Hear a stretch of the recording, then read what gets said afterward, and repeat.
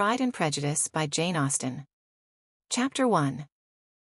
It is a truth universally acknowledged that a single man in possession of a good fortune must be in want of a wife. However little known the feelings or views of such a man may be on his first entering a neighborhood, this truth is so well fixed in the minds of the surrounding families that he is considered as the rightful property of some one or other of their daughters. "My dear Mr. Bennet," said his lady to him one day, "have you heard that Netherfield Park is let at last?" Mr. Bennet replied that he had not. "But it is," returned she, "for Mrs. Long has just been here, and she told me all about it." Mr. Bennet made no answer. "Do not you want to know who has taken it?" cried his wife impatiently.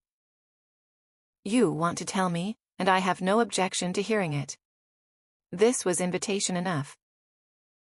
"Why, my dear, you must know. Mrs. Long says that Netherfield is taken by a young man of large fortune from the north of England, that he came down on Monday in a chaise and four to see the place, and was so much delighted with it, that he agreed with Mr. Morris immediately, that he is to take possession before Michaelmas, and some of his servants are to be in the house by the end of next week."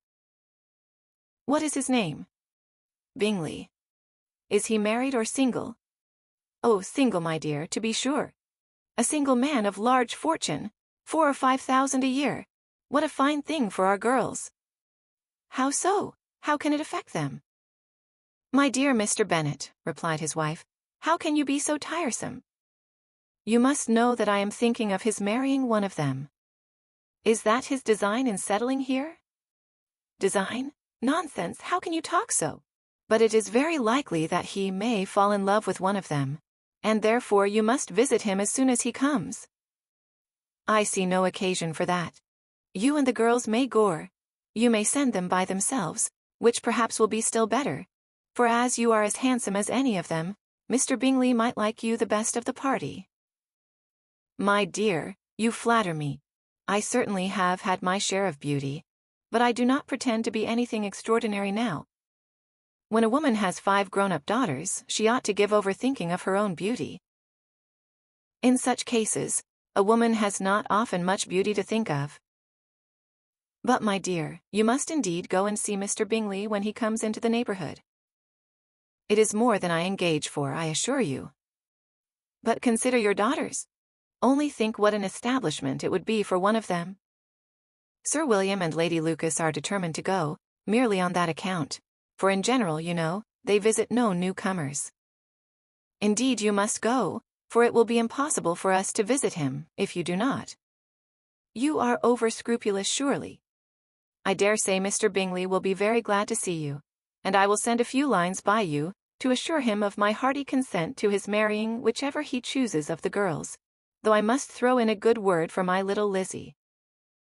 I desire you will do no such thing. Lizzie is not a bit better than the others, and I am sure she is not half so handsome as Jane, nor half so good-humored as Lydia, but you are always giving her the preference." "They have none of them much to recommend them," replied he. "They are all silly and ignorant like other girls, but Lizzie has something more of quickness than her sisters." "Mr. Bennet, how can you abuse your own children in such a way? You take delight in vexing me. You have no compassion on my poor nerves." "You mistake me, my dear. I have a high respect for your nerves. They are my old friends. I have heard you mention them with consideration these 20 years at least. Ah, you do not know what I suffer. But I hope you will get over it, and live to see many young men of 4,000 a year come into the neighborhood. It will be no use to us, if 20 such should come, since you will not visit them. Depend upon it, my dear, that when there are 20, I will visit them all." Mr. Bennet was so odd a mixture of quick parts, sarcastic humor, reserve, and caprice, that the experience of 23 years had been insufficient to make his wife understand his character. Her mind was less difficult to develop. She was a woman of mean understanding, little information, and uncertain temper. When she was discontented, she fancied herself nervous. The business of her life was to get her daughters married. Its solace was visiting and news. Chapter 2. Mr. Bennet was among the earliest of those who waited on Mr. Bingley. He had always intended to visit him, though to the last always assuring his wife that he should not go. Until the evening after the visit was paid, she had no knowledge of it. It was then disclosed in the following manner. Observing his second daughter employed in trimming a hat, he suddenly addressed her with, "I hope Mr. Bingley will like it, Lizzie." "We are not in a way to know what Mr. Bingley likes," said her mother resentfully, "since we are not to visit." "But you forget, Mamma," said Elizabeth, "that we shall meet him at the assemblies, and that Mrs. Long has promised to introduce him." "I do not believe Mrs. Long will do any such thing. She has 2 nieces of her own. She is a selfish, hypocritical woman, and I have no opinion of her."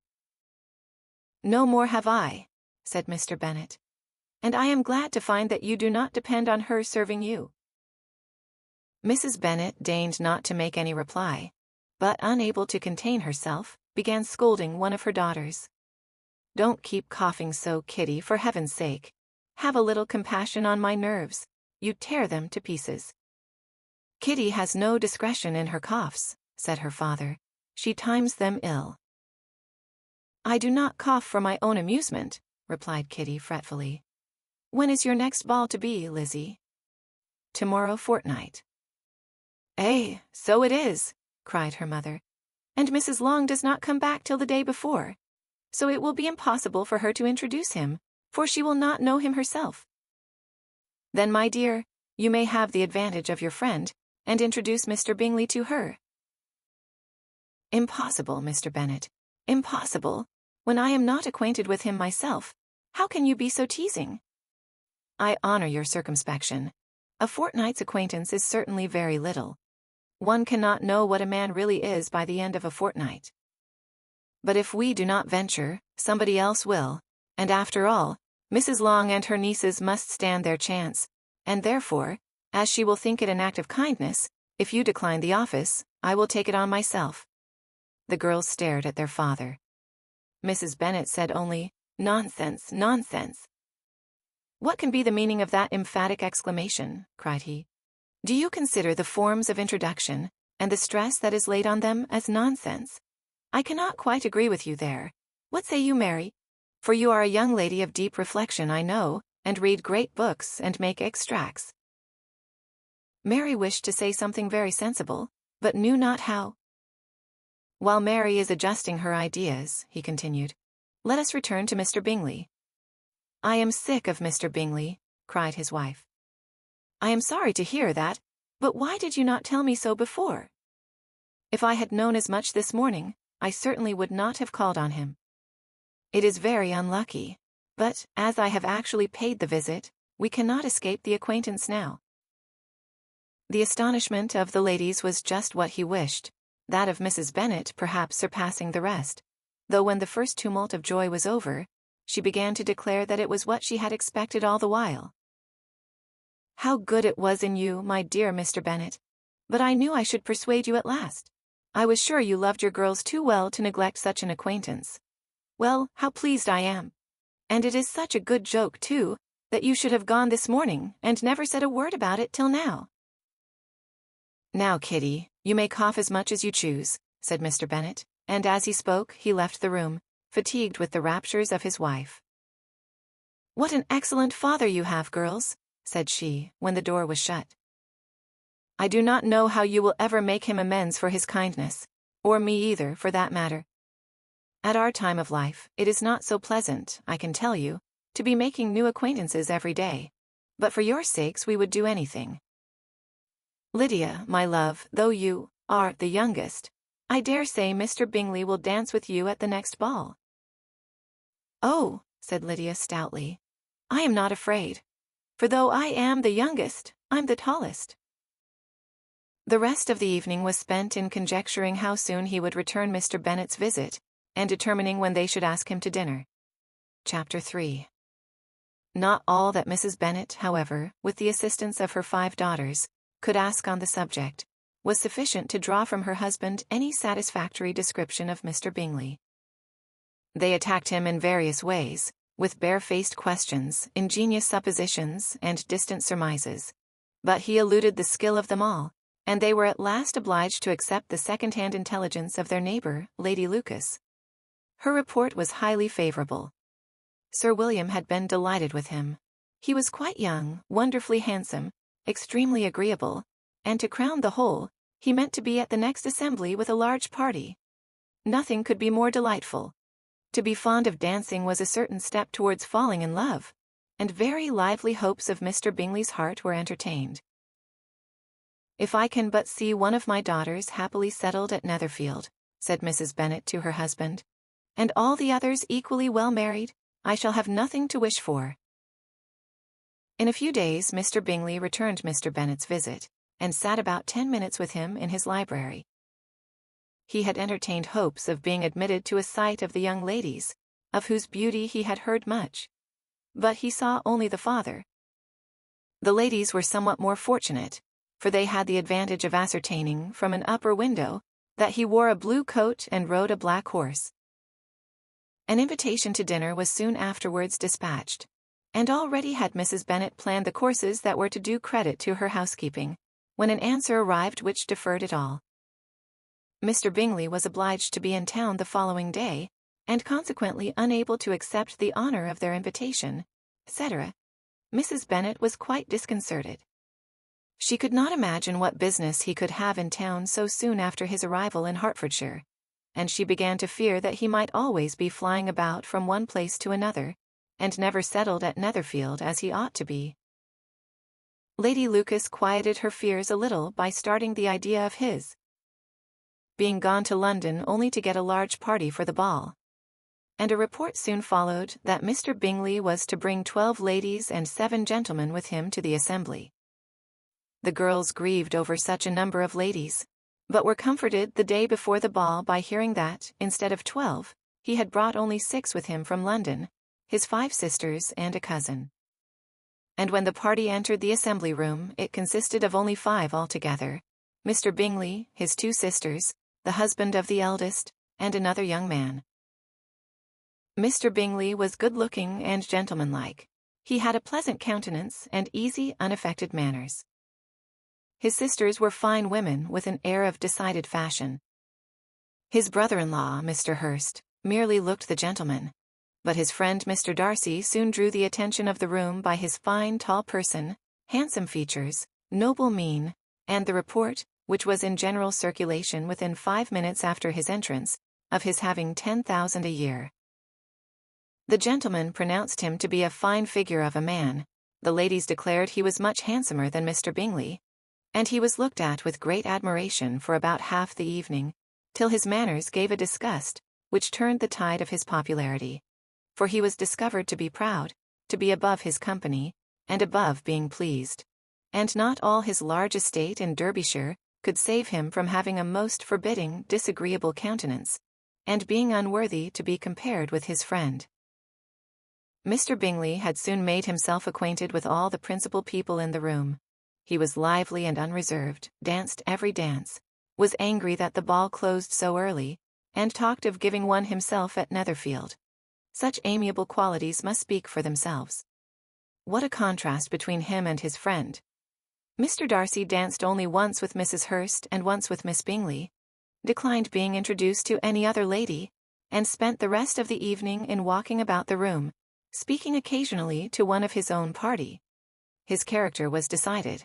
He was the proudest, most disagreeable man in the world, and everybody hoped that he would never come there again. Amongst the most violent against him was Mrs. Bennet, whose dislike of his general behavior was sharpened into particular resentment by his having slighted one of her daughters.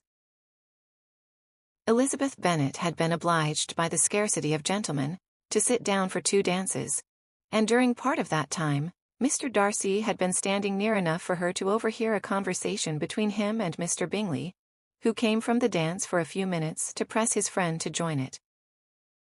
"Come, Darcy," said he, "I must have you dance. I hate to see you standing about by yourself in this stupid manner. You had much better dance." "I certainly shall not. You know how I detest it, unless I am particularly acquainted with my partner. At such an assembly as this, it would be insupportable. Your sisters are engaged, and there is not another woman in the room whom it would not be a punishment to me to stand up with." "I would not be so fastidious as you are," cried Bingley, "for a kingdom. Upon my honor, I never met with so many pleasant girls in my life as I have this evening. And there are several of them, you see, uncommonly pretty." "You are dancing with the only handsome girl in the room," said Mr. Darcy, looking at the eldest Miss Bennet. "Oh, she is the most beautiful creature I ever beheld.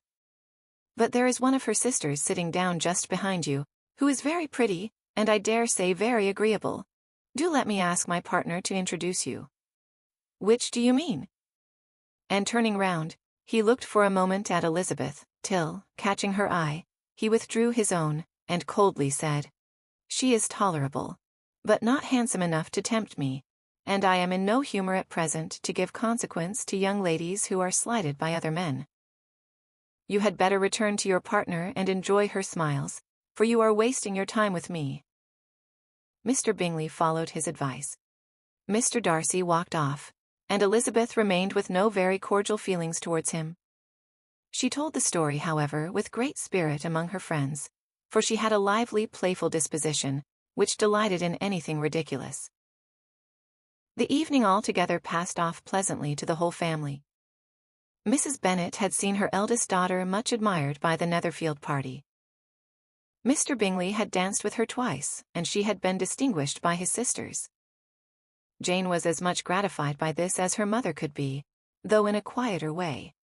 Elizabeth felt Jane's pleasure. Mary had heard herself mentioned to Miss Bingley as the most accomplished girl in the neighbourhood, and Catherine and Lydia had been fortunate enough to be never without partners, which was all that they had yet learnt to care for at a ball. They returned, therefore, in good spirits to Longbourn, the village where they lived, and of which they were the principal inhabitants. They found Mr. Bennet still up. With a book, he was regardless of time, and on the present occasion he had a good deal of curiosity as to the event of an evening which had raised such splendid expectations. He had rather hoped that all his wife's views on the stranger would be disappointed, but he soon found that he had a very different story to hear. "Oh, my dear Mr. Bennet," as she entered the room, "we have had a most delightful evening, a most excellent ball. I wish you had been there. Jane was so admired, nothing could be like it. Everybody said how well she looked, and Mr. Bingley thought her quite beautiful, and danced with her twice." "Only think of that, my dear. He actually danced with her twice. And she was the only creature in the room that he asked a second time. First of all, he asked Miss Lucas. I was so vexed to see him stand up with her, but, however, he did not admire her at all. Indeed, nobody can, you know. And he seemed quite struck with Jane as she was going down the dance. So he inquired who she was, and got introduced, and asked her for the two next.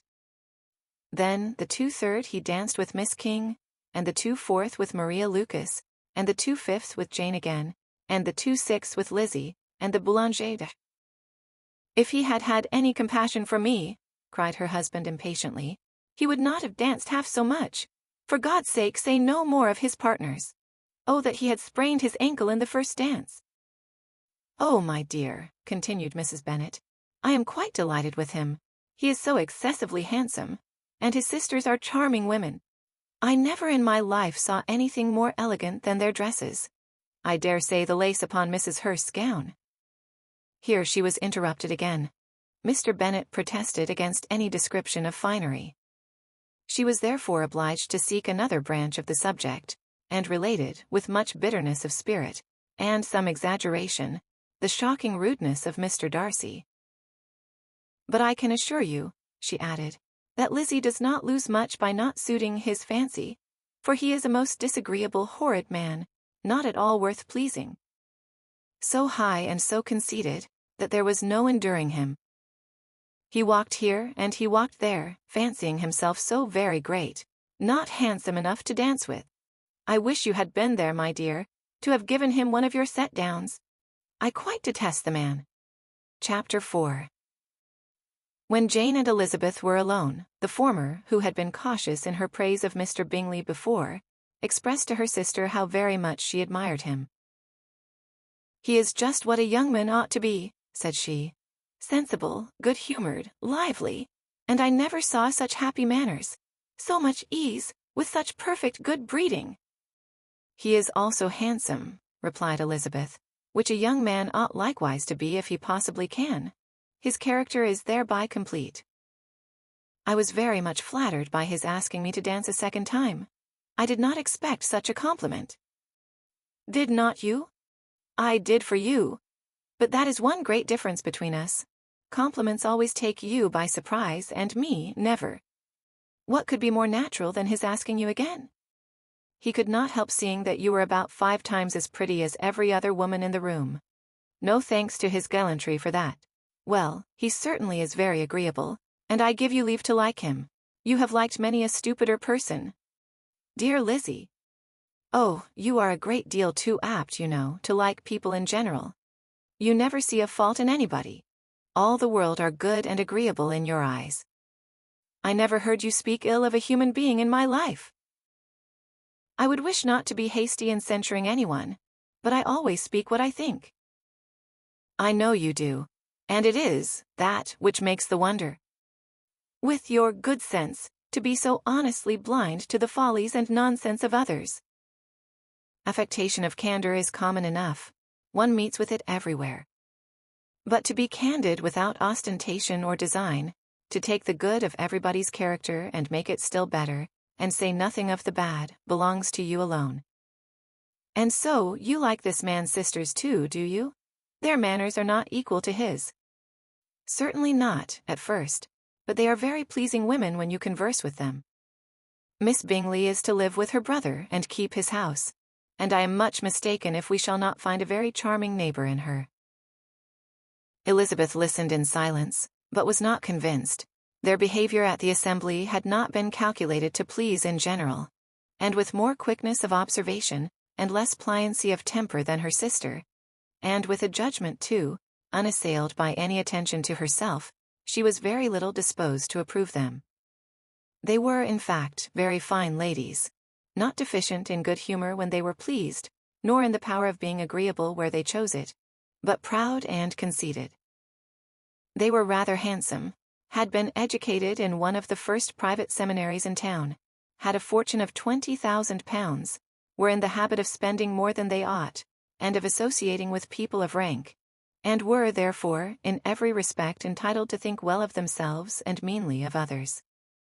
They were of a respectable family in the north of England, a circumstance more deeply impressed on their memories than that their brother's fortune and their own had been acquired by trade.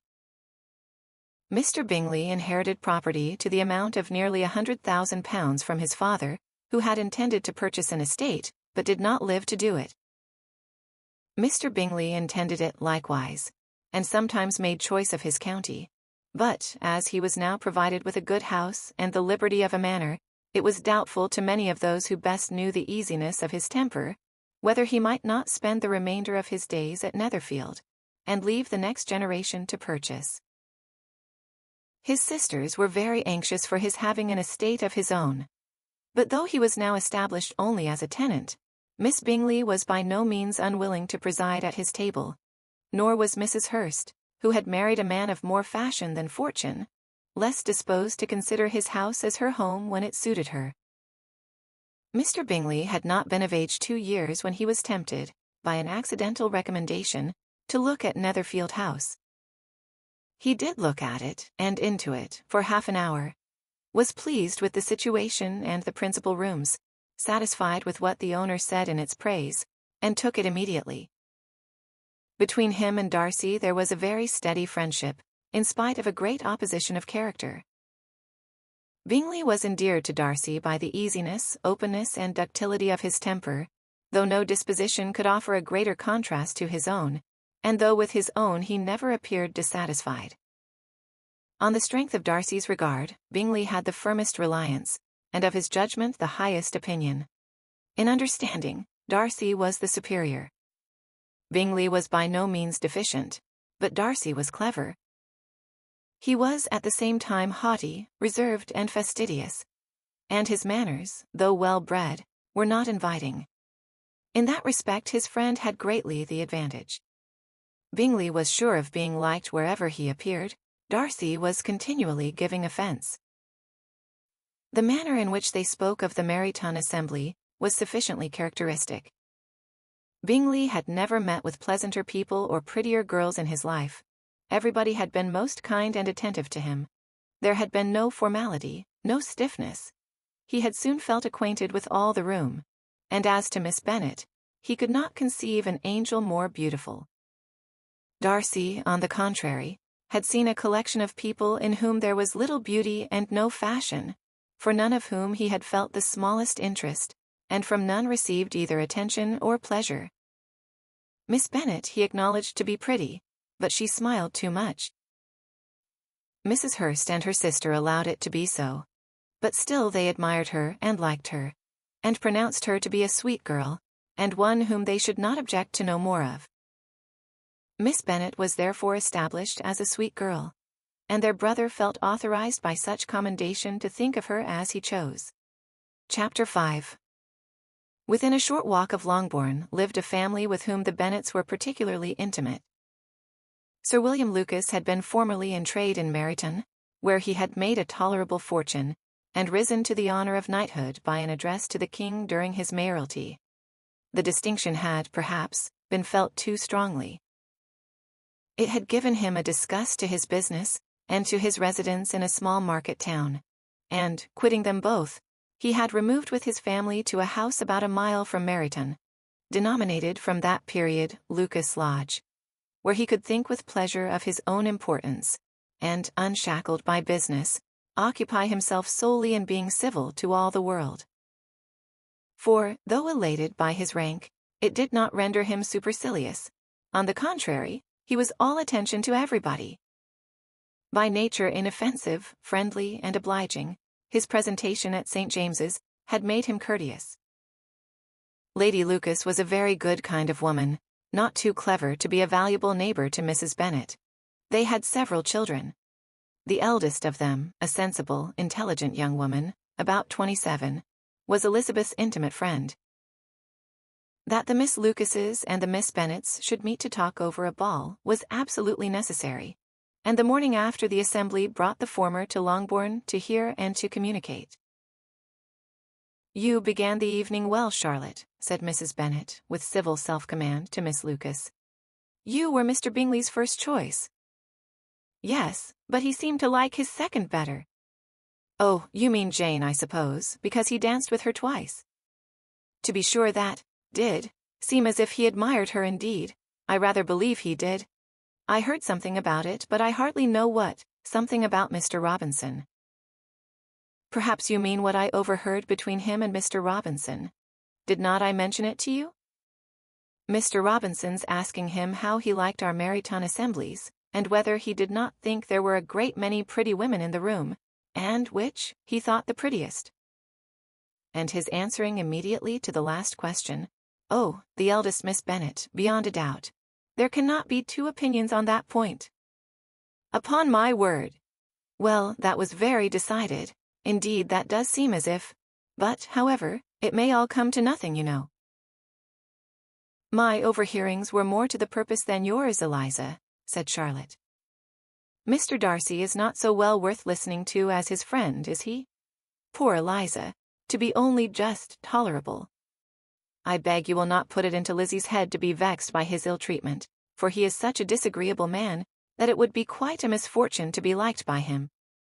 Mrs. Long told me last night that he sat close to her for half an hour without once opening his lips." "Are you quite sure, ma'am? Is not there a little mistake?" said Jane. "I certainly saw Mr. Darcy speaking to her." "Eh, because she asked him at last how he liked Netherfield, and he could not help answering her, but she said he seemed very angry at being spoke to." "Miss Bingley told me," said Jane, "that he never speaks much unless among his intimate acquaintance. With them he is remarkably agreeable." "I do not believe a word of it, my dear. If he had been so very agreeable, he would have talked to Mrs. Long. But I can guess how it was. Everybody says that he is eat up with pride, and I dare say he had heard somehow that Mrs. Long does not keep a carriage, and had to come to the ball in a hack chaise." "I do not mind his not talking to Mrs. Long," said Miss Lucas, but I wish he had danced with Eliza." "Another time, Lizzie," said her mother. "I would not dance with him if I were you." "I believe, ma'am, I may safely promise you never to dance with him." "His pride," said Miss Lucas, "does not offend me so much as pride often does, because there is an excuse for it. One cannot wonder that so very fine a young man, with family, fortune, everything in his favor, should think highly of himself. If I may so express it, he has a right to be proud." "That is very true," replied Elizabeth, "and I could easily forgive his pride, if he had not mortified mine." "Pride," observed Mary, who piqued herself upon the solidity of her reflections, "is a very common failing, I believe. By all that I have ever read, I am convinced that it is very common indeed, that human nature is particularly prone to it, and that there are very few of us who do not cherish a feeling of self-complacency on the score of some quality or other, real or imaginary. Vanity and pride are different things, though the words are often used synonymously. A person may be proud without being vain. Pride relates more to our opinion of ourselves, vanity to what we would have others think of us." "If I were as rich as Mr. Darcy," cried a young Lucas who came with his sisters, "I should not care how proud I was. I would keep a pack of foxhounds, and drink a bottle of wine every day." "Then you would drink a great deal more than you ought," said Mrs. Bennet, "and if I were to see you at it, I should take away your bottle directly." The boy protested that she should not. She continued to declare that she would, and the argument ended only with the visit. Chapter 6. The ladies of Longbourn soon waited on those of Netherfield. The visit was returned in due form. Miss Bennet's pleasing manners grew on the goodwill of Mrs. Hurst and Miss Bingley, and though the mother was found to be intolerable, and the younger sisters not worth speaking to, a wish of being better acquainted with them was expressed towards the two eldest. By Jane this attention was received with the greatest pleasure, but Elizabeth still saw superciliousness in their treatment of everybody, hardly excepting even her sister, and could not like them, though their kindness to Jane, such as it was, had a value, as arising, in all probability, from the influence of their brother's admiration. It was generally evident, whenever they met, that he did admire her, and to her, it was equally evident that Jane was yielding to the preference which she had begun to entertain for him from the first, and was in a way to be very much in love. But she considered with pleasure that it was not likely to be discovered by the world in general, since Jane united with great strength of feeling, a composure of temper, and an uniform cheerfulness of manner, which would guard her from the suspicions of the impertinent. She mentioned this to her friend, Miss Lucas. "It may, perhaps, be pleasant," replied Charlotte, "to be able to impose on the public in such a case, but it is sometimes a disadvantage to be so very guarded. If a woman conceals her affection with the same skill from the object of it, she may lose the opportunity of fixing him, and it will then be but poor consolation to believe the world equally in the dark. There is so much of gratitude or vanity in almost every attachment, that it is not safe to leave any to itself. We can all begin freely, a slight preference is natural enough, but there are very few of us who have heart enough to be really in love without encouragement. In 9 cases out of 10, a woman had better show more affection than she feels. Bingley likes your sister undoubtedly, but he may never do more than like her if she does not help him on. But she does help him on, as much as her nature will allow. If I can perceive her regard for him, he must be a simpleton indeed not to discover it too. Remember, Eliza, that he does not know Jane's disposition as you do. But if a woman is partial to a man, and does not endeavor to conceal it, he must find it out. Perhaps he must, if he sees enough of her. But though Bingley and Jane meet tolerably often, it is never for many hours together, and as they always see each other in large mixed parties, it is impossible that every moment should be employed in conversing together. Jane should therefore make the most of every half-hour in which she can command his attention. When she is secure of him, there will be leisure for falling in love as much as she chooses. Your plan is a good one, replied Elizabeth, where nothing is in question but the desire of being well married, and if I were determined to get a rich husband, or any husband, I dare say I should adopt it. But these are not Jane's feelings. She is not acting by design. As yet she cannot even be certain of the degree of her own regard, nor of its reasonableness. She has known him only a fortnight. She danced 4 dances with him at Meryton. She saw him one morning at his own house, and has since dined in company with him 4 times. This is not quite enough to make her understand his character. Not as you represent it. Had she merely dined with him, she might only have discovered whether he had a good appetite. But you must remember that 4 evenings have been also spent together, and 4 evenings may do a great deal.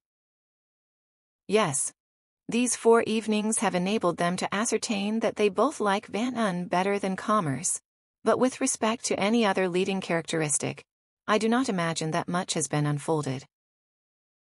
Well, said Charlotte, I wish Jane success with all my heart, and if she were married to him tomorrow, I should think she had as good a chance of happiness as if she were to be studying his character for a 12-month. Happiness in marriage is entirely a matter of chance. If the dispositions of the parties are ever so well known to each other, or ever so similar beforehand, it does not advance their felicity in the least. They always continue to grow sufficiently unlike afterwards to have their share of vexation. And it is better to know as little as possible of the defects of the person with whom you are to pass your life. You make me laugh, Charlotte, but it is not sound. You know it is not sound, and that you would never act in this way yourself. Occupied in observing Mr. Bingley's attention to her sister, Elizabeth was far from suspecting that she was herself becoming an object of some interest in the eyes of his friend. Mr. Darcy had at first scarcely allowed her to be pretty. He had looked at her without admiration at the ball, and when they next met, he looked at her only to criticize. But no sooner had he made it clear to himself and his friends that she had hardly a good feature in her face, than he began to find it was rendered uncommonly intelligent by the beautiful expression of her dark eyes. To this discovery succeeded some others equally mortifying. Though he had detected with a critical eye more than one failure of perfect symmetry in her form, he was forced to acknowledge her figure to be light and pleasing, and in spite of his asserting that her manners were not those of the fashionable world, he was caught by their easy playfulness. Of this she was perfectly unaware. To her he was only the man who made himself agreeable nowhere, and who had not thought her handsome enough to dance with. He began to wish to know more of her, and, as a step towards conversing with her himself, attended to her conversation with others. His doing so drew her notice. It was at Sir William Lucas's, where a large party were assembled. "What does Mr. Darcy mean," said she to Charlotte, "by listening to my conversation with Colonel Forster?" "That is a question which Mr. Darcy only can answer. But if he does it any more, I shall certainly let him know that I see what he is about. He has a very satirical eye, and if I do not begin by being impertinent myself, I shall soon grow afraid of him." On his approaching them soon afterwards, though without seeming to have any intention of speaking, Miss Lucas defied her friend to mention such a subject to him, which immediately provoking Elizabeth to do it, she turned to him and said, "Did not you think, Mr. Darcy, that I expressed myself uncommonly well just now, when I was teasing Colonel Forster to give us a ball at Meryton?"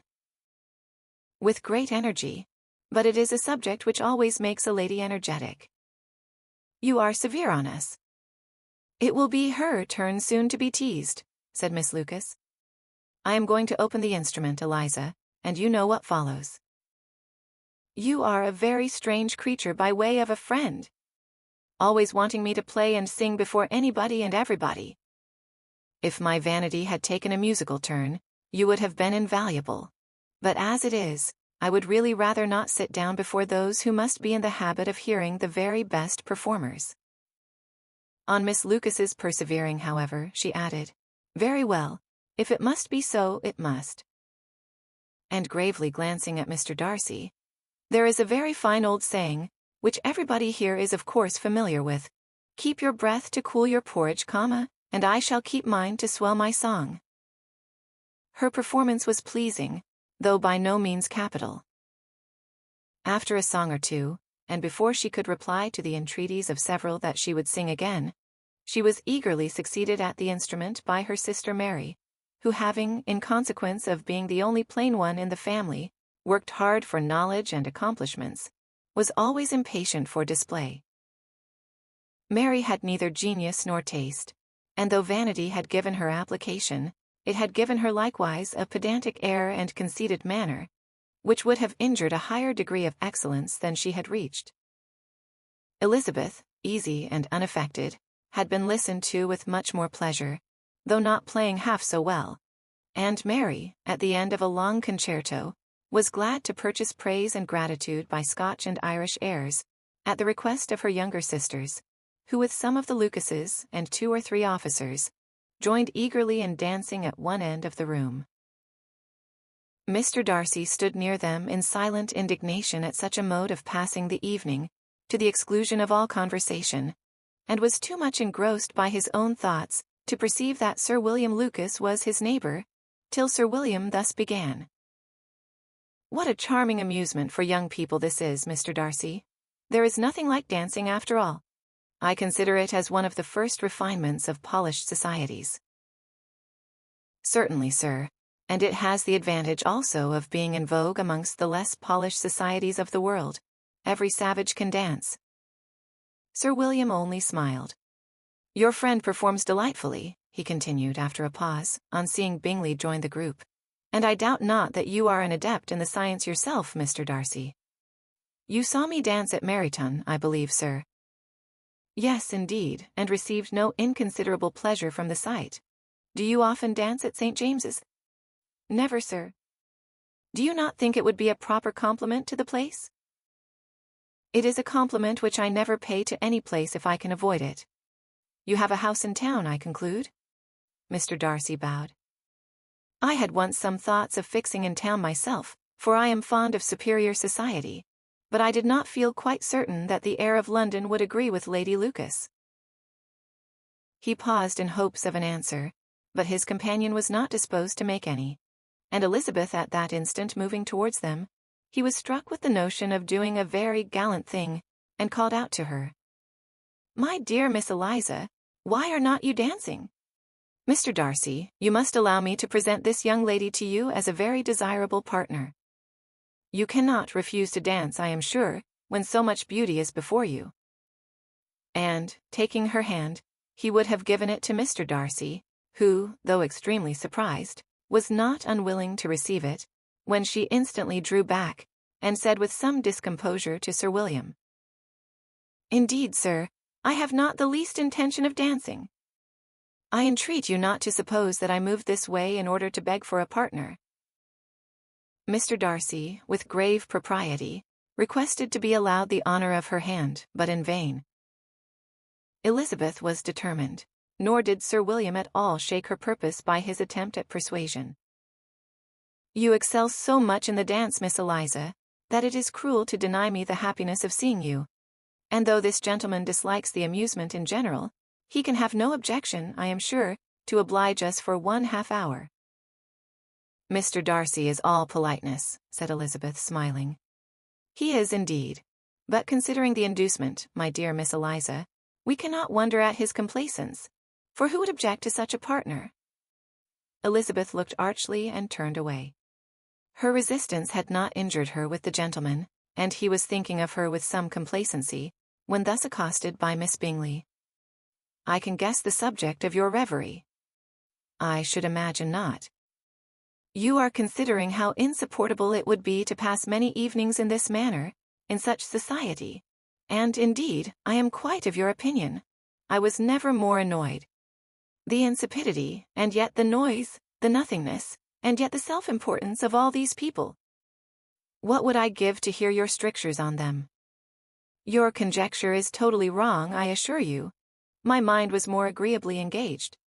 I have been meditating on the very great pleasure which a pair of fine eyes in the face of a pretty woman can bestow." Miss Bingley immediately fixed her eyes on his face, and desired he would tell her what lady had the credit of inspiring such reflections. Mr. Darcy replied with great intrepidity, "Miss Elizabeth Bennet." "Miss Elizabeth Bennet," repeated Miss Bingley. I am all astonishment. How long has she been such a favorite? And pray, when am I to wish you joy? That is exactly the question which I expected you to ask. A lady's imagination is very rapid. It jumps from admiration to love, from love to matrimony in a moment. I knew you would be wishing me joy. Nay, if you are so serious about it, I shall consider the matter as absolutely settled. You will have a charming mother-in-law, indeed, and of course she will be always at Pemberley with you. He listened to her with perfect indifference, while she chose to entertain herself in this manner, and as his composure convinced her that all was safe, her wit flowed along. Chapter 7. Mr. Bennet's property consisted almost entirely in an estate of 2,000 a year, which, unfortunately for his daughters, was entailed in default of heirs male on a distant relation, and their mother's fortune, though ample for her situation in life, could but ill supply the deficiency of his. Her father had been an attorney in Meryton, and had left her £4,000.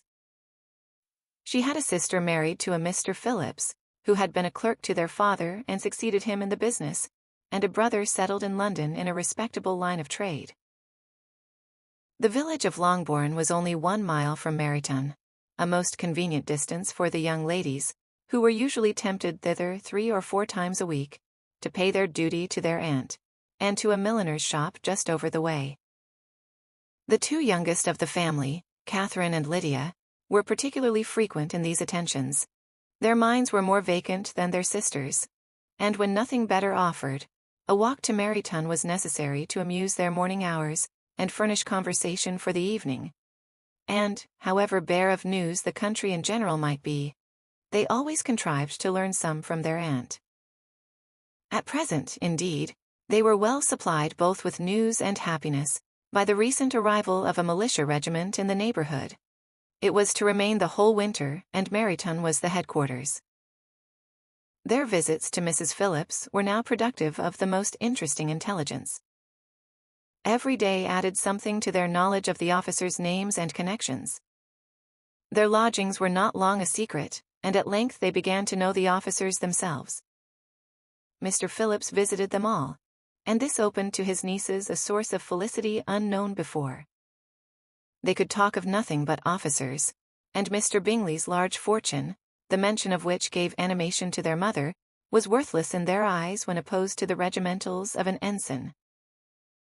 After listening one morning to their effusions on this subject, Mr. Bennet coolly observed, "From all that I can collect by your manner of talking, you must be 2 of the silliest girls in the country. I have suspected it some time, but I am now convinced." Catherine was disconcerted and made no answer, but Lydia, with perfect indifference, continued to express her admiration of Captain Carter, and her hope of seeing him in the course of the day, as he was going the next morning to London. "I am astonished, my dear," said Mrs. Bennet, "that you should be so ready to think your own children silly. If I wish to think slightingly of anybody's children, it should not be of my own, however. If my children are silly, I must hope to be always sensible of it." "Yes, but as it happens, they are all of them very clever." "This is the only point, I flatter myself, on which we do not agree. I had hoped that our sentiments coincided in every particular, but I must so far differ from you as to think our 2 youngest daughters uncommonly foolish." "My dear Mr. Bennet, you must not expect such girls to have the sense of their father and mother. When they get to our age, I dare say they will not think about officers any more than we do. I remember the time when I liked a red coat myself very well, and indeed, so I do still at my heart. And if a smart young colonel, with 5,000 or 6,000 a year, should want one of my girls, I shall not say nay to him. And I thought Colonel Forster looked very becoming the other night at Sir William's in his regimentals."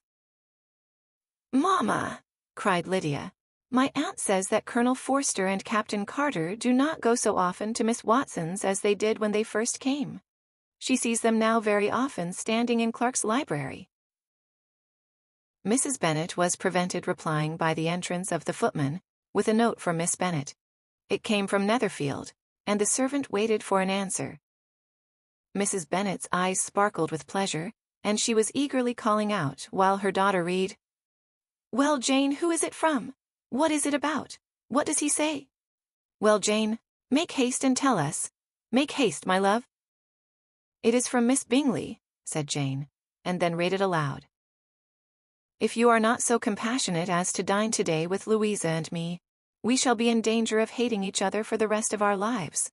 For a whole day's undercoat between two women can never end without a quarrel. Come as soon as you can on the receipt of this. My brother and the gentlemen are to dine with the officers. Yours ever, Caroline Bingley." "With the officers?" cried Lydia. "I wonder my aunt did not tell us of that." "Dining out," said Mrs. Bennet. "That is very unlucky." "Can I have the carriage?" said Jane. "No, my dear, you had better go on horseback, because it seems likely to rain, and then you must stay all night." "That would be a good scheme," said Elizabeth, "if you were sure that they would not offer to send her home." "Oh, but the gentlemen will have Mr. Bingley's chaise to go to Meryton, and the Hursts have no horses to theirs. I had much rather go in the coach." "But, my dear, your father cannot spare the horses, I am sure. They are wanted in the farm, Mr. Bennet, are not they?" "They are wanted in the farm much oftener than I can get them." "But if you have got them today," said Elizabeth, "my mother's purpose will be answered." She did at last extort from her father an acknowledgment that the horses were engaged. Jane was therefore obliged to go on horseback, and her mother attended her to the door with many cheerful prognostics of a bad day. Her hopes were answered. Jane had not been gone long before it rained hard. Her sisters were uneasy for her, but her mother was delighted. The rain continued the whole evening without intermission. Jane certainly could not come back. "This was a lucky idea of mine indeed," said Mrs. Bennet more than once, as if the credit of making it rain were all her own. Till the next morning, however, she was not aware of all the felicity of her contrivance. Breakfast was scarcely over when a servant from Netherfield brought the following note for Elizabeth. "I find myself very unwell this morning, which I suppose is to be imputed to my getting wet through yesterday. My kind friends will not hear of my returning home till I am better. They insist also on my seeing Mr. Jones, therefore do not be alarmed if you should hear of his having been to me, and, excepting a sore throat and a headache, there is not much the matter with me. Yours, etc." "Well, my dear," said Mr. Bennet, when Elizabeth had read the note aloud, "if your daughter should have a dangerous fit of illness, if she should die, it would be a comfort to know that it was all in pursuit of Mr. Bingley, and under your orders." "Oh, I am not at all afraid of her dying. People do not die of little trifling colds. She will be taken good care of. As long as she stays there, it is all very well.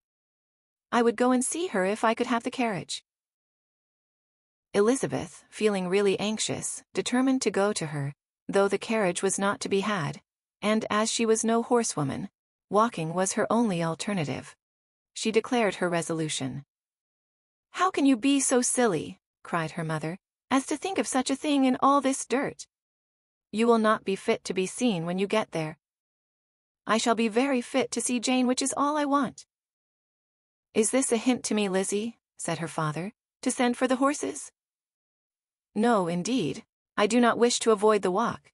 The distance is nothing, when one has a motive. Only 3 miles. I shall be back by dinner." "I admire the activity of your benevolence," observed Mary, "but every impulse of feeling should be guided by reason, and, in my opinion, exertion should always be in proportion to what is required." "We will go as far as Meryton with you," said Catherine and Lydia. Elizabeth accepted their company, and the 3 young ladies set off together. "If we make haste," said Lydia, as they walked along, "perhaps we may see something of Captain Carter before he goes." In Meryton they parted. The 2 youngest repaired to the lodgings of one of the officers' wives, and Elizabeth continued her walk alone, crossing field after field at a quick pace, jumping over stiles and springing over puddles, with impatient activity, and finding herself at last within view of the house, with weary ankles, dirty stockings, and a face glowing with the warmth of exercise. She was shown into the breakfast parlor, where all but Jane were assembled, and where her appearance created a great deal of surprise. That she should have walked 3 miles so early in the day in such dirty weather, and by herself, was almost incredible to Mrs. Hurst and Miss Bingley, and Elizabeth was convinced that they held her in contempt for it. She was received, however, very politely by them. And in their brother's manners there was something better than politeness, there was good humor and kindness. Mr. Darcy said very little, and Mr. Hurst nothing at all. The former was divided between admiration of the brilliancy which exercise had given to her complexion, and doubt as to the occasions justifying her coming so far alone. The latter was thinking only of his breakfast. Her inquiries after her sister were not very favorably answered. Miss Bennet had slept ill, and though up, was very feverish, and not well enough to leave her room. Elizabeth was glad to be taken to her immediately, and Jane, who had only been withheld by the fear of giving alarm or inconvenience, from expressing in her note how much she longed for such a visit, was delighted at her entrance. She was not equal, however, to much conversation, and when Miss Bingley left them together, could attempt little beside expressions of gratitude for the extraordinary kindness she was treated with. Elizabeth silently attended her. When breakfast was over, they were joined by the sisters, and Elizabeth began to like them herself, when she saw how much affection and solicitude they showed for Jane. The apothecary came, and having examined his patient, said, as might be supposed, that she had caught a violent cold, and that they must endeavor to get the better of it, advised her to return to bed, and promised her some draughts. The advice was followed readily, for the feverish symptoms increased and her head ached acutely. Elizabeth did not quit her room for a moment, nor were the other ladies often absent. The gentlemen being out, they had in fact nothing to do elsewhere. When the clock struck 3, Elizabeth felt that she must go, and very unwillingly said so. Miss Bingley offered her the carriage, and she only wanted a little pressing to accept it, when Jane testified such concern at parting with her, that Miss Bingley was obliged to convert the offer of the chaise into an invitation to remain at Netherfield for the present. Elizabeth most thankfully consented, and a servant was dispatched to Longbourn, to acquaint the family with her stay, and bring back a supply of clothes. Chapter 8. At 5 o'clock the two ladies retired to dress, and at 6:30 Elizabeth was summoned to dinner. To the civil inquiries which then poured in, and amongst which she had the pleasure of distinguishing the much superior solicitude of Mr. Bingley, she could not make a very favourable answer. Jane was by no means better. The sisters, on hearing this, repeated 3 or 4 times how much they were grieved, how shocking it was to have a bad cold, and how excessively they disliked being ill themselves, and then thought no more of the matter, and their indifference towards Jane, when not immediately before them, restored Elizabeth to the enjoyment of all her original dislike. Their brother, indeed, was the only one of the party whom she could regard with any complacency. His anxiety for Jane was evident, and his attentions to herself most pleasing, and they prevented her feeling herself so much an intruder as she believed she was considered by the others. She had very little notice from any but him. Miss Bingley was engrossed by Mr. Darcy, her sister scarcely less so. And as for Mr. Hurst, by whom Elizabeth sat, he was an indolent man, who lived only to eat, drink, and play at cards, who, when he found her prefer a plain dish to a ragout, had nothing to say to her. When dinner was over, she returned directly to Jane, and Miss Bingley began abusing her as soon as she was out of the room. Her manners were pronounced to be very bad indeed, a mixture of pride and impertinence. She had no conversation, no style, no taste, no beauty. Mrs. Hurst thought the same, and added, "She has nothing, in short, to recommend her, but being an excellent walker. I shall never forget her appearance this morning. She really looked almost wild." "She did indeed, Louisa. I could hardly keep my countenance. Very nonsensical to come at all. Why must she be scampering about the country, because her sister had a cold? Her hair so untidy, so blousy."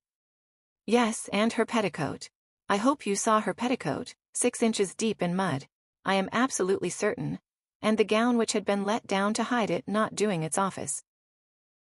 Your picture may be very exact, Louisa, said Bingley, but this was all lost upon me. I thought Miss Elizabeth Bennet looked remarkably well when she came into the room this morning. Her dirty petticoat quite escaped my notice. You observed it, Mr. Darcy, I am sure, said Miss Bingley, and I am inclined to think that you would not wish to see your sister make such an exhibition. Certainly not. To walk 3 miles, or 4 miles, or 5 miles, or whatever it is, above her ankles in dirt, and alone, quite alone. What could she mean by it? It seems to me to show an abominable sort of conceited independence, a most country town indifference to decorum. It shows an affection for her sister that is very pleasing, said Bingley. I am afraid, Mr. Darcy, observed Miss Bingley in a half-whisper, that this adventure has rather affected your admiration of her fine eyes. Not at all, he replied. They were brightened by the exercise. A short pause followed this speech, and Mrs. Hurst began again. I have an excessive regard for Jane Bennet. She is really a very sweet girl, and I wish with all my heart she were well settled. But with such a father and mother, and such low connections, I am afraid there is no chance of it. I think I have heard you say that their uncle is an attorney in Meryton. Yes, and they have another, who lives somewhere near Cheapside. That is capital, added her sister, and they both laughed heartily. If they had uncles enough to fill all Cheapside, cried Bingley, it would not make them one jot less agreeable. But it must very materially lessen their chance of marrying men of any consideration in the world, replied Darcy. To this speech Bingley made no answer, but his sisters gave it their hearty assent, and indulged their mirth for some time at the expense of their dear friend's vulgar relations. With a renewal of tenderness, however, they repaired to her room on leaving the dining parlour, and sat with her till summoned to coffee. She was still very poorly, and Elizabeth would not quit her at all, till late in the evening, when she had the comfort of seeing her asleep, and when it appeared to her rather right than pleasant that she should go downstairs herself. On entering the drawing-room, she found the whole party at loo, and was immediately invited to join them, but suspecting them to be playing high, she declined it, and making her sister the excuse, said she would amuse herself, for the short time she could stay below, with a book. Mr. Hurst looked at her with astonishment. "Do you prefer reading to cards?" said he. "That is rather singular." "Miss Eliza Bennet," said Miss Bingley, "despises cards. She is a great reader, and has no pleasure in anything else." "I deserve neither such praise nor such censure," cried Elizabeth. "I am not a great reader, and I have pleasure in many things." "In nursing your sister I am sure you have pleasure," said Bingley, "and I hope it will soon be increased by seeing her quite well." Elizabeth thanked him from her heart, and then walked towards a table where a few books were lying. He immediately offered to fetch her others, all that his library afforded. "And I wish my collection were larger for your benefit and my own credit, but I am an idle fellow, and though I have not many, I have more than I ever looked into." Elizabeth assured him that she could suit herself perfectly with those in the room. "I am astonished," said Miss Bingley, "that my father should have left so small a collection of books. What a delightful library you have at Pemberley, Mr. Darcy." "It ought to be good," he replied. "It has been the work of many generations." "And then you have added so much to it yourself, you are always buying books. I cannot comprehend the neglect of a family library in such days as these." "Neglect? I am sure you neglect nothing that can add to the beauties of that noble place. Charles, when you build your house, I wish it may be half as delightful as Pemberley." "I wish it may. But I would really advise you to make your purchase in that neighborhood, and take Pemberley for a kind of model. There is not a finer county in England than Derbyshire." "With all my heart. I will buy Pemberley itself, if Darcy will sell it." "I am talking of possibilities, Charles." "Upon my word, Caroline, I should think it more possible to get Pemberley by purchase than by imitation." Elizabeth was so much caught by what passed as to leave her very little attention for her book, and, soon laying it wholly aside, she drew near the card table, and stationed herself between Mr. Bingley and his eldest sister, to observe the game. "Is Miss Darcy much grown since the spring?" said Miss Bingley. "Will she be as tall as I am?" "I think she will. She is now about Miss Elizabeth Bennet's height, or rather taller. How I long to see her again! I never met with anybody who delighted me so much. Such a countenance, such manners, and so extremely accomplished for her age. Her performance on the pianoforte is exquisite." "It is amazing to me," said Bingley, "how young ladies can have patience to be so very accomplished as they all are." "All young ladies accomplished? My dear Charles, what do you mean?" "Yes, all of them, I think. They all paint tables, cover screens, and net purses. I scarcely know anyone who cannot do all this, and I am sure I never heard a young lady spoken of for the first time, without being informed that she was very accomplished." "Your list of the common extent of accomplishments," said Darcy, "has too much truth. The word is applied to many a woman who deserves it no otherwise than by netting a purse or covering a screen, but I am very far from agreeing with you in your estimation of ladies in general. I cannot boast of knowing more than half a dozen in the whole range of my acquaintance that are really accomplished."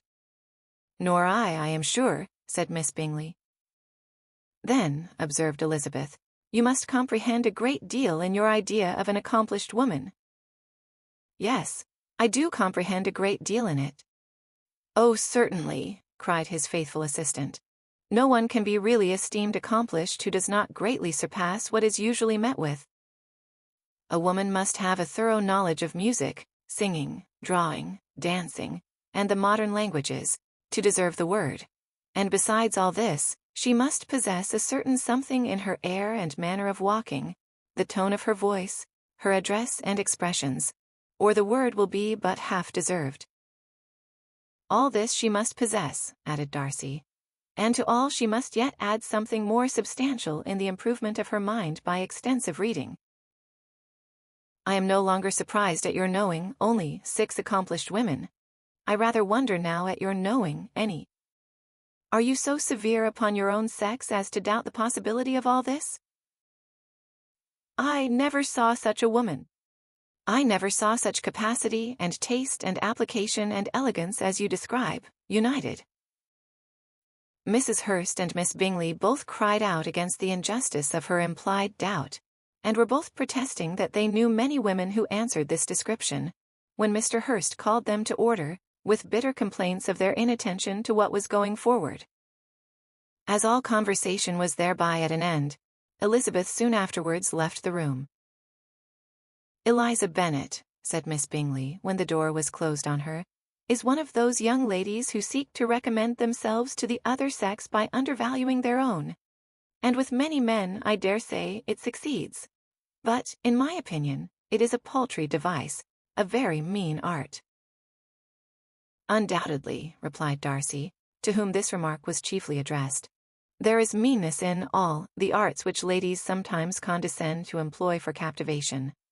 Whatever bears affinity to cunning is despicable." Miss Bingley was not so entirely satisfied with this reply as to continue the subject. Elizabeth joined them again only to say that her sister was worse, and that she could not leave her.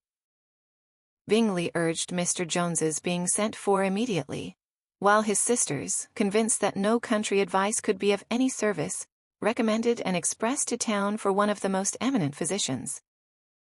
This she would not hear of, but she was not so unwilling to comply with their brother's proposal, and it was settled that Mr. Jones should be sent for early in the morning, if Miss Bennet were not decidedly better. Bingley was quite uncomfortable. His sisters declared that they were miserable. They solaced their wretchedness, however, by duets after supper, while he could find no better relief to his feelings than by giving his housekeeper directions that every possible attention might be paid to the sick lady and her sister. Chapter 9. Elizabeth passed the chief of the night in her sister's room, and in the morning had the pleasure of being able to send a tolerable answer to the inquiries which she very early received from Mr. Bingley by a housemaid, and some time afterwards from the 2 elegant ladies who waited on his sisters. In spite of this amendment, however, she requested to have a note sent to Longbourn, desiring her mother to visit Jane, and form her own judgment of her situation. The note was immediately dispatched, and its contents as quickly complied with. Mrs. Bennet, accompanied by her 2 youngest girls, reached Netherfield soon after the family breakfast. Had she found Jane in any apparent danger, Mrs. Bennet would have been very miserable. But being satisfied on seeing her that her illness was not alarming, she had no wish of her recovering immediately, as her restoration to health would probably remove her from Netherfield. She would not listen, therefore, to her daughter's proposal of being carried home. Neither did the apothecary, who arrived about the same time, think it at all advisable. After sitting a little while with Jane, on Miss Bingley's appearance and invitation, the mother and 3 daughters all attended her into the breakfast parlour. Bingley met them with hopes that Mrs. Bennet had not found Miss Bennet worse than she expected. "Indeed I have, sir," was her answer. "She is a great deal too ill to be moved. Mr. Jones says we must not think of moving her. We must trespass a little longer on your kindness." "Removed," cried Bingley. "It must not be thought of. My sister, I am sure, will not hear of her removal." "You may depend upon it, madam," said Miss Bingley with cold civility, "that Miss Bennet shall receive every possible attention while she remains with us." Mrs. Bennet was profuse in her acknowledgments. "I am sure," she added, "if it was not for such good friends, I do not know what would become of her, for she is very ill indeed, and suffers a vast deal, though with the greatest patience in the world, which is always the way with her, for she has, without exception, the sweetest temper I ever met with. I often tell my other girls they are nothing to her. You have a sweet room here, Mr. Bingley, and a charming prospect over that gravel walk. I do not know a place in the country that is equal to Netherfield. You will not think of quitting it in a hurry, I hope, though you have but a short lease." "Whatever I do is done in a hurry," replied he, "and therefore if I should resolve to quit Netherfield, I should probably be off in 5 minutes. At present, however, I consider myself as quite fixed here." "That is exactly what I should have supposed of you," said Elizabeth. "You begin to comprehend me, do you?" cried he, turning towards her. "Oh yes, I understand you perfectly. I wish I might take this for a compliment, but to be so easily seen through, I am afraid, is pitiful. That is as it happens. It does not necessarily follow that a deep, intricate character is more or less estimable than such a one as yours." "Lizzie," cried her mother, "remember where you are, and do not run on in the wild manner that you are suffered to do at home." "I did not know before," continued Bingley immediately, "that you were a studier of character. It must be an amusing study." "Yes, but intricate characters are the most amusing. They have at least that advantage." "The country," said Darcy, "can in general supply but few subjects for such a study. In a country neighbourhood you move in a very confined and unvarying society. But people themselves alter so much, that there is something new to be observed in them forever."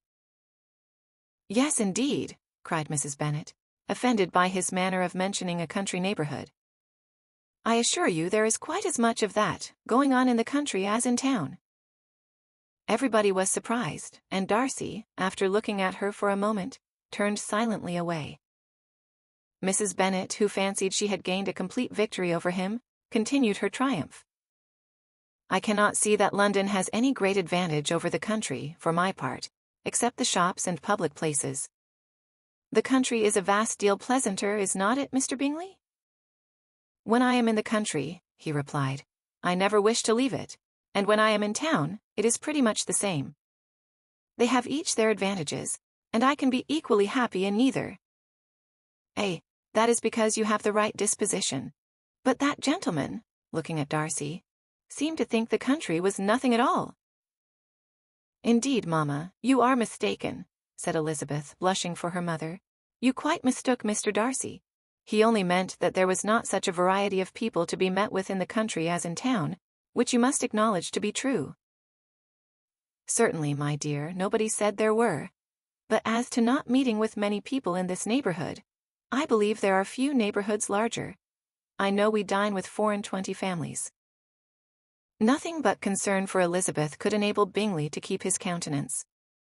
His sister was less delicate, and directed her eye towards Mr. Darcy with a very expressive smile.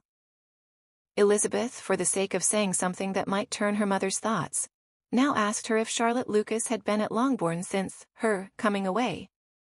Yes, she called yesterday with her father.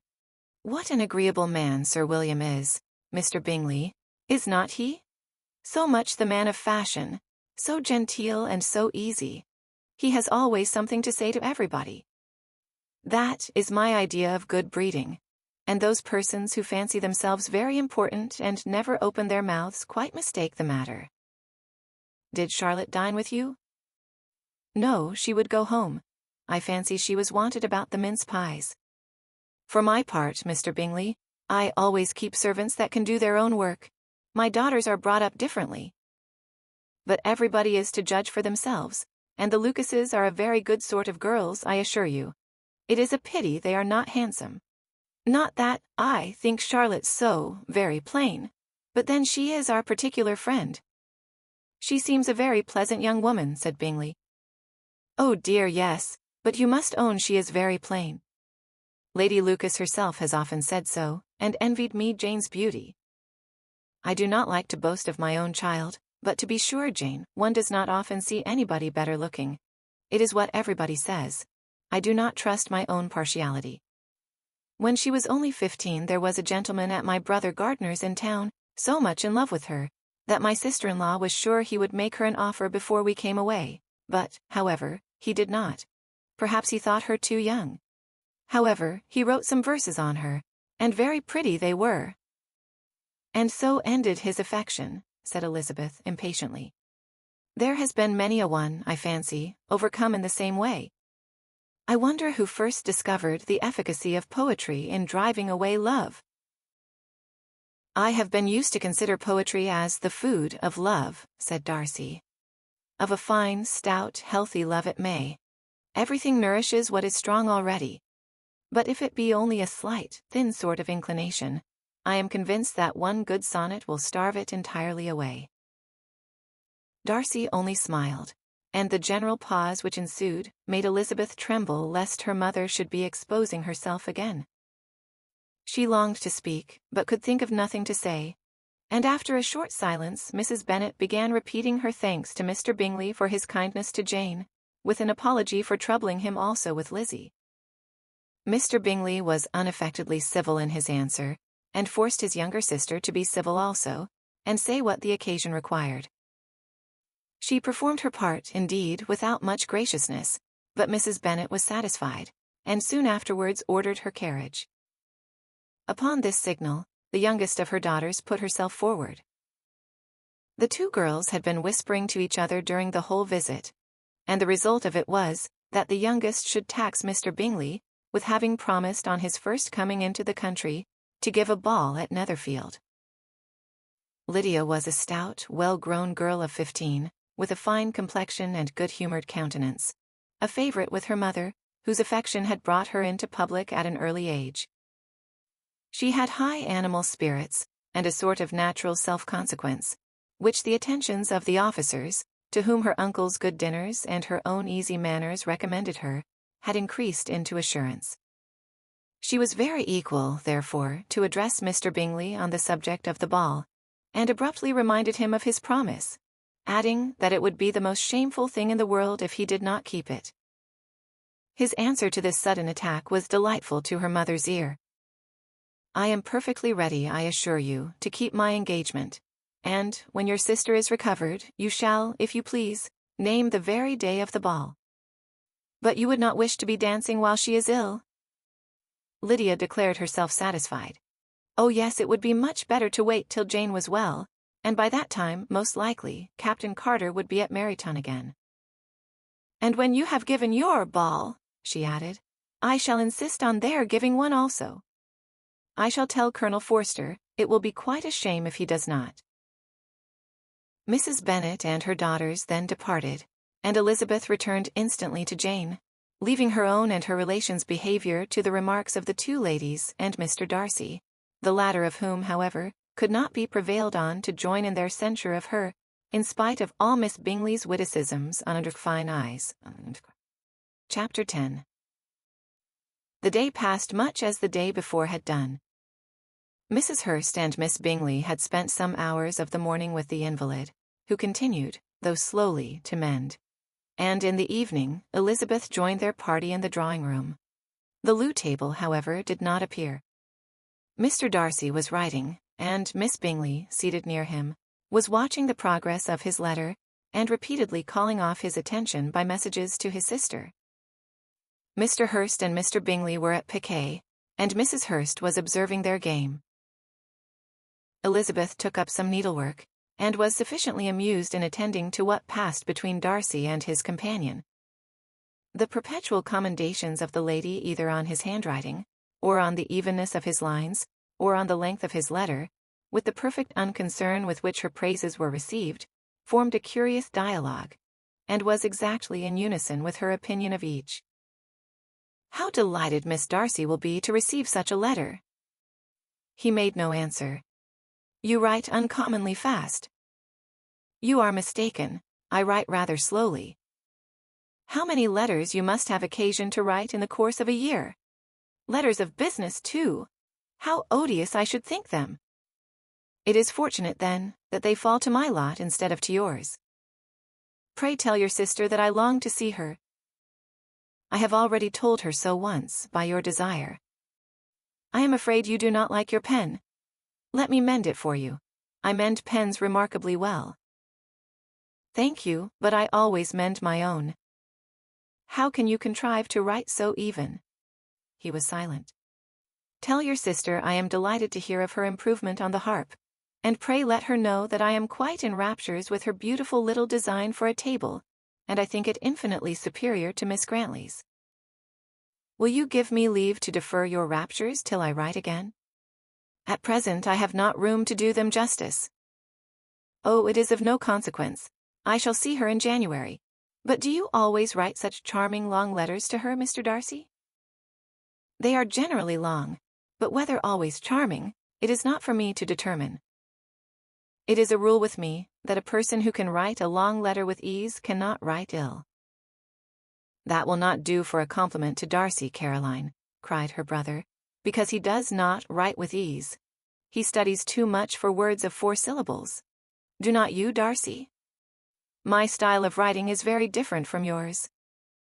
"Oh," cried Miss Bingley, "Charles writes in the most careless way imaginable. He leaves out half his words and blots the rest. My ideas flow so rapidly that I have not time to express them, by which means my letters sometimes convey no ideas at all to my correspondents."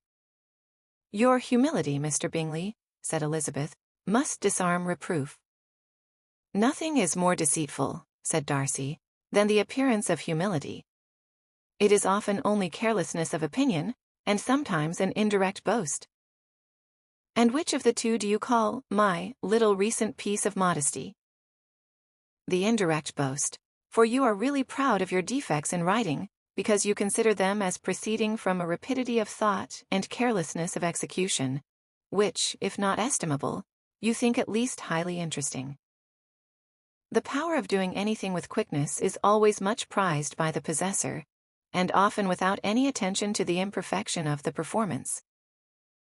When you told Mrs. Bennet this morning that if you ever resolved on quitting Netherfield, you should be gone in 5 minutes, you meant it to be a sort of panegyric, of compliment to yourself, and yet, what is there so very laudable in a precipitance which must leave very necessary business undone, and can be of no real advantage to yourself or anyone else?"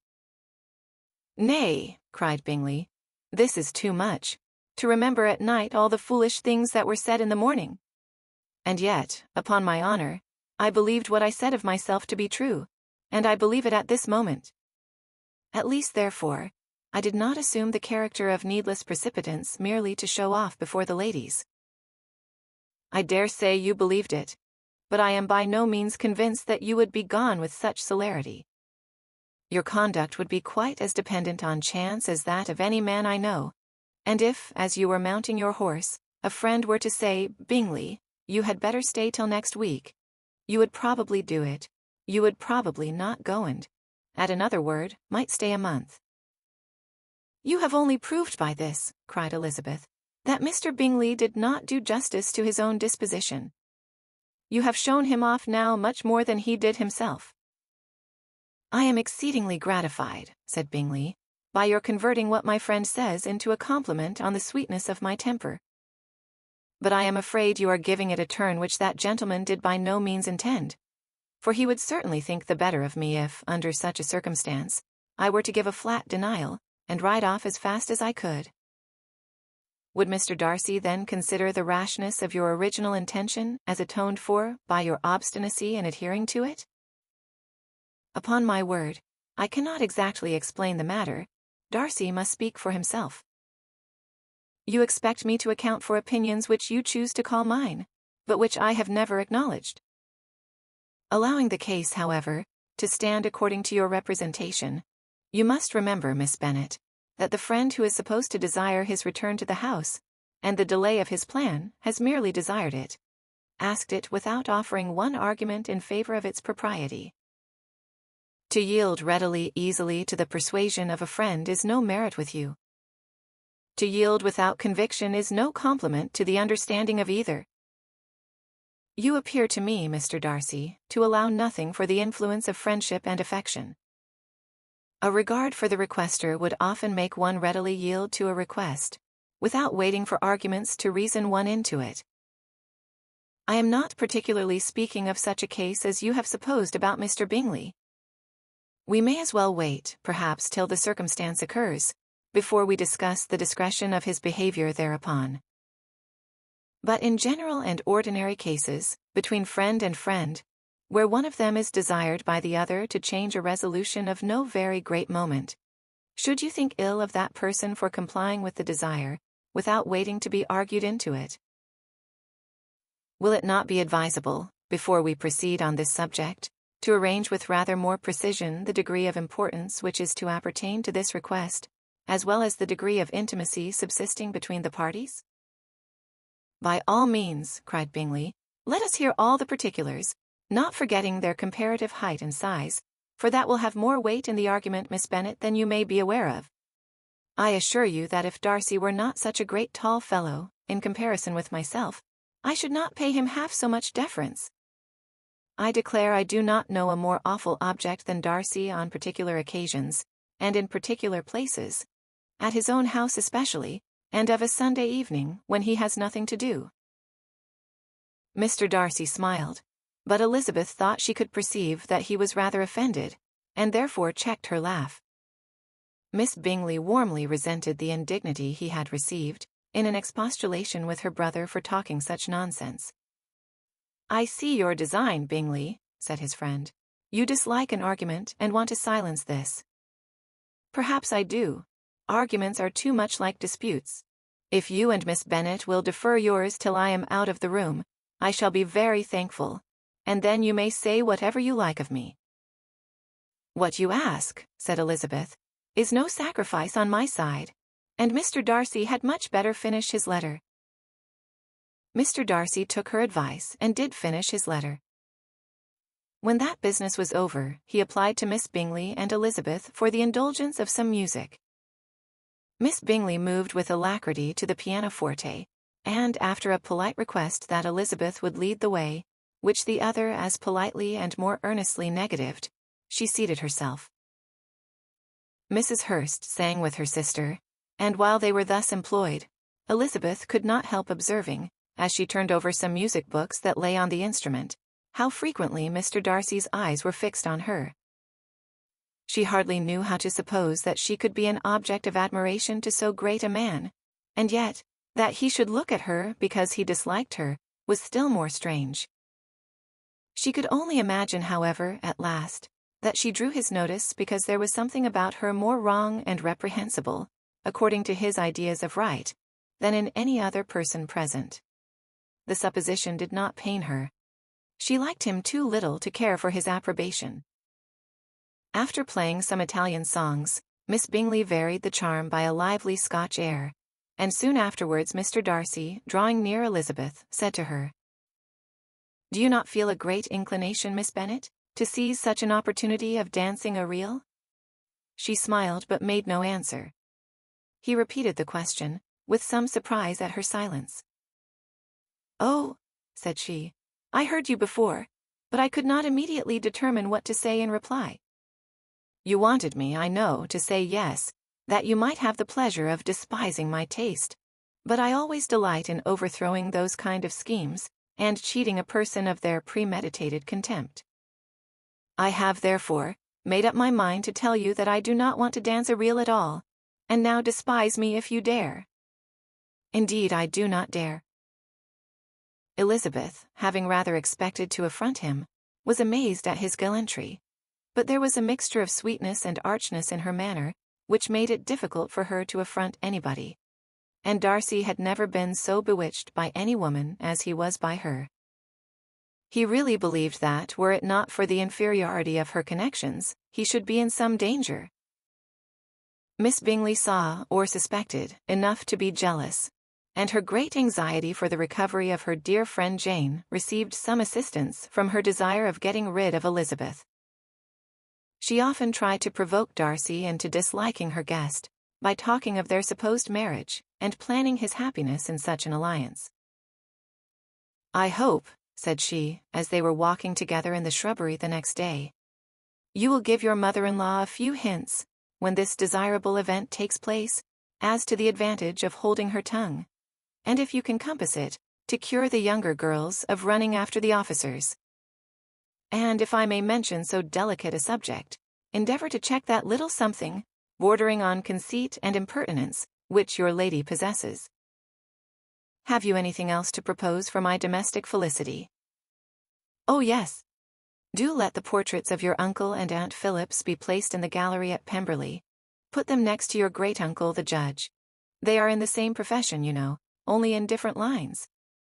As for your Elizabeth's picture, you must not attempt to have it taken, for what painter could do justice to those beautiful eyes? It would not be easy indeed to catch their expression, but their color and shape, and the eyelashes, so remarkably fine, might be copied." At that moment they were met from another walk by Mrs. Hurst and Elizabeth herself. "I did not know that you intended to walk," said Miss Bingley, in some confusion, lest they had been overheard. "You used us abominably ill," answered Mrs. Hurst, "running away without telling us that you were coming out." Then taking the disengaged arm of Mr. Darcy, she left Elizabeth to walk by herself. The path just admitted 3. Mr. Darcy felt their rudeness and immediately said, "This walk is not wide enough for our party. We had better go into the avenue." But Elizabeth, who had not the least inclination to remain with them, laughingly answered, "No, no, stay where you are. You are charmingly grouped, and appear to uncommon advantage. The picturesque would be spoilt by admitting a 4th. Goodbye." She then ran gaily off, rejoicing as she rambled about, in the hope of being at home again in a day or 2. Jane was already so much recovered as to intend leaving her room for a couple of hours that evening. Chapter 11. When the ladies removed after dinner, Elizabeth ran up to her sister, and seeing her well guarded from cold, attended her into the drawing-room, where she was welcomed by her 2 friends with many professions of pleasure, and Elizabeth had never seen them so agreeable as they were during the hour which passed before the gentlemen appeared. Their powers of conversation were considerable. They could describe an entertainment with accuracy, relate an anecdote with humor, and laugh at their acquaintance with spirit. But when the gentlemen entered, Jane was no longer the first object. Miss Bingley's eyes were instantly turned towards Darcy, and she had something to say to him before he had advanced many steps. He addressed himself directly to Miss Bennet with a polite congratulation. Mr. Hurst also made her a slight bow, and said he was very glad. But diffuseness and warmth remained for Bingley's salutation. He was full of joy and attention.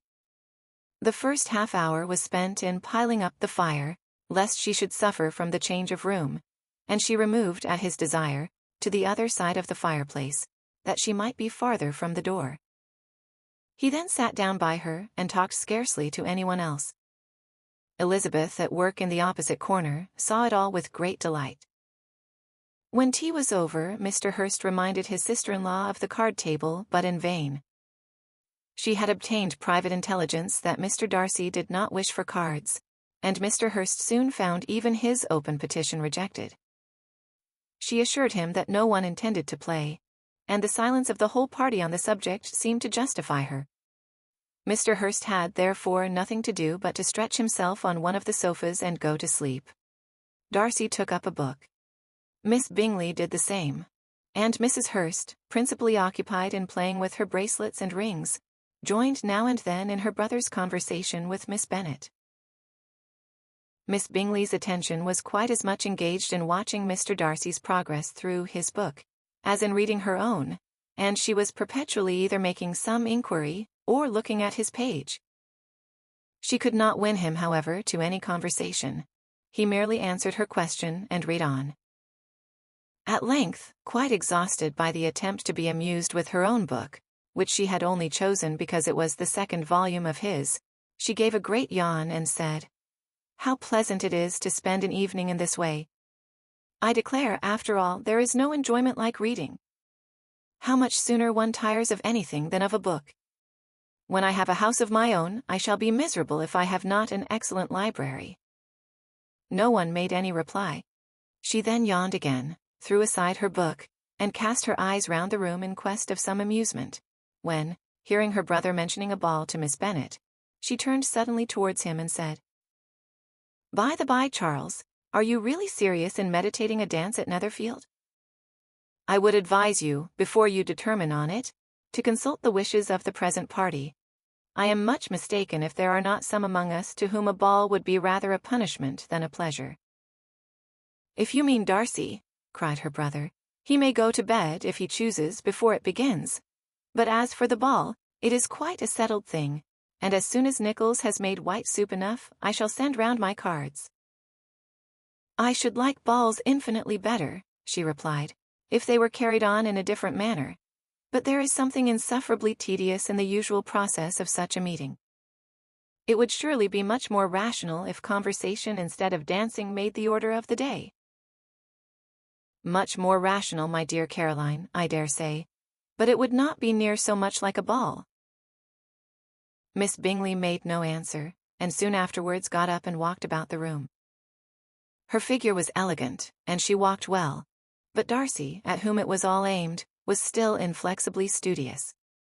In the desperation of her feelings, she resolved on one effort more, and, turning to Elizabeth, said, "Miss Eliza Bennet, let me persuade you to follow my example, and take a turn about the room. I assure you it is very refreshing after sitting so long in one attitude." Elizabeth was surprised, but agreed to it immediately. Miss Bingley succeeded no less in the real object of her civility. Mr. Darcy looked up. He was as much awake to the novelty of attention in that quarter as Elizabeth herself could be, and unconsciously closed his book. He was directly invited to join their party, but he declined it, observing that he could imagine but two motives for their choosing to walk up and down the room together, with either of which motives his joining them would interfere. What could he mean? She was dying to know what could be his meaning, and asked Elizabeth whether she could at all understand him. "Not at all," was her answer. "But, depend upon it, he means to be severe on us, and our surest way of disappointing him will be to ask nothing about it." Miss Bingley, however, was incapable of disappointing Mr. Darcy in anything, and persevered, therefore, in requiring an explanation of his two motives. "I have not the smallest objection to explaining them," said he, as soon as she allowed him to speak. "You either choose this method of passing the evening because you are in each other's confidence, and have secret affairs to discuss, or because you are conscious that your figures appear to the greatest advantage in walking. If the first, I should be completely in your way, and if the second, I can admire you much better as I sit by the fire." "Oh, shocking!" cried Miss Bingley. "I never heard anything so abominable. How shall we punish him for such a speech?" "Nothing so easy, if you have but the inclination," said Elizabeth. "We can all plague and punish one another, tease him, laugh at him. Intimate as you are, you must know how it is to be done." "But upon my honor I do not. I do assure you that my intimacy has not yet taught me that. T's calmness of temper and presence of mind. No, no, I feel he may defy us there. And as to laughter, we will not expose ourselves, if you please, by attempting to laugh without a subject. Mr. Darcy may hug himself. Mr. Darcy is not to be laughed at, cried Elizabeth. That is an uncommon advantage, and uncommon I hope it will continue, for it would be a great loss to me, to have many such acquaintance. I dearly love a laugh. Miss Bingley, said he, has given me credit for more than can be. The wisest and best of men, nay, the wisest and best of their actions, may be rendered ridiculous by a person whose first object in life is a joke. Certainly, replied Elizabeth, there are such people, but I hope I am not one of them. I hope I never ridicule what is wise or good. Follies and nonsense, whims and inconsistencies, do divert me, I own, and I laugh at them whenever I can. But these, I suppose, are precisely what you are without. Perhaps that is not possible for anyone. But it has been the study of my life to avoid those weaknesses which often expose a strong understanding to ridicule, such as vanity and pride. Yes, vanity is a weakness indeed. But pride, where there is a real superiority of mind, pride will be always under good regulation. Elizabeth turned away to hide a smile. Your examination of Mr. Darcy is over, I presume, said Miss Bingley. And pray what is the result? I am perfectly convinced by it that Mr. Darcy has no defect. He owns it himself without disguise. No, said Darcy, I have made no such pretension. I have faults enough, but they are not, I hope, of understanding. My temper I dare not vouch for. It is, I believe, too little yielding, certainly too little for the convenience of the world. I cannot forget the follies and vices of others so soon as I ought, nor their offenses against myself. My feelings are not puffed about with every attempt to move them. My temper would perhaps be called resentful. My good opinion once lost is lost forever. That is a failing indeed, cried Elizabeth. Implacable resentment is a shade in a character. But you have chosen your fault well. I really cannot laugh at it. You are safe from me. There is, I believe, in every disposition a tendency to some particular evil, a natural defect, which not even the best education can overcome. And your defect is a propensity to hate everybody. And yours, he replied with a smile, is willfully to misunderstand them. Do let us have a little music, cried Miss Bingley, tired of a conversation in which she had no share. Louisa, you will not mind my waking Mr. Hurst. Her sister made not the smallest objection, and the pianoforte was opened, and Darcy, after a few moments' recollection, was not sorry for it. He began to feel the danger of paying Elizabeth too much attention. Chapter 12. In consequence of an agreement between the sisters, Elizabeth wrote the next morning to her mother, to beg that the carriage might be sent for them in the course of the day. But Mrs. Bennet, who had calculated on her daughters remaining at Netherfield till the following Tuesday, which would exactly finish Jane's week, could not bring herself to receive them with pleasure before. Her answer, therefore, was not propitious, at least not to Elizabeth's wishes, for she was impatient to get home. Mrs. Bennet sent them word that they could not possibly have the carriage before Tuesday, and in her postscript it was added, that if Mr. Bingley and his sister pressed them to stay longer, she could spare them very well. Against staying longer, however, Elizabeth was positively resolved, nor did she much expect it would be asked, and fearful, on the contrary, of being considered as intruding themselves needlessly long, she urged Jane to borrow Mr. Bingley's carriage immediately. And at length it was settled that their original design of leaving Netherfield that morning should be mentioned, and the request made. The communication excited many professions of concern, and enough was said of wishing them to stay at least till the following day to work on Jane. And till the morrow their going was deferred. Miss Bingley was then sorry that she had proposed the delay, for her jealousy and dislike of one sister much exceeded her affection for the other. The master of the house heard with real sorrow that they were to go so soon, and repeatedly tried to persuade Miss Bennet that it would not be safe for her, that she was not enough recovered. but Jane was firm where she felt herself to be right. To Mr. Darcy it was welcome intelligence. Elizabeth had been at Netherfield long enough. She attracted him more than he liked, and Miss Bingley was uncivil to her, and more teasing than usual to himself.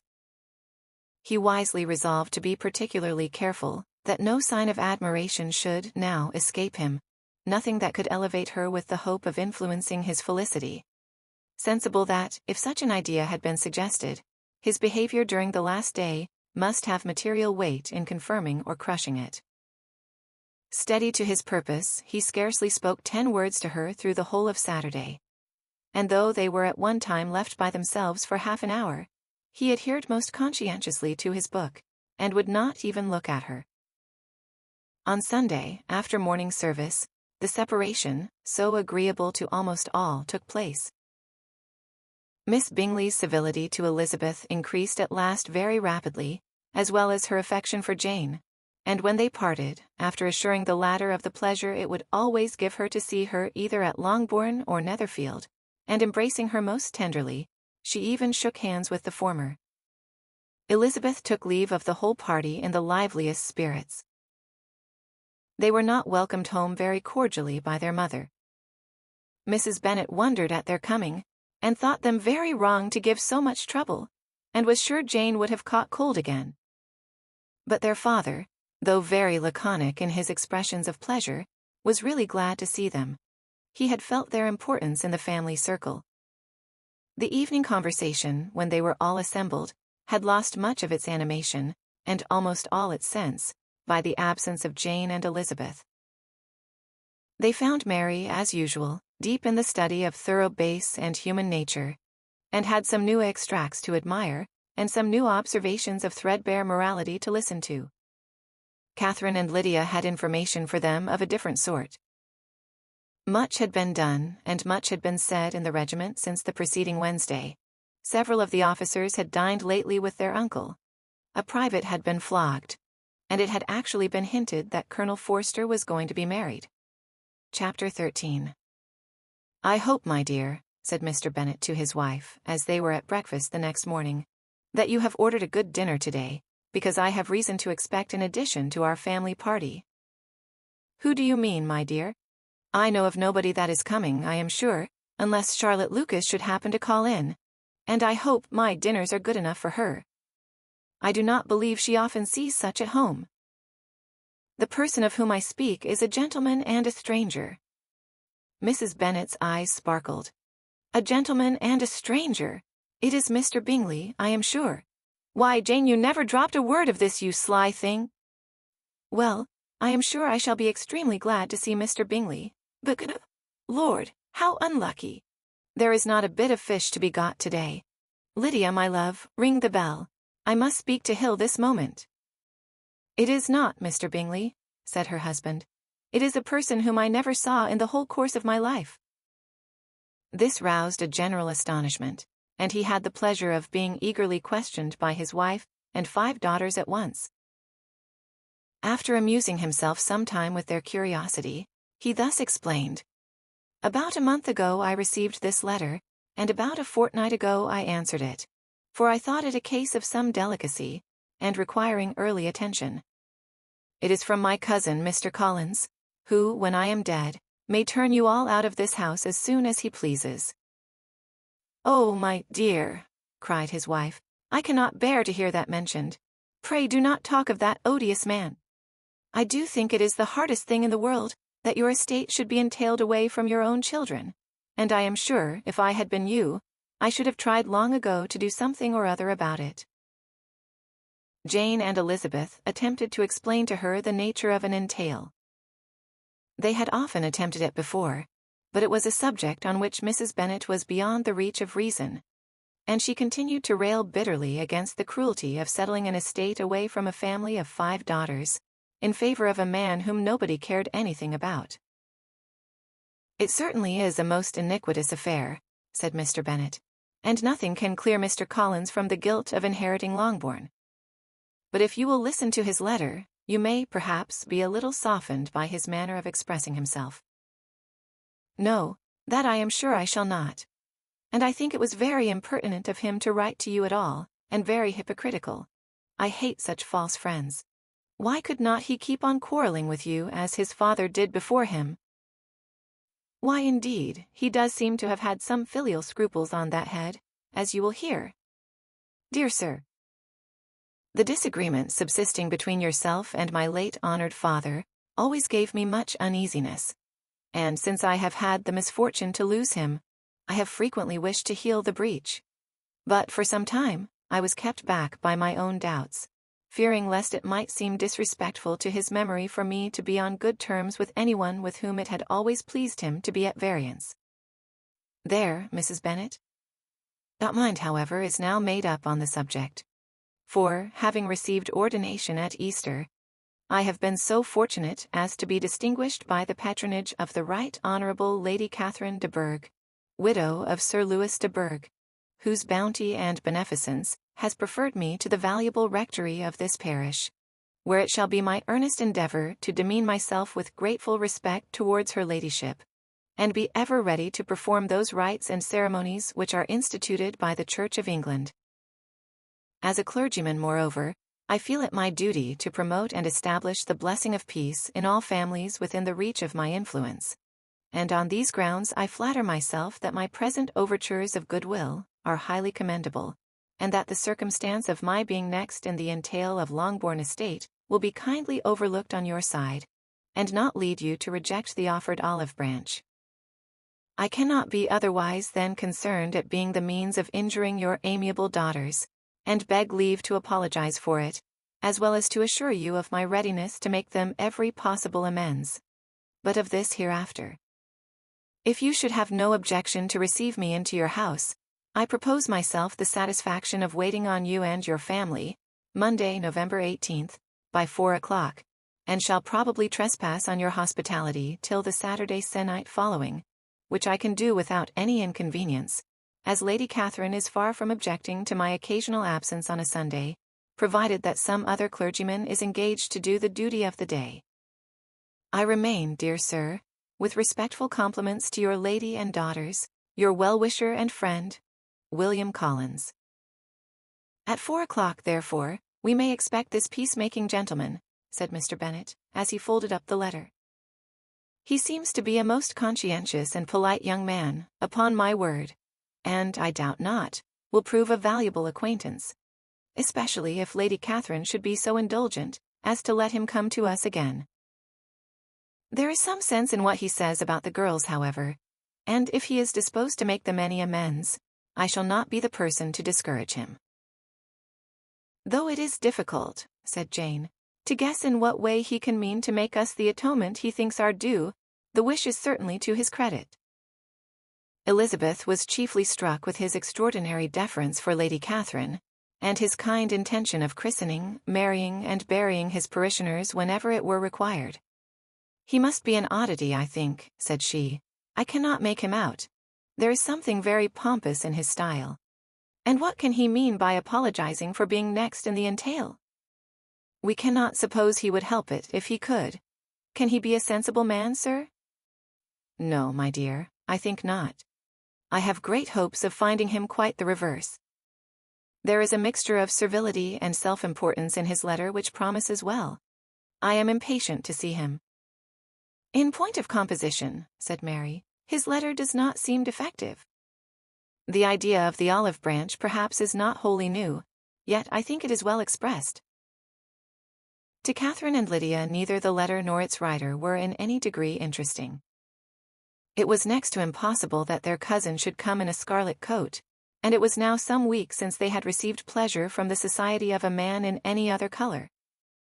As for their mother, Mr. Collins's letter had done away much of her ill will, and she was preparing to see him with a degree of composure which astonished her husband and daughters.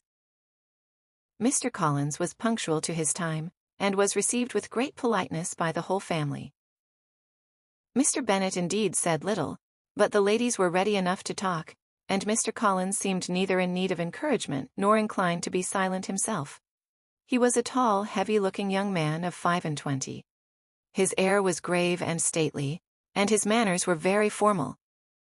He had not been long seated before he complimented Mrs. Bennet on having so fine a family of daughters, said he had heard much of their beauty, but that, in this instance, fame had fallen short of the truth, and added, that he did not doubt her seeing them all in due time well disposed of in marriage. This gallantry was not much to the taste of some of his hearers, but Mrs. Bennet, who quarrelled with no compliments, answered most readily, "You are very kind, sir, I am sure, and I wish with all my heart it may prove so, for else they will be destitute enough. Things are settled so oddly. You allude, perhaps, to the entail of this estate." "Ah, sir, I do indeed. It is a grievous affair to my poor girls, you must confess. Not that I mean to find fault with you, for such things I know are all chance in this world. There is no knowing how estates will go when once they come to be entailed. I am very sensible, madam, of the hardship to my fair cousins, and could say much on the subject, but that I am cautious of appearing forward and precipitate. But I can assure the young ladies that I come prepared to admire them. At present I will not say more, but perhaps when we are better acquainted." He was interrupted by a summons to dinner, and the girls smiled on each other. They were not the only objects of Mr. Collins's admiration.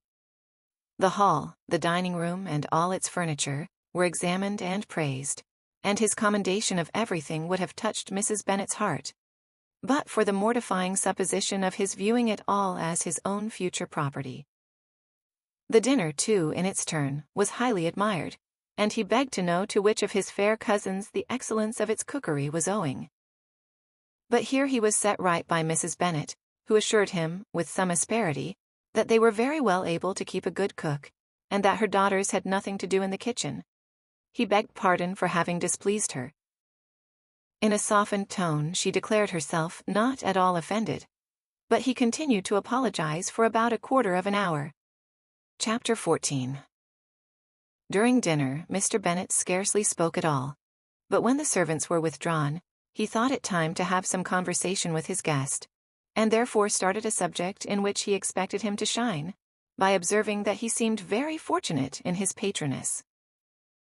Lady Catherine de Bourgh's attention to his wishes, and consideration for his comfort, appeared very remarkable. Mr. Bennet could not have chosen better. Mr. Collins was eloquent in her praise. The subject elevated him to more than usual solemnity of manner, and with a most important aspect, he protested that he had never in his life witnessed such behavior in a person of rank, such affability and condescension, as he had himself experienced from Lady Catherine.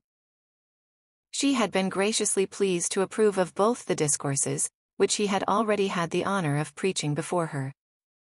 She had also asked him twice to dine at Rosings, and had sent for him only the Saturday before, to make up her pool of quadrille in the evening. Lady Catherine was reckoned proud by many people he knew, but he had never seen anything but affability in her. She had always spoken to him as she would to any other gentleman. She made not the smallest objection to his joining in the society of the neighborhood, nor to his leaving his parish occasionally for a week or two to visit his relations. She had even condescended to advise him to marry as soon as he could, provided he chose with discretion, and had once paid him a visit in his humble parsonage, where she had perfectly approved all the alterations he had been making, and had even vouchsafed to suggest some herself, some shelves in the closets upstairs. "That is all very proper and civil, I am sure," said Mrs. Bennet, "and I dare say she is a very agreeable woman. It is a pity that great ladies in general are not more like her. Does she live near you, sir?" "The garden in which stands my humble abode is separated only by a lane from Rosings Park, her ladyship's residence." "I think you said she was a widow, sir? Has she any family?" "She has one only daughter, the heiress of Rosings, and of very extensive property." "Ah!" cried Mrs. Bennet, shaking her head. "Then she is better off than many girls. And what sort of young lady is she? Is she handsome?" "She is a most charming young lady indeed. Lady Catherine herself says that, in point of true beauty, Miss de Bourgh is far superior to the handsomest of her sex, because there is that in her features which marks the young woman of distinguished birth.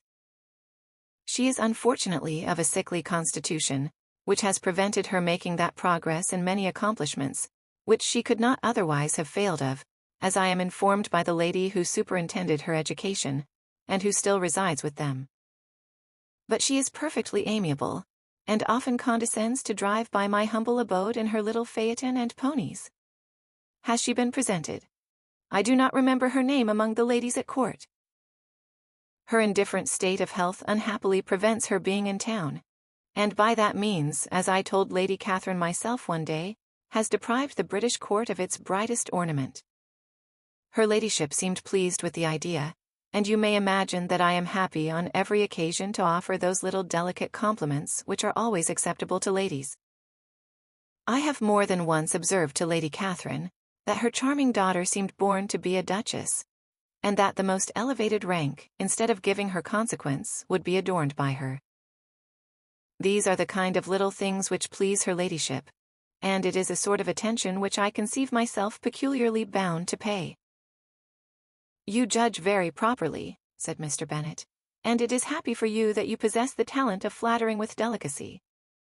May I ask whether these pleasing attentions proceed from the impulse of the moment, or are the result of previous study?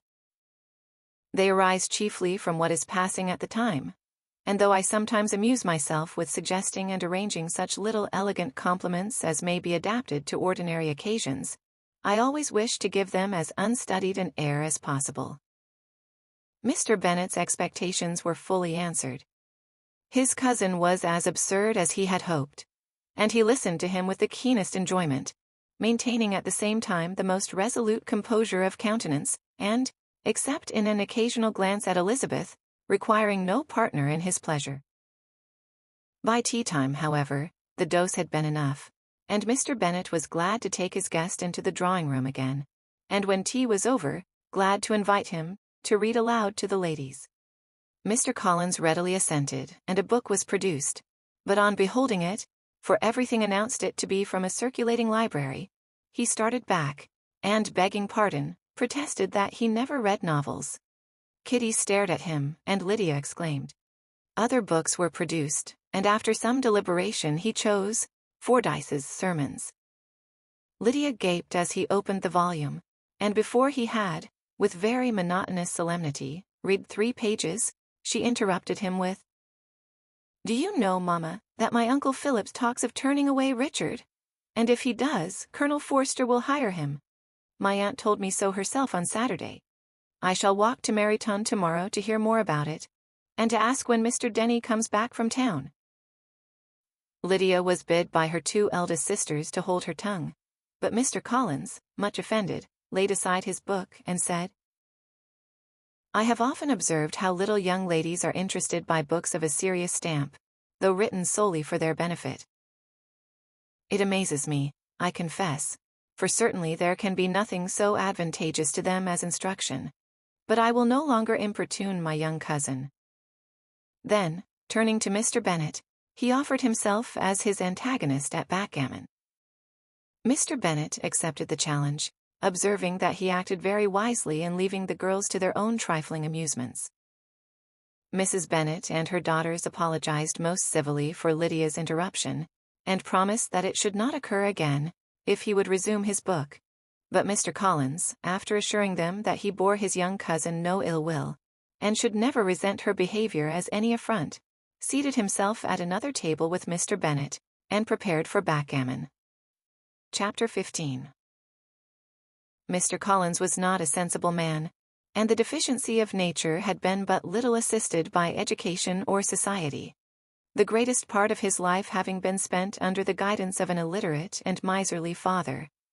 And though he belonged to one of the universities, he had merely kept the necessary terms without forming at it any useful acquaintance. The subjection in which his father had brought him up had given him originally great humility of manner, but it was now a good deal counteracted by the self-conceit of a weak head, living in retirement, and the consequential feelings of early and unexpected prosperity. A fortunate chance had recommended him to Lady Catherine de Bourgh when the living of Hunsford was vacant, and the respect which he felt for her high rank, and his veneration for her as his patroness, mingling with a very good opinion of himself, of his authority as a clergyman, and his right as a rector, made him altogether a mixture of pride and obsequiousness, self-importance and humility. Having now a good house and a very sufficient income, he intended to marry, and in seeking a reconciliation with the Longbourn family he had a wife in view, as he meant to choose one of the daughters, if he found them as handsome and amiable as they were represented by common report. This was his plan of amends of atonement for inheriting their father's estate, and he thought it an excellent one, full of eligibility and suitableness, and excessively generous and disinterested on his own part.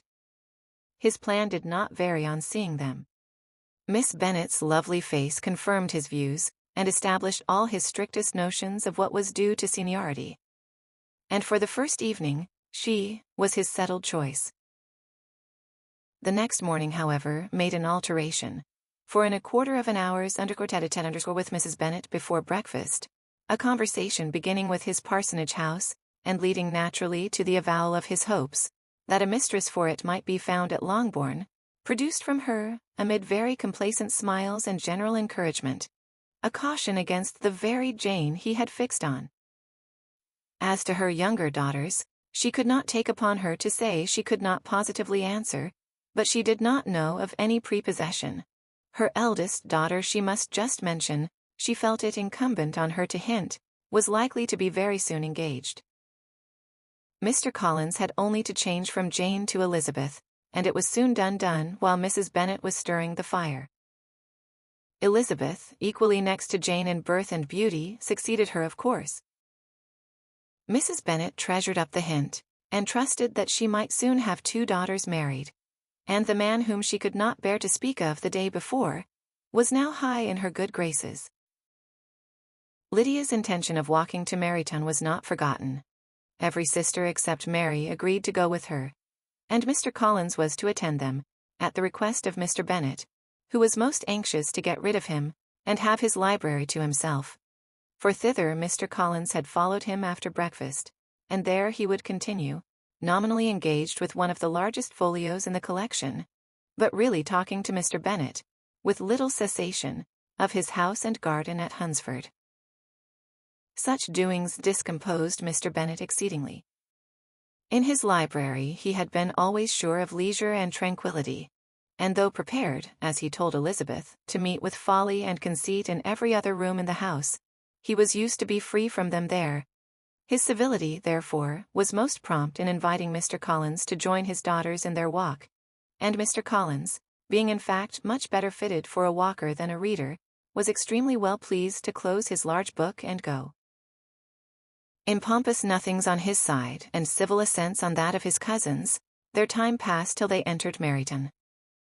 The attention of the younger ones was then no longer to be gained by him. Their eyes were immediately wandering up the street in quest of the officers, and nothing less than a very smart bonnet, indeed, or a really new muslin in a shop window, could recall them. But the attention of every lady was soon caught by a young man, whom they had never seen before, of most gentlemanlike appearance, walking with an officer on the other side of the way.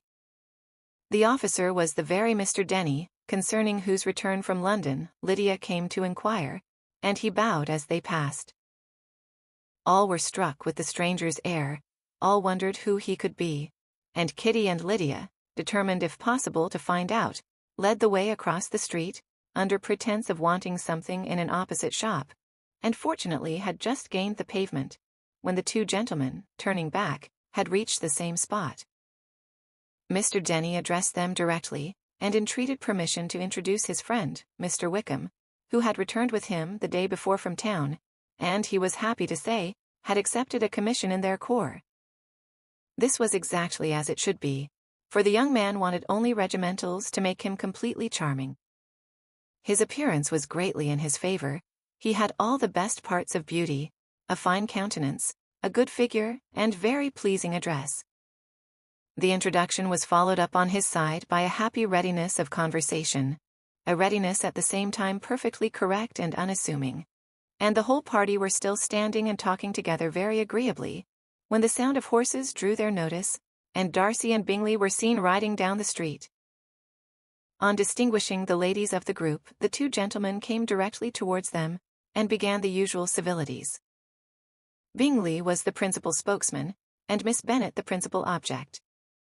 He was then, he said, on his way to Longbourn on purpose to inquire after her. Mr. Darcy corroborated it with a bow, and was beginning to determine not to fix his eyes on Elizabeth, when they were suddenly arrested by the sight of the stranger.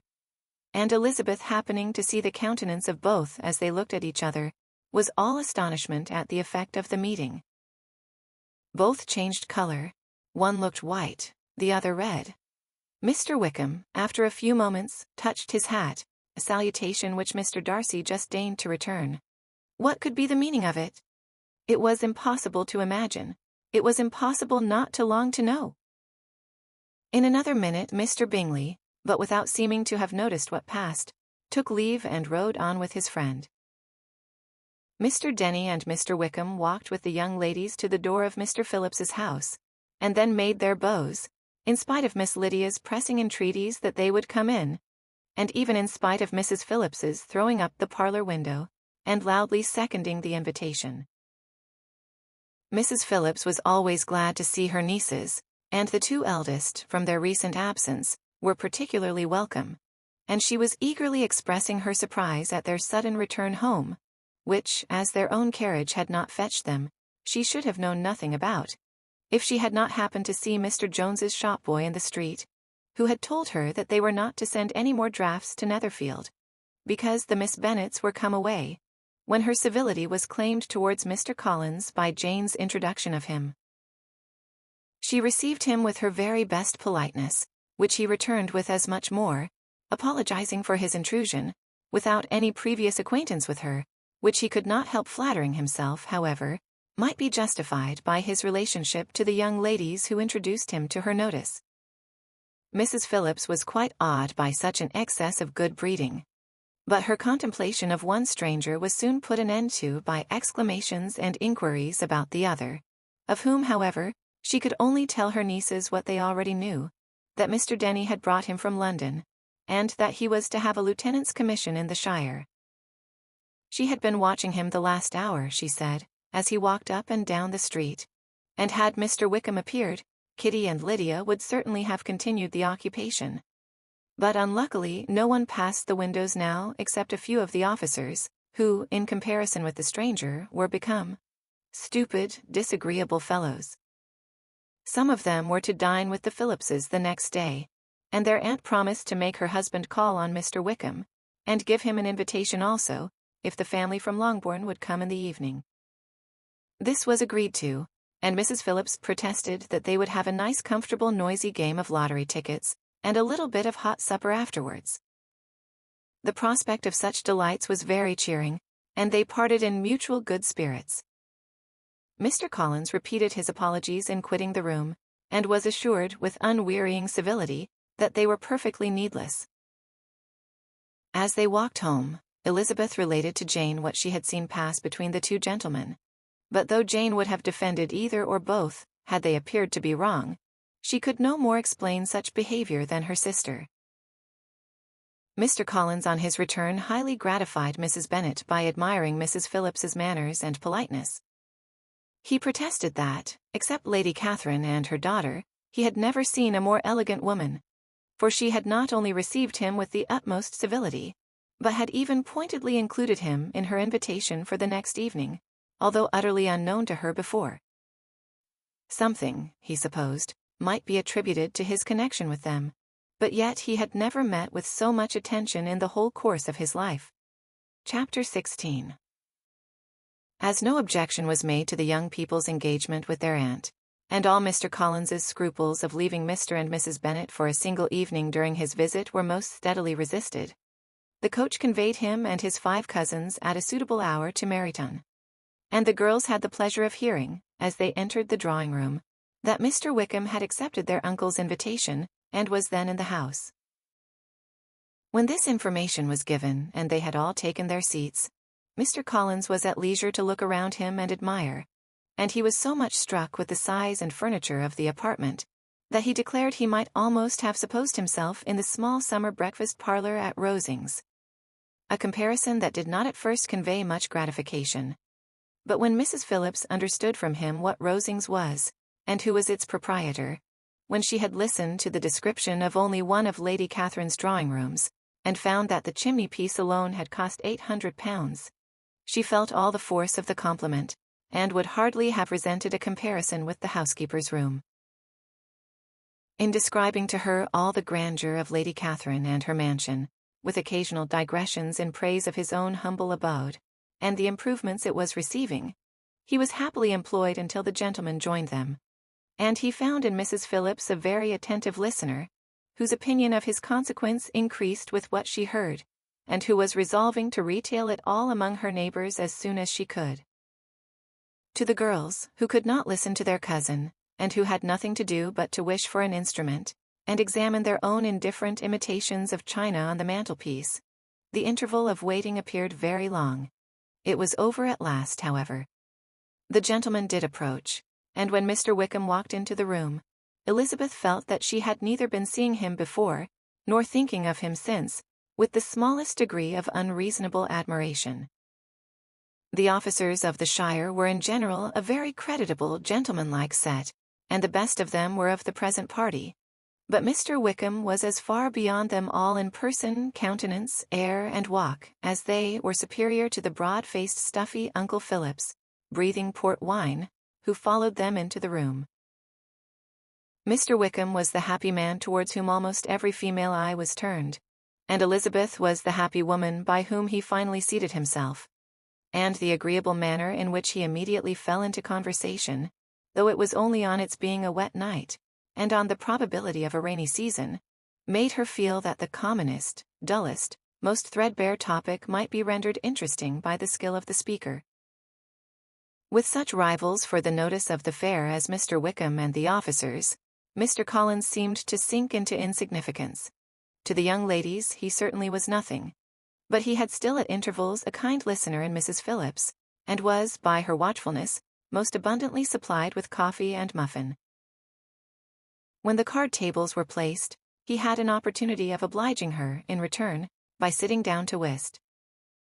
"I know little of the game at present," said he, "but I shall be glad to improve myself, for in my situation of life—" Mrs. Phillips was very thankful for his compliance, but could not wait for his reason.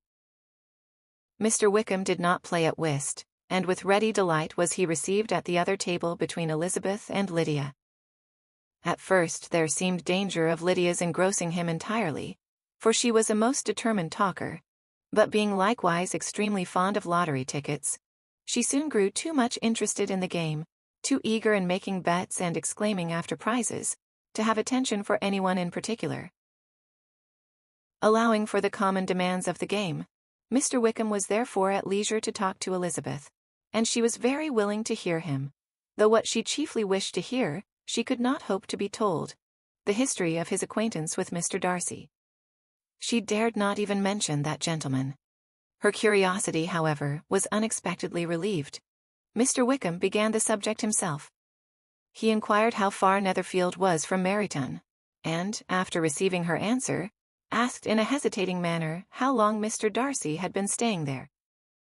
"About a month," said Elizabeth, and then, unwilling to let the subject drop, added, "He is a man of very large property in Derbyshire, I understand." "Yes," replied Wickham. "His estate there is a noble one, a clear 10,000 per annum. You could not have met with a person more capable of giving you certain information on that head than myself, for I have been connected with his family, in a particular manner, from my infancy." Elizabeth could not but look surprised. "You may well be surprised, Miss Bennet, at such an assertion, after seeing, as you probably might, the very cold manner of our meeting yesterday. Are you much acquainted with Mr. Darcy?" "As much as I ever wished to be," cried Elizabeth, warmly. "I have spent 4 days in the same house with him, and I think him very disagreeable." "I have no right to give my opinion," said Wickham, "as to his being agreeable or otherwise. I am not qualified to form one. I have known him too long and too well to be a fair judge. It is impossible for me to be impartial.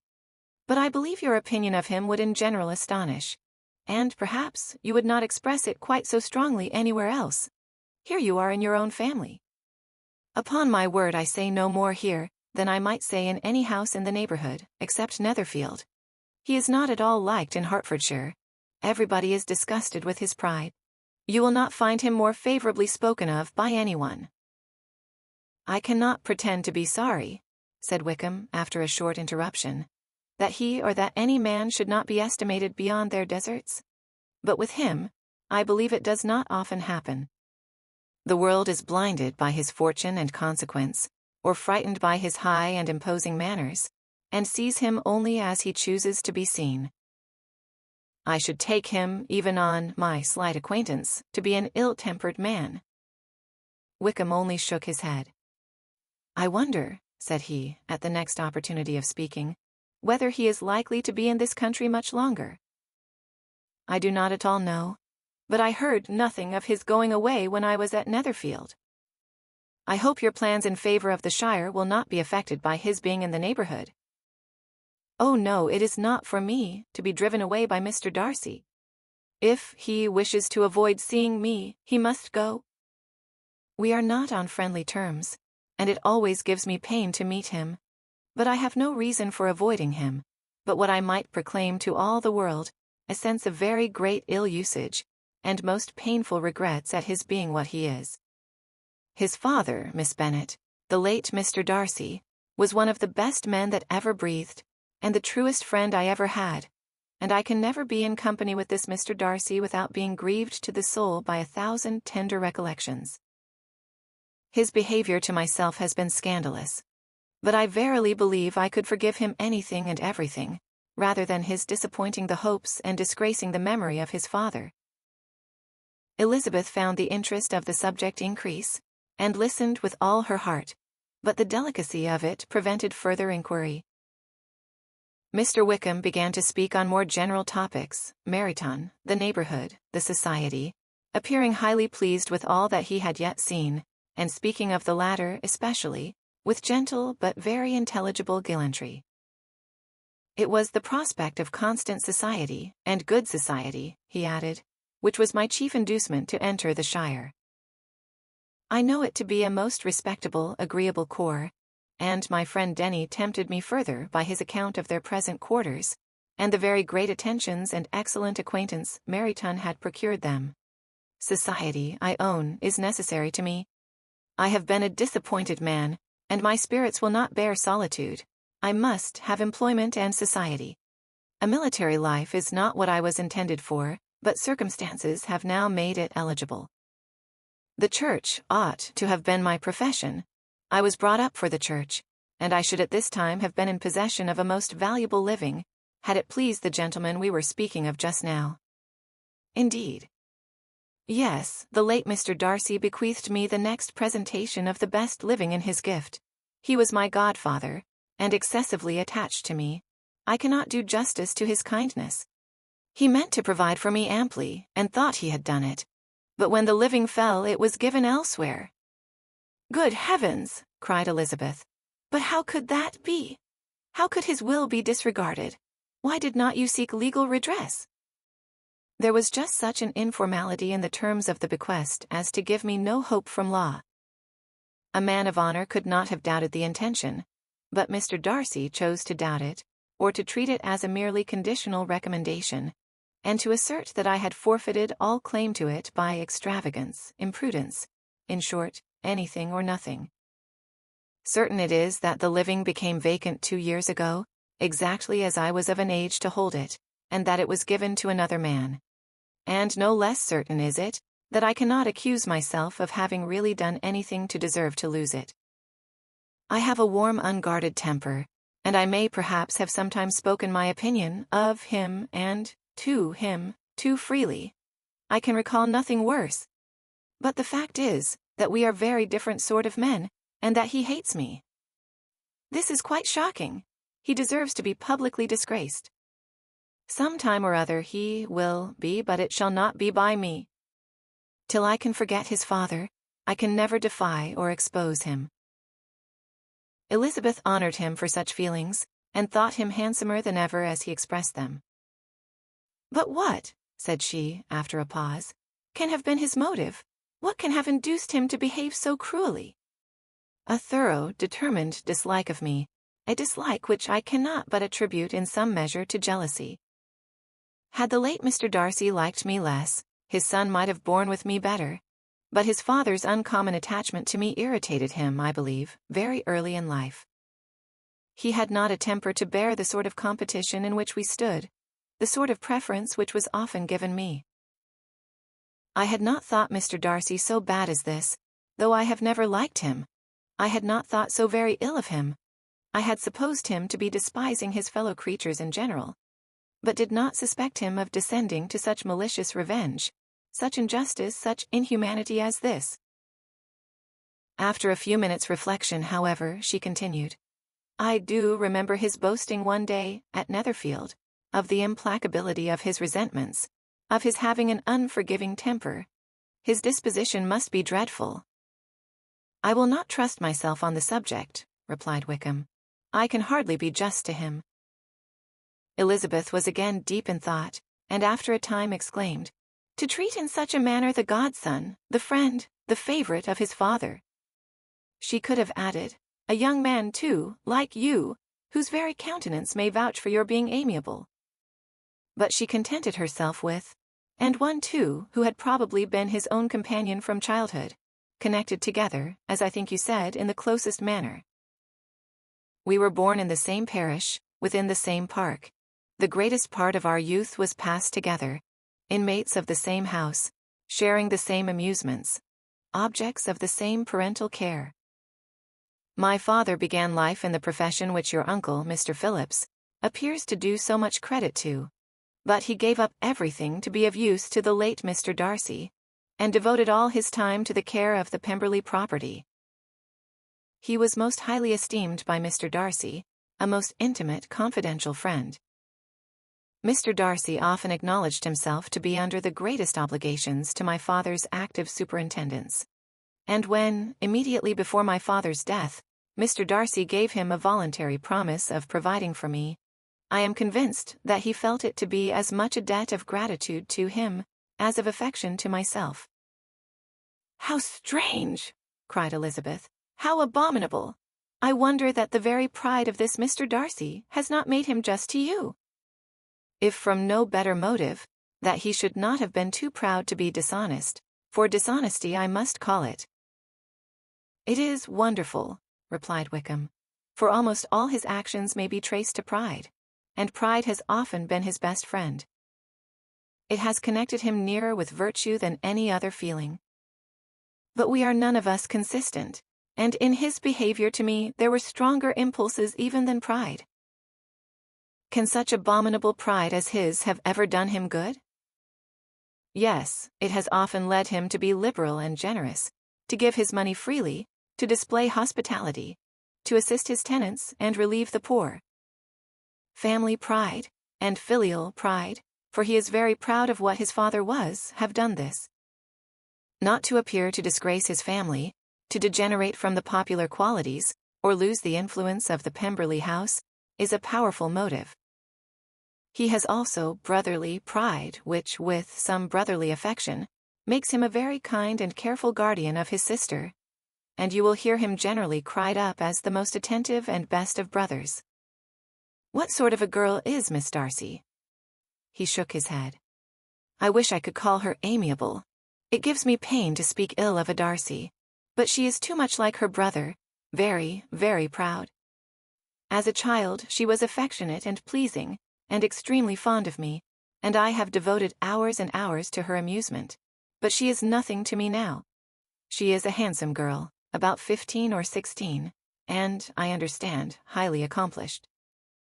Since her father's death her home has been London, where a lady lives with her, and superintends her education. After many pauses and many trials of other subjects, Elizabeth could not help reverting once more to the first, and saying, I am astonished at his intimacy with Mr. Bingley. How can Mr. Bingley, who seems good humour itself, and is, I really believe, truly amiable, be in friendship with such a man? How can they suit each other? Do you know Mr. Bingley? Not at all.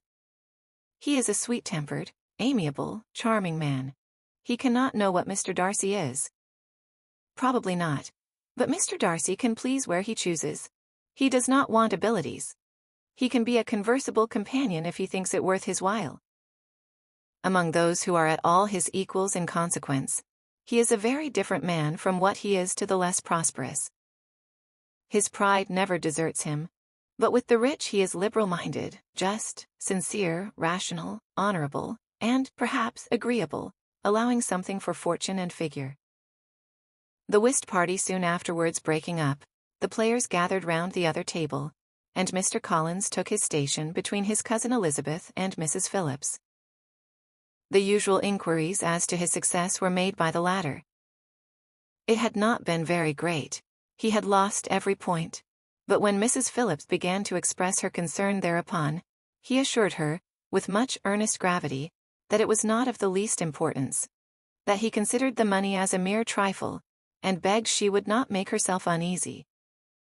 "I know very well, madam," said he, "that when persons sit down to a card table they must take their chance of these things, and happily I am not in such circumstances as to make 5 shillings any object. There are, undoubtedly, many who could not say the same, but thanks to Lady Catherine de Bourgh, I am removed far beyond the necessity of regarding little matters." Mr. Wickham's attention was caught, and after observing Mr. Collins for a few moments, he asked Elizabeth in a low voice whether her relations were very intimately acquainted with the family of de Bourgh. "Lady Catherine de Bourgh," she replied, "has very lately given him a living. I hardly know how Mr. Collins was first introduced to her notice, but he certainly has not known her long. You know of course that Lady Catherine de Bourgh and Lady Anne Darcy were sisters, consequently that she is aunt to the present Mr. Darcy." "No, indeed I did not. I knew nothing at all of Lady Catherine's connections. I never heard of her existence till the day before yesterday.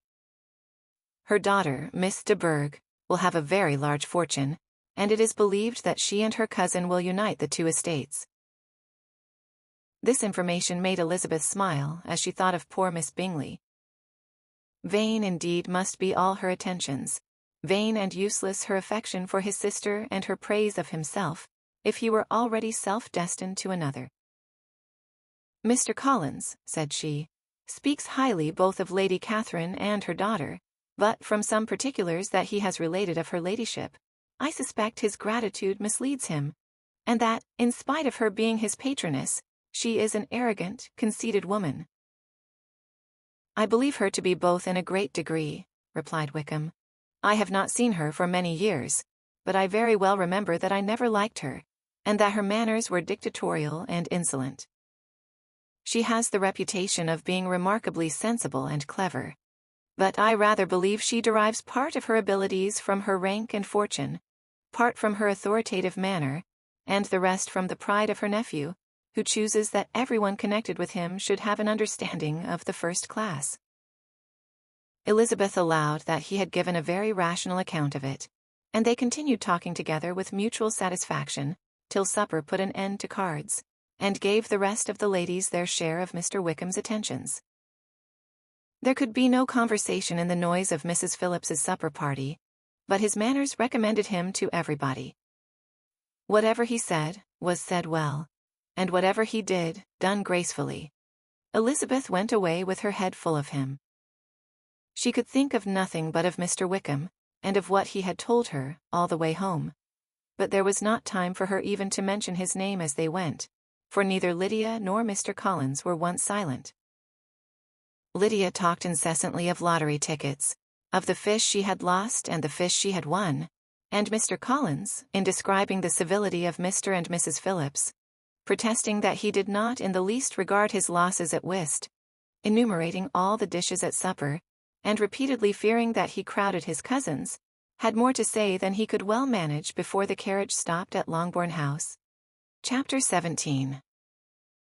Elizabeth related to Jane, the next day, what had passed between Mr. Wickham and herself. Jane listened with astonishment and concern. She knew not how to believe that Mr. Darcy could be so unworthy of Mr. Bingley's regard, and yet it was not in her nature to question the veracity of a young man of such amiable appearance as Wickham. The possibility of his having really endured such unkindness, was enough to interest all her tender feelings.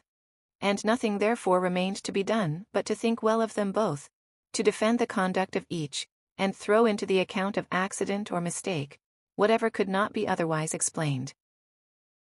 "They have both," said she, "been deceived, I dare say, in some way or other, of which we can form no idea. Interested people have perhaps misrepresented each to the other. It is, in short, impossible for us to conjecture the causes or circumstances which may have alienated them, without actual blame on either side." "Very true indeed. And now, my dear Jane, what have you got to say in behalf of the interested people who have probably been concerned in the business? Do clear them too, or we shall be obliged to think ill of somebody." "Laugh as much as you choose, but you will not laugh me out of my opinion. My dearest Lizzie, do but consider in what a disgraceful light it places Mr. Darcy, to be treating his father's favourite in such a manner, one whom his father had promised to provide for. It is impossible. No man of common humanity, no man who had any value for his character, could be capable of it. Can his most intimate friends be so excessively deceived in him? Oh no! I can much more easily believe Mr. Bingley's being imposed on than that Mr. Wickham should invent such a history of himself as he gave me last night.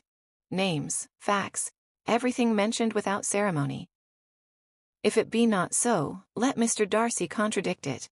Besides, there was truth in his looks. It is difficult. Indeed, it is distressing. One does not know what to think." "I beg your pardon, one knows exactly what to think."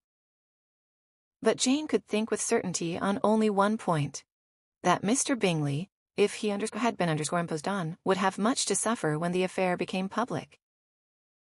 The two young ladies were summoned from the shrubbery, where this conversation passed, by the arrival of some of the very persons of whom they had been speaking. Mr. Bingley and his sisters came to give their personal invitation for the long-expected ball at Netherfield, which was fixed for the following Tuesday. The two ladies were delighted to see their dear friend again, called it an age since they had met, and repeatedly asked what she had been doing with herself since their separation. To the rest of the family they paid little attention, avoiding Mrs. Bennet as much as possible, saying not much to Elizabeth and nothing at all to the others. They were soon gone again, rising from their seats with an activity which took their brother by surprise, and hurrying off as if eager to escape from Mrs. Bennet's civilities. The prospect of the Netherfield ball was extremely agreeable to every female of the family. Mrs. Bennet chose to consider it as given in compliment to her eldest daughter, and was particularly flattered by receiving the invitation from Mr. Bingley himself, instead of a ceremonious card. Jane pictured to herself a happy evening in the society of her two friends, and the attentions of their brother, and Elizabeth thought with pleasure of dancing a great deal with Mr. Wickham, and of seeing a confirmation of everything in Mr. Darcy's look and behaviour. The happiness anticipated by Catherine and Lydia depended less on any single event, or any particular person, for though they each, like Elizabeth, meant to dance half the evening with Mr. Wickham, he was by no means the only partner who could satisfy them, and a ball was, at any rate, a ball. And even Mary could assure her family that she had no disinclination for it. "While I can have my mornings to myself," said she, "it is enough. I think it is no sacrifice to join occasionally in evening engagements. Society has claims on us all, and I profess myself one of those who consider intervals of recreation and amusement as desirable for everybody." Elizabeth's spirits were so high on the occasion, that though she did not often speak unnecessarily to Mr. Collins, she could not help asking him whether he intended to accept Mr. Bingley's invitation, and if he did, whether he would think it proper to join in the evening's amusement. And she was rather surprised to find that he entertained no scruple whatever on that head, and was very far from dreading a rebuke, either from the Archbishop or Lady Catherine de Bourgh, by venturing to dance. "I am by no means of opinion, I assure you," said he, "that a ball of this kind, given by a young man of character, to respectable people, can have any evil tendency. And I am so far from objecting to dancing myself, that I shall hope to be honoured with the hands of all my fair cousins in the course of the evening, and I take this opportunity of soliciting yours, Miss Elizabeth, for the 2 first dances especially, a preference which I trust my cousin Jane will attribute to the right cause, and not to any disrespect for her. Elizabeth felt herself completely taken in. She had fully proposed being engaged by Wickham for those very dances, and to have Mr. Collins instead. Her liveliness had been never worse timed. There was no help for it, however. Mr. Wickham's happiness and her own was perforce delayed a little longer, and Mr. Collins's proposal accepted with as good a grace as she could. She was not the better pleased with his gallantry, from the idea it suggested of something more. It now first struck her that she was selected from among her sisters as worthy of being the mistress of Hunsford Parsonage, and of assisting to form a quadrille table at Rosings, in the absence of more eligible visitors. The idea soon reached to conviction, as she observed his increasing civilities towards herself, and heard his frequent attempt at a compliment on her wit and vivacity. And though more astonished than gratified herself by this effect of her charms, it was not long before her mother gave her to understand that the probability of their marriage was exceedingly agreeable to her. Elizabeth, however, did not choose to take the hint, being well aware that a serious dispute must be the consequence of any reply. Mr. Collins might never make the offer, and, till he did, it was useless to quarrel about him. If there had not been a Netherfield ball to prepare for and talk of, the younger Miss Bennets would have been in a pitiable state at this time, for, from the day of the invitation to the day of the ball, there was such a succession of rain as prevented their walking to Meryton once. No aunt, no officers, no news could be sought after. The very shoe roses for Netherfield were got by proxy. Even Elizabeth might have found some trial of her patience in weather which totally suspended the improvement of her acquaintance with Mr. Wickham. And nothing less than a dance on Tuesday could have made such a Friday, Saturday, Sunday, and Monday endurable to Kitty and Lydia. Chapter 18. Till Elizabeth entered the drawing-room at Netherfield, and looked in vain for Mr. Wickham among the cluster of red coats there assembled, a doubt of his being present had never occurred to her. The certainty of meeting him had not been checked by any of those recollections that might not unreasonably have alarmed her. She had dressed with more than usual care, and prepared in the highest spirits for the conquest of all that remained unsubdued of his heart, trusting that it was not more than might be won in the course of the evening. But in an instant arose the dreadful suspicion of his being purposely omitted, for Mr. Darcy's pleasure, in the Bingleys' invitation to the officers. And though this was not exactly the case, the absolute fact of his absence was pronounced by his friend Mr. Denny, to whom Lydia eagerly applied, and who told them that Wickham had been obliged to go to town on business the day before, and was not yet returned, adding with a significant smile, "I do not imagine his business would have called him away just now, if he had not wished to avoid a certain gentleman here." This part of his intelligence, though unheard by Lydia, was caught by Elizabeth, and, as it assured her that Darcy was not less answerable for Wickham's absence than if her first surmise had been just, every feeling of displeasure against the former was so sharpened by immediate disappointment that she could hardly reply with tolerable civility to the polite inquiries which he directly afterwards approached to make. Attention, forbearance, patience with Darcy, was injury to Wickham. She was resolved against any sort of conversation with him, and turned away with a degree of ill humor which she could not wholly surmount even in speaking to Mr. Bingley, whose blind partiality provoked her. But Elizabeth was not formed for ill humor, and though every prospect of her own was destroyed for the evening, it could not dwell long on her spirits, and having told all her griefs to Charlotte Lucas, whom she had not seen for a week, she was soon able to make a voluntary transition to the oddities of her cousin, and to point him out to her particular notice. The 2 first dances, however, brought a return of distress. They were dances of mortification. Mr. Collins, awkward and solemn, apologizing instead of attending, and often moving wrong without being aware of it, gave her all the shame and misery which a disagreeable partner for a couple of dances can give.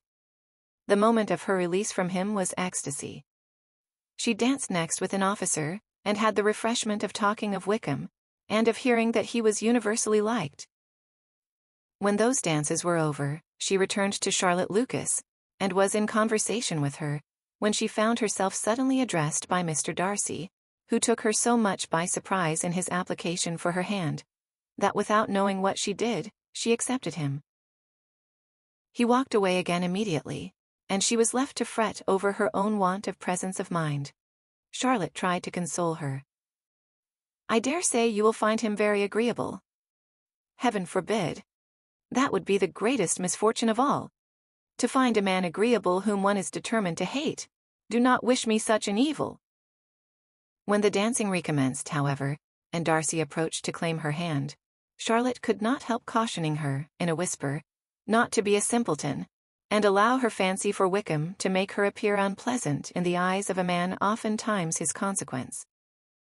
Elizabeth made no answer, and took her place in the set, amazed at the dignity to which she was arrived in being allowed to stand opposite to Mr. Darcy, and reading in her neighbours' looks their equal amazement in beholding it. They stood for some time without speaking a word, and she began to imagine that their silence was to last through the 2 dances, and at first was resolved not to break it, till suddenly fancying that it would be the greater punishment to her partner to oblige him to talk, she made some slight observation on the dance. He replied, and was again silent. After a pause of some minutes, she addressed him a second time, with, "It is your turn to say something now, Mr. Darcy." "I talked about the dance, and you ought to make some kind of remark on the size of the room, or the number of couples." He smiled, and assured her that whatever she wished him to say should be said. "Very well, that reply will do for the present. Perhaps, by and by, I may observe that private balls are much pleasanter than public ones, but now we may be silent." "Do you talk by rule, then, while you are dancing?" "Sometimes. One must speak a little, you know. It would look odd to be entirely silent for half an hour together. And yet, for the advantage of some, conversation ought to be so arranged as that they may have the trouble of saying as little as possible." "Are you consulting your own feelings in the present case, or do you imagine that you are gratifying mine?" "Both," replied Elizabeth archly, "for I have always seen a great similarity in the turn of our minds. We are each of an unsocial, taciturn disposition, unwilling to speak, unless we expect to say something that will amaze the whole room, and be handed down to posterity, with all the underscore of a proverb." "This is no very striking resemblance of your own character, I am sure," said he. "How near it may be to mine, I cannot pretend to say. You think it a faithful portrait, undoubtedly. I must not decide on my own performance." He made no answer, and they were again silent till they had gone down the dance, when he asked her if she and her sisters did not very often walk to Meryton. She answered in the affirmative, and unable to resist the temptation, added, "When you met us there the other day, we had just been forming a new acquaintance." The effect was immediate. A deeper shade of hauteur overspread his features, but he said not a word, and Elizabeth, though blaming herself for her own weakness, could not go on. At length Darcy spoke, and in a constrained manner said, "Mr. Wickham is blessed with such happy manners as may ensure his making friends. Whether he may be equally capable of retaining them is less certain." "He has been so unlucky as to lose your friendship," replied Elizabeth with emphasis, "and in a manner which he is likely to suffer from all his life." Darcy made no answer, and seemed desirous of changing the subject. At that moment, Sir William Lucas appeared close to them, meaning to pass through the set to the other side of the room, but on perceiving Mr. Darcy, he stopped, with a bow of superior courtesy, to compliment him on his dancing and his partner. "I have been most highly gratified, indeed, my dear sir. Such very superior dancing is not often seen.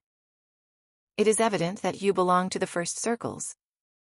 Allow me to say, however, that your fair partner does not disgrace you, and that I must hope to have this pleasure often repeated, especially when a certain desirable event, my dear Miss Eliza," glancing at her sister and Bingley, "shall take place. What congratulations will then flow in! I appeal to Mr. Darcy, but let me not interrupt you, sir." You will not thank me for detaining you from the bewitching converse of that young lady, whose bright eyes are also upbraiding me." The latter part of this address was scarcely heard by Darcy, but Sir William's allusion to his friend seemed to strike him forcibly, and his eyes were directed, with a very serious expression, towards Bingley and Jane, who were dancing together. Recovering himself, however, shortly, he turned to his partner and said, "Sir William's interruption has made me forget what we were talking of. I do not think we were speaking at all. Sir William could not have interrupted any two people in the room who had less to say for themselves. We have tried 2 or 3 subjects already without success, and what we are to talk of next I cannot imagine." "What think you of books?" said he, smiling. "Books? Oh no. I am sure we never read the same, or not with the same feelings." "I am sorry you think so. But if that be the case, there can at least be no want of subject. We may compare our different opinions." "No. I cannot talk of books in a ballroom. My head is always full of something else." "The present always occupies you in such scenes, does it?" said he, with a look of doubt. "Yes, always," she replied, without knowing what she said, for her thoughts had wandered far from the subject, as soon afterwards appeared by her suddenly exclaiming, "I remember hearing you once say, Mr. Darcy, that you hardly ever forgave, that your resentment, once created, was unappeasable. You are very cautious, I suppose, as to its being created under—" "I am," said he with a firm voice. "And never allow yourself to be blinded by prejudice?"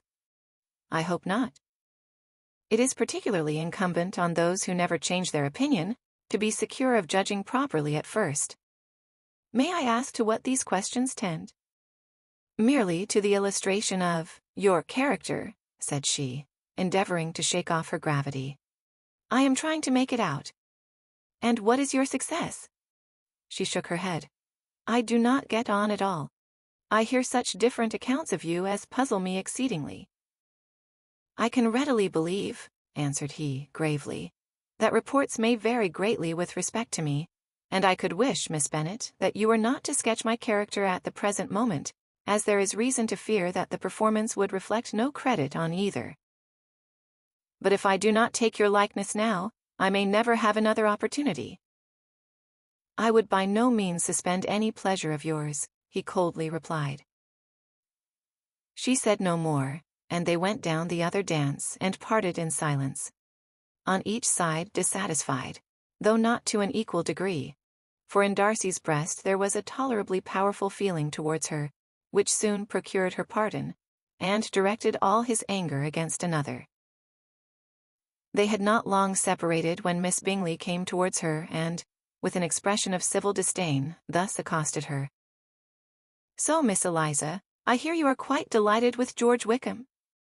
Your sister has been talking to me about him, and asking me 1,000 questions, and I find that the young man forgot to tell you, among his other communications, that he was the son of old Wickham, the late Mr. Darcy's steward. Let me recommend you, however, as a friend, not to give implicit confidence to all his assertions. For, as to Mr. Darcy's using him ill, it is perfectly false.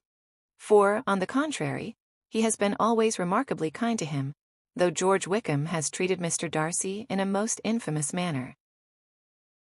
I do not know the particulars, but I know very well that Mr. Darcy is not in the least to blame, that he cannot bear to hear George Wickham mentioned, and that though my brother thought he could not well avoid including him in his invitation to the officers, he was excessively glad to find that he had taken himself out of the way. His coming into the country at all is a most insolent thing indeed, and I wonder how he could presume to do it. I pity you, Miss Eliza, for this discovery of your favourite's guilt, but really, considering his descent, one could not expect much better." "His guilt and his descent appear by your account to be the same," said Elizabeth angrily, "for I have heard you accuse him of nothing worse than of being the son of Mr. Darcy's steward, and of that, I can assure you, he informed me himself." "I beg your pardon," replied Miss Bingley, turning away with a sneer. "Excuse my interference. It was kindly meant." "Insolent girl," said Elizabeth to herself. You are much mistaken if you expect to influence me by such a paltry attack as this. I see nothing in it but your own wilful ignorance and the malice of Mr. Darcy." She then sought her eldest sister, who had undertaken to make inquiries on the same subject of Bingley. Jane met her with a smile of such sweet complacency, a glow of such happy expression, as sufficiently marked how well she was satisfied with the occurrences of the evening. Elizabeth instantly read her feelings, and, at that moment, solicitude for Wickham, resentment against his enemies, and everything else, gave way before the hope of Jane's being in the fairest way for happiness. "I want to know," said she, with a countenance no less smiling than her sister's, "what you have learnt about Mr. Wickham. But perhaps you have been too pleasantly engaged to think of any third person, in which case you may be sure of my pardon." "No," replied Jane, "I have not forgotten him, but I have nothing satisfactory to tell you. Mr. Bingley does not know the whole of his history, and is quite ignorant of the circumstances which have principally offended Mr. Darcy. But he will vouch for the good conduct, the probity and honour of his friend, and is perfectly convinced that Mr. Wickham has deserved much less attention from Mr. Darcy than he has received. And I am sorry to say that by his account, as well as his sister's, Mr. Wickham is by no means a respectable young man. I am afraid he has been very imprudent, and has deserved to lose Mr. Darcy's regard. Mr. Bingley does not know Mr. Wickham himself. No, he never saw him till the other morning at Meryton. This account, then, is what he has received from Mr. Darcy. I am perfectly satisfied. But what does he say of the living? He does not exactly recollect the circumstances, though he has heard them from Mr. Darcy more than once, but he believes that it was left to him, conditionally only." "I have not a doubt of Mr. Bingley's sincerity," said Elizabeth warmly, "but you must excuse my not being convinced by assurances only. Mr. Bingley's defence of his friend was a very able one, I dare say, but since he is unacquainted with several parts of the story, and has learnt the rest from that friend himself, I shall venture still to think of both gentlemen as I did before." She then changed the discourse to one more gratifying to each, and on which there could be no difference of sentiment. Elizabeth listened with delight to the happy though modest hopes which Jane entertained of Bingley's regard, and said all in her power to heighten her confidence in it. On their being joined by Mr. Bingley himself, Elizabeth withdrew to Miss Lucas, to whose inquiry after the pleasantness of her last partner she had scarcely replied, before Mr. Collins came up to them, and told her with great exultation that he had just been so fortunate as to make a most important discovery.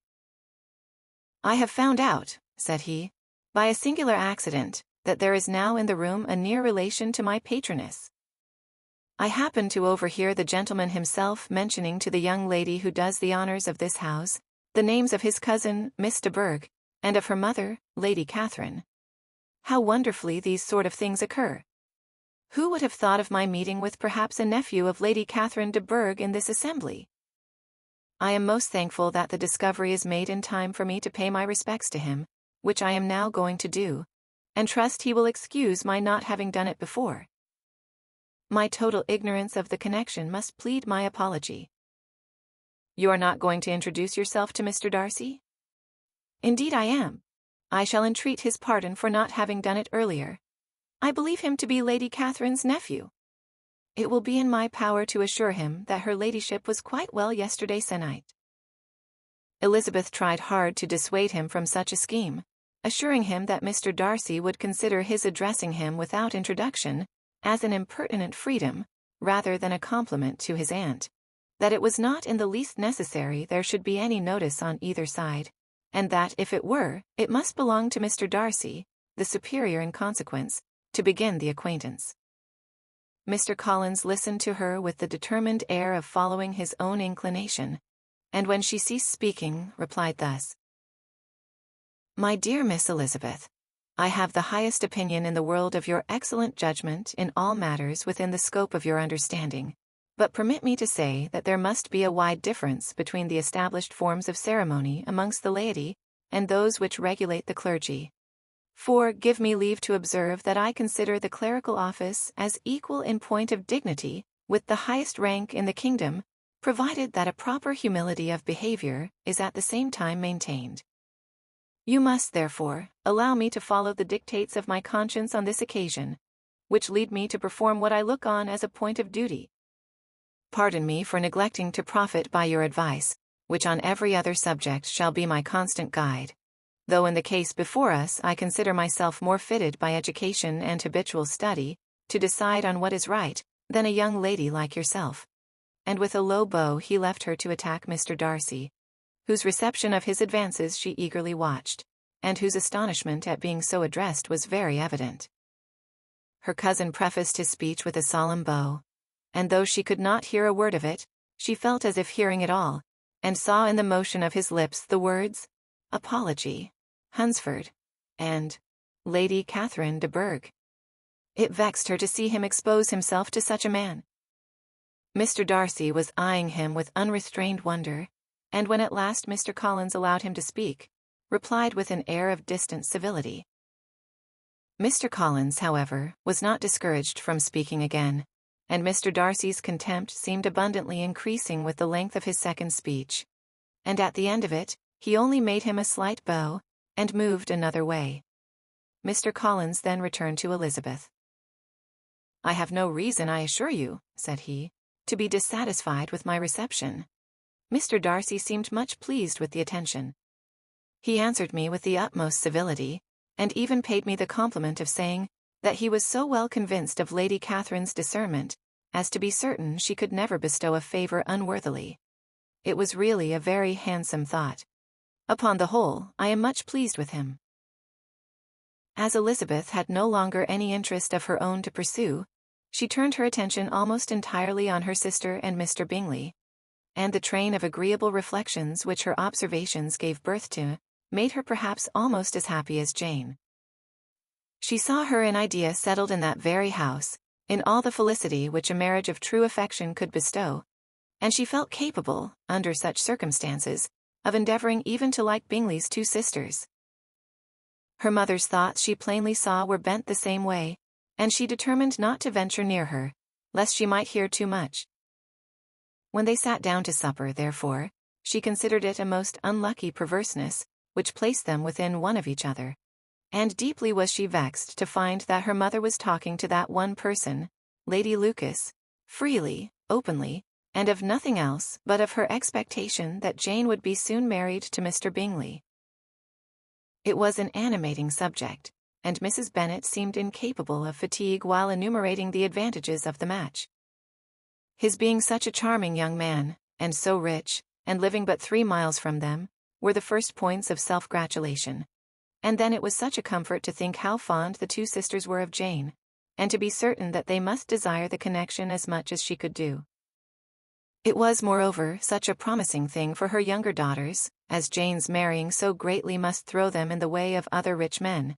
And, lastly, it was so pleasant at her time of life to be able to consign her single daughters to the care of their sister, that she might not be obliged to go into company more than she liked.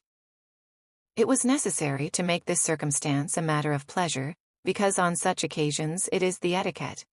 But no one was less likely than Mrs. Bennet to find comfort in staying at home at any period of her life. She concluded with many good wishes that Lady Lucas might soon be equally fortunate, though evidently and triumphantly believing there was no chance of it.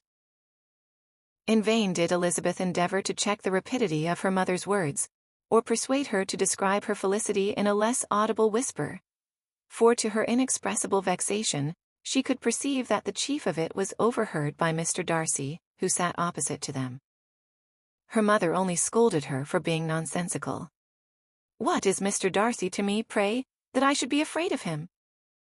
I am sure we owe him no such particular civility as to be obliged to say nothing he may not like to hear. For heaven's sake, madam, speak lower. What advantage can it be to you to offend Mr. Darcy? You will never recommend yourself to his friend by so doing." Nothing that she could say, however, had any influence. Her mother would talk of her views in the same intelligible tone.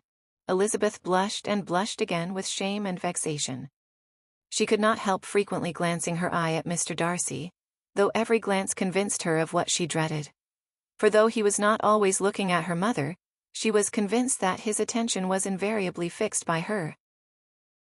The expression of his face changed gradually from indignant contempt to a composed and steady gravity. At length, however, Mrs. Bennet had no more to say, and Lady Lucas, who had been long yawning at the repetition of delights which she saw no likelihood of sharing, was left to the comforts of cold ham and chicken. Elizabeth now began to revive. But not long was the interval of tranquillity, for when supper was over, singing was talked of, and she had the mortification of seeing Mary, after very little entreaty, preparing to oblige the company. By many significant looks and silent entreaties did she endeavor to prevent such a proof of complaisance, but in vain. Mary would not understand them. Such an opportunity of exhibiting was delightful to her, and she began her song. Elizabeth's eyes were fixed on her, with most painful sensations, and she watched her progress through the several stanzas, with an impatience, which was very ill rewarded at their close. For Mary, on receiving amongst the thanks of the table the hint of a hope that she might be prevailed on to favour them again, after the pause of half a minute began another. Mary's powers were by no means fitted for such a display. Her voice was weak, and her manner affected. Elizabeth was in agonies.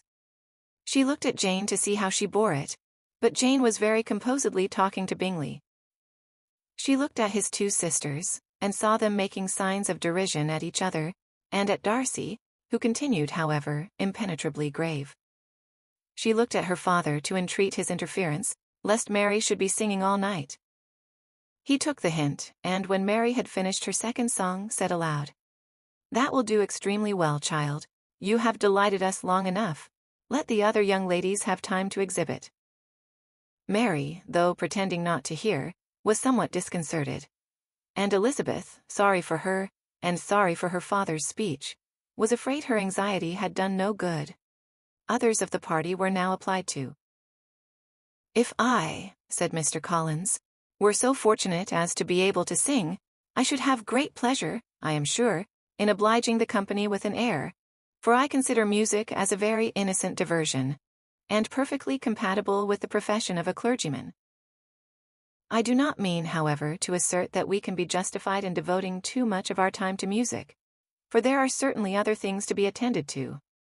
The rector of a parish has much to do. In the first place, he must make such an agreement for tithes as may be beneficial to himself and not offensive to his patron. He must write his own sermons, and the time that remains will not be too much for his parish duties, and the care and improvement of his dwelling, which he cannot be excused from making as comfortable as possible. And I do not think it of light importance that he should have attentive and conciliatory manners towards everybody, especially towards those to whom he owes his preferment. I cannot acquit him of that duty, nor could I think well of the man who should omit an occasion of testifying his respect towards anybody connected with the family." And with a bow to Mr. Darcy, he concluded his speech, which had been spoken so loud as to be heard by half the room. Many stared, many smiled, but no one looked more amused than Mr. Bennet himself, while his wife seriously commended Mr. Collins for having spoken so sensibly, and observed, in a half-whisper to Lady Lucas, that he was a remarkably clever, good kind of young man. To Elizabeth it appeared that had her family made an agreement to expose themselves as much as they could during the evening, it would have been impossible for them to play their parts with more spirit, or finer success, and happy did she think it for Bingley and her sister, that some of the exhibition had escaped his notice, and that his feelings were not of a sort to be much distressed by the folly which he must have witnessed. That his two sisters and Mr. Darcy, however, should have such an opportunity of ridiculing her relations was bad enough, and she could not determine whether the silent contempt of the gentlemen, or the insolent smiles of the ladies, were more intolerable. The rest of the evening brought her little amusement. She was teased by Mr. Collins, who continued most perseveringly by her side, and though he could not prevail with her to dance with him again, put it out of her power to dance with others. In vain did she entreat him to stand up with somebody else, and offered to introduce him to any young lady in the room. He assured her that, as to dancing, he was perfectly indifferent to it, that his chief object was, by delicate attentions, to recommend himself to her, and that he should therefore make a point of remaining close to her the whole evening. There was no arguing upon such a project. She owed her greatest relief to her friend Miss Lucas, who often joined them, and good-naturedly engaged Mr. Collins's conversation to herself. She was at least free from the offence of Mr. Darcy's further notice. Though often standing within a very short distance of her, quite disengaged, he never came near enough to speak. She felt it to be the probable consequence of her allusions to Mr. Wickham, and rejoiced in it. The Longbourn party were the last of all the company to depart, and by a maneuver of Mrs. Bennet had to wait for their carriage a quarter of an hour after everybody else was gone, which gave them time to see how heartily they were wished away by some of the family. Mrs. Hurst and her sister scarcely opened their mouths except to complain of fatigue, and were evidently impatient to have the house to themselves. They repulsed every attempt of Mrs. Bennet at conversation, and, by so doing, threw a languor over the whole party, which was very little relieved by the long speeches of Mr. Collins, who was complimenting Mr. Bingley and his sisters on the elegance of their entertainment, and the hospitality and politeness which had marked their behaviour to their guests. Darcy said nothing at all. Mr. Bennet, in equal silence, was enjoying the scene. Mr. Bingley and Jane were standing together a little detached from the rest, and talked only to each other. Elizabeth preserved as steady a silence as either Mrs. Hurst or Miss Bingley, and even Lydia was too much fatigued to utter more than the occasional exclamation of, "Lord, how tired I am," accompanied by a violent yawn. When at length they arose to take leave, Mrs. Bennet was most pressingly civil in her hope of seeing the whole family soon at Longbourn, and addressed herself particularly to Mr. Bingley, to assure him how happy he would make them, by eating a family dinner with them at any time, without the ceremony of a formal invitation. Bingley was all grateful pleasure, and he readily engaged for taking the earliest opportunity of waiting on her after his return from London, whither he was obliged to go the next day for a short time. Mrs. Bennet was perfectly satisfied, and quitted the house under the delightful persuasion that, allowing for the necessary preparations of settlements, new carriages, and wedding clothes, she should undoubtedly see her daughter settled at Netherfield in the course of 3 or 4 months. Of having another daughter married to Mr. Collins she thought with equal certainty, and with considerable, though not equal, pleasure. Elizabeth was the least dear to her of all her children, and though the man and the match were quite good enough for her, the worth of each was eclipsed by Mr. Bingley and Netherfield. Chapter 19. The next day opened a new scene at Longbourn. Mr. Collins made his declaration in form. Having resolved to do it without loss of time, as his leave of absence extended only to the following Saturday, and having no feelings of diffidence to make it distressing to himself even at the moment, he set about it in a very orderly manner, with all the observances which he supposed a regular part of the business. On finding Mrs. Bennet, Elizabeth, and one of the younger girls together, soon after breakfast, he addressed the mother in these words. "May I hope, madam, for your interest with your fair daughter Elizabeth, when I solicit for the honour of a private audience with her in the course of this morning?" Before Elizabeth had time for anything but a blush of surprise, Mrs. Bennet instantly answered, "Oh dear, yes, certainly. I am sure Lizzie will be very happy. I am sure she can have no objection. Come, Kitty, I want you upstairs."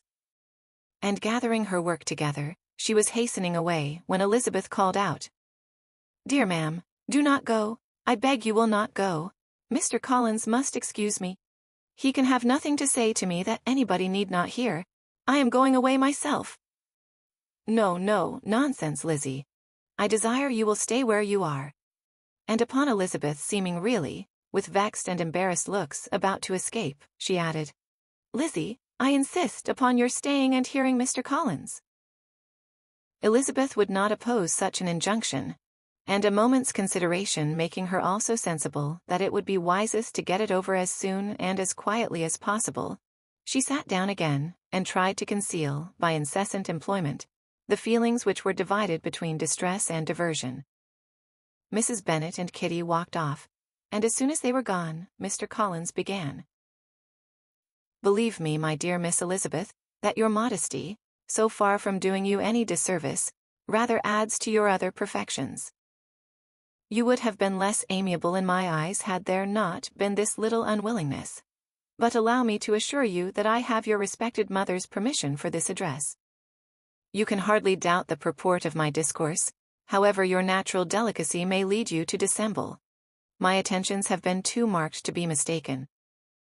Almost as soon as I entered the house, I singled you out as the companion of my future life. But before I am run away with by my feelings on this subject, perhaps it will be advisable for me to state my reasons for marrying and, moreover, for coming into Hertfordshire with the design of selecting a wife, as I certainly did. The idea of Mr. Collins, with all his solemn composure, being run away with by his feelings, made Elizabeth so near laughing that she could not use the short pause he allowed in any attempt to stop him farther, and he continued. My reasons for marrying are, first, that I think it a right thing for every clergyman in easy circumstances, like myself, to set the example of matrimony in his parish. Secondly, that I am convinced it will add very greatly to my happiness. And thirdly, which perhaps I ought to have mentioned earlier, that it is the particular advice and recommendation of the very noble lady whom I have the honor of calling patroness. Twice has she condescended to give me her opinion, unasked too, on this subject. And it was but the very Saturday night before I left Hunsford, between our pools at quadrille, while Mrs. Jenkinson was arranging Miss de Bourgh's footstool, that she said, "Mr. Collins, you must marry. A clergyman like you must marry. Choose properly, choose a gentlewoman for my sake and for your own. Let her be an active, useful sort of person, not brought up high, but able to make a small income go a good way. This is my advice. Find such a woman as soon as you can, bring her to Hunsford, and I will visit her. Allow me, by the way, to observe, my fair cousin, that I do not reckon the notice and kindness of Lady Catherine de Bourgh as among the least of the advantages in my power to offer. You will find her manners beyond anything I can describe, and your wit and vivacity, I think, must be acceptable to her, especially when tempered with the silence and respect which her rank will inevitably excite. Thus much for my general intention in favor of matrimony.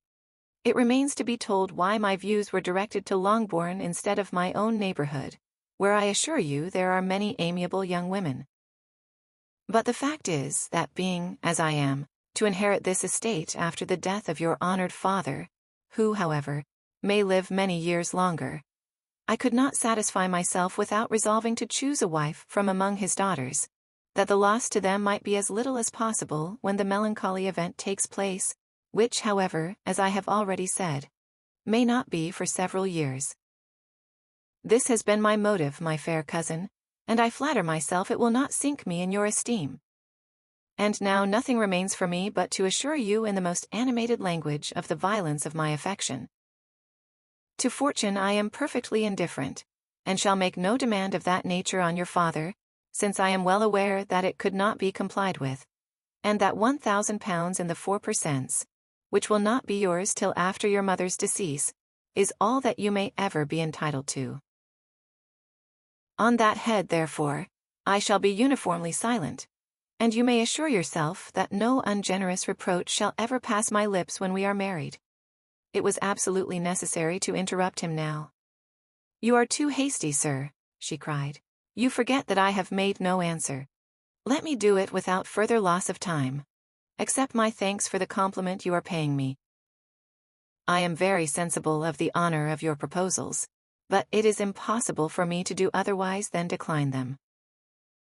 I am not now to learn, replied Mr. Collins, with a formal wave of the hand, that it is usual with young ladies to reject the addresses of the man whom they secretly mean to accept, when he first applies for their favor, and that sometimes the refusal is repeated a second or even a third time. I am, therefore, by no means discouraged by what you have just said, and shall hope to lead you to the altar ere long. Upon my word, sir, cried Elizabeth, your hope is rather an extraordinary one after my declaration. I do assure you that I am not one of those young ladies, if such young ladies there are, who are so daring as to risk their happiness on the chance of being asked a second time, I am perfectly serious in my refusal. You could not make me happy, and I am convinced that I am the last woman in the world who would make you so. Nay, were your friend Lady Catherine to know me, I am persuaded she would find me in every respect ill qualified for the situation." "Were it certain that Lady Catherine would think so," said Mr. Collins very gravely, "but I cannot imagine that her ladyship would at all disapprove of you. And you may be certain that when I have the honor of seeing her again, I shall speak in the highest terms of your modesty, economy, and other amiable qualifications. Indeed, Mr. Collins, all praise of me will be unnecessary. You must give me leave to judge for myself, and pay me the compliment of believing what I say. I wish you very happy and very rich, and by refusing your hand do all in my power to prevent your being otherwise. In making me the offer, you must have satisfied the delicacy of your feelings with regard to my family, and may take possession of Longbourn estate whenever it falls, without any self-reproach. This matter may be considered, therefore, as finally settled." And rising as she thus spoke, she would have quitted the room, had not Mr. Collins thus addressed her.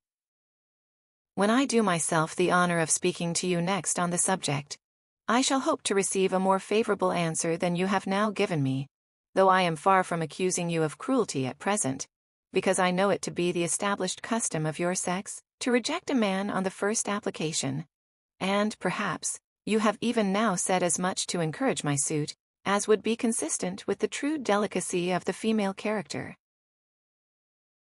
"Really, Mr. Collins," cried Elizabeth with some warmth, "you puzzle me exceedingly.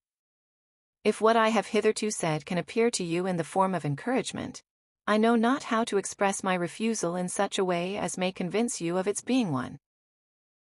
You must give me leave to flatter myself, my dear cousin, that your refusal of my addresses are merely words of course. My reasons for believing it are briefly these. It does not appear to me that my hand is unworthy of your acceptance, or that the establishment I can offer would be any other than highly desirable. My situation in life, my connections with the family of de Bourgh, and my relationship to your own, are circumstances highly in my favor, and you should take it into further consideration that, in spite of your manifold attractions, it is by no means certain that another offer of marriage may ever be made you. Your portion is unhappily so small that it will in all likelihood undo the effects of your loveliness and amiable qualifications. As I must, therefore, conclude that you are not serious in your rejection of me, I shall choose to attribute it to your wish of increasing my love by suspense, according to the usual practice of elegant females. I do assure you, sir, that I have no pretensions whatever to that kind of elegance which consists in tormenting a respectable man. I would rather be paid the compliment of being believed sincere. I thank you again and again for the honor you have done me in your proposals, but to accept them is absolutely impossible. My feelings in every respect forbid it. Can I speak plainer? Do not consider me now as an elegant female intending to plague you, but as a rational creature speaking the truth from her heart." "You are uniformly charming," cried he, with an air of awkward gallantry, "and I am persuaded that, when sanctioned by the express authority of both your excellent parents, my proposals will not fail of being acceptable." To such perseverance in wilful self-deception, Elizabeth would make no reply, and immediately and in silence withdrew, determined that if he persisted in considering her repeated refusals as flattering encouragement, to apply to her father, whose negative might be uttered in such a manner as must be decisive, and whose behavior at least could not be mistaken for the affectation and coquetry of an elegant female. Chapter 20. Mr. Collins was not left long to the silent contemplation of his successful love, for Mrs. Bennet, having dawdled about in the vestibule to watch for the end of the conference, no sooner saw Elizabeth open the door, and with quick step pass her towards the staircase, than she entered the breakfast-room, and congratulated both him and herself in warm terms on the happy prospect of their nearer connection. Mr. Collins received and returned these felicitations with equal pleasure, and then proceeded to relate the particulars of their interview, with the result of which he trusted he had every reason to be satisfied, since the refusal which his cousin had steadfastly given him would naturally flow from her bashful modesty and the genuine delicacy of her character. This information, however, startled Mrs. Bennet. She would have been glad to be equally satisfied that her daughter had meant to encourage him by protesting against his proposals, but she dared not believe it, and could not help saying so. "But depend upon it, Mr. Collins," she added, "that Lizzie shall be brought to reason. I will speak to her about it myself directly. She is a very headstrong, foolish girl and does not know her own interest, but I will make her know it." "Pardon me for interrupting you, madam," cried Mr. Collins, "but if she is really headstrong and foolish, I know not whether she would altogether be a very desirable wife to a man in my situation, who naturally looks for happiness in the marriage state. If, therefore, she actually persists in rejecting my suit, perhaps it were better not to force her into accepting me, because, if liable to such defects of temper, she could not contribute much to my felicity." "Sir, you quite misunderstand me," said Mrs. Bennet, alarmed. "Lizzie is only headstrong in such matters as these. In everything else she is as good-natured a girl as ever lived. I will go directly to Mr. Bennet, and we shall very soon settle it with her, I am sure." She would not give him time to reply, but hurrying instantly to her husband, called out, as she entered the library, "Oh, Mr. Bennet, you are wanted immediately. We are all in an uproar. You must come and make Lizzie marry Mr. Collins, for she vows she will not have him, and if you do not make haste he will change his mind and not have her." Mr. Bennet raised his eyes from his book as she entered, and fixed them on her face with a calm unconcern, which was not in the least altered by her communication. "I have not the pleasure of understanding you," said he, when she had finished her speech. "Of what are you talking?" "Of Mr. Collins and Lizzie. Lizzie declares she will not have Mr. Collins, and Mr. Collins begins to say that he will not have Lizzie. And what am I to do on the occasion? It seems a hopeless business." "Speak to Lizzie about it yourself. Tell her that you insist upon her marrying him. Let her be called down. She shall hear my opinion." Mrs. Bennet rang the bell, and Miss Elizabeth was summoned to the library. "Come here, child," cried her father as she appeared. "I have sent for you on an affair of importance. I understand that Mr. Collins has made you an offer of marriage. Is it true?" Elizabeth replied that it was. "Very well, and this offer of marriage you have refused?" "I have, sir." "Very well. We now come to the point. Your mother insists upon your accepting it. Is it not so, Mrs. Bennet?" "Yes, or I will never see her again." "An unhappy alternative is before you, Elizabeth. From this day you must be a stranger to one of your parents. Your mother will never see you again if you do not marry Mr. Collins, and I will never see you again if you do." Elizabeth could not but smile at such a conclusion of such a beginning. But Mrs. Bennet, who had persuaded herself that her husband regarded the affair as she wished, was excessively disappointed. "What do you mean, Mr. Bennet, by talking in this way? You promised me to insist upon her marrying him." "My dear," replied her husband, "I have two small favors to request. First, that you will allow me the free use of my understanding on the present occasion, and, secondly, of my room. I shall be glad to have the library to myself as soon as may be." Not yet, however, in spite of her disappointment in her husband, did Mrs. Bennet give up the point. She talked to Elizabeth again and again, coaxed and threatened her by turns. She endeavored to secure Jane in her interest, but Jane, with all possible mildness, declined interfering, and Elizabeth, sometimes with real earnestness, and sometimes with playful gaiety, replied to her attacks. Though her manner varied, however, her determination never did. Mr. Collins, meanwhile, was meditating in solitude on what had passed. He thought too well of himself to comprehend on what motive his cousin could refuse him, and though his pride was hurt, he suffered in no other way. His regard for her was quite imaginary, and the possibility of her deserving her mother's reproach prevented his feeling any regret. While the family were in this confusion, Charlotte Lucas came to spend the day with them. She was met in the vestibule by Lydia, who, flying to her, cried in a half-whisper, "I am glad you are come, for there is such fun here. What do you think has happened this morning? Mr. Collins has made an offer to Lizzie, and she will not have him." Charlotte had hardly time to answer before they were joined by Kitty, who came to tell the same news. And no sooner had they entered the breakfast room, where Mrs. Bennet was alone, than she likewise began on the subject, calling on Miss Lucas for her compassion, and entreating her to persuade her friend Lizzie to comply with the wishes of her family. "Pray do, my dear Miss Lucas," she added, in a melancholy tone, "for nobody is on my side, nobody takes part with me, I am cruelly used, nobody feels for my poor nerves." Charlotte's reply was spared by the entrance of Jane and Elizabeth. There she comes," continued Mrs. Bennet, looking as unconcerned as may be, and caring no more for us than if we were at York, provided she can have her own way. "But I tell you what, Miss Lizzie, if you take it into your head to go on refusing every offer of marriage in this way, you will never get a husband at all, and I am sure I do not know who is to maintain you when your father is dead. I shall not be able to keep you, and so I warn you. I have done with you from this very day. I told you in the library, you know, that I should never speak to you again, and you will find me as good as my word. I have no pleasure in talking to undutiful children. Not that I have much pleasure, indeed, in talking to anybody. People who suffer as I do from nervous complaints can have no great inclination for talking. Nobody can tell what I suffer, but it is always so. Those who do not complain are never pitied."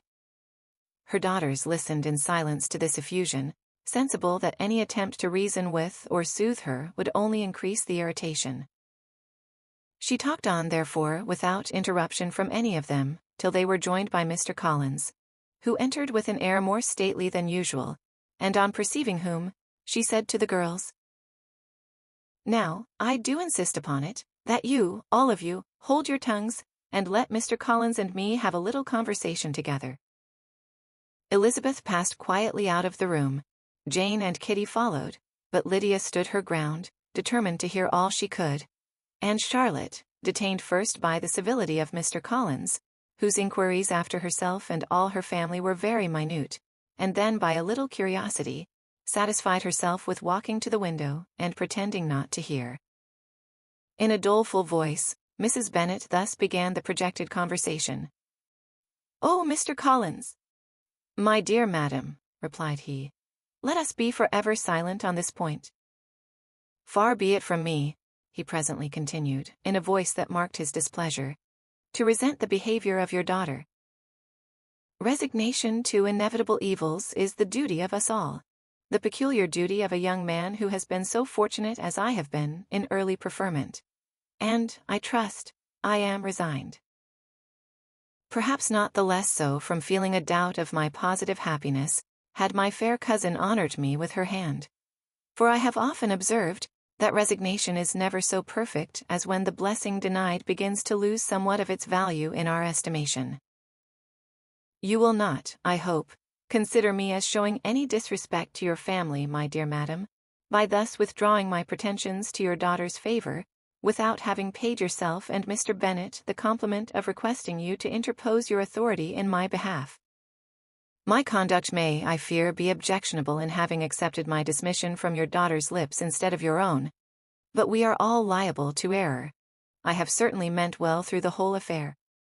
My object has been to secure an amiable companion for myself, with due consideration for the advantage of all your family, and if my manner has been at all reprehensible, I here beg leave to apologize. Chapter 21. The discussion of Mr. Collins's offer was now nearly at an end, and Elizabeth had only to suffer from the uncomfortable feelings necessarily attending it, and occasionally from some peevish allusion of her mother. As for the gentleman himself, his feelings were chiefly expressed, not by embarrassment or dejection, or by trying to avoid her, but by stiffness of manner and resentful silence. He scarcely ever spoke to her, and the assiduous attentions which he had been so sensible of himself were transferred for the rest of the day to Miss Lucas, whose civility in listening to him was a seasonable relief to them all, and especially to her friend. The morrow produced no abatement of Mrs. Bennet's ill humor or ill health. Mr. Collins was also in the same state of angry pride. Elizabeth had hoped that his resentment might shorten his visit, but his plan did not appear in the least affected by it. He was always to have gone on Saturday, and to Saturday he still meant to stay. After breakfast, the girls walked to Meryton, to inquire if Mr. Wickham were returned, and to lament over his absence from the Netherfield ball. He joined them on their entering the town, and attended them to their aunt's, where his regret and vexation and the concern of everybody were well talked over. To Elizabeth, however, he voluntarily acknowledged that the necessity of his absence had been self-imposed. "I found," said he, as the time drew near, "that I had better not meet Mr. Darcy. That to be in the same room, the same party with him for so many hours together, might be more than I could bear, and that scenes might arise unpleasant to more than myself." She highly approved his forbearance, and they had leisure for a full discussion of it, and for all the commendations which they civilly bestowed on each other, as Wickham and another officer walked back with them to Longbourn, and during the walk he particularly attended to her. His accompanying them was a double advantage. She felt all the compliment it offered to herself, and it was most acceptable as an occasion of introducing him to her father and mother. Soon after their return, a letter was delivered to Miss Bennet. It came from Netherfield, and was opened immediately. The envelope contained a sheet of elegant little hot-pressed paper, well covered with a lady's fair, flowing hand. And Elizabeth saw her sister's countenance change as she read it, and saw her dwelling intently on some particular passages. Jane recollected herself soon, and putting the letter away, tried to join with her usual cheerfulness in the general conversation. But Elizabeth felt an anxiety on the subject which drew off her attention even from Wickham, and no sooner had he and his companion taken leave, than a glance from Jane invited her to follow her upstairs. When they had gained their own room, Jane, taking out her letter, said, "This is from Caroline Bingley. What it contains has surprised me a good deal. The whole party have left Netherfield by this time, and are on their way to town, and without any intention of coming back again. You shall hear what she says." She then read the first sentence aloud, which comprised the information of their having just resolved to follow their brother to town directly, and of their meaning to dine that day in Grosvenor Street, where Mr. Hurst had a house. The next was in these words: "I do not pretend to regret anything I shall leave in Hertfordshire, except your society, my dearest friend. But we will hope, at some future period, to enjoy many returns of that delightful intercourse we have known, and in the meanwhile may lessen the pain of separation by a very frequent and most unreserved correspondence. I depend on you for that." To these high-flown expressions Elizabeth listened with all the insensibility of distrust, and though the suddenness of their removal surprised her, she saw nothing in it really to lament. It was not to be supposed that their absence from Netherfield would prevent Mr. Bingley's being there, and as to the loss of their society, she was persuaded that Jane must soon cease to regard it in the enjoyment of his. "It is unlucky," said she, after a short pause, "that you should not be able to see your friends before they leave the country. But may we not hope that the period of future happiness, to which Miss Bingley looks forward, may arrive earlier than she is aware, and that the delightful intercourse you have known as friends will be renewed with yet greater satisfaction as sisters? Mr. Bingley will not be detained in London by them. Caroline decidedly says that none of the party will return into Hertfordshire this winter. I will read it to you. When my brother left us yesterday, he imagined that the business which took him to London might be concluded in 3 or 4 days, but as we are certain it cannot be so, and at the same time convinced that when Charles gets to town, he will be in no hurry to leave it again, we have determined on following him thither, that he may not be obliged to spend his vacant hours in a comfortless hotel. Many of my acquaintance are already there for the winter. I wish I could hear that you, my dearest friend, had any intention of making one in the crowd, but of that I despair. I sincerely hope your Christmas in Hertfordshire may abound in the gaieties which that season generally brings, and that your beaux will be so numerous as to prevent your feeling the loss of the 3 of whom we shall deprive you. It is evident by this," added Jane, "that he comes back no more this winter." "It is only evident that Miss Bingley does not mean he should." "Why will you think so?" It must be his own doing. He is his own master. But you do not know all. I will read you the passage which particularly hurts me. I will have no reserves from you. Mr. Darcy is impatient to see his sister, and to confess the truth, we are scarcely less eager to meet her again. I really do not think Georgiana Darcy has her equal for beauty, elegance, and accomplishments, and the affection she inspires in Louisa and myself is heightened into something still more interesting from the hope we dare to entertain of her being hereafter our sister. I do not know whether I ever before mentioned to you my feelings on this subject, but I will not leave the country without confiding them, and I trust you will not esteem them unreasonable. My brother admires her greatly already. He will have frequent opportunity now of seeing her on the most intimate footing. Her relations all wish the connection as much as his own. And a sister's partiality is not misleading me, I think, when I call Charles most capable of engaging any woman's heart. With all these circumstances to favor an attachment, and nothing to prevent it, am I wrong, my dearest Jane, in indulging the hope of an event which will secure the happiness of so many? What think you of this sentence, my dear Lizzie? Said Jane, as she finished it. Is it not clear enough? Does it not expressly declare that Caroline neither expects nor wishes me to be her sister, that she is perfectly convinced of her brother's indifference, and that if she suspects the nature of my feelings for him, she means, most kindly, to put me on my guard? Can there be any other opinion on the subject? Yes, there can, for mine is totally different. Will you hear it? Most willingly. You shall have it in a few words. Miss Bingley sees that her brother is in love with you, and wants him to marry Miss Darcy. She follows him to town in the hope of keeping him there, and tries to persuade you that he does not care about you. Jane shook her head. Indeed, Jane, you ought to believe me. No one who has ever seen you together can doubt his affection. Miss Bingley, I am sure, cannot. She is not such a simpleton. Could she have seen half as much love in Mr. Darcy for herself, she would have ordered her wedding clothes. But the case is this. We are not rich enough or grand enough for them, and she is the more anxious to get Miss Darcy for her brother, from the notion that when there has been one intermarriage, she may have less trouble in achieving a second, in which there is certainly some ingenuity, and I dare say it would succeed if Miss de Bourgh were out of the way. But, my dearest Jane, you cannot seriously imagine that, because Miss Bingley tells you her brother greatly admires Miss Darcy, he is in the smallest degree less sensible of your merit than when he took leave of you on Tuesday, or that it will be in her power to persuade him that, instead of being in love with you, he is very much in love with her friend. If we thought alike of Miss Bingley, replied Jane, your representation of all this might make me quite easy. But I know the foundation is unjust. Caroline is incapable of wilfully deceiving anyone, and all that I can hope in this case is that she is deceived herself. That is right. You could not have started a more happy idea, since you will not take comfort in mine. Believe her to be deceived by all means. You have now done your duty by her, and must fret no longer.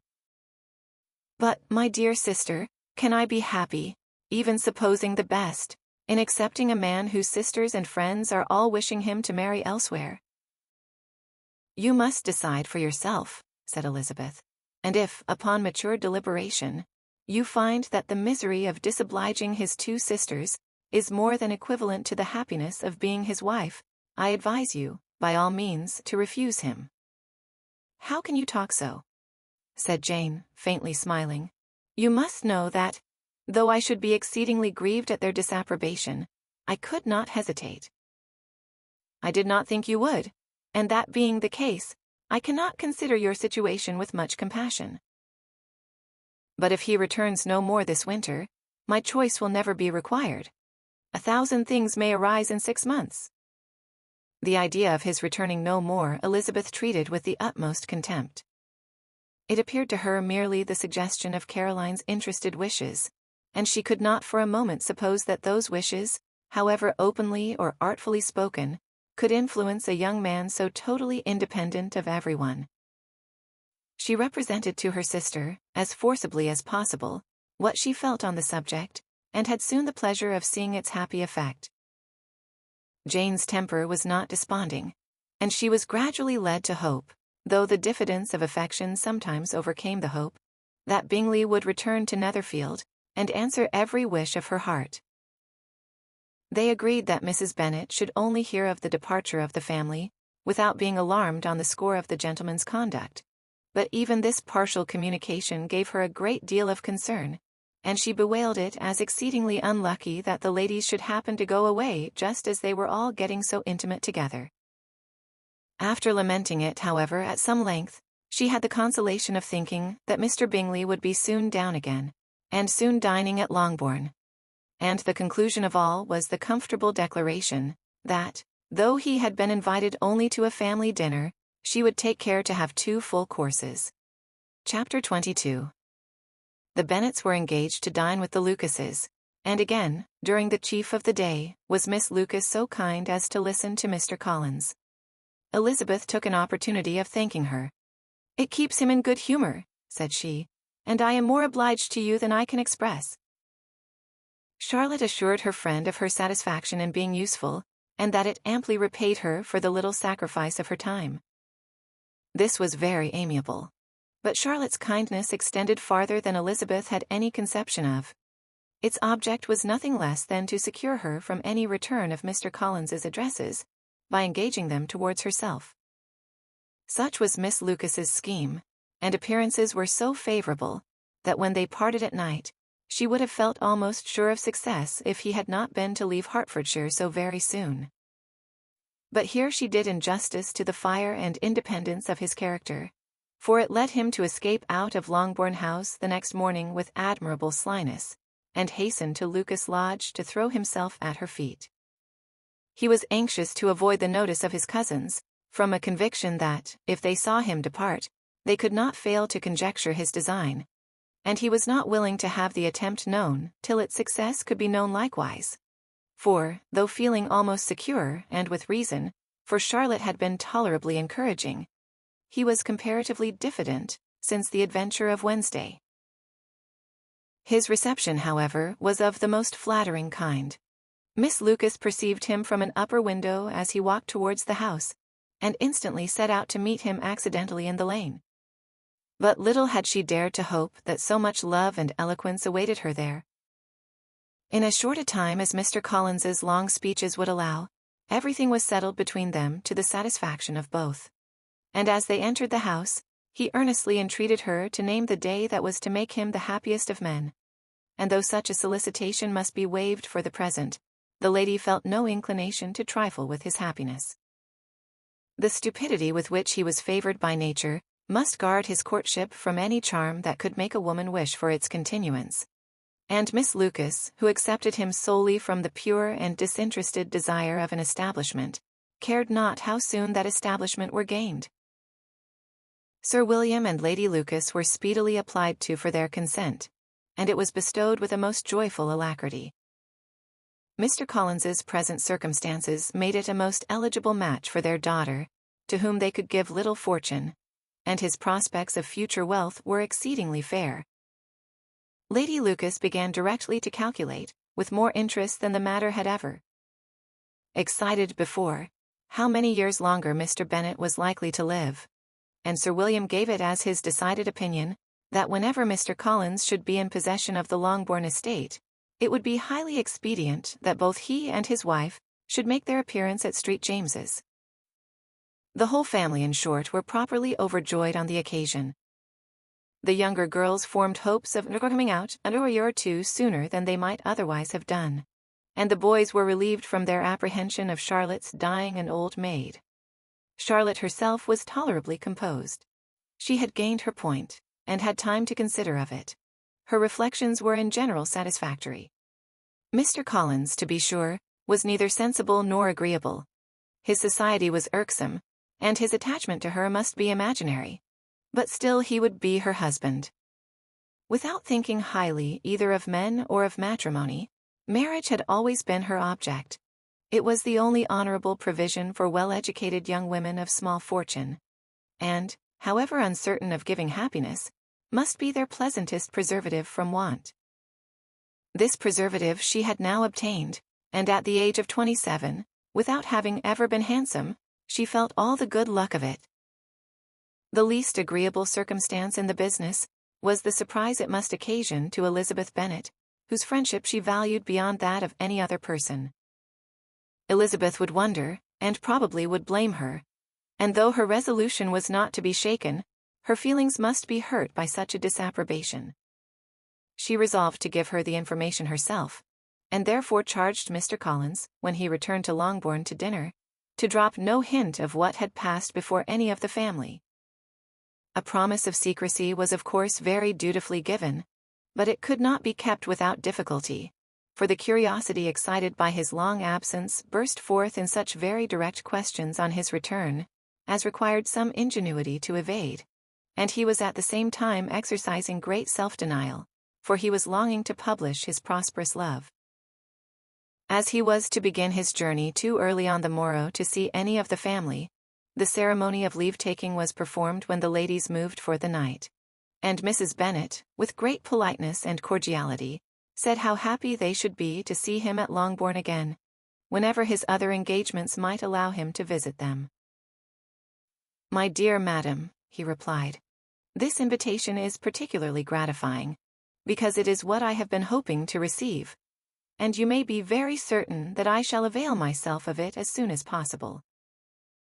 They were all astonished, and Mr. Bennet, who could by no means wish for so speedy a return, immediately said, "But is there not danger of Lady Catherine's disapprobation here, my good sir? You had better neglect your relations than run the risk of offending your patroness." "My dear sir," replied Mr. Collins, "I am particularly obliged to you for this friendly caution, and you may depend upon my not taking so material a step without her ladyship's concurrence. You cannot be too much on your guard. Risk anything rather than her displeasure, and if you find it likely to be raised by your coming to us again, which I should think exceedingly probable, stay quietly at home and be satisfied that we shall take no offense. Believe me, my dear sir, my gratitude is warmly excited by such affectionate attention, and, depend upon it, you will speedily receive from me a letter of thanks for this as well as for every other mark of your regard during my stay in Hertfordshire. As for my fair cousins, though my absence may not be long enough to render it necessary, I shall now take the liberty of wishing them health and happiness, not excepting my cousin Elizabeth." With proper civilities, the ladies then withdrew, all of them equally surprised to find that he meditated a quick return. Mrs. Bennet wished to understand by it that he thought of paying his addresses to one of her younger girls, and Mary might have been prevailed on to accept him. She rated his abilities much higher than any of the others. There was a solidity in his reflections which often struck her, and though by no means so clever as herself, she thought that, if encouraged to read and improve himself by such an example as hers, he might become a very agreeable companion. But on the following morning every hope of this kind was done away. Miss Lucas called soon after breakfast, and in a private conference with Elizabeth related the event of the day before. The possibility of Mr. Collins's fancying himself in love with her friend had once occurred to Elizabeth within the last day or two, but that Charlotte could encourage him seemed almost as far from possibility as that she could encourage him herself, and her astonishment was consequently so great as to overcome at first the bounds of decorum, and she could not help crying out, "Engaged to Mr. Collins, my dear Charlotte, impossible!"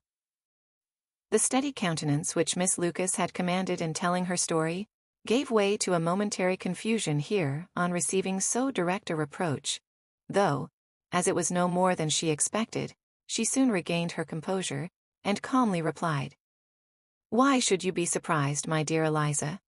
Do you think it incredible that Mr. Collins should be able to procure any woman's good opinion, because he was not so happy as to succeed with you?" But Elizabeth had now recollected herself, and making a strong effort for it, was able to assure her, with tolerable firmness, that the prospect of their relationship was highly grateful to her, and that she wished her all imaginable happiness. "I see what you are feeling," replied Charlotte. "You must be surprised, very much surprised, so lately as Mr. Collins was wishing to marry you.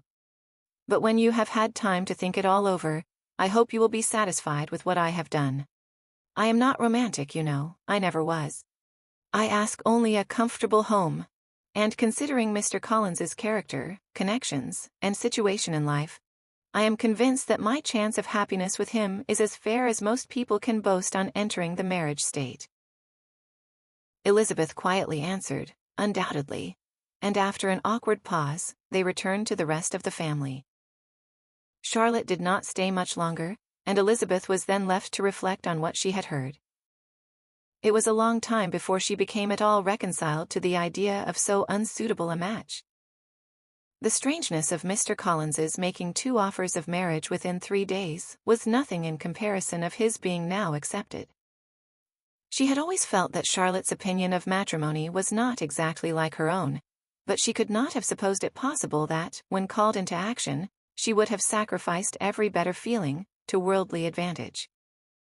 Charlotte, the wife of Mr. Collins, was a most humiliating picture. And to the pang of a friend disgracing herself, and sunk in her esteem, was added the distressing conviction that it was impossible for that friend to be tolerably happy in the lot she had chosen. Chapter 23. Elizabeth was sitting with her mother and sisters, reflecting on what she had heard, and doubting whether she was authorized to mention it, when Sir William Lucas himself appeared, sent by his daughter to announce her engagement to the family.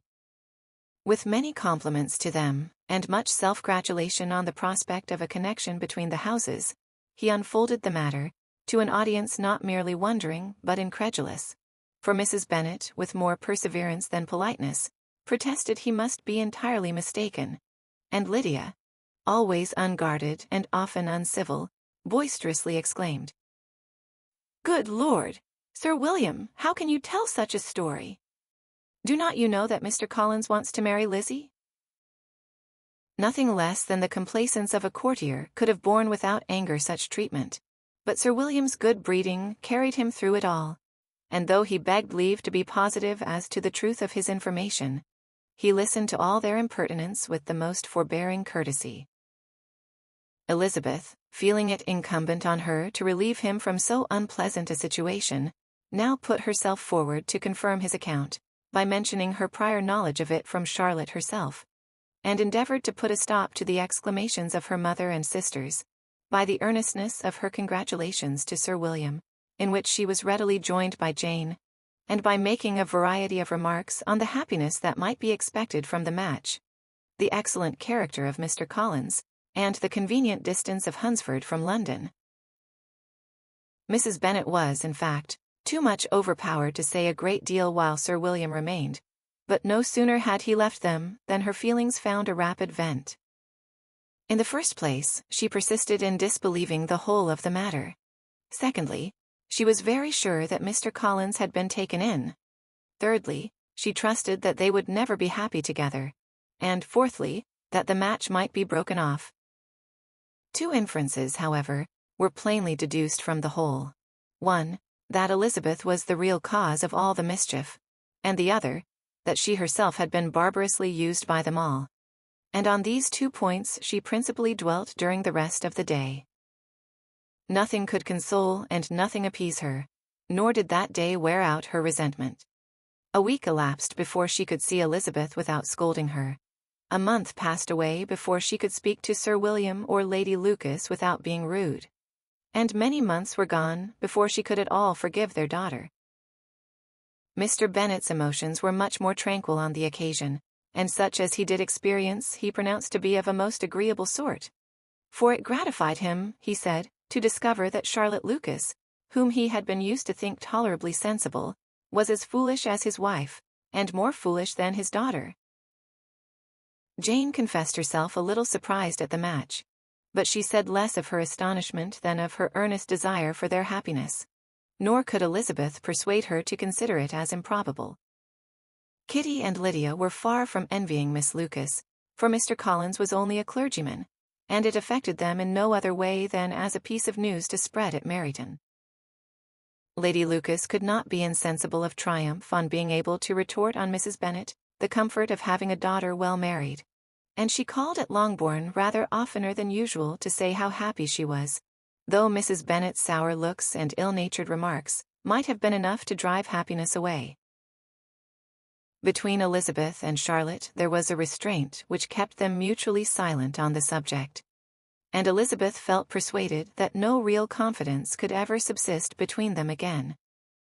Her disappointment in Charlotte made her turn with fonder regard to her sister, of whose rectitude and delicacy she was sure her opinion could never be shaken, and for whose happiness she grew daily more anxious, as Bingley had now been gone a week, and nothing was heard of his return. Jane had sent Caroline an early answer to her letter, and was counting the days till she might reasonably hope to hear again.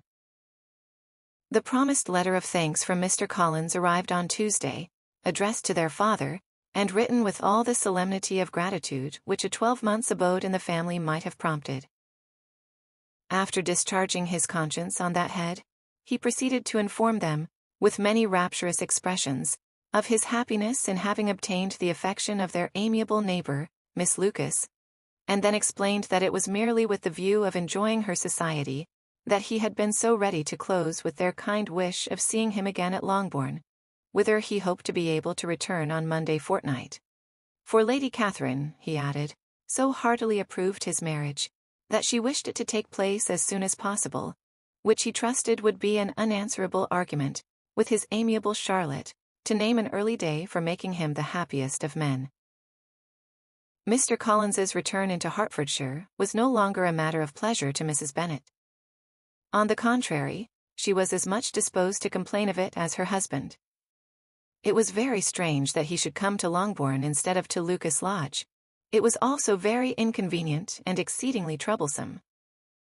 She hated having visitors in the house while her health was so indifferent, and lovers were of all people the most disagreeable. Such were the gentle murmurs of Mrs. Bennet, and they gave way only to the greater distress of Mr. Bingley's continued absence. Neither Jane nor Elizabeth were comfortable on this subject. Day after day passed away without bringing any other tidings of him than the report which shortly prevailed in Meryton, of his coming no more to Netherfield the whole winter. A report which highly incensed Mrs. Bennet, and which she never failed to contradict as a most scandalous falsehood.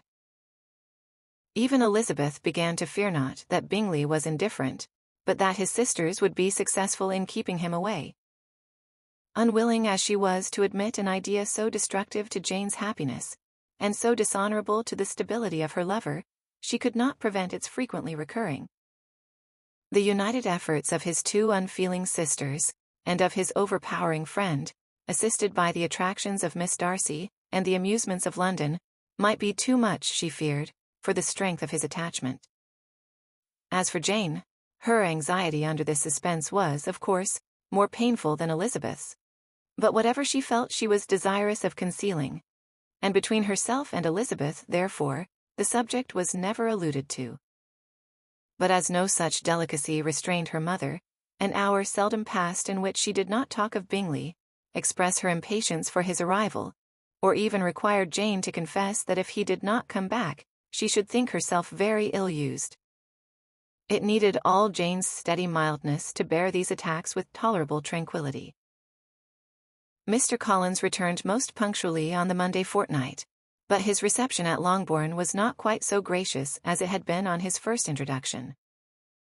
He was too happy, however, to need much attention, and, luckily for the others, the business of love-making relieved them from a great deal of his company.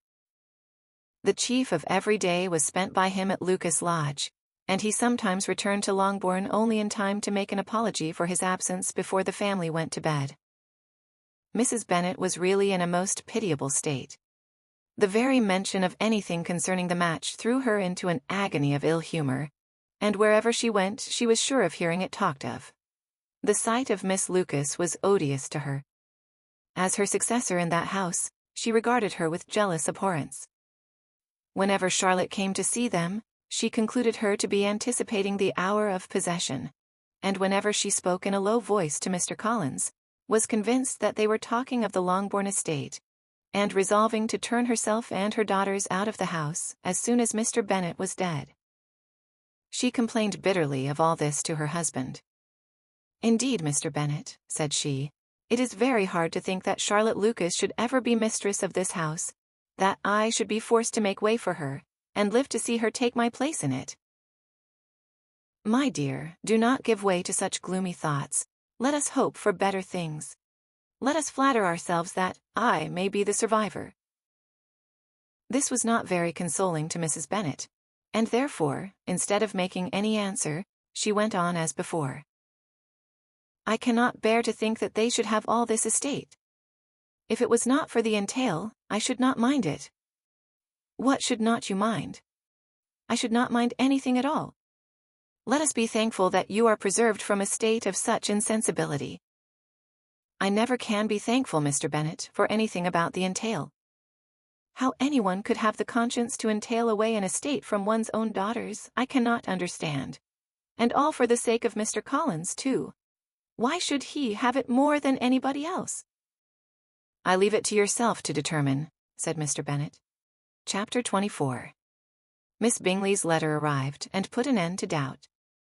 The very first sentence conveyed the assurance of their being all settled in London for the winter, and concluded with her brother's regret at not having had time to pay his respects to his friends in Hertfordshire before he left the country. Hope was over, entirely over, and when Jane could attend to the rest of the letter, she found little, except the professed affection of the writer, that could give her any comfort. Miss Darcy's praise occupied the chief of it. Her many attractions were again dwelt on, and Caroline boasted joyfully of their increasing intimacy, and ventured to predict the accomplishment of the wishes which had been unfolded in her former letter. She wrote also with great pleasure of her brother's being an inmate of Mr. Darcy's house, and mentioned with raptures some plans of the latter with regard to new furniture. Elizabeth, to whom Jane very soon communicated the chief of all this, heard it in silent indignation. Her heart was divided between concern for her sister, and resentment against all others. To Caroline's assertion of her brother's being partial to Miss Darcy, she paid no credit. That he was really fond of Jane, she doubted no more than she had ever done. And much as she had always been disposed to like him, she could not think without anger, hardly without contempt, on that easiness of temper, that want of proper resolution, which now made him the slave of his designing friends, and led him to sacrifice his own happiness to the caprice of their inclinations. Had his own happiness, however, been the only sacrifice, he might have been allowed to sport with it in whatever manner he thought best. But her sister's was involved in it, as she thought he must be sensible himself. It was a subject, in short, on which reflection would be long indulged and must be unavailing. She could think of nothing else, and yet, whether Bingley's regard had really died away, or were suppressed by his friend's interference, whether he had been aware of Jane's attachment, or whether it had escaped his observation, whichever were the case, though her opinion of him must be materially affected by the difference, her sister's situation remained the same, her peace equally wounded. A day or two passed before Jane had courage to speak of her feelings to Elizabeth, but at last, on Mrs. Bennet's leaving them together, after a longer irritation than usual about Netherfield and its master, she could not help saying, "Oh, that my dear mother had more command over herself. She can have no idea of the pain she gives me by her continual reflections on him, but I will not repine, it cannot last long. He will be forgot, and we shall all be as we were before." Elizabeth looked at her sister with incredulous solicitude, but said nothing.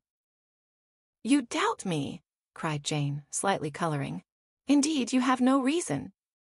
"He may live in my memory as the most amiable man of my acquaintance, but that is all. I have nothing either to hope or fear, and nothing to reproach him with. Thank God I have not that pain. A little time, therefore, I shall certainly try to get the better." With a stronger voice she soon added, "I have this comfort immediately, that it has not been more than an error of fancy on my side, and that it has done no harm to anyone but myself." "My dear Jane," exclaimed Elizabeth, "you are too good. Your sweetness and disinterestedness are really angelic. I do not know what to say to you. I feel as if I had never done you justice, or loved you as you deserve." Miss Bennet eagerly disclaimed all extraordinary merit, and threw back the praise on her sister's warm affection. "Nay," said Elizabeth, "this is not fair. You wish to think all the world respectable, and are hurt if I speak ill of anybody. I only want to think you perfect, and you set yourself against it. Do not be afraid of my running into any excess, of my encroaching on your privilege of universal goodwill. You need not. There are few people whom I really love, and still fewer of whom I think well. The more I see of the world, the more am I dissatisfied with it, and every day confirms my belief of the inconsistency of all human characters, and of the little dependence that can be placed on the appearance of either merit or sense. I have met with 2 instances lately. One I will not mention, the other is Charlotte's marriage. It is unaccountable. In every view it is unaccountable. My dear Lizzie, do not give way to such feelings as these. They will ruin your happiness. You do not make allowance enough for difference of situation and temper. Consider Mr. Collins's respectability, and Charlotte's prudent, steady character. Remember that she is one of a large family, that as to fortune it is a most eligible match, and be ready to believe, for everybody's sake, that she may feel something like regard and esteem for our cousin. To oblige you, I would try to believe almost anything, but no one else could be benefited by such a belief as this. For were I persuaded that Charlotte had any regard for him, I should only think worse of her understanding than I now do of her heart. My dear Jane, Mr. Collins is a conceited, pompous, narrow-minded, silly man. You know he is, as well as I do, and you must feel, as well as I do, that the woman who marries him cannot have a proper way of thinking. You shall not defend her, though it is Charlotte Lucas. You shall not, for the sake of one individual, change the meaning of principle and integrity, nor endeavor to persuade yourself or me that selfishness is prudence, and insensibility of danger security for happiness. I must think your language too strong in speaking of both, replied Jane, and I hope you will be convinced of it, by seeing them happy together. But enough of this. You alluded to something else. You mentioned 2 instances. I cannot misunderstand you, but I entreat you, dear Lizzie, not to pain me by thinking that person him, and saying your opinion of him is sunk. We must not be so ready to fancy ourselves intentionally injured. We must not expect a lively young man to be always so guarded and circumspect. It is very often nothing but our own vanity that deceives us. Women fancy admiration means more than it does. And men take care that they should. If it is designedly done, they cannot be justified. But I have no idea of there being so much design in the world as some persons imagine. I am far from attributing any part of Mr. Bingley's conduct to design, said Elizabeth. But, without scheming to do wrong, or to make others unhappy, there may be error, and there may be misery. Thoughtlessness, want of attention to other people's feelings, and want of resolution, will do the business. And do you impute it to either of those? Yes, to the last. But if I go on, I shall displease you by saying what I think of persons you esteem. Stop me whilst you can. You persist, then, in supposing his sisters influence him. Yes, in conjunction with his friend. I cannot believe it. Why should they try to influence him? They can only wish his happiness, and if he is attached to me no other woman can secure it. Your first position is false. They may wish many things besides his happiness. They may wish his increase of wealth and consequence. They may wish him to marry a girl who has all the importance of money, great connections, and pride.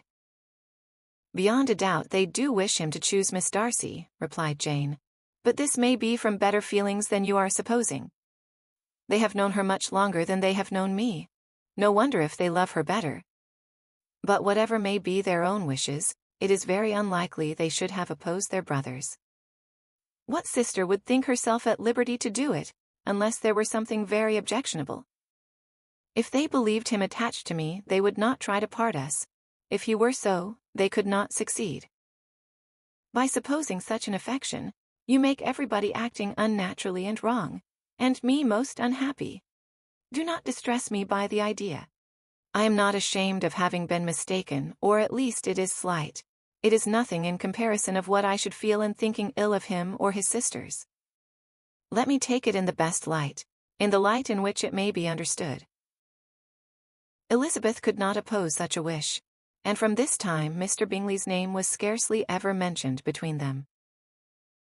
Mrs. Bennet still continued to wonder and repine at his returning no more, and though a day seldom passed in which Elizabeth did not account for it clearly, there seemed little chance of her ever considering it with less perplexity. Her daughter endeavored to convince her of what she did not believe herself, that his attentions to Jane had been merely the effect of a common and transient liking, which ceased when he saw her no more. But though the probability of the statement was admitted at the time, she had the same story to repeat every day. Mrs. Bennet's best comfort was that Mr. Bingley must be down again in the summer. Mr. Bennet treated the matter differently. "So, Lizzie," said he, one day, "your sister is crossed in love, I find. I congratulate her. Next to being married, a girl likes to be crossed in love a little now and then. It is something to think of, and gives her a sort of distinction among her companions. When is your turn to come? You will hardly bear to be long outdone by Jane. Now is your time. Here are officers enough at Meryton to disappoint all the young ladies in the country. Let Wickham be your man. He is a pleasant fellow, and would jilt you creditably." "Thank you, sir. But a less agreeable man would satisfy me. We must not all expect Jane's good fortune." "True," said Mr. Bennet.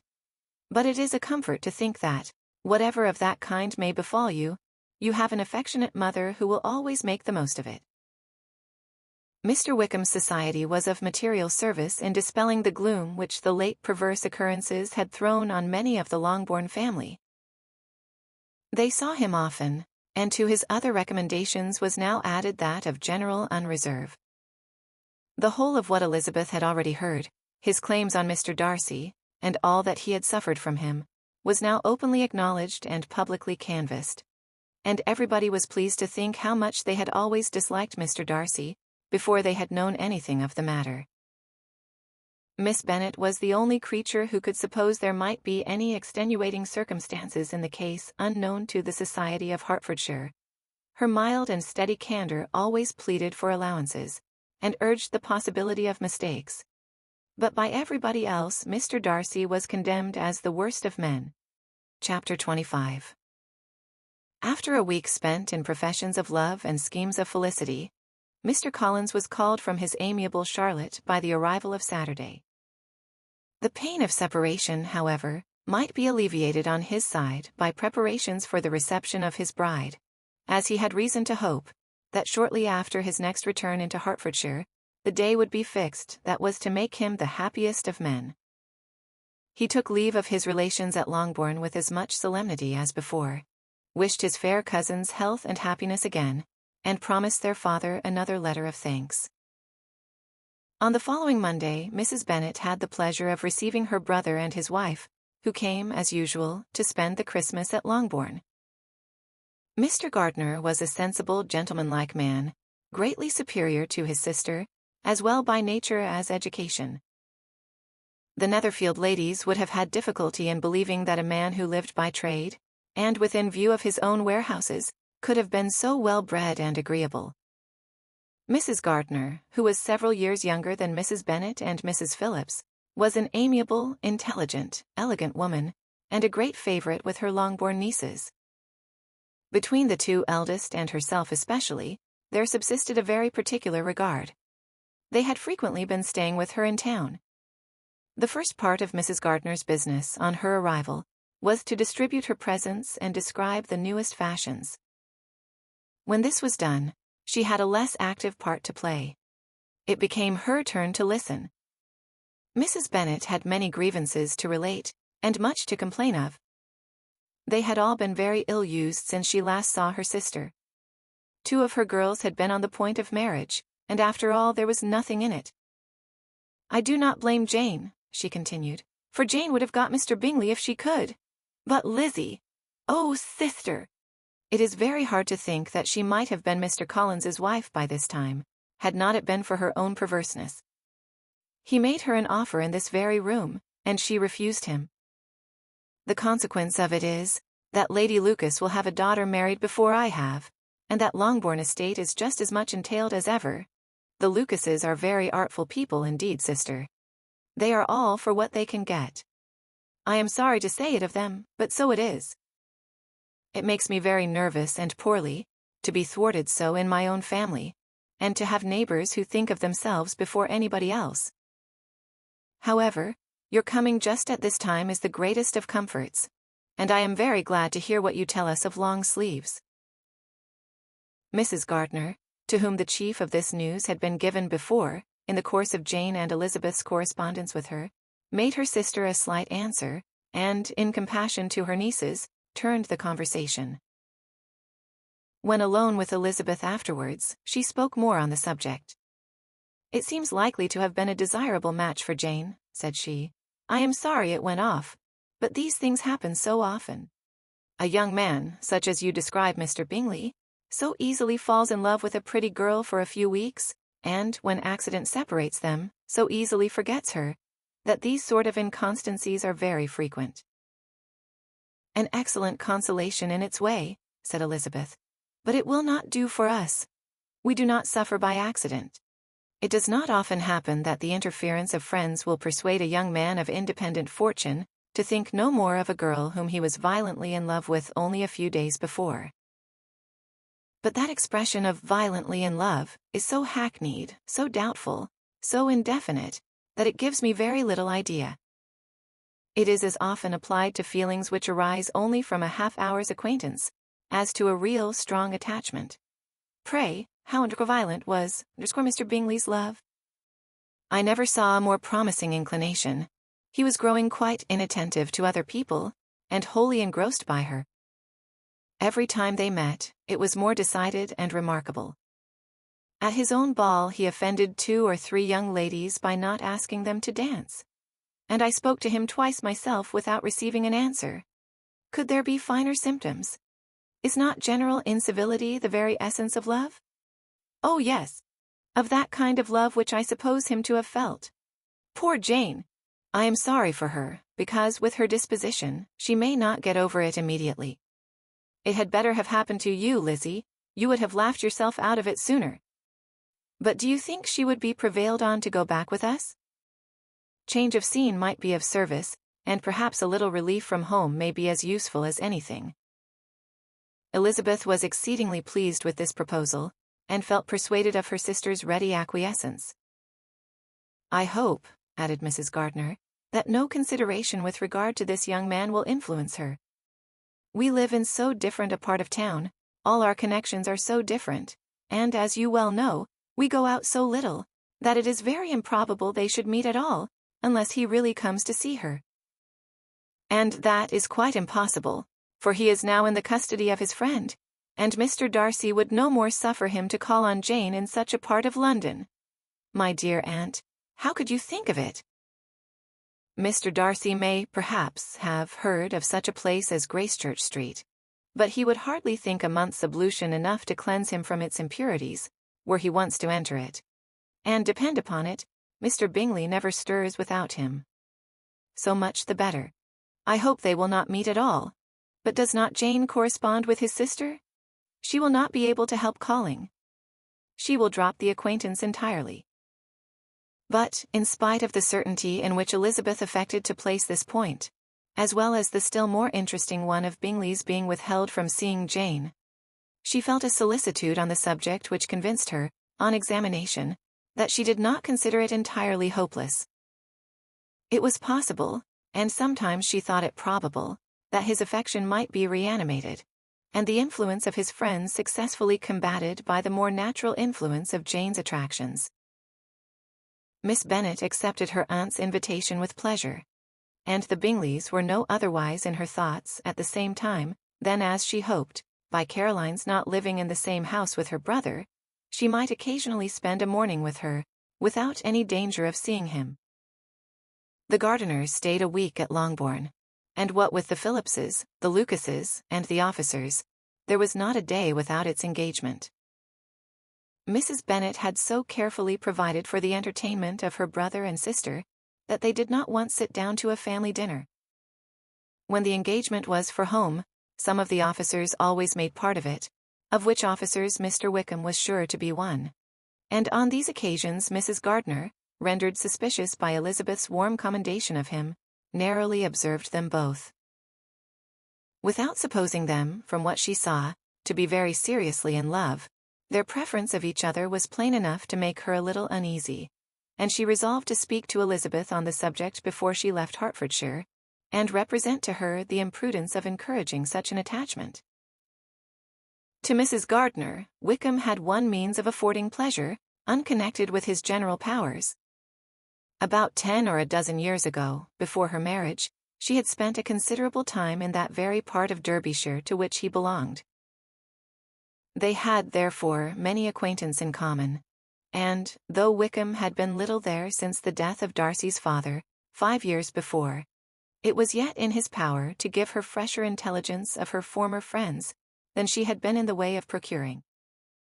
Mrs. Gardiner had seen Pemberley, and known the late Mr. Darcy by character perfectly well. Here, consequently, was an inexhaustible subject of discourse.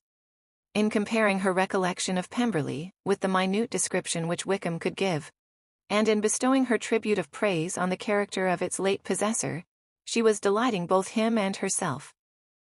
On being made acquainted with the present Mr. Darcy's treatment of him, she tried to remember something of that gentleman's reputed disposition, when quite a lad, which might agree with it, and was confident, at last, that she recollected having heard Mr. Fitzwilliam Darcy formerly spoken of as a very proud, ill-natured boy. Chapter 26. Mrs. Gardiner's caution to Elizabeth was punctually and kindly given on the first favourable opportunity of speaking to her alone. After honestly telling her what she thought, she thus went on. "You are too sensible a girl, Lizzie, to fall in love merely because you are warned against it, and therefore I am not afraid of speaking openly. Seriously, I would have you be on your guard. Do not involve yourself, or endeavour to involve him, in an affection which the want of fortune would make so very imprudent. I have nothing to say against him. He is a most interesting young man, and if he had the fortune he ought to have, I should think you could not do better. But as it is, you must not let your fancy run away with you. You have sense, and we all expect you to use it. Your father would depend on your resolution and good conduct, I am sure. You must not disappoint your father. My dear aunt, this is being serious indeed." "Yes, and I hope to engage you to be serious likewise." "Well then, you need not be under any alarm. I will take care of myself, and of Mr. Wickham too. He shall not be in love with me, if I can prevent it." "Elizabeth, you are not serious now." "I beg your pardon. I will try again. At present I am not in love with Mr. Wickham. No, I certainly am not. But he is, beyond all comparison, the most agreeable man I ever saw, and if he becomes really attached to me, I believe it will be better that he should not. I see the imprudence of it. Oh, that abominable Mr. Darcy! My father's opinion of me does me the greatest honour, and I should be miserable to forfeit it. My father, however, is partial to Mr. Wickham. In short, my dear aunt, I should be very sorry to be the means of making any of you unhappy. But since we see, every day, that where there is affection young people are seldom withheld, by immediate want of fortune, from entering into engagements with each other, how can I promise to be wiser than so many of my fellow creatures, if I am tempted, or how am I even to know that it would be wiser to resist? All that I can promise you, therefore, is not to be in a hurry. I will not be in a hurry to believe myself his first object. When I am in company with him, I will not be wishing. In short, I will do my best. Perhaps it will be as well if you discourage his coming here so very often. At least you should not remind your mother of inviting him." "As I did the other day," said Elizabeth, with a conscious smile. "Very true. It will be wise in me to refrain from that. But do not imagine that he is always here so often. It is on your account that he has been so frequently invited this week. You know my mother's ideas as to the necessity of constant company for her friends. But really, and upon my honour, I will try to do what I think to be wisest. And now I hope you are satisfied." Her aunt assured her that she was, and Elizabeth, having thanked her for the kindness of her hints, they parted, A wonderful instance of advice being given on such a point without being resented. Mr. Collins returned into Hertfordshire soon after it had been quitted by the Gardiners and Jane. But as he took up his abode with the Lucases, his arrival was no great inconvenience to Mrs. Bennet. His marriage was now fast approaching, and she was at length so far resigned as to think it inevitable, and even repeatedly to say, in an ill-natured tone, that she wished they might be happy. Thursday was to be the wedding day, and on Wednesday Miss Lucas paid her farewell visit, and when she rose to take leave, Elizabeth, ashamed of her mother's ungracious and reluctant good wishes, and sincerely affected herself, accompanied her out of the room. As they went downstairs together, Charlotte said, "I shall depend on hearing from you very often, Eliza." "That you certainly shall. And I have another favor to ask. Will you come and see me?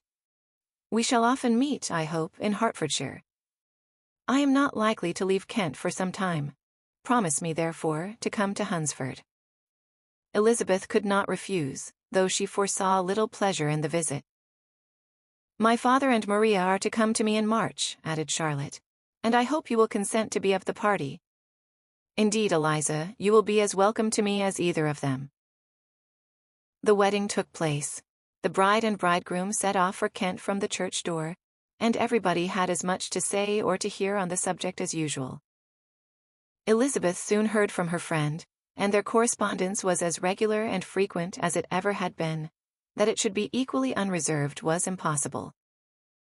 Elizabeth could never address her without feeling that all the comfort of intimacy was over, and though determined not to slacken as a correspondent, it was for the sake of what had been rather than what was. Charlotte's first letters were received with a good deal of eagerness. There could not but be curiosity to know how she would speak of her new home, how she would like Lady Catherine, and how happy she would dare pronounce herself to be. Though, when the letters were read, Elizabeth felt that Charlotte expressed herself on every point exactly as she might have foreseen. She wrote cheerfully, seemed surrounded with comforts, and mentioned nothing which she could not praise. The house, furniture, neighborhood, and roads were all to her taste, and Lady Catherine's behavior was most friendly and obliging. It was Mr. Collins's picture of Hunsford and Rosings rationally softened, and Elizabeth perceived that she must wait for her own visit there to know the rest. Jane had already written a few lines to her sister to announce their safe arrival in London, and when she wrote again, Elizabeth hoped it would be in her power to say something of the Bingleys.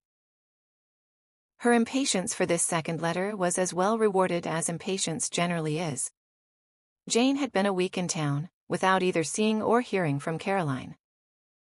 She accounted for it, however, by supposing that her last letter to her friend from Longbourn had by some accident been lost. "My aunt," she continued, "is going tomorrow into that part of the town, and I shall take the opportunity of calling in Grosvenor Street." She wrote again when the visit was paid, and she had seen Miss Bingley. "I did not think Caroline in spirits," were her words, "but she was very glad to see me, and reproached me for giving her no notice of my coming to London. I was right, therefore. My last letter had never reached her. I inquired after their brother, of course. He was well, but so much engaged with Mr. Darcy that they scarcely ever saw him. I found that Miss Darcy was expected to dinner.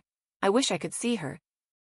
My visit was not long, as Caroline and Mrs. Hurst were going out. I dare say I shall soon see them here." Elizabeth shook her head over this letter. It convinced her that accident only could discover to Mr. Bingley her sister's being in town. 4 weeks passed away, and Jane saw nothing of him. She endeavored to persuade herself that she did not regret it, but she could no longer be blind to Miss Bingley's inattention. After waiting at home every morning for a fortnight, and inventing every evening a fresh excuse for her, the visitor did at last appear. But the shortness of her stay, and yet more, the alteration of her manner, would allow Jane to deceive herself no longer. The letter which she wrote on this occasion to her sister will prove what she felt. "My dearest Lizzie will, I am sure, be incapable of triumphing in her better judgment, at my expense, when I confess myself to have been entirely deceived in Miss Bingley's regard for me. But, my dear sister, though the event has proved you right, do not think me obstinate if I still assert that, considering what her behavior was, my confidence was as natural as your suspicion. I do not at all comprehend her reason for wishing to be intimate with me, but if the same circumstances were to happen again, I am sure I should be deceived again. Caroline did not return my visit till yesterday, and not a note, not a line did I receive in the meantime. When she did come, it was very evident that she had no pleasure in it. She made a slight, formal apology for not calling before, said not a word of wishing to see me again, and was in every respect so altered a creature, that when she went away, I was perfectly resolved to continue the acquaintance no longer. I pity, though I cannot help blaming her. She was very wrong in singling me out as she did. I can safely say that every advance to intimacy began on her side. But I pity her, because she must feel that she has been acting wrong, and because I am very sure that anxiety for her brother is the cause of it. I need not explain myself farther, and though we know this anxiety to be quite needless, yet if she feels it, it will easily account for her behavior to me, and so deservedly dear as he is to his sister, whatever anxiety she may feel on his behalf is natural and amiable. I cannot but wonder, however, at her having any such fears now, because if he had at all cared about me, we must have met long, long ago. He knows of my being in town, I am certain, from something she said herself, and yet it would seem, by her manner of talking, as if she wanted to persuade herself that he is really partial to Miss Darcy. I cannot understand it. If I were not afraid of judging harshly, I should be almost tempted to say that there is a strong appearance of duplicity in all this. I will endeavor to banish every painful thought, and think only of what will make me happy, your affection, and the invariable kindness of my dear uncle and aunt. Let me hear from you very soon. Miss Bingley said something of his never returning to Netherfield again, of giving up the house, but not with any certainty. We had better not mention it. I am extremely glad that you have such pleasant accounts from our friends at Hunsford. Pray go to see them, with Sir William and Maria. I am sure you will be very comfortable there. Yours, etc. This letter gave Elizabeth some pain, but her spirits returned, as she considered that Jane would no longer be duped, by the sister at least. All expectation from the brother was now absolutely over. She would not even wish for any renewal of his attentions. His character sunk on every review of it, and, as a punishment for him, as well as a possible advantage to Jane, she seriously hoped he might really soon marry Mr. Darcy's sister, as, by Wickham's account, she would make him abundantly regret what he had thrown away. Mrs. Gardiner about this time reminded Elizabeth of her promise concerning that gentleman, and required information, and Elizabeth had such to send as might rather give contentment to her aunt than to herself. His apparent partiality had subsided, his attentions were over, he was the admirer of someone else. Elizabeth was watchful enough to see it all, but she could see it and write of it without material pain. Her heart had been but slightly touched, and her vanity was satisfied with believing that she would have been his only choice had fortune permitted it. The sudden acquisition of £10,000 was the most remarkable charm of the young lady to whom he was now rendering himself agreeable. But Elizabeth, less clear-sighted perhaps in this case than in Charlotte's, did not quarrel with him for his wish of independence. Nothing, on the contrary, could be more natural, and, while able to suppose that it cost him a few struggles to relinquish her, she was ready to allow it a wise and desirable measure for both, and could very sincerely wish him happy. All this was acknowledged to Mrs. Gardiner, and, after relating the circumstances, she thus went on. I am now convinced, my dear aunt, that I have never been much in love, for had I really experienced that pure and elevating passion, I should at present detest his very name, and wish him all manner of evil. But my feelings are not only cordial towards him, they are even impartial towards Miss King.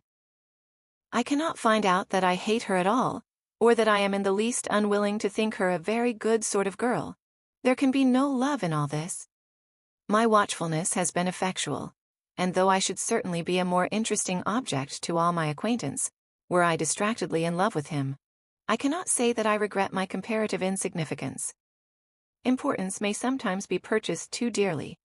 Kitty and Lydia take his defection much more to heart than I do. They are young in the ways of the world, and not yet open to the mortifying conviction that handsome young men must have something to live on as well as the plain. Chapter 27.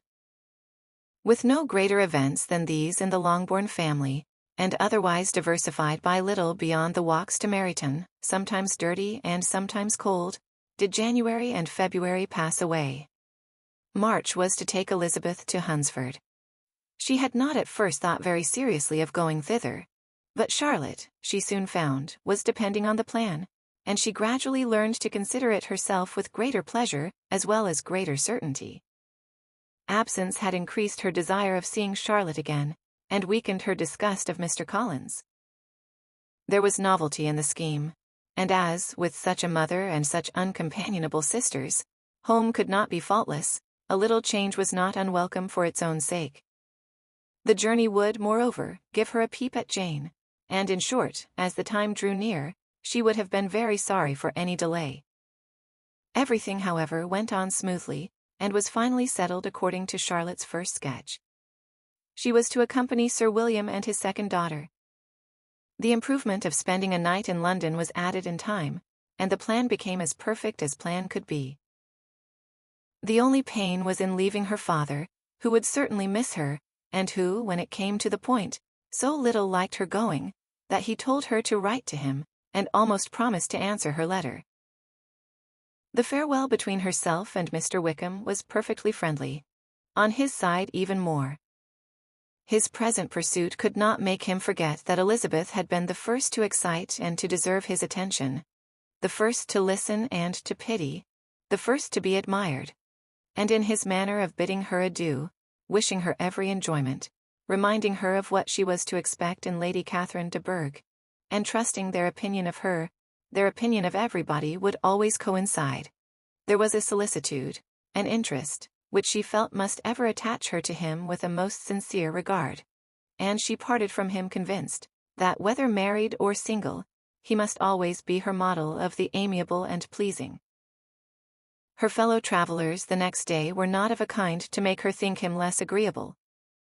Sir William Lucas, and his daughter Maria, a good-humoured girl, but as empty-headed as himself, had nothing to say that could be worth hearing, and were listened to with about as much delight as the rattle of the chaise. Elizabeth loved absurdities, but she had known Sir William's too long. He could tell her nothing new of the wonders of his presentation and knighthood, and his civilities were worn out, like his information. It was a journey of only 24 miles, and they began it so early as to be in Gracechurch Street by noon. As they drove to Mr. Gardner's door, Jane was at a drawing-room window watching their arrival. When they entered the passage, she was there to welcome them, and Elizabeth, looking earnestly in her face, was pleased to see it healthful and lovely as ever. On the stairs were a troop of little boys and girls, whose eagerness for their cousin's appearance would not allow them to wait in the drawing-room, and whose shyness, as they had not seen her for a 12-month, prevented their coming lower. All was joy and kindness. The day passed most pleasantly away, the morning in bustle and shopping, and the evening at one of the theatres. Elizabeth then contrived to sit by her aunt. Their first subject was her sister, and she was more grieved than astonished to hear, in reply to her minute inquiries, that though Jane always struggled to support her spirits, there were periods of dejection. It was reasonable, however, to hope that they would not continue long.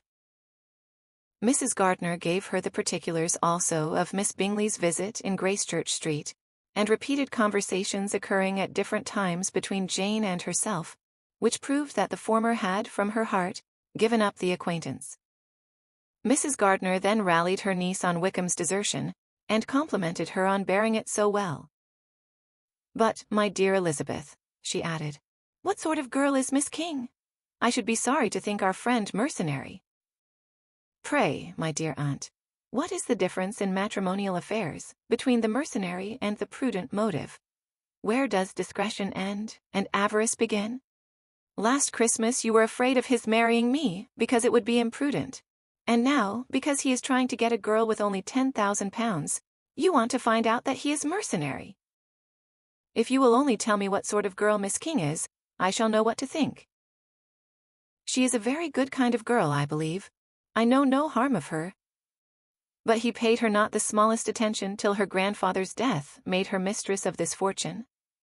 No, why should he?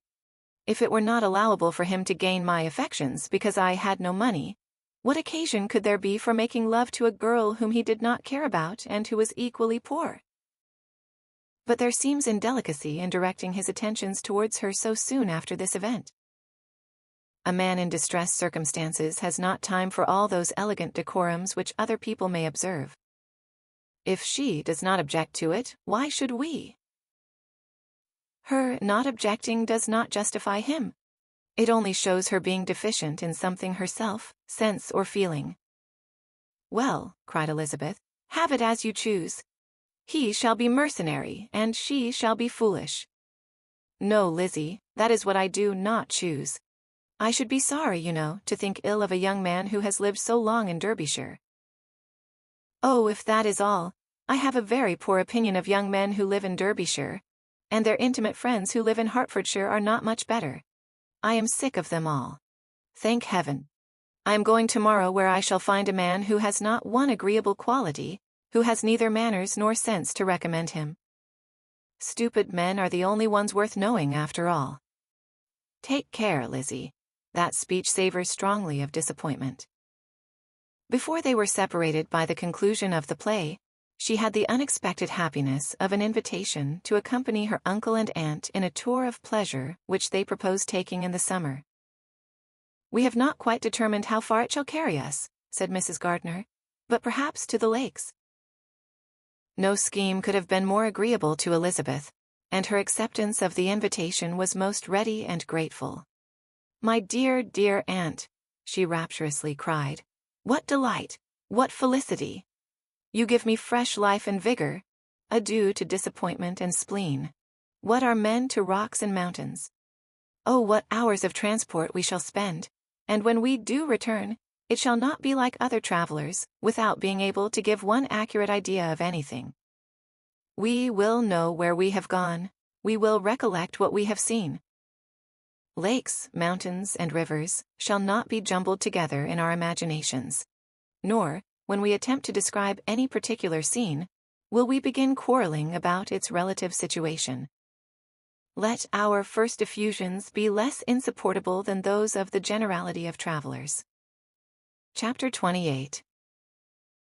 Every object in the next day's journey was new and interesting to Elizabeth, and her spirits were in a state of enjoyment, for she had seen her sister looking so well as to banish all fear for her health, and the prospect of her northern tour was a constant source of delight.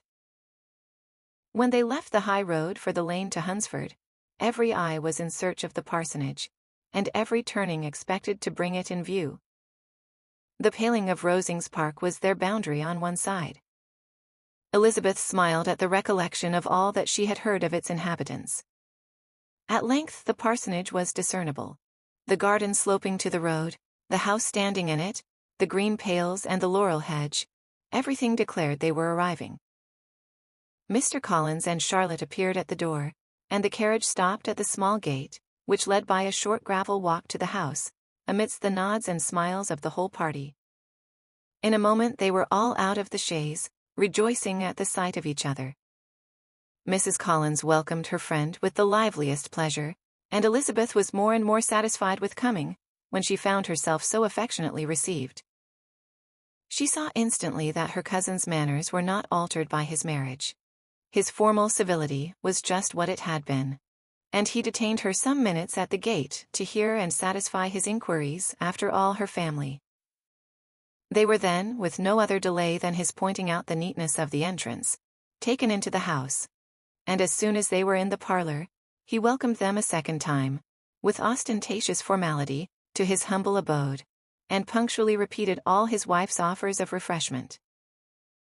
Elizabeth was prepared to see him in his glory, and she could not help fancying that in displaying the good proportion of the room, its aspect, and its furniture, he addressed himself particularly to her, as if wishing to make her feel what she had lost in refusing him. But though everything seemed neat and comfortable, she was not able to gratify him by any sigh of repentance, and rather looked with wonder at her friend, that she could have so cheerful an air with such a companion. When Mr. Collins said anything of which his wife might reasonably be ashamed, which certainly was not seldom, she involuntarily turned her eye on Charlotte. Once or twice she could discern a faint blush, but in general Charlotte wisely did not hear. After sitting long enough to admire every article of furniture in the room, from the sideboard to the fender, to give an account of their journey, and of all that had happened in London, Mr. Collins invited them to take a stroll in the garden, which was large and well laid out, and to the cultivation of which he attended himself. To work in his garden was one of his most respectable pleasures, and Elizabeth admired the command of countenance with which Charlotte talked of the healthfulness of the exercise, and owned she encouraged it as much as possible. Here, leading the way through every walk and crosswalk, and scarcely allowing them an interval to utter the praises he asked for, every view was pointed out with a minuteness which left beauty entirely behind. He could number the fields in every direction, and could tell how many trees there were in the most distant clump. But of all the views which his garden, or which the country or the kingdom could boast, none were to be compared with the prospect of Rosings, afforded by an opening in the trees that bordered the park, nearly opposite the front of his house. It was a handsome modern building, well situated on rising ground. From his garden, Mr. Collins would have led them round his 2 meadows, but the ladies, not having shoes to encounter the remains of a white frost, turned back, and while Sir William accompanied him, Charlotte took her sister and friend over the house, extremely well pleased, probably, to have the opportunity of showing it without her husband's help. It was rather small, but well built and convenient, and everything was fitted up and arranged with a neatness and consistency, of which Elizabeth gave Charlotte all the credit. When Mr. Collins could be forgotten, there was really a great air of comfort throughout, and by Charlotte's evident enjoyment of it, Elizabeth supposed he must be often forgotten. She had already learnt that Lady Catherine was still in the country.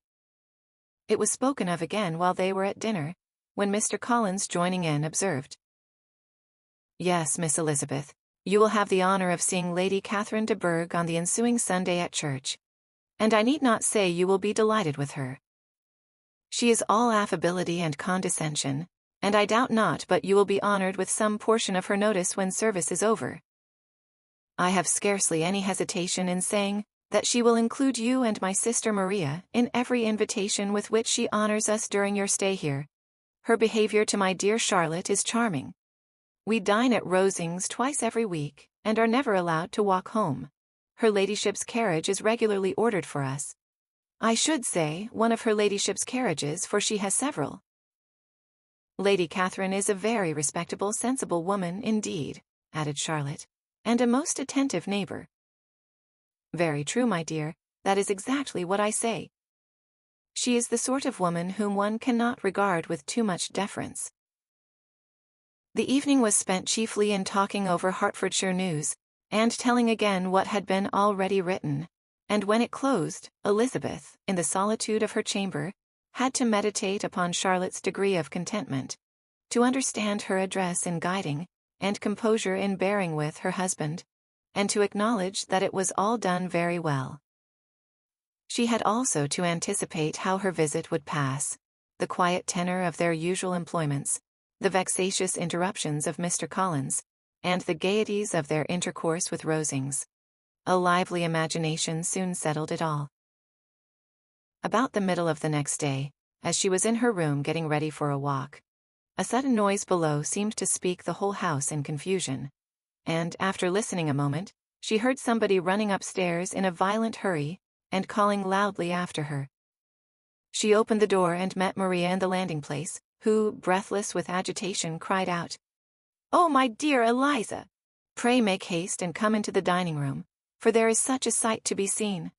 I will not tell you what it is. Make haste and come down this moment." Elizabeth asked questions in vain. Maria would tell her nothing more. and down they ran into the dining room which fronted the lane, in quest of this wonder. It was two ladies, stopping in a low phaeton at the garden gate. "And is this all?" cried Elizabeth. "I expected at least that the pigs were got into the garden, and here is nothing but Lady Catherine and her daughter." "La, my dear," said Maria, quite shocked at the mistake, "it is not Lady Catherine. The old lady is Mrs. Jenkinson, who lives with them. The other is Miss de Bourgh. Only look at her, she is quite a little creature. Who would have thought she could be so thin and small? She is abominably rude to keep Charlotte out of doors in all this wind. Why does she not come in?" "Oh, Charlotte says she hardly ever does. It is the greatest of favors when Miss de Bourgh comes in." "I like her appearance," said Elizabeth, struck with other ideas. "She looks sickly and cross. Yes, she will do for him very well. She will make him a very proper wife." Mr. Collins and Charlotte were both standing at the gate in conversation with the ladies, and Sir William, to Elizabeth's high diversion, was stationed in the doorway, in earnest contemplation of the greatness before him, and constantly bowing whenever Miss de Bourgh looked that way. At length there was nothing more to be said. The ladies drove on, and the others returned into the house. Mr. Collins no sooner saw the two girls than he began to congratulate them on their good fortune, which Charlotte explained by letting them know that the whole party was asked to dine at Rosings the next day. Chapter 29. Mr. Collins's triumph, in consequence of this invitation, was complete. The power of displaying the grandeur of his patroness to his wondering visitors, and of letting them see her civility towards himself and his wife, was exactly what he had wished for, and that an opportunity of doing it should be given so soon, was such an instance of Lady Catherine's condescension, as he knew not how to admire enough. "I confess," said he, "that I should not have been at all surprised by her ladyship's asking us on Sunday to drink tea, and spend the evening at Rosings. I rather expected, from my knowledge of her affability, that it would happen. But who could have foreseen such an attention as this? Who could have imagined that we should receive an invitation to dine there, an invitation, moreover, including the whole party, so immediately after your arrival?" "I am the less surprised at what has happened," replied Sir William, "from that knowledge of what the manners of the great really are, which my situation in life has allowed me to acquire. About the court, such instances of elegant breeding are not uncommon." Scarcely anything was talked of the whole day or next morning but their visit to Rosings. Mr. Collins was carefully instructing them in what they were to expect, that the sight of such rooms, so many servants, and so splendid a dinner, might not wholly overpower them. When the ladies were separating for the toilette, he said to Elizabeth, "Do not make yourself uneasy, my dear cousin, about your apparel. Lady Catherine is far from requiring that elegance of dress in us which becomes herself and daughter. I would advise you merely to put on whatever of your clothes is superior to the rest. There is no occasion for anything more. Lady Catherine will not think the worse of you for being simply dressed. She likes to have the distinction of rank preserved." While they were dressing, he came 2 or 3 times to their different doors, to recommend their being quick, as Lady Catherine very much objected to be kept waiting for her dinner. Such formidable accounts of her ladyship, and her manner of living, quite frightened Maria Lucas, who had been little used to company, and she looked forward to her introduction at Rosings with as much apprehension as her father had done to his presentation at St. James's. As the weather was fine, they had a pleasant walk of about half a mile across the park. Every park has its beauty and its prospects, and Elizabeth saw much to be pleased with, though she could not be in such raptures as Mr. Collins expected the scene to inspire, and was but slightly affected by his enumeration of the windows in front of the house, and his relation of what the glazing altogether had originally cost Sir Louis de Bourgh. When they ascended the steps to the hall, Maria's alarm was every moment increasing, and even Sir William did not look perfectly calm. Elizabeth's courage did not fail her. She had heard nothing of Lady Catherine that spoke her awful from any extraordinary talents or miraculous virtue, and the mere stateliness of money and rank she thought she could witness without trepidation. From the entrance hall, of which Mr. Collins pointed out, with a rapturous air, the fine proportion and finished ornaments, they followed the servants through an antechamber to the room where Lady Catherine, her daughter, and Mrs. Jenkinson were sitting. Her ladyship, with great condescension, arose to receive them, and as Mrs. Collins had settled it with her husband, that the office of introduction should be hers, it was performed in a proper manner, without any of those apologies and thanks which he would have thought necessary. In spite of having been at St. James's, Sir William was so completely awed by the grandeur surrounding him, that he had but just courage enough to make a very low bow, and take his seat without saying a word. And his daughter, frightened almost out of her senses, sat on the edge of her chair, not knowing which way to look. Elizabeth found herself quite equal to the scene, and could observe the three ladies before her composedly. Lady Catherine was a tall, large woman, with strongly marked features, which might once have been handsome. Her air was not conciliating, nor was her manner of receiving them such as to make her visitors forget their inferior rank. She was not rendered formidable by silence, but whatever she said was spoken in so authoritative a tone as marked her self-importance, and brought Mr. Wickham immediately to Elizabeth's mind. And from the observation of the day altogether, she believed Lady Catherine to be exactly what he had represented. When, after examining the mother, in whose countenance and deportment she soon found some resemblance of Mr. Darcy, she turned her eyes on the daughter, she could almost have joined in Maria's astonishment at her being so thin and so small. There was neither in figure nor face any likeness between the ladies. Miss de Bourgh was pale and sickly, her features, though not plain, were insignificant, and she spoke very little, except in a low voice to Mrs. Jenkinson, in whose appearance there was nothing remarkable, and who was entirely engaged in listening to what she said, and placing a screen in the proper direction before her eyes. After sitting a few minutes, they were all sent to one of the windows to admire the view, Mr. Collins attending them to point out its beauties, and Lady Catherine kindly informing them that it was much better worth looking at in the summer. The dinner was exceedingly handsome, and there were all the servants, and all the articles of plate which Mr. Collins had promised.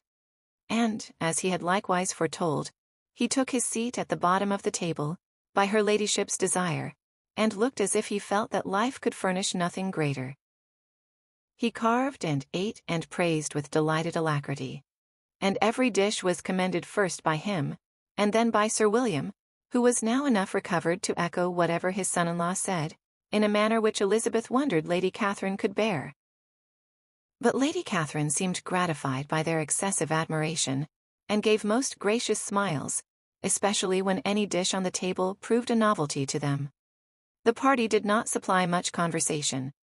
Elizabeth was ready to speak whenever there was an opening, but she was seated between Charlotte and Miss de Bourgh, the former of whom was engaged in listening to Lady Catherine, and the latter said not a word to her all the dinner time.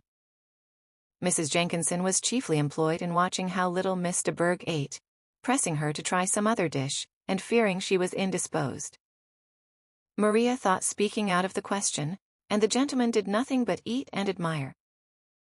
When the ladies returned to the drawing-room, there was little to be done but to hear Lady Catherine talk, which she did without any intermission till coffee came in, delivering her opinion on every subject in so decisive a manner as proved that she was not used to have her judgment controverted. She inquired into Charlotte's domestic concerns familiarly and minutely, and gave her a great deal of advice as to the management of them all, told her how everything ought to be regulated in so small a family as hers, and instructed her as to the care of her cows and her poultry. Elizabeth found that nothing was beneath this great lady's attention which could furnish her with an occasion for dictating to others.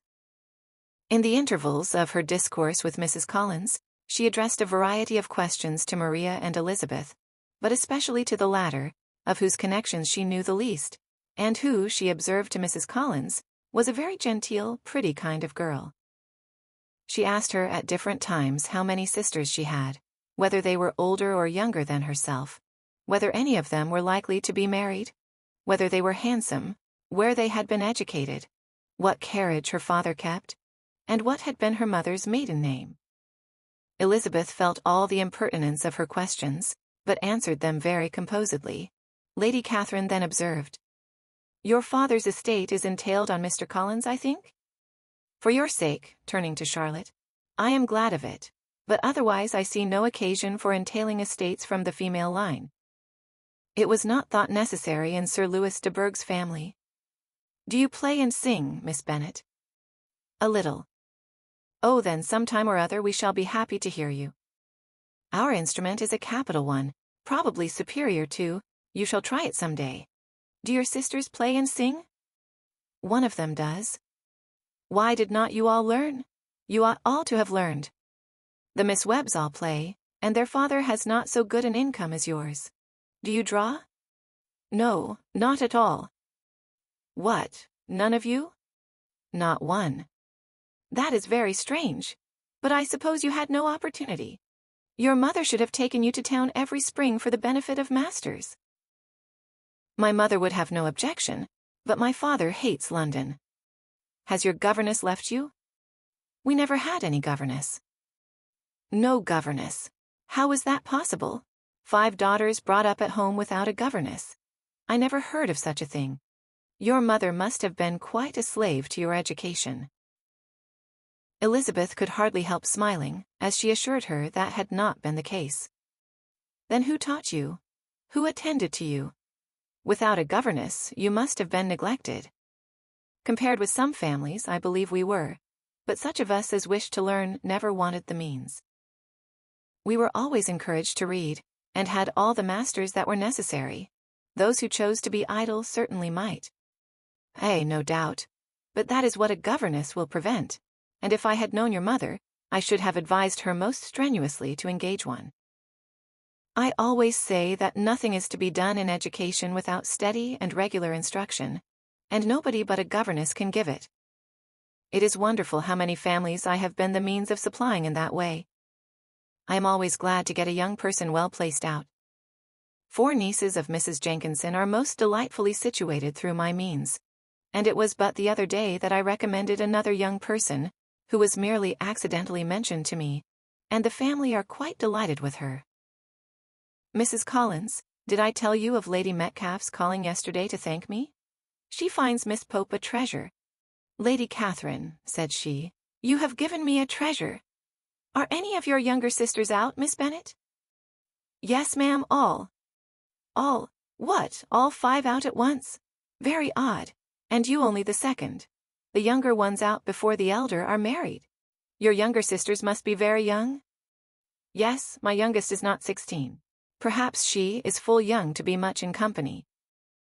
"But really, ma'am, I think it would be very hard upon younger sisters that they should not have their share of society and amusement, because the elder may not have the means or inclination to marry early.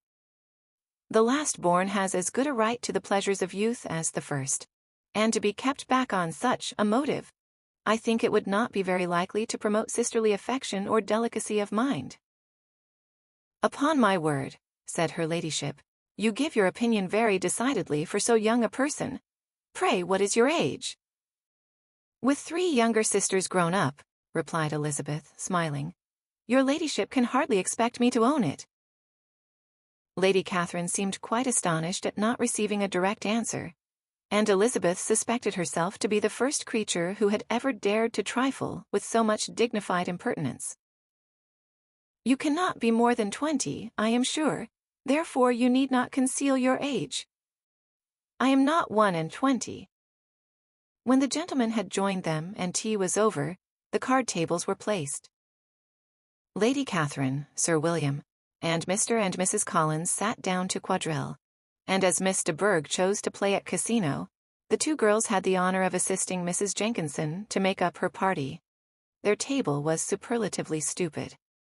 Scarcely a syllable was uttered that did not relate to the game, except when Mrs. Jenkinson expressed her fears of Miss de Bourgh's being too hot or too cold, or having too much or too little light.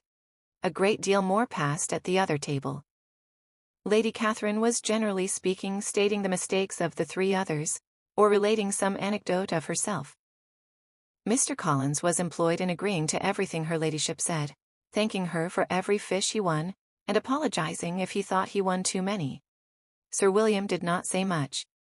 he was storing his memory with anecdotes and noble names. When Lady Catherine and her daughter had played as long as they chose, the tables were broken up, the carriage was offered to Mrs. Collins, gratefully accepted, and immediately ordered.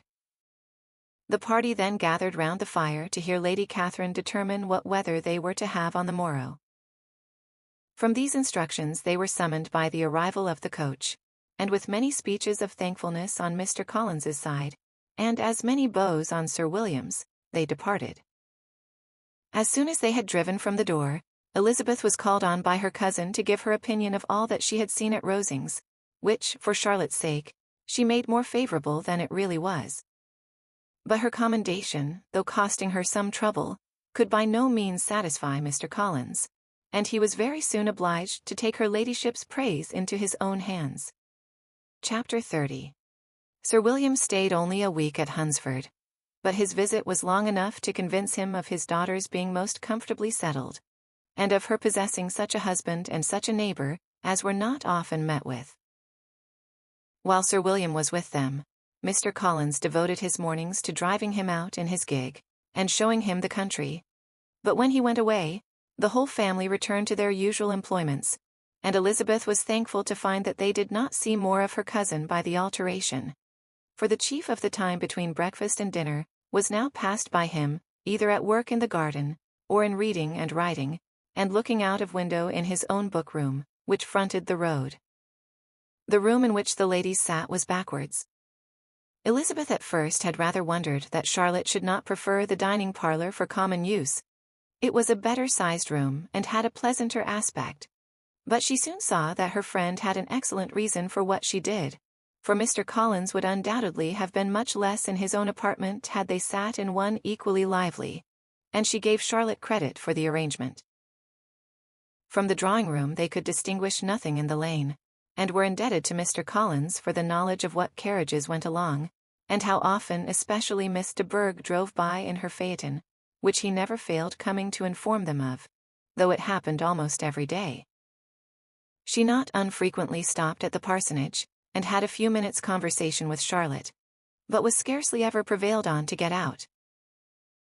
Very few days passed in which Mr. Collins did not walk to Rosings, and not many in which his wife did not think it necessary to go likewise, until Elizabeth recollected that there might be other family livings to be disposed of. She could not understand the sacrifice of so many hours. Now and then they were honoured with a call from her ladyship, and nothing escaped her observation that was passing in the room during these visits.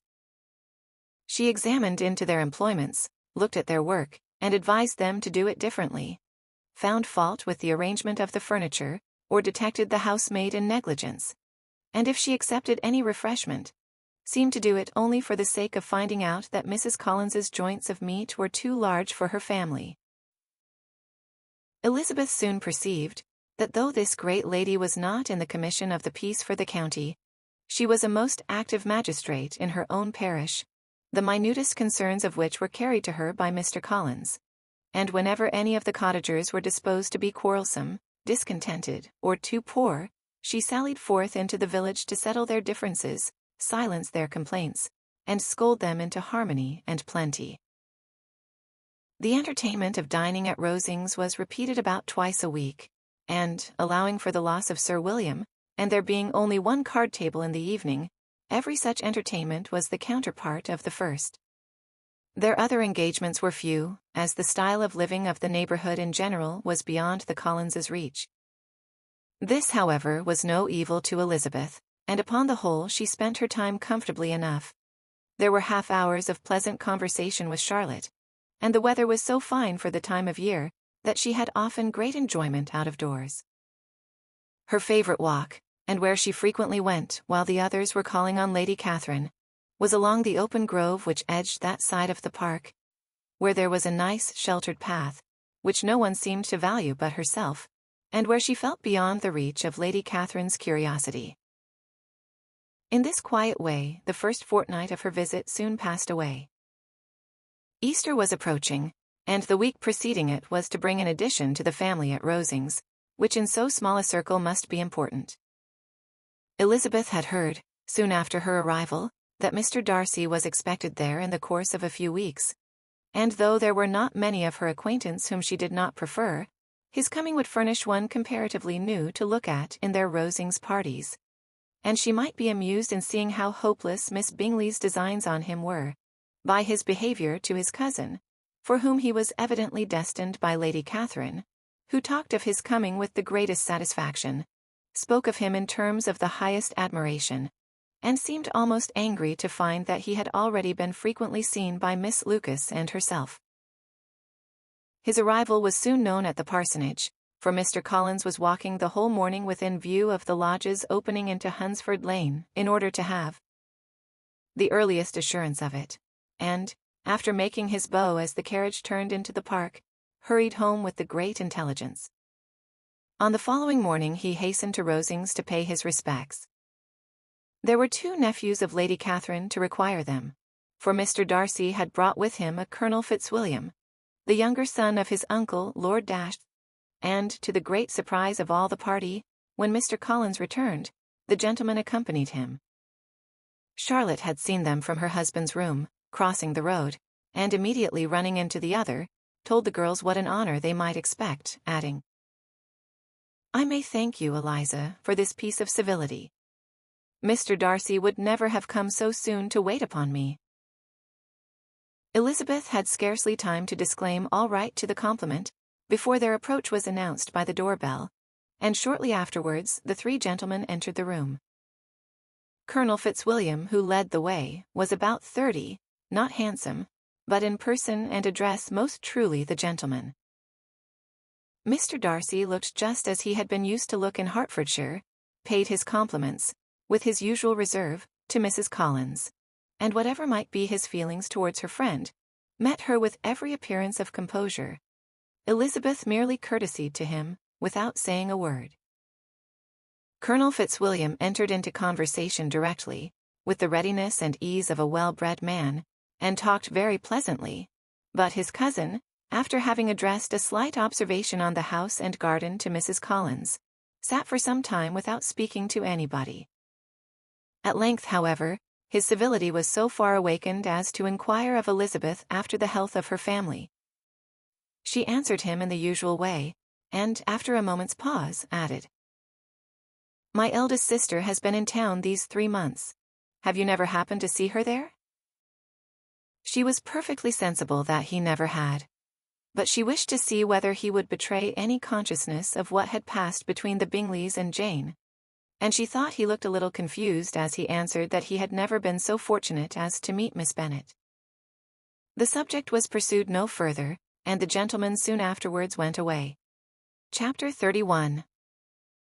Colonel Fitzwilliam's manners were very much admired at the parsonage, and the ladies all felt that he must add considerably to the pleasure of their engagements at Rosings. It was some days, however, before they received any invitation thither, for while there were visitors in the house they could not be necessary, and it was not till Easter Day, almost a week after the gentleman's arrival, that they were honoured by such an attention, and then they were merely asked on leaving church to come there in the evening. For the last week they had seen very little of either Lady Catherine or her daughter. Colonel Fitzwilliam had called at the parsonage more than once during the time, but Mr. Darcy they had only seen at church. The invitation was accepted, of course, and at a proper hour, they joined the party in Lady Catherine's drawing-room. Her ladyship received them civilly, but it was plain that their company was by no means so acceptable as when she could get nobody else, and she was, in fact, almost engrossed by her nephews, speaking to them, especially to Darcy, much more than to any other person in the room. Colonel Fitzwilliam seemed really glad to see them. Anything was a welcome relief to him at Rosings, and Mrs. Collins's pretty friend had, moreover, caught his fancy very much. He now seated himself by her, and talked so agreeably of Kent and Hertfordshire, of travelling and staying at home, of new books and music, that Elizabeth had never been half so well entertained in that room before, and they conversed with so much spirit and flow as to draw the attention of Lady Catherine herself, as well as of Mr. Darcy. His eyes had been soon and repeatedly turned towards them with a look of curiosity, and that her ladyship, after a while, shared the feeling, was more openly acknowledged, for she did not scruple to call out. "What is that you are saying, Fitzwilliam? What is it you are talking of? What are you telling Miss Bennet? Let me hear what it is." "We were talking of music, madam," said he, when no longer able to avoid a reply. "Of music? Then pray speak aloud. It is of all subjects my delight.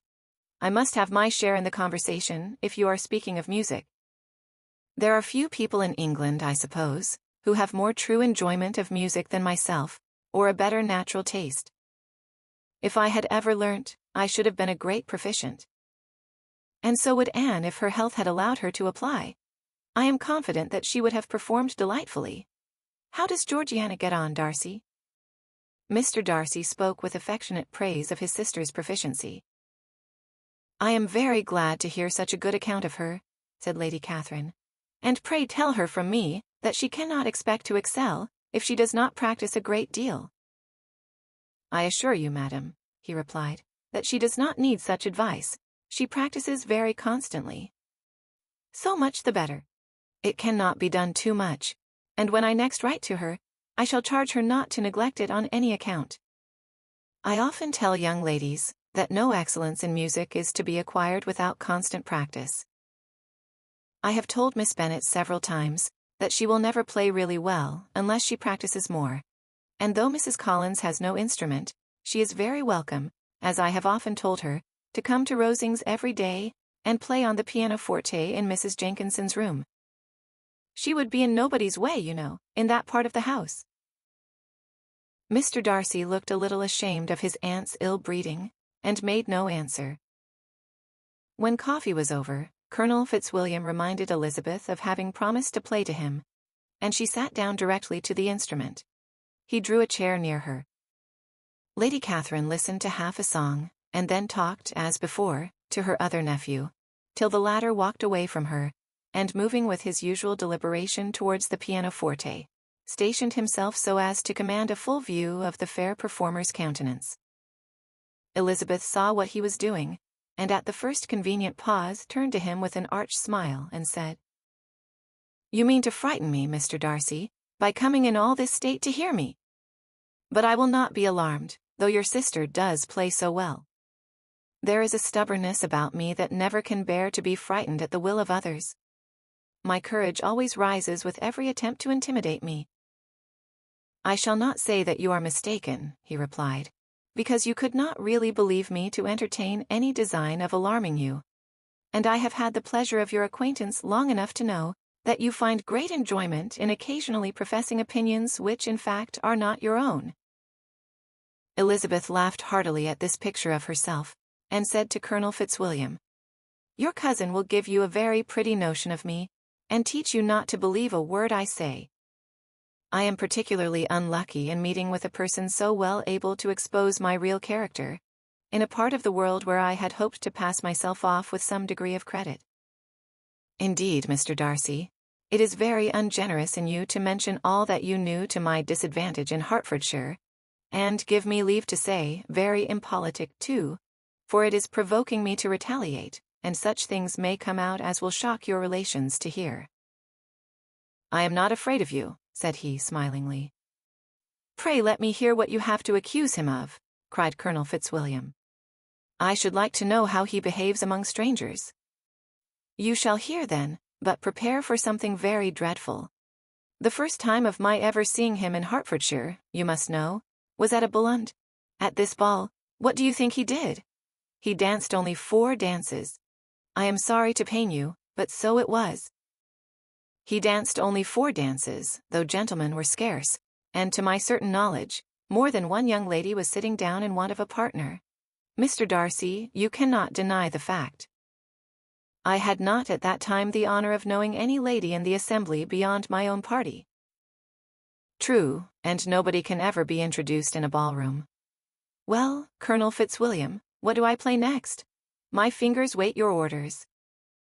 "Perhaps," said Darcy, "I should have judged better had I sought an introduction, but I am ill qualified to recommend myself to strangers."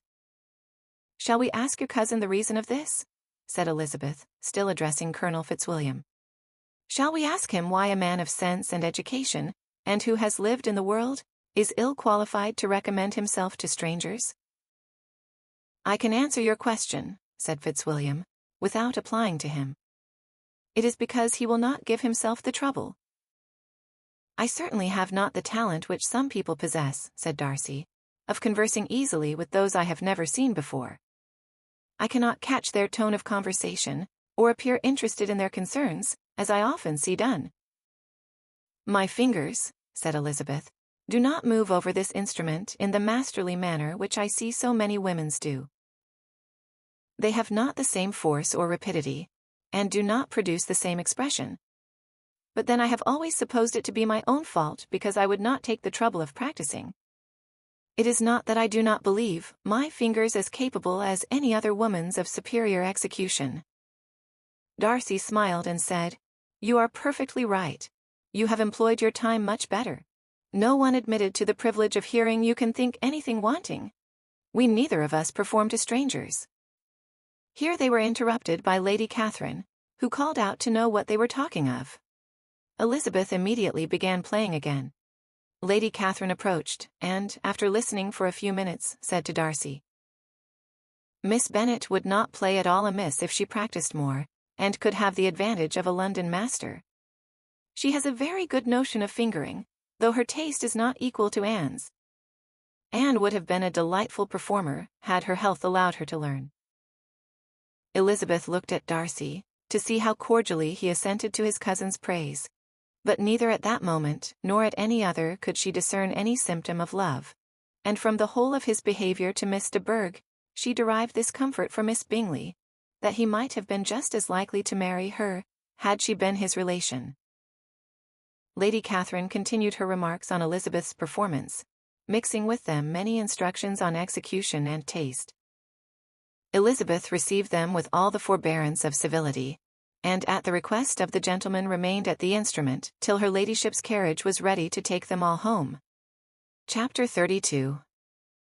Elizabeth was sitting by herself the next morning, and writing to Jane, while Mrs. Collins and Maria were gone on business into the village, when she was startled by a ring at the door, the certain signal of a visitor.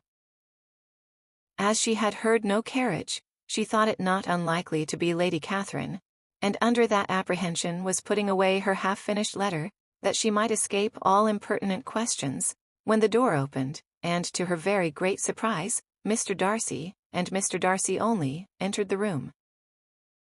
He seemed astonished too on finding her alone, and apologized for his intrusion, by letting her know that he had understood all the ladies to be within. They then sat down, and when her inquiries after Rosings were made, seemed in danger of sinking into total silence. It was absolutely necessary, therefore, to think of something, and in this emergency recollecting when she had seen him last in Hertfordshire, and feeling curious to know what he would say on the subject of their hasty departure, she observed, "How very suddenly you all quitted Netherfield last November, Mr. Darcy.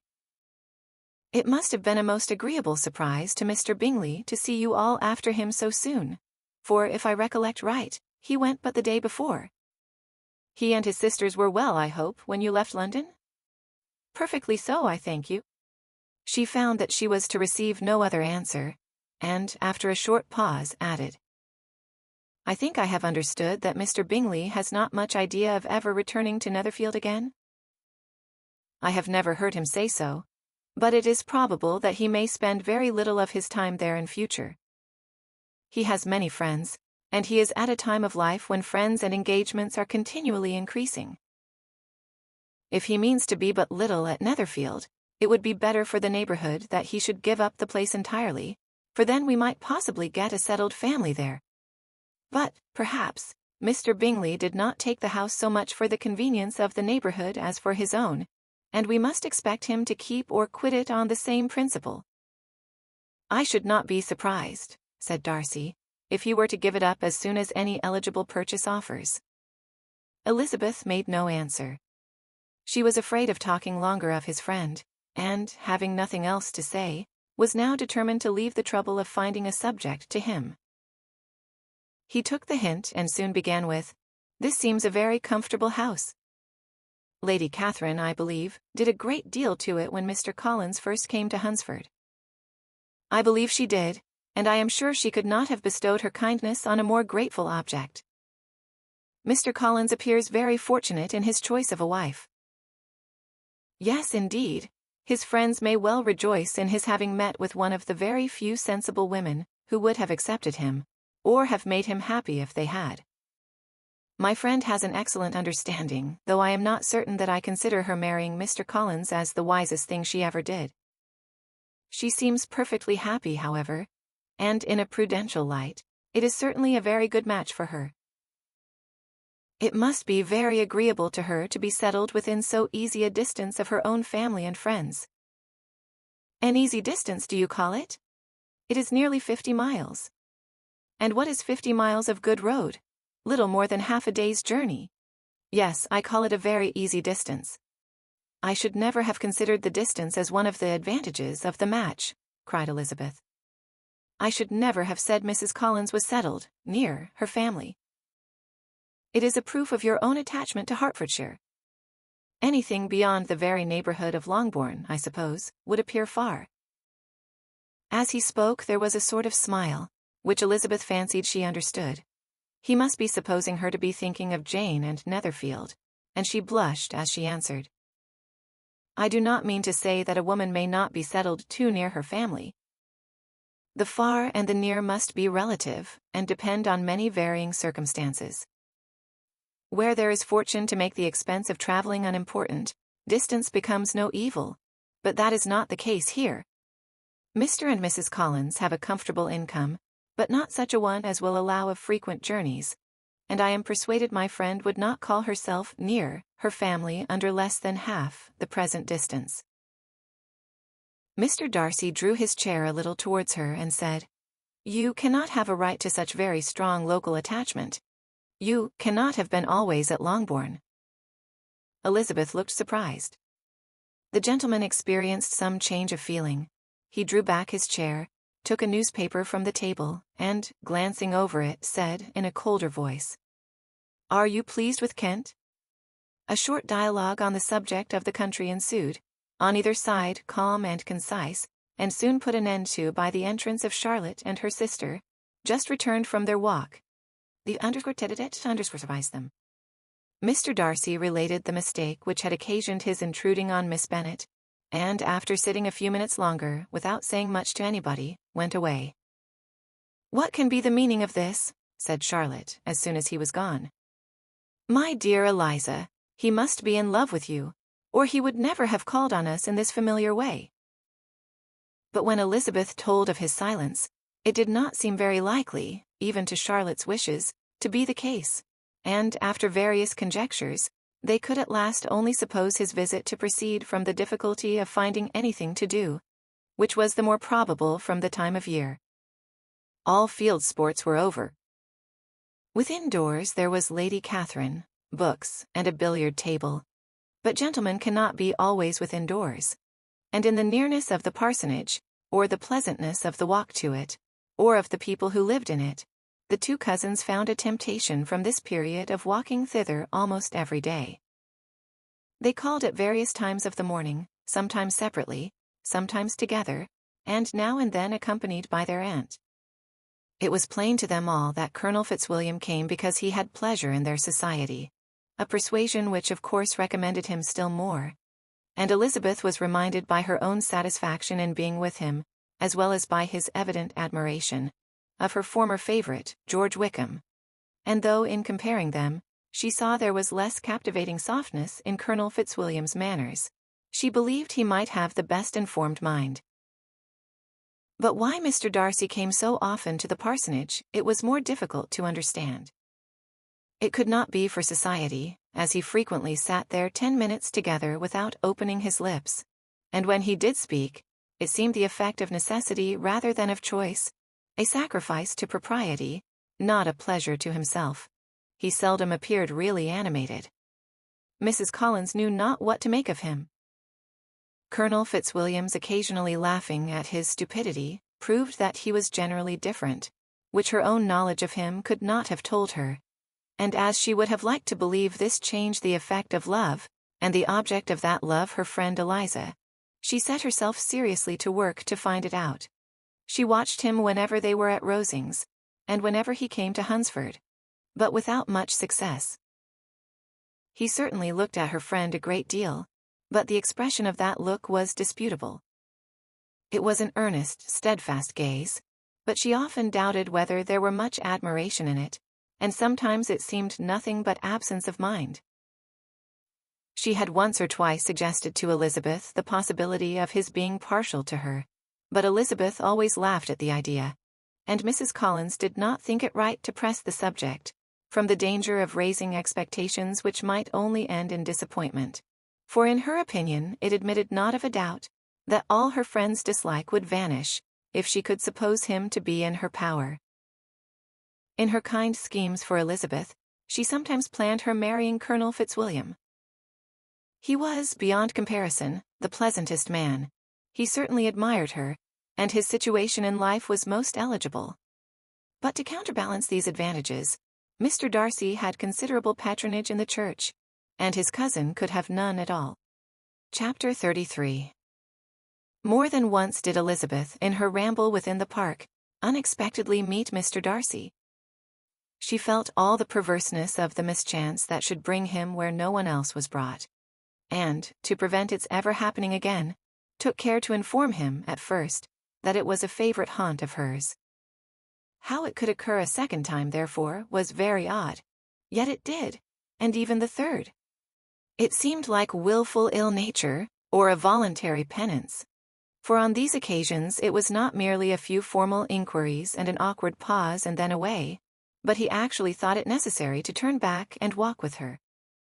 He never said a great deal, nor did she give herself the trouble of talking or of listening much, but it struck her in the course of their third encounter that he was asking some odd unconnected questions about her pleasure in being at Hunsford, her love of solitary walks, and her opinion of Mr. and Mrs. Collins's happiness, and that in speaking of Rosings and her not perfectly understanding the house, he seemed to expect that whenever she came into Kent again, she would be staying there too.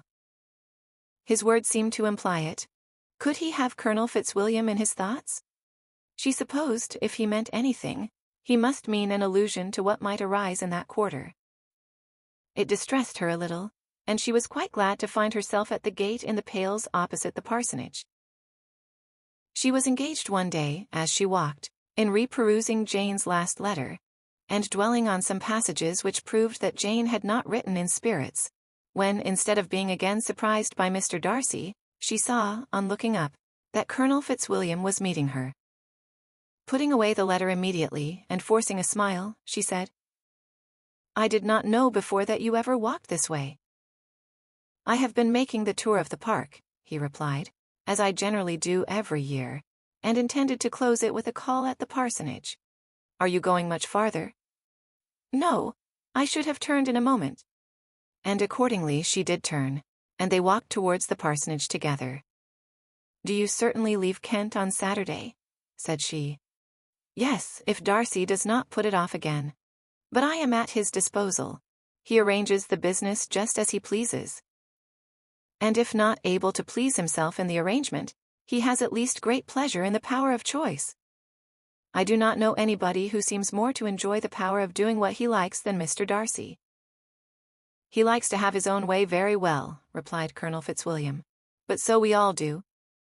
It is only that he has better means of having it than many others, because he is rich, and many others are poor. I speak feelingly. A younger son, you know, must be inured to self-denial and dependence. In my opinion, the younger son of an earl can know very little of either. Now, seriously, what have you ever known of self-denial and dependence? When have you been prevented by want of money from going wherever you chose, or procuring anything you had a fancy for?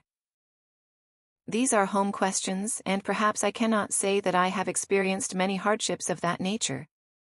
But in matters of greater weight, I may suffer from the want of money. Younger sons cannot marry where they like, unless where they like women of fortune, which I think they very often do. Our habits of expense make us too dependent, and there are not many in my rank of life who can afford to marry without some attention to money. Is this, thought Elizabeth, meant for me? And she colored at the idea. but, recovering herself, said in a lively tone, "And pray, what is the usual price of an earl's younger son? Unless the elder brother is very sickly, I suppose you would not ask above £50,000. He answered her in the same style, and the subject dropped. To interrupt a silence which might make him fancy her affected with what had passed, she soon afterwards said, "I imagine your cousin brought you down with him chiefly for the sake of having somebody at his disposal. I wonder he does not marry, to secure a lasting convenience of that kind. But perhaps his sister does as well for the present, and, as she is under his sole care, he may do what he likes with her." "No," said Colonel Fitzwilliam, "that is an advantage which he must divide with me. I am joined with him in the guardianship of Miss Darcy." "Are you indeed? And pray what sort of a guardian do you make? Does your charge give you much trouble? Young ladies of her age are sometimes a little difficult to manage, and if she has the true Darcy spirit, she may like to have her own way." As she spoke, she observed him looking at her earnestly, and the manner in which he immediately asked her why she supposed Miss Darcy likely to give them any uneasiness, convinced her that she had somehow or other got pretty near the truth. She directly replied, "You need not be frightened. I never heard any harm of her, and I dare say she is one of the most tractable creatures in the world. She is a very great favourite with some ladies of my acquaintance, Mrs. Hurst and Miss Bingley. I think I have heard you say that you know them." "I know them a little. Their brother is a pleasant, gentlemanlike man. He is a great friend of Darcy's." "Oh yes," said Elizabeth dryly. "Mr. Darcy is uncommonly kind to Mr. Bingley, and takes a prodigious deal of care of him." "Care of him?" "Yes, I really believe Darcy does take care of him in those points where he most wants care. From something that he told me in our journey hither, I have reason to think Bingley very much indebted to him. But I ought to beg his pardon, for I have no right to suppose that Bingley was the person meant. It was all conjecture." "What is it you mean?" "It is a circumstance which Darcy of course could not wish to be generally known, because if it were to get round to the lady's family, it would be an unpleasant thing. You may depend upon my not mentioning it. And remember that I have not much reason for supposing it to be Bingley. What he told me was merely this, that he congratulated himself on having lately saved a friend from the inconveniences of a most imprudent marriage, but without mentioning names or any other particulars. And I only suspected it to be Bingley from believing him the kind of young man to get into a scrape of that sort, and from knowing them to have been together the whole of last summer." "Did Mr. Darcy give you his reasons for this interference?" "I understood that there were some very strong objections against the lady." "And what arts did he use to separate them?" "He did not talk to me of his own arts," said Fitzwilliam, smiling. "He only told me what I have now told you." Elizabeth made no answer, and walked on, her heart swelling with indignation. After watching her a little, Fitzwilliam asked her why she was so thoughtful. "I am thinking of what you have been telling me," said she. "Your cousin's conduct does not suit my feelings. Why was he to be the judge? You are rather disposed to call his interference officious. I do not see what right Mr. Darcy had to decide on the propriety of his friend's inclination, or why, upon his own judgment alone, he was to determine and direct in what manner that friend was to be happy. But," she continued, recollecting herself, "as we know none of the particulars, it is not fair to condemn him. It is not to be supposed that there was much affection in the case." "That is not an unnatural surmise," said Fitzwilliam, "but it is lessening the honor of my cousin's triumph very sadly." This was spoken jestingly, but it appeared to her so just a picture of Mr. Darcy, that she would not trust herself with an answer, and therefore, abruptly changing the conversation, talked on in different matters till they reached the parsonage. There, shut into her own room, as soon as their visitor left them, she could think without interruption of all that she had heard. It was not to be supposed that any other people could be meant than those with whom she was connected. There could not exist in the world two men over whom Mr. Darcy could have such boundless influence. That he had been concerned in the measures taken to separate Mr. Bingley and Jane, she had never doubted. but she had always attributed to Miss Bingley the principal design and arrangement of them. If his own vanity, however, did not mislead him, he was the cause. His pride and caprice were the cause of all that Jane had suffered, and still continued to suffer. He had ruined for a while every hope of happiness for the most affectionate, generous heart in the world, and no one could say how lasting an evil he might have inflicted. There were some very strong objections against the lady, were Colonel Fitzwilliam's words, and these strong objections probably were, her having one uncle who was a country attorney, and another who was in business in London. To Jane herself, she exclaimed, there could be no possibility of objection, all loveliness and goodness as she is. Her understanding excellent, her mind improved, and her manners captivating. Neither could anything be urged against my father, who, though with some peculiarities, has abilities which Mr. Darcy himself need not disdain, and respectability which he will probably never reach.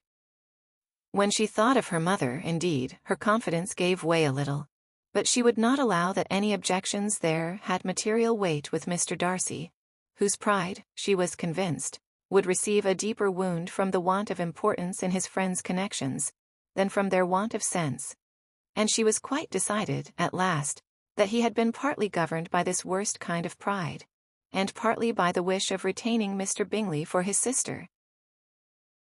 The agitation and tears which the subject occasioned brought on a headache, and it grew so much worse towards the evening that, added to her unwillingness to see Mr. Darcy, it determined her not to attend her cousins to Rosings, where they were engaged to drink tea. Mrs. Collins, seeing that she was really unwell, did not press her to go, and as much as possible prevented her husband from pressing her. But Mr. Collins could not conceal his apprehension of Lady Catherine's being rather displeased by her staying at home. Chapter 34. When they were gone, Elizabeth, as if intending to exasperate herself as much as possible against Mr. Darcy, chose for her employment the examination of all the letters which Jane had written to her since her being in Kent. They contained no actual complaint, nor was there any revival of past occurrences, or any communication of present suffering. But in all, and in almost every line of each, there was a want of that cheerfulness which had been used to characterize her style, and which, proceeding from the serenity of a mind at ease with itself, and kindly disposed towards everyone, had been scarcely ever clouded. Elizabeth noticed every sentence conveying the idea of uneasiness, with an attention which it had hardly received on the first perusal. Mr. Darcy's shameful boast of what misery he had been able to inflict gave her a keener sense of her sister's sufferings. It was some consolation to think that his visit to Rosings was to end on the day after the next, and a still greater that in less than a fortnight she should herself be with Jane again, and enabled to contribute to the recovery of her spirits, by all that affection could do. She could not think of Darcy's leaving Kent without remembering that his cousin was to go with him, but Colonel Fitzwilliam had made it clear that he had no intentions at all, and, agreeable as he was, she did not mean to be unhappy about him. While settling this point, she was suddenly roused by the sound of the doorbell, and her spirits were a little fluttered by the idea of its being Colonel Fitzwilliam himself, who had once before called late in the evening, and might now come to inquire particularly after her. But this idea was soon banished, and her spirits were very differently affected, when, to her utter amazement, she saw Mr. Darcy walk into the room. In a hurried manner, he immediately began an inquiry after her health, imputing his visit to a wish of hearing that she were better. She answered him with cold civility. He sat down for a few moments, and then getting up walked about the room. Elizabeth was surprised, but said not a word. After a silence of several minutes, he came towards her in an agitated manner, and thus began. In vain have I struggled. It will not do. My feelings will not be repressed. You must allow me to tell you how ardently I admire and love you. Elizabeth's astonishment was beyond expression. She stared, colored, doubted, and was silent. This he considered sufficient encouragement, and the avowal of all that he felt and had long felt for her immediately followed. He spoke well, but there were feelings besides those of the heart to be detailed, and he was not more eloquent on the subject of tenderness than of pride. his sense of her inferiority, of its being a degradation, of the family obstacles which judgment had always opposed to inclination, were dwelt on with a warmth which seemed due to the consequence he was wounding, but was very unlikely to recommend his suit. In spite of her deeply rooted dislike, she could not be insensible to the compliment of such a man's affection, and though her intentions did not vary for an instant, she was at first sorry for the pain he was to receive, till roused to resentment by his subsequent language, she lost all compassion in anger. She tried, however, to compose herself to answer him with patience, when he should have done. He concluded with representing to her the strength of that attachment which, in spite of all his endeavors, he had found impossible to conquer, and with expressing his hope that it would now be rewarded by her acceptance of his hand. As he said this, she could easily see that he had no doubt of a favorable answer. He spoke of apprehension and anxiety, but his countenance expressed real security. Such a circumstance could only exasperate farther, and when he ceased, the color rose into her cheeks and she said, "In such cases as this, it is, I believe, the established mode to express a sense of obligation for the sentiments avowed, however unequally they may be returned. It is natural that obligation should be felt, and if I could feel gratitude, I would now thank you. But I cannot. I have never desired your good opinion, and you have certainly bestowed it most unwillingly. I am sorry to have occasioned pain to anyone. It has been most unconsciously done, however, and I hope will be of short duration. The feelings which you tell me have long prevented the acknowledgement of your regard, can have little difficulty in overcoming it after this explanation." Mr. Darcy, who was leaning against the mantelpiece with his eyes fixed on her face, seemed to catch her words with no less resentment than surprise. His complexion became pale with anger, and the disturbance of his mind was visible in every feature. He was struggling for the appearance of composure, and would not open his lips till he believed himself to have attained it. The pause was to Elizabeth's feelings dreadful. At length, in a voice of forced calmness, he said, "And this is all the reply which I am to have the honor of expecting? I might perhaps wish to be informed why, with so little endeavor at civility, I am thus rejected, but it is of small importance." "I might as well inquire," replied she, "why, with so evident a design of offending and insulting me, you chose to tell me that you liked me against your will, against your reason, and even against your character. Was not this some excuse for incivility, if I was uncivil? But I have other provocations, you know I have. Had not my own feelings decided against you? Had they been indifferent, or had they even been favorable? Do you think that any consideration would tempt me to accept the man who has been the means of ruining, perhaps forever, the happiness of a most beloved sister?" As she pronounced these words, Mr. Darcy changed color, but the emotion was short, and he listened without attempting to interrupt her while she continued. "I have every reason in the world to think ill of you. No motive can excuse the unjust and ungenerous part you acted there. You dare not, you cannot deny that you have been the principal, if not the only means of dividing them from each other, of exposing one to the censure of the world for caprice and instability, the other to its derision for disappointed hopes, and involving them both in misery of the acutest kind." She paused, and saw with no slight indignation that he was listening with an air which proved him wholly unmoved by any feeling of remorse. He even looked at her with a smile of affected incredulity. "Can you deny that you have done it?" she repeated.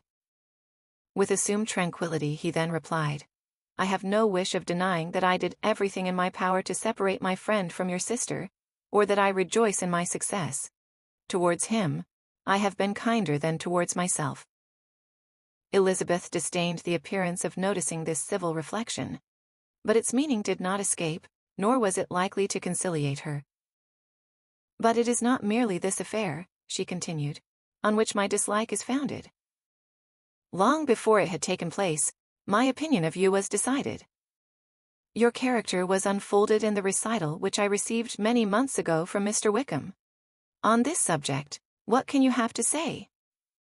In what imaginary act of friendship can you here defend yourself? Or under what misrepresentation can you here impose upon others?" "You take an eager interest in that gentleman's concerns," said Darcy, in a less tranquil tone, and with a heightened color. "Who that knows what his misfortunes have been can help feeling an interest in him?" "His misfortunes," repeated Darcy contemptuously. "Yes, his misfortunes have been great indeed." "And of your infliction," cried Elizabeth with energy.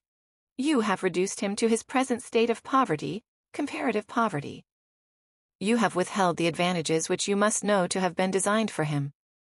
You have deprived the best years of his life of that independence which was no less his due than his desert.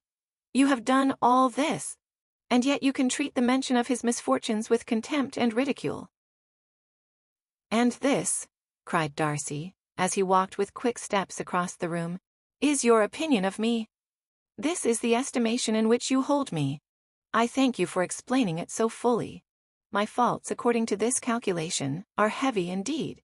But perhaps," added he, stopping in his walk and turning towards her, "these offenses might have been overlooked, had not your pride been hurt by my honest confession of the scruples that had long prevented my forming any serious design. These bitter accusations might have been suppressed, had I, with greater policy, concealed my struggles, and flattered you into the belief of my being impelled by unqualified, unalloyed inclination, by reason, by reflection, by everything. But disguise of every sort is my abhorrence. Nor am I ashamed of the feelings I related. They were natural and just. Could you expect me to rejoice in the inferiority of your connections? To congratulate myself on the hope of relations whose condition in life is so decidedly beneath my own?" Elizabeth felt herself growing more angry every moment, yet she tried to the utmost to speak with composure when she said, "You are mistaken, Mr. Darcy, if you suppose that the mode of your declaration affected me in any other way than as it spared me the concern which I might have felt in refusing you, had you behaved in a more gentlemanlike manner." She saw him start at this, but he said nothing, and she continued, "You could not have made me the offer of your hand in any possible way that would have tempted me to accept it." Again his astonishment was obvious, and he looked at her with an expression of mingled incredulity and mortification. She went on, "From the very beginning, from the first moment, I may almost say, of my acquaintance with you, your manners impressing me with the fullest belief of your arrogance, your conceit, and your selfish disdain of the feelings of others, were such as to form that groundwork of disapprobation, on which succeeding events have built so immovable a dislike. And I had not known you a month before I felt that you were the last man in the world whom I could ever be prevailed on to marry." "You have said quite enough, madam. I perfectly comprehend your feelings, and have now only to be ashamed of what my own have been. Forgive me for having taken up so much of your time, and accept my best wishes for your health and happiness." And with these words he hastily left the room, and Elizabeth heard him the next moment open the front door and quit the house. The tumult of her mind was now painfully great. She knew not how to support herself, and from actual weakness, sat down and cried for half an hour. Her astonishment, as she reflected on what had passed, was increased by every review of it. That she should receive an offer of marriage from Mr. Darcy.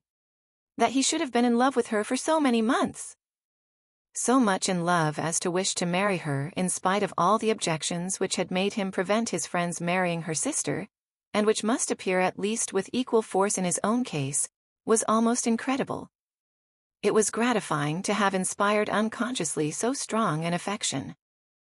But his pride, his abominable pride, his shameless avowal of what he had done with respect to Jane, his unpardonable assurance in acknowledging, though he could not justify it, and the unfeeling manner which he had mentioned Mr. Wickham, his cruelty towards whom he had not attempted to deny, soon overcame the pity which the consideration of his attachment had for a moment excited.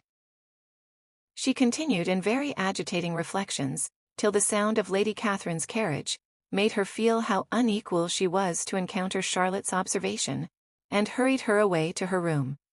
Chapter 35. Elizabeth awoke the next morning to the same thoughts and meditations which had at length closed her eyes. She could not yet recover from the surprise of what had happened. It was impossible to think of anything else. And, totally indisposed for employment, she resolved soon after breakfast to indulge herself in air and exercise. She was proceeding directly to her favorite walk, when the recollection of Mr. Darcy's sometimes coming there stopped her, and instead of entering the park, she turned up the lane which led her farther from the turnpike road. The park paling was still the boundary on one side, and she soon passed one of the gates into the ground. After walking 2 or 3 times along that part of the lane, she was tempted, by the pleasantness of the morning, to stop at the gates and look into the park. The 5 weeks which she had now passed in Kent had made a great difference in the country, and every day was adding to the verdure of the early trees. She was on the point of continuing her walk, when she caught a glimpse of a gentleman within the sort of grove which edged the park. He was moving that way, and fearful of its being Mr. Darcy, she was directly retreating. But the person who advanced was now near enough to see her, and stepping forward with eagerness, pronounced her name. She had turned away, but on hearing herself called, though in a voice which proved it to be Mr. Darcy, she moved again towards the gate. He had by that time reached it also, and, holding out a letter, which she instinctively took, said, with a look of haughty composure, "I have been walking in the grove some time, in the hope of meeting you. Will you do me the honor of reading that letter?" And then with a slight bow, turned again into the plantation, and was soon out of sight. With no expectation of pleasure, but with the strongest curiosity, Elizabeth opened the letter, and to her still increasing wonder, perceived an envelope containing 2 sheets of letter paper, written quite through, in a very close hand. The envelope itself was likewise full. Pursuing her way along the lane, she then began it. It was dated from Rosings, at 8 o'clock in the morning, and was as follows. "Be not alarmed, madam, on receiving this letter, by the apprehension of its containing any repetition of those sentiments, or renewal of those offers, which were last night so disgusting to you. I write without any intention of paining you or humbling myself by dwelling on wishes, which, for the happiness of both, cannot be too soon forgotten, and the effort which the formation and the perusal of this letter must occasion, should have been spared, had not my character required it to be written and read. You must, therefore, pardon the freedom with which I demand your attention. Your feelings, I know, will bestow it unwillingly, but I demand it of your justice. 2 offenses of a very different nature and by no means of equal magnitude, you last night laid to my charge.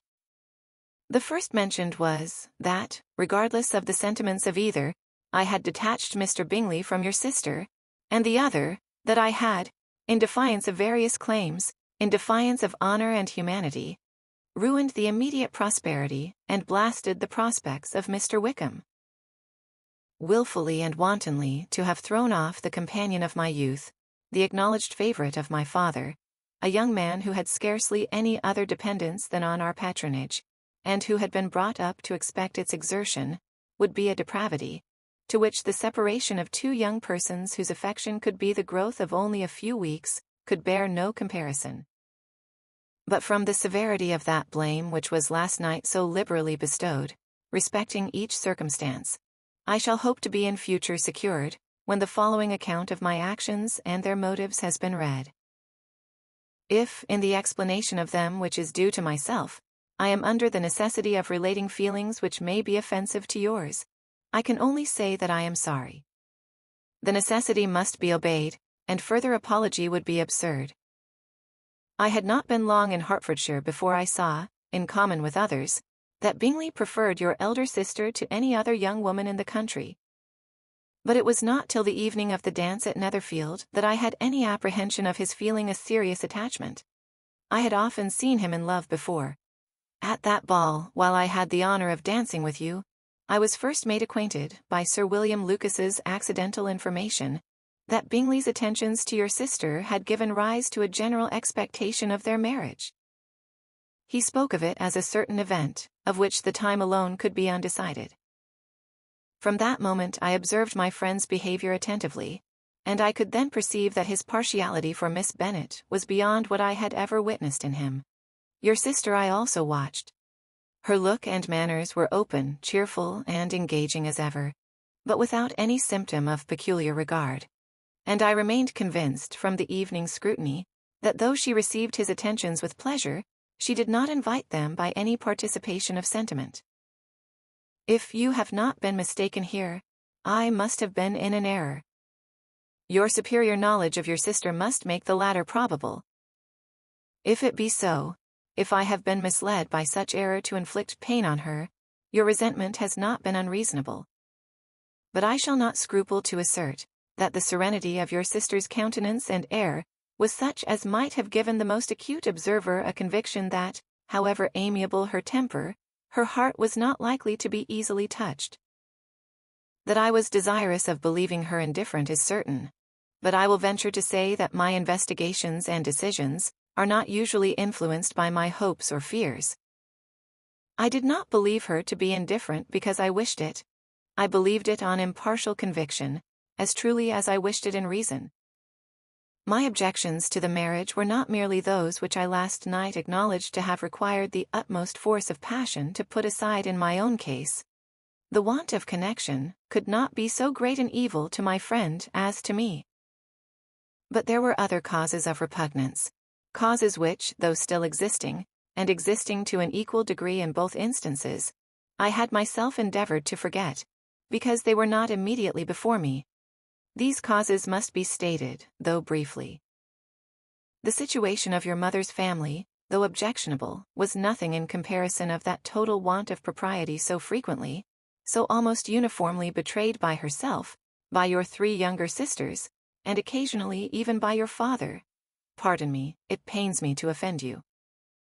But amidst your concern for the defects of your nearest relations, and your displeasure at this representation of them, let it give you consolation to consider that to have conducted yourselves so as to avoid any share of the like censure is praise no less generally bestowed on you and your eldest sister than it is honorable to the sense and disposition of both.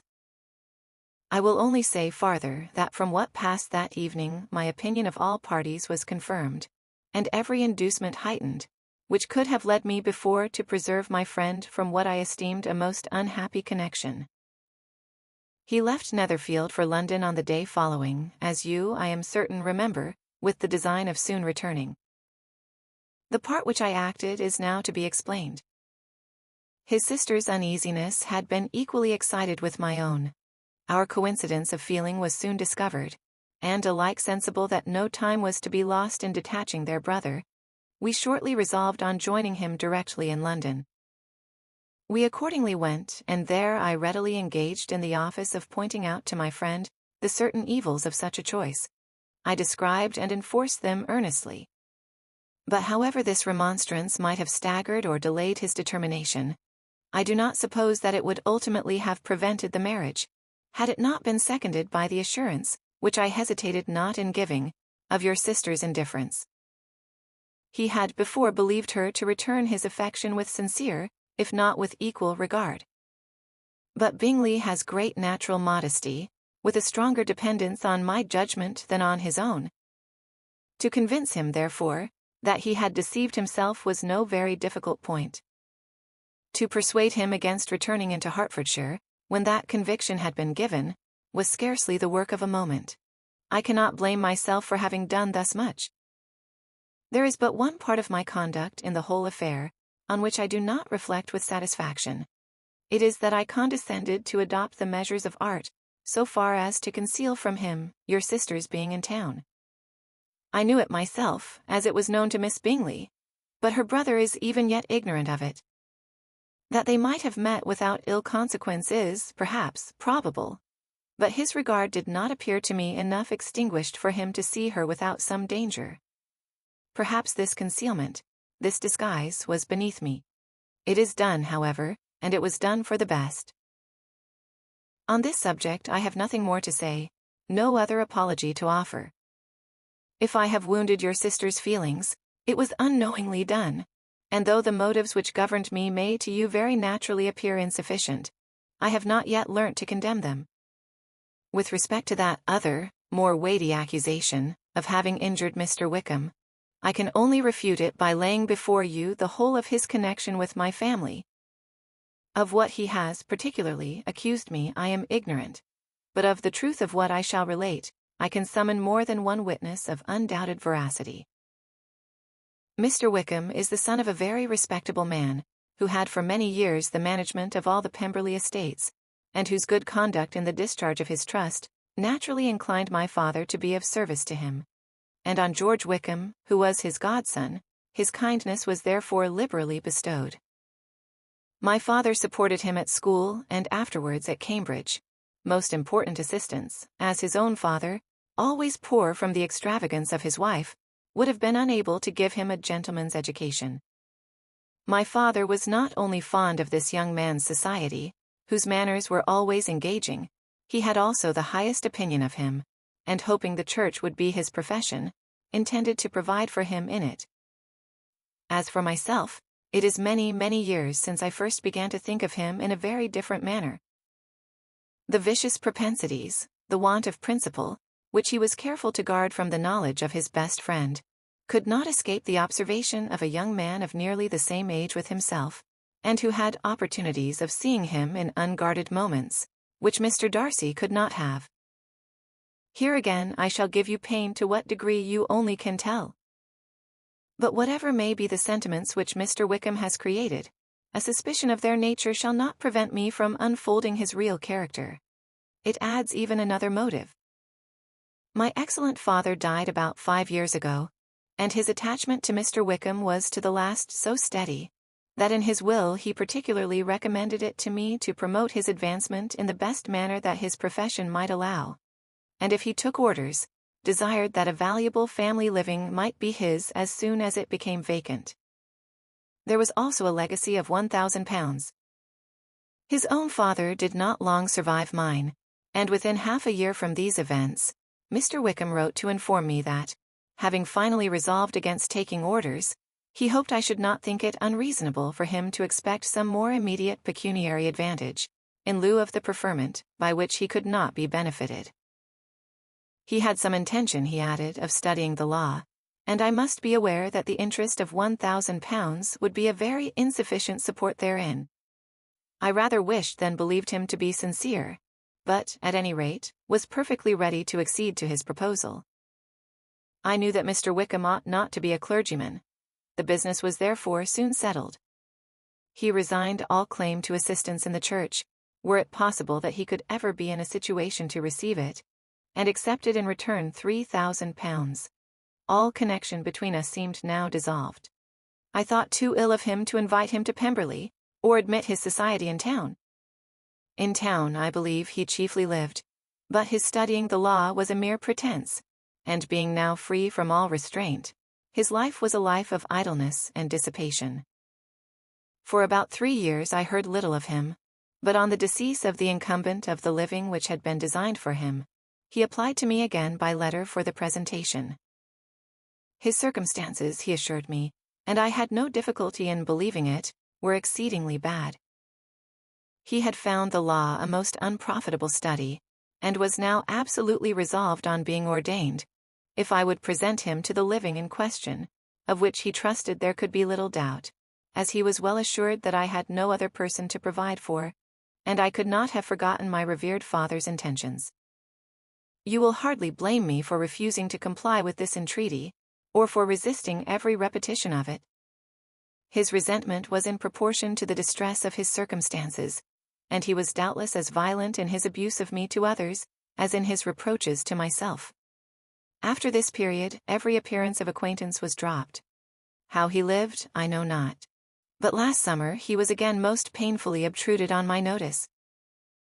I must now mention a circumstance which I would wish to forget myself, and which no obligation less than the present should induce me to unfold to any human being. Having said thus much, I feel no doubt of your secrecy. My sister, who is more than 10 years my junior, was left to the guardianship of my mother's nephew, Colonel Fitzwilliam, and myself. About a year ago, she was taken from school, and an establishment formed for her in London. And last summer she went with the lady who presided over it to Ramsgate, and thither also went Mr. Wickham, undoubtedly by design, for there proved to have been a prior acquaintance between him and Mrs. Young, in whose character we were most unhappily deceived. And by her connivance and aid he so far recommended himself to Georgiana, whose affectionate heart retained a strong impression of his kindness to her as a child, that she was persuaded to believe herself in love, and to consent to an elopement. She was then but 15, which must be her excuse, and after stating her imprudence, I am happy to add, that I owed the knowledge of it to herself. I joined them unexpectedly a day or two before the intended elopement, and then Georgiana, unable to support the idea of grieving and offending a brother whom she almost looked up to as a father, acknowledged the whole to me. You may imagine what I felt and how I acted. Regard for my sister's credit and feelings prevented any public exposure, but I wrote to Mr. Wickham, who left the place immediately, and Mrs. Young was of course removed from her charge. Mr. Wickham's chief object was unquestionably my sister's fortune, which is £30,000, but I cannot help supposing that the hope of revenging himself on me was a strong inducement. His revenge would have been complete indeed. This, madam, is a faithful narrative of every event in which we have been concerned together, and if you do not absolutely reject it as false, you will, I hope, acquit me henceforth of cruelty towards Mr. Wickham. I know not in what manner, under what form of falsehood, he has imposed on you, but his success is not perhaps to be wondered at, ignorant as you previously were of everything concerning either. Detection could not be in your power, and suspicion certainly not in your inclination.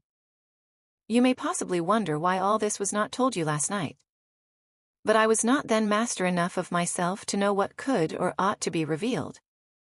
For the truth of everything here related, I can appeal more particularly to the testimony of Colonel Fitzwilliam, who, from our near relationship and constant intimacy, and still more as one of the executors of my father's will, has been unavoidably acquainted with every particular of these transactions. If your abhorrence of me should make my assertions valueless, you cannot be prevented by the same cause from confiding in my cousin, and that there may be the possibility of consulting him, I shall endeavor to find some opportunity of putting this letter in your hands in the course of the morning. I will only add, God bless you. Fitzwilliam Darcy. Chapter 36. Elizabeth, when Mr. Darcy gave her the letter, did not expect it to contain a renewal of his offers. She had formed no expectation at all of its contents. But such as they were, it may be well supposed how eagerly she went through them, and what a contrariety of emotion they excited. Her feelings as she read were scarcely to be defined. With amazement did she first understand that he believed any apology to be in his power, and steadfastly was she persuaded that he could have no explanation to give, which a just sense of shame would not conceal. With a strong prejudice against everything he might say, she began his account of what had happened at Netherfield. She read with an eagerness which hardly left her power of comprehension, and from impatience of knowing what the next sentence might bring, was incapable of attending to the sense of the one before her eyes. His belief of her sister's insensibility she instantly resolved to be false, and his account of the real, the worst objections to the match, made her too angry to have any wish of doing him justice. He expressed no regret for what he had done which satisfied her. His style was not penitent, but haughty. It was all pride and insolence. But when this subject was succeeded by his account of Mr. Wickham, when she read, with somewhat clearer attention, a relation of events which, if true, must overthrow every cherished opinion of his worth, and which bore so alarming an affinity to his own history of himself, her feelings were yet more acutely painful and more difficult of definition. Astonishment, apprehension, and even horror oppressed her. She wished to discredit it entirely, repeatedly exclaiming, "This must be false! This cannot be! This must be the grossest falsehood!" And when she had gone through the whole letter, though scarcely knowing anything of the last page or two, put it hastily away, protesting that she would not regard it, that she would never look in it again. In this perturbed state of mind, with thoughts that could rest on nothing, she walked on. But it would not do. In half a minute the letter was unfolded again, and collecting herself as well as she could, she again began the mortifying perusal of all that related to Wickham, and commanded herself so far as to examine the meaning of every sentence. The account of his connection with the Pemberley family was exactly what he had related himself, and the kindness of the late Mr. Darcy, though she had not before known its extent, agreed equally well with his own words. So far each recital confirmed the other, but when she came to the will, the difference was great. What Wickham had said of the living was fresh in her memory, and as she recalled his very words, it was impossible not to feel that there was gross duplicity on one side or the other, and, for a few moments, she flattered herself that her wishes did not err. But when she read and reread, with the closest attention, the particulars immediately following of Wickham's resigning all pretensions to the living, of his receiving in lieu so considerable a sum as £3,000, again was she forced to hesitate. She put down the letter, weighed every circumstance with what she meant to be impartiality, deliberated on the probability of each statement but with little success. On both sides it was only assertion.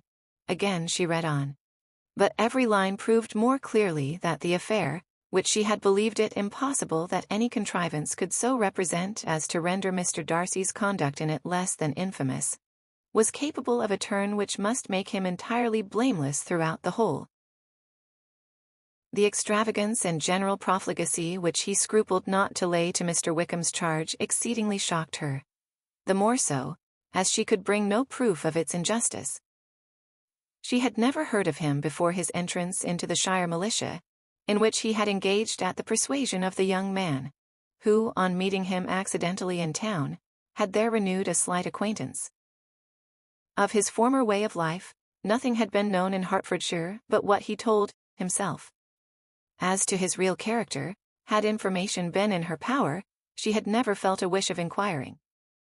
His countenance, voice, and manner had established him at once in the possession of every virtue.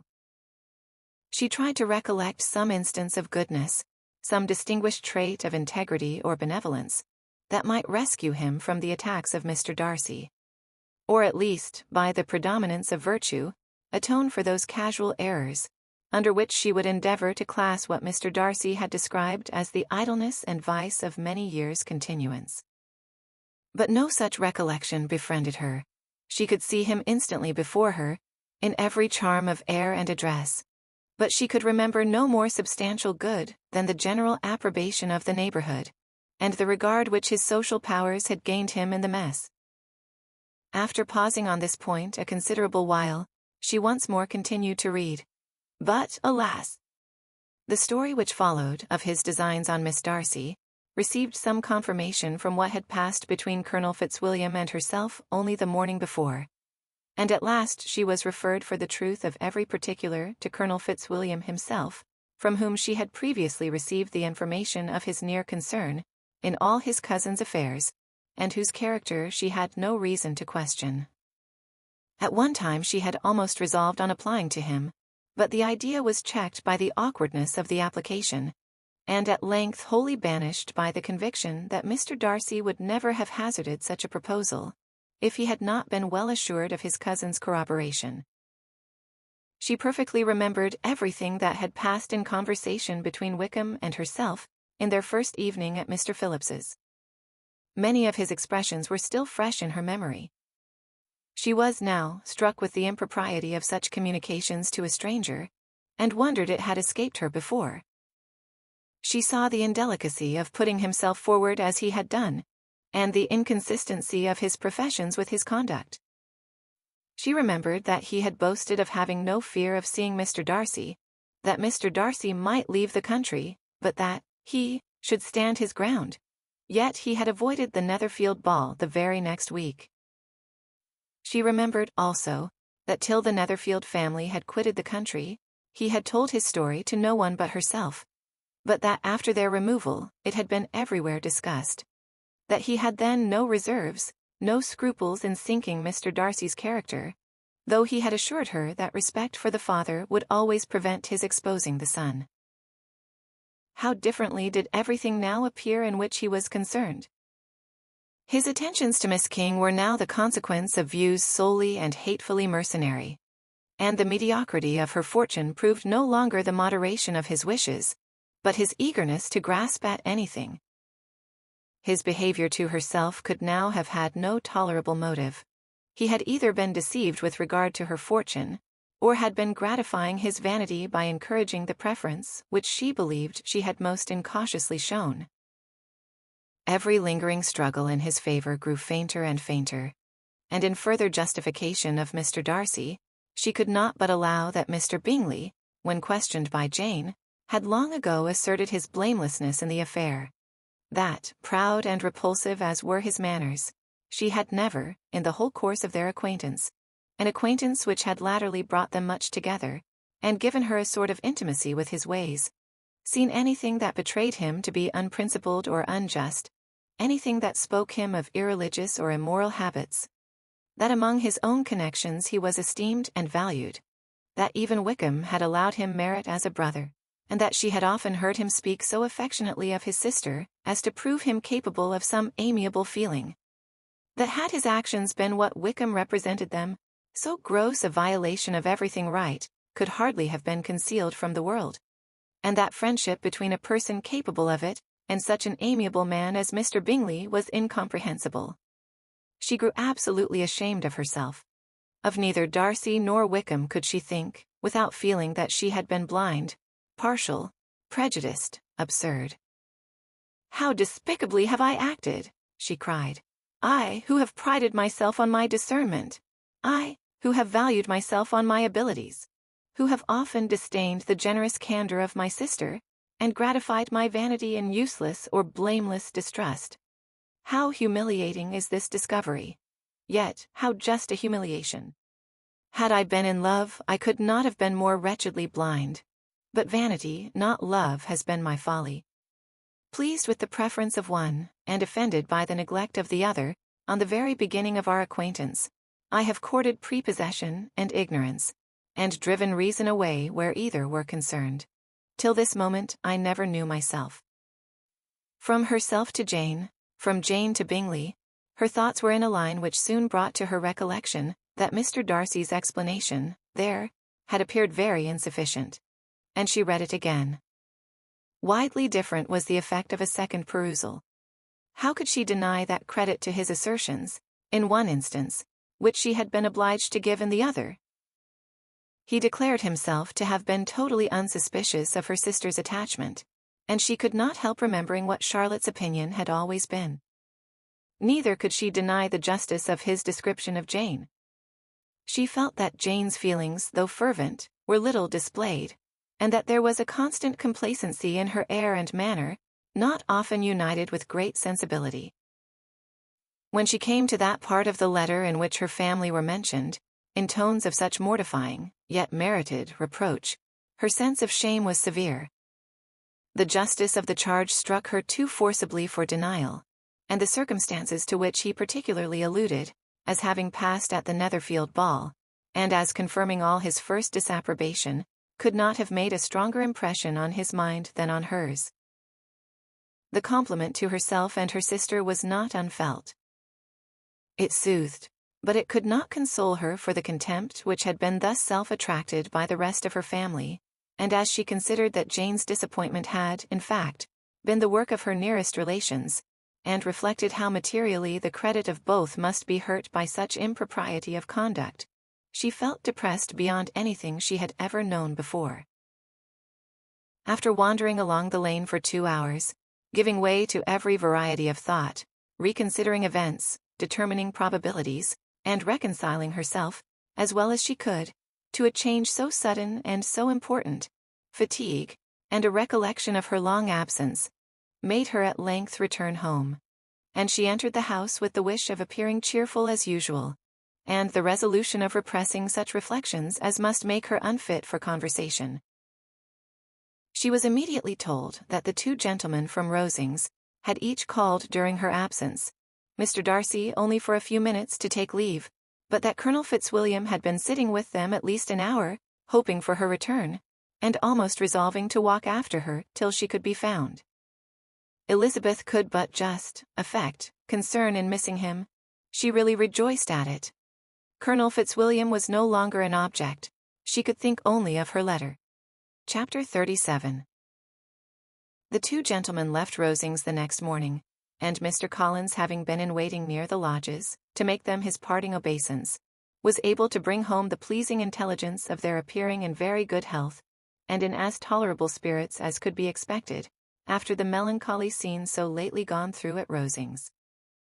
To Rosings he then hastened to console Lady Catherine and her daughter, and on his return brought back, with great satisfaction, a message from her ladyship, importing that she felt herself so dull as to make her very desirous of having them all to dine with her.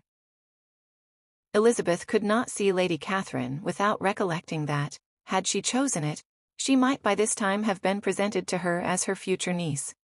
Nor could she think, without a smile, of what her ladyship's indignation would have been. What would she have said? How would she have behaved? Were the questions with which she amused herself. Their first subject was the diminution of the Rosings party. "I assure you, I feel it exceedingly," said Lady Catherine. "I believe nobody feels the loss of friends so much as I do. But I am particularly attached to these young men, and know them to be so much attached to me. They were excessively sorry to go. But so they always are." The dear Colonel rallied his spirits tolerably till just at last, but Darcy seemed to feel it most acutely more, I think, than last year. His attachment to Rosings certainly increases. Mr. Collins had a compliment and an allusion to throw in here, which were kindly smiled on by the mother and daughter. Lady Catherine observed after dinner that Miss Bennet seemed out of spirits, and immediately accounting for it herself, by supposing that she did not like to go home again so soon, she added, "But if that is the case, you must write to your mother to beg that you may stay a little longer. Mrs. Collins will be very glad of your company, I am sure." "I am much obliged to your ladyship for your kind invitation," replied Elizabeth, "but it is not in my power to accept it. I must be in town next Saturday." "Why, at that rate, you will have been here only 6 weeks. I expected you to stay 2 months. I told Mrs. Collins so before you came. There can be no occasion for your going so soon. Mrs. Bennet could certainly spare you for another fortnight." "But my father cannot. He wrote last week to hurry my return." "Oh, your father, of course, may spare you if your mother can. Daughters are never of so much consequence to a father. And if you will stay another month complete, it will be in my power to take one of you as far as London, for I am going there early in June for a week. And as Dawson does not object to the barouche box, there will be very good room for one of you, and indeed if the weather should happen to be cool, I should not object to taking you both, as you are neither of you large." "You are all kindness, madam, but I believe we must abide by our original plan." Lady Catherine seemed resigned. "Mrs. Collins, you must send a servant with them. You know I always speak my mind, and I cannot bear the idea of 2 young women traveling post by themselves. It is highly improper. You must contrive to send somebody. I have the greatest dislike in the world to that sort of thing.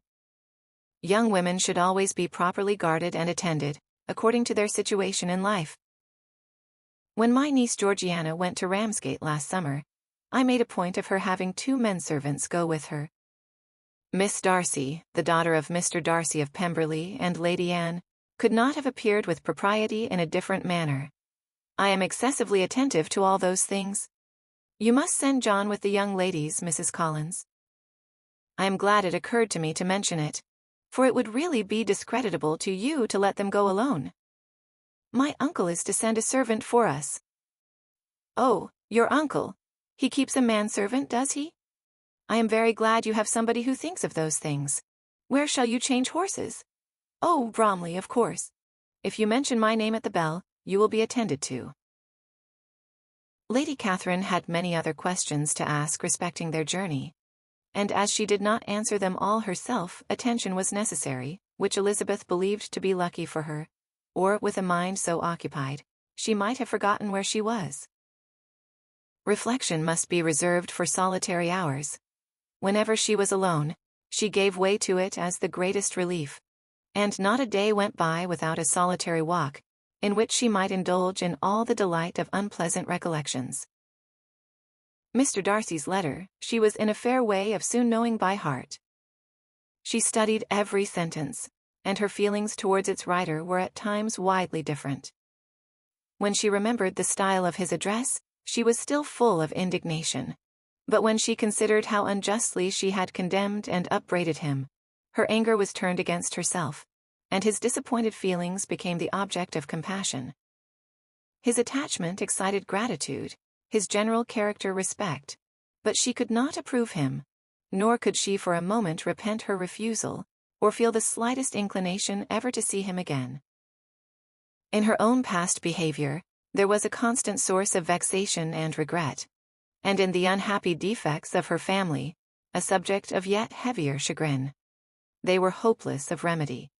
Her father, contented with laughing at them, would never exert himself to restrain the wild giddiness of his youngest daughters, and her mother, with manners so far from right herself, was entirely insensible of the evil. Elizabeth had frequently united with Jane in an endeavour to check the imprudence of Catherine and Lydia, but while they were supported by their mother's indulgence, what chance could there be of improvement? Catherine, weak-spirited, irritable, and completely under Lydia's guidance, had been always affronted by their advice, and Lydia, self-willed and careless, would scarcely give them a hearing. They were ignorant, idle, and vain. While there was an officer in Meryton, they would flirt with him, and while Meryton was within a walk of Longbourn, they would be going there forever. Anxiety on Jane's behalf was another prevailing concern, and Mr. Darcy's explanation, by restoring Bingley to all her former good opinion, heightened the sense of what Jane had lost. His affection was proved to have been sincere, and his conduct cleared of all blame, unless any could attach to the implicitness of his confidence in his friend.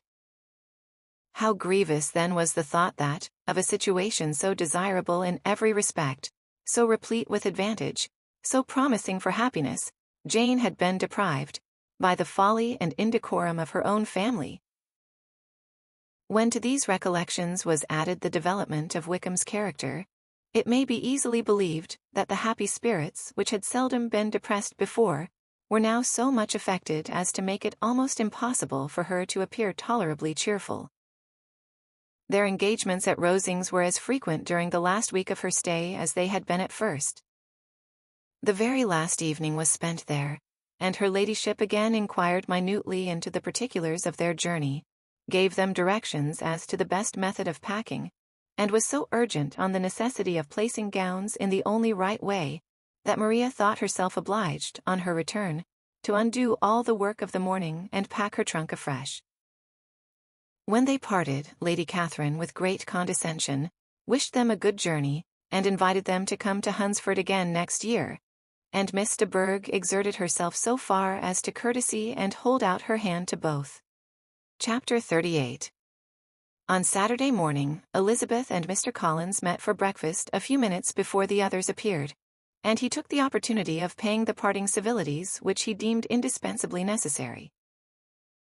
"I know not, Miss Elizabeth," said he, "whether Mrs. Collins has yet expressed her sense of your kindness in coming to us, but I am very certain you will not leave the house without receiving her thanks for it. The favor of your company has been much felt, I assure you. We know how little there is to tempt anyone to our humble abode. Our plain manner of living, our small rooms and few domestics, and the little we see of the world, must make Hunsford extremely dull to a young lady like yourself, but I hope you will believe us grateful for the condescension, and that we have done everything in our power to prevent you spending your time unpleasantly." Elizabeth was eager with her thanks and assurances of happiness. She had spent 6 weeks with great enjoyment, and the pleasure of being with Charlotte, and the kind attention she had received, must make her feel the obliged. Mr. Collins was gratified, and with a more smiling solemnity replied, "It gives me the greatest pleasure to hear that you have passed your time not disagreeably.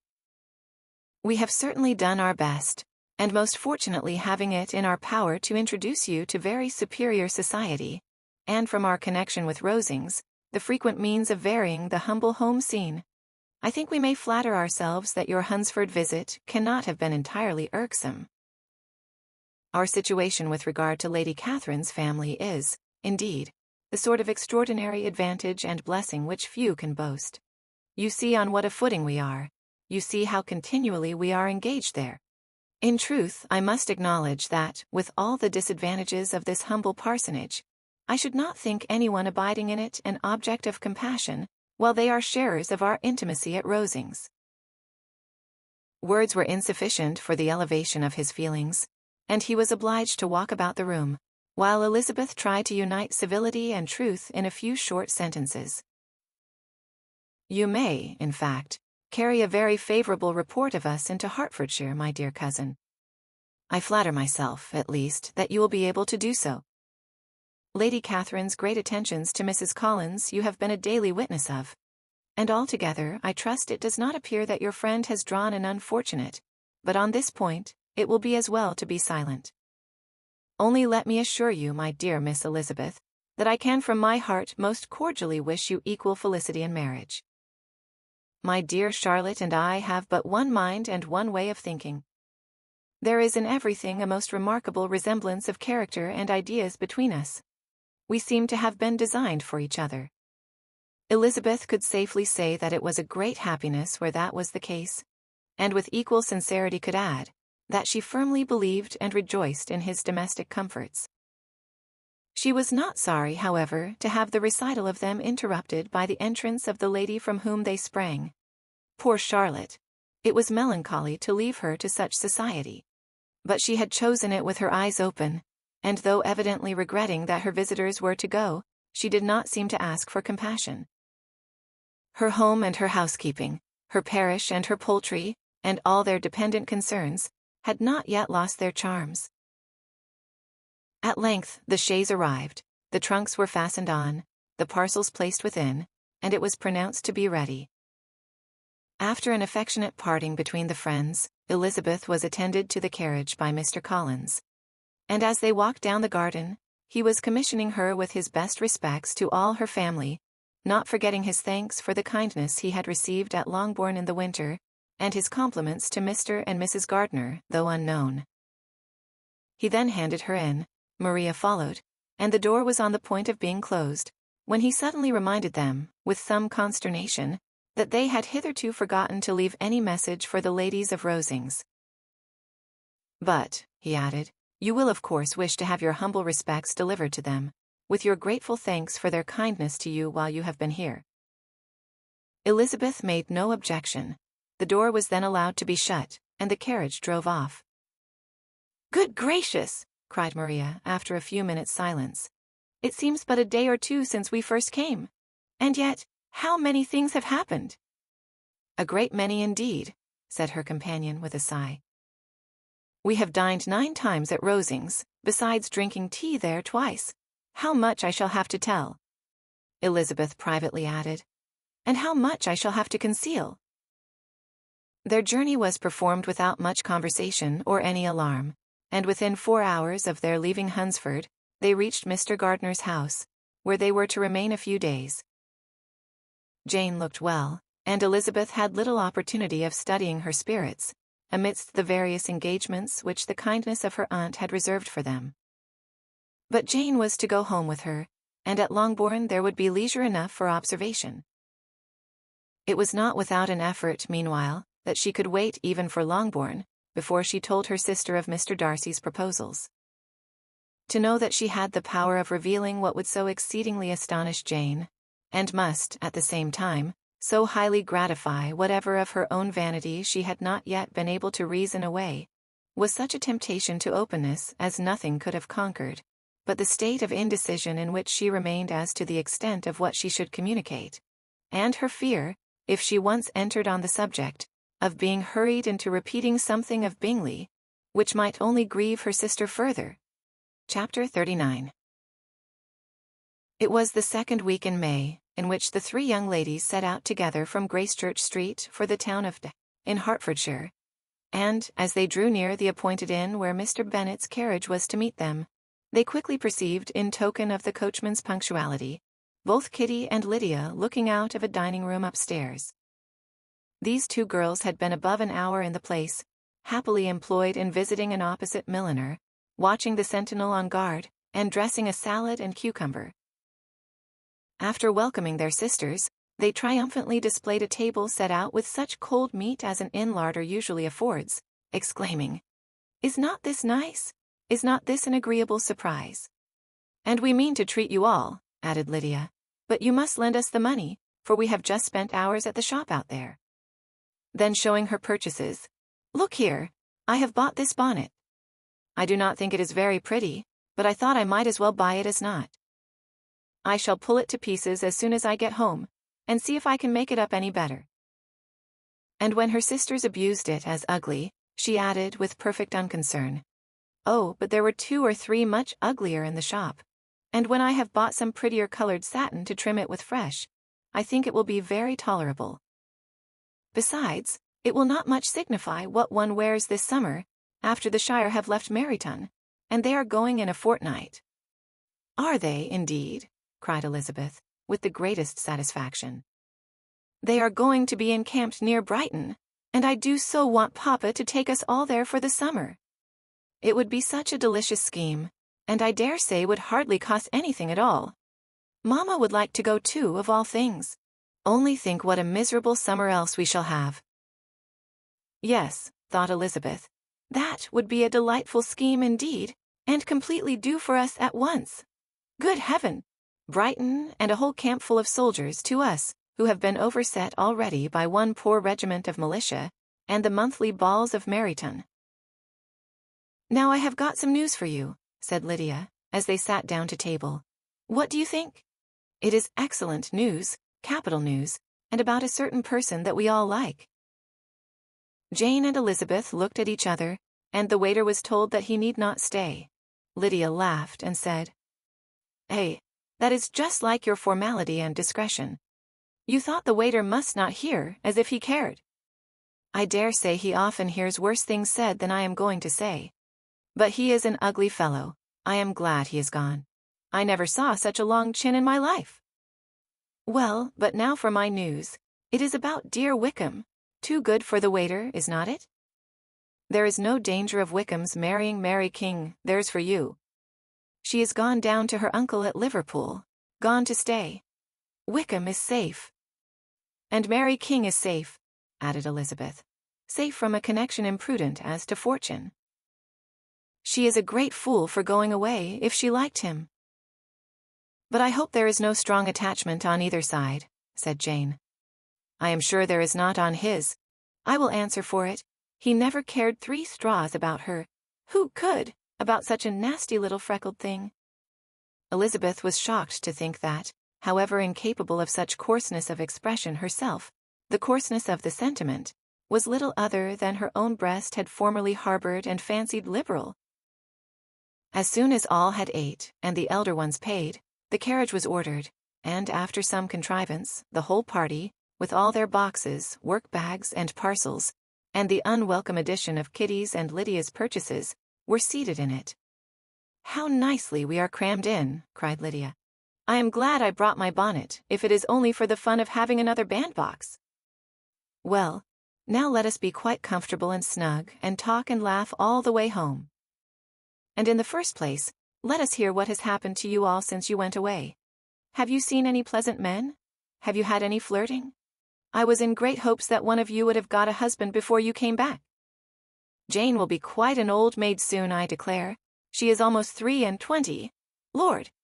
How ashamed I should be of not being married before 23. My Aunt Phillips wants you so to get husbands you can't think. She says Lizzie had better have taken Mr. Collins. But I do not think there would have been any fun in it. Lord! How I should like to be married before any of you. And then I would chaperone you about to all the balls. Dear me! We had such a good piece of fun the other day at Colonel Forster's. Kitty and me were to spend the day there, and Mrs. Forster promised to have a little dance in the evening. By the by, Mrs. Forster and me are such friends, and so she asked the 2 Harringtons to come. But Harriet was ill, and so Pen was forced to come by herself. And then, what do you think we did?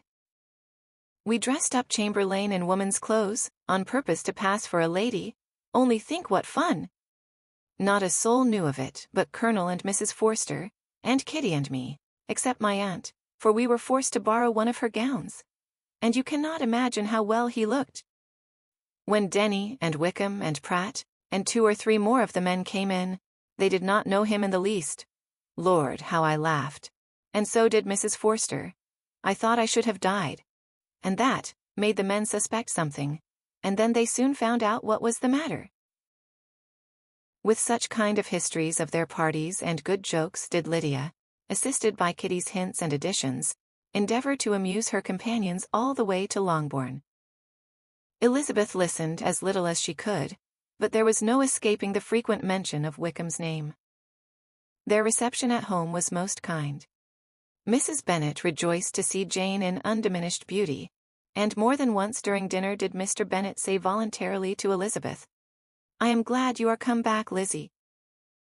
Their party in the dining room was large, for almost all the Lucases came to meet Maria and hear the news, and various were the subjects which occupied them. Lady Lucas was inquiring of Maria across the table, after the welfare and poultry of her eldest daughter. Mrs. Bennet was doubly engaged, on one hand collecting an account of the present fashions from Jane, who sat some way below her, and on the other, retailing them all to the younger Miss Lucases. And Lydia, in a voice rather louder than any other person's, was enumerating the various pleasures of the morning to anybody who would hear her. "Oh, Mary," said she, "I wish you had gone with us, for we had such fun. As we went along, Kitty and me drew up all the blinds, and pretended there was nobody in the coach. And I should have gone so all the way, if Kitty had not been sick.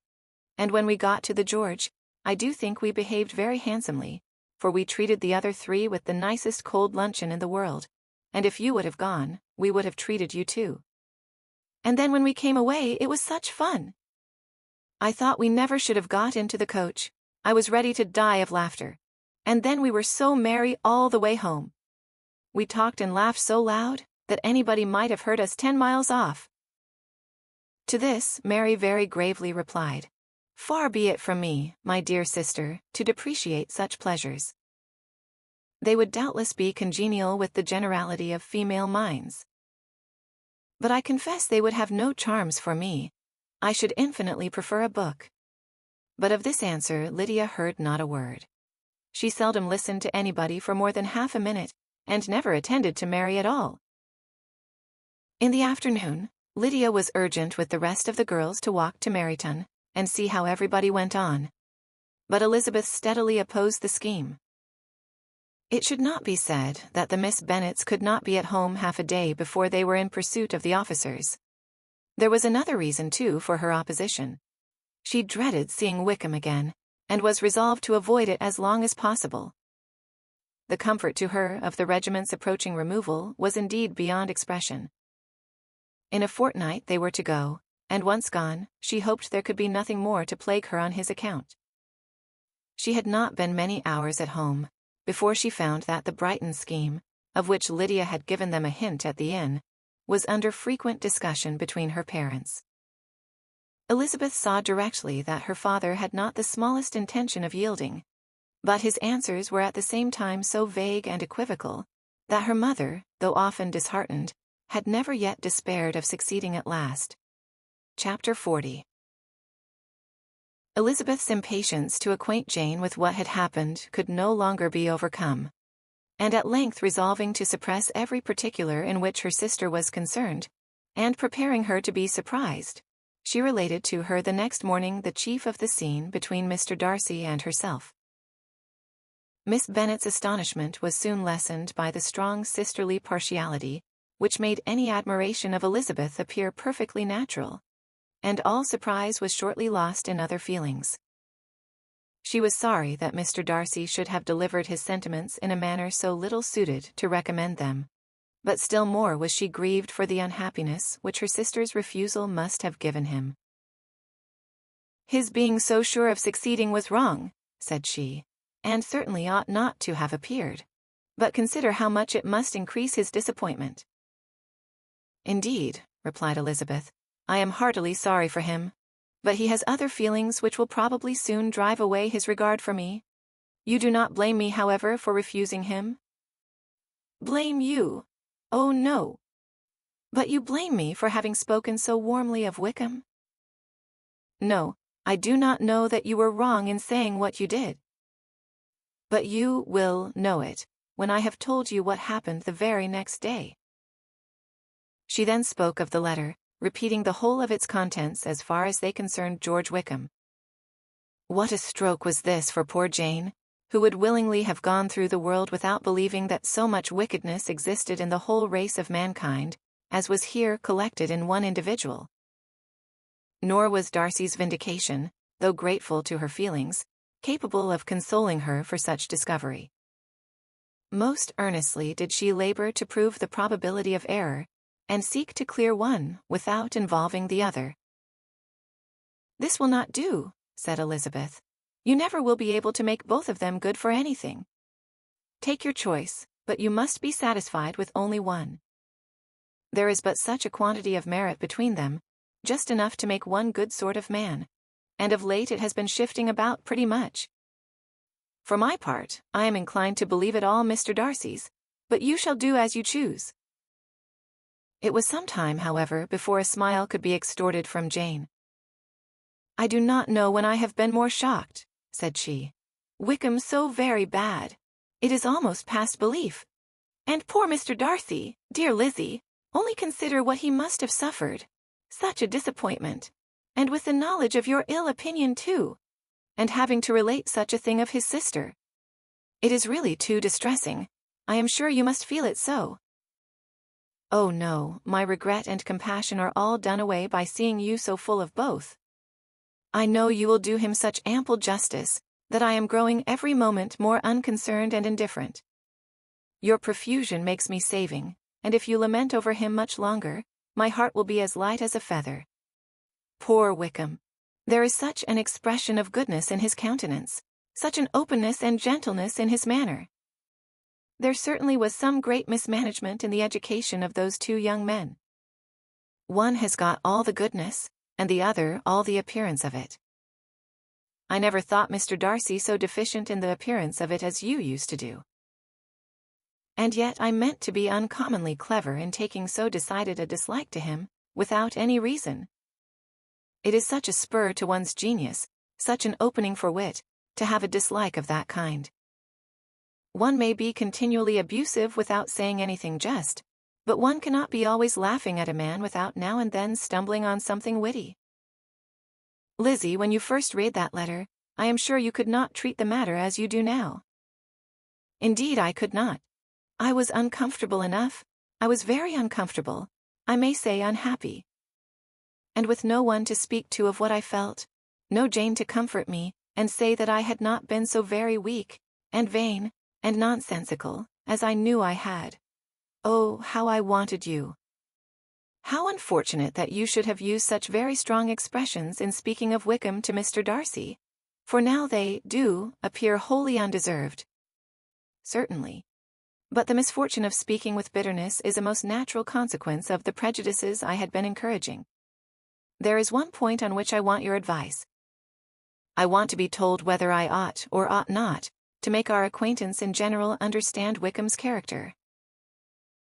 Miss Bennet paused a little, and then replied, "Surely there can be no occasion for exposing him so dreadfully. What is your own opinion?" "That it ought not to be attempted. Mr. Darcy has not authorized me to make his communication public. On the contrary, every particular relative to his sister was meant to be kept as much as possible to myself. And if I endeavor to undeceive people as to the rest of his conduct, who will believe me? The general prejudice against Mr. Darcy is so violent, that it would be the death of half the good people in Meryton to attempt to place him in an amiable light. I am not equal to it. Wickham will soon be gone, and therefore, it will not signify to anybody here what he really is. Some time hence it will be all found out, and then we may laugh at their stupidity in not knowing it before. At present, I will say nothing about it. You are quite right. To have his errors made public might ruin him forever. He is now, perhaps, sorry for what he has done, and anxious to re-establish a character. We must not make him desperate." The tumult of Elizabeth's mind was allayed by this conversation. She had got rid of two of the secrets which had weighed on her for a fortnight, and was certain of a willing listener in Jane, whenever she might wish to talk again of either. But there was still something lurking behind, of which prudence forbade the disclosure. She dared not relate the other half of Mr. Darcy's letter, nor explain to her sister how sincerely she had been valued by his friend. Here was knowledge in which no one could partake, and she was sensible that nothing less than a perfect understanding between the parties could justify her in throwing off this last encumbrance of mystery. "And then," said she, "if that very improbable event should ever take place, I shall merely be able to tell what Bingley may tell in a much more agreeable manner himself. The liberty of communication cannot be mine till it has lost all its value." She was now, on being settled at home, at leisure to observe the real state of her sister's spirits. Jane was not happy. She still cherished a very tender affection for Bingley. Having never even fancied herself in love before, her regard had all the warmth of first attachment, and from her age and disposition, greater steadiness than first attachments often boast. And so fervently did she value his remembrance, and prefer him to every other man, that all her good sense, and all her attention to the feelings of her friends, were requisite to check the indulgence of those regrets, which must have been injurious to her own health and their tranquillity. "Well, Lizzie," said Mrs. Bennet one day, "what is your opinion now of this sad business of Jane's? For my part, I am determined never to speak of it again to anybody. I told my sister Philip so the other day, but I cannot find out that Jane saw anything of him in London. Well, he is a very undeserving young man, and I do not suppose there is the least chance in the world of her ever getting him now. There is no talk of his coming to Netherfield again in the summer, and I have inquired of everybody too who is likely to know. I do not believe that he will ever live at Netherfield any more. Oh well, it is just as he chooses. Nobody wants him to come, though I shall always say that he used my daughter extremely ill, and, if I was her, I would not have put up with it. Well, my comfort is, I am sure Jane will die of a broken heart, and then he will be sorry for what he has done." But as Elizabeth could not receive comfort from any such expectation, she made no answer. "Well, Lizzie," continued her mother soon afterwards, "and so the Collinses live very comfortable, do they? Well, well, I only hope it will last. And what sort of table do they keep? Charlotte is an excellent manager, I dare say. If she is half as sharp as her mother, she is saving enough. There is nothing extravagant in their housekeeping, I dare say. No, nothing at all. A great deal of good management depend upon it. Yes, yes. They will take care not to outrun their income. They will never be distressed for money. Well, much good may it do them. And so, I suppose, they often talk of having Longbourn when your father is dead. They look upon it quite as their own, I dare say, whenever that happens. It was a subject which they could not mention before me. No, it would have been strange if they had, but I make no doubt they often talk of it between themselves. Well, if they can be easy with an estate that is not lawfully their own, so much the better. I should be ashamed of having one that was only entailed on me." Chapter 41. The first week of their return was soon gone. The second began. It was the last of the regiment's stay in Meryton, and all the young ladies in the neighbourhood were drooping apace. The dejection was almost universal. The elder Miss Bennets alone were still able to eat, drink, and sleep, and pursue the usual course of their employments. Very frequently were they reproached for this insensibility by Kitty and Lydia, whose own misery was extreme, and who could not comprehend such hard-heartedness in any of the family. "Good heaven! What is to become of us? What are we to do?" would they often exclaim in the bitterness of woe. "How can you be smiling so, Lizzie?" Their affectionate mother shared all their grief. She remembered what she had herself endured on a similar occasion 25 years ago. "I am sure," said she, "I cried for 2 days together when Colonel Miller's regiment went away. I thought I should have broke my heart." "I am sure I shall break mine," said Lydia. "If one could but go to Brighton," observed Mrs. Bennet. "Oh, yes, if one could but go to Brighton. But Papa is so disagreeable. A little sea-bathing would set me up forever. And my Aunt Phillips is sure it would do me a great deal of good," added Kitty. Such were the kind of lamentations resounding perpetually through Longbourn House. Elizabeth tried to be diverted by them, but all sense of pleasure was lost in shame. She felt anew the justice of Mr. Darcy's objections, and never had she before been so much disposed to pardon his interference in the views of his friend. But the gloom of Lydia's prospect was shortly cleared away, for she received an invitation from Mrs. Forster, the wife of the colonel of the regiment, to accompany her to Brighton. This invaluable friend was a very young woman and very lately married. A resemblance in good humor and good spirits had recommended her and Lydia to each other, and out of their 3 months' acquaintance, they had been intimate, too. The rapture of Lydia on this occasion, her adoration of Mrs. Forster, the delight of Mrs. Bennet, and the mortification of Kitty, are scarcely to be described. Wholly inattentive to her sister's feelings, Lydia flew about the house in restless ecstasy, calling for everyone's congratulations, and laughing and talking with more violence than ever, whilst the luckless Kitty continued in the parlour repining at her fate in terms as unreasonable as her accent was peevish. "I cannot see why Mrs. Forster should not ask me as well as Lydia," said she, "though I am not her particular friend. I have just as much right to be asked as she has, and more too, for I am 2 years older." In vain did Elizabeth attempt to make her reasonable, and Jane to make her resigned.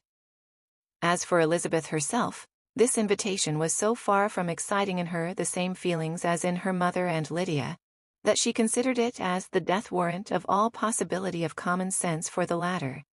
And detestable as such a step must make her, were it known, she could not help secretly advising her father not to let her go. She represented to him all the improprieties of Lydia's general behavior, the little advantage she could derive from the friendship of such a woman as Mrs. Forster, and the probability of her being yet more imprudent with such a companion at Brighton, where the temptations must be greater than at home. He heard her attentively, and then said, "Lydia will never be easy till she has exposed herself in some public place or other, and we can never expect her to do it with so little expense or inconvenience to her family as under the present circumstances." "If you were aware," said Elizabeth, "of the very great disadvantage to us all, which must arise from the public notice of Lydia's unguarded and imprudent manner, nay, which has already arisen from it, I am sure you would judge differently in the affair." "Already arisen," repeated Mr. Bennet. "What? Has she frightened away some of your lovers? Poor little Lizzie! But do not be cast down. Such squeamish youths as cannot bear to be connected with a little absurdity are not worth a regret. Come, let me see the list of the pitiful fellows who have been kept aloof by Lydia's folly." "Indeed, you are mistaken. I have no such injuries to resent. It is not of peculiar, but of general evils which I am now complaining. Our importance, our respectability in the world, must be affected by the wild volatility, the assurance and disdain of all restraint which mark Lydia's character. Excuse me, for I must speak plainly. If you, my dear father, will not take the trouble of checking her exuberant spirits, and of teaching her that her present pursuits are not to be the business of her life, she will soon be beyond the reach of amendment. Her character will be fixed, and she will, at 16, be the most determined flirt that ever made herself and her family ridiculous. A flirt, too, in the worst and meanest degree of flirtation, without any attraction beyond youth and a tolerable person, and, from the ignorance and emptiness of her mind, wholly unable to ward off any portion of that universal contempt which her rage for admiration will excite. In this danger Kitty is also comprehended. She will follow wherever Lydia leads, vain, ignorant, idle, and absolutely uncontrolled. Oh, my dear father, can you suppose it possible that they will not be censured and despised wherever they are known, and that their sisters will not be often involved in the disgrace?" Mr. Bennet saw that her whole heart was in the subject, and, affectionately taking her hand, said in reply, "Do not make yourself uneasy, my love. Wherever you and Jane are known, you must be respected and valued, and you will not appear to less advantage for having a couple of, or I may say, 3 very silly sisters. We shall have no peace at Longbourn if Lydia does not go to Brighton. Let her go, then.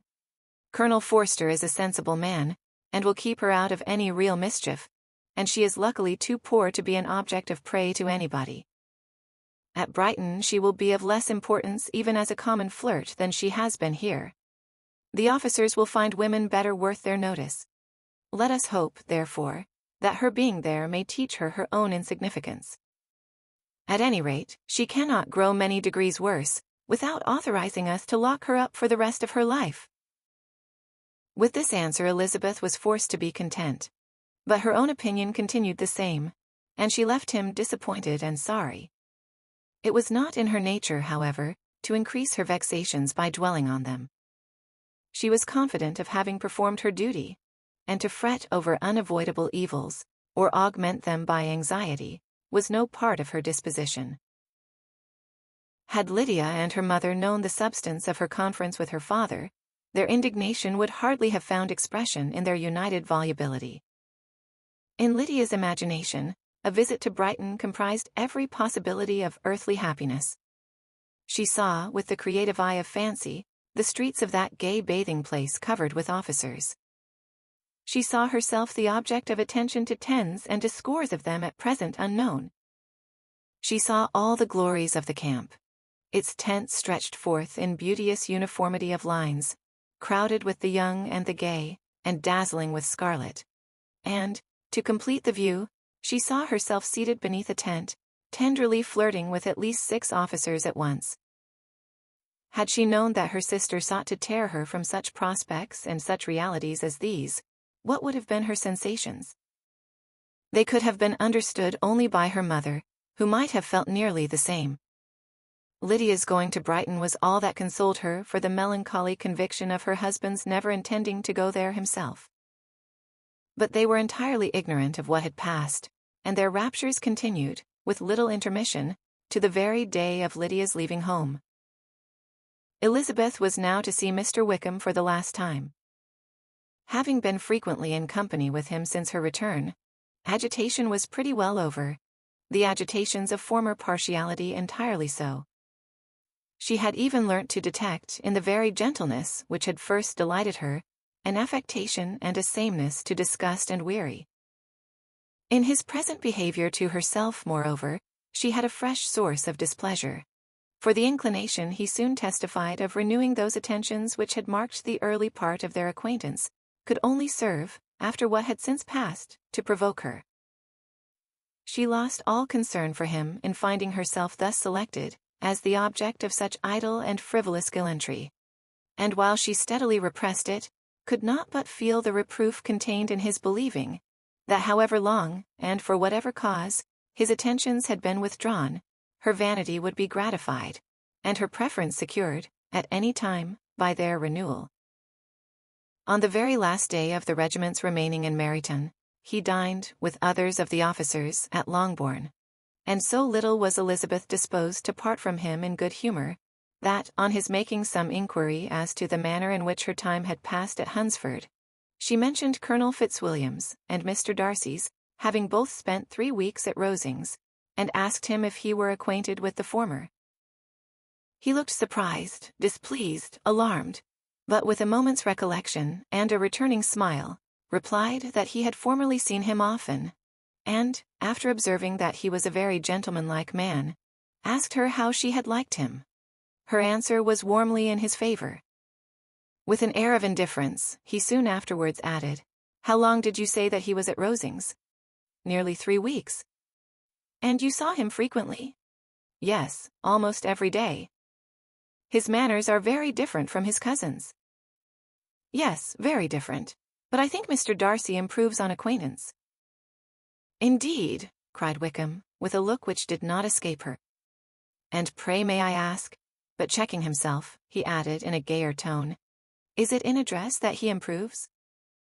Has he deigned to add aught of civility to his ordinary style? For I dare not hope," he continued, in a lower and more serious tone, "that he is improved in essentials." "Oh no," said Elizabeth. "In essentials, I believe, he is very much what he ever was."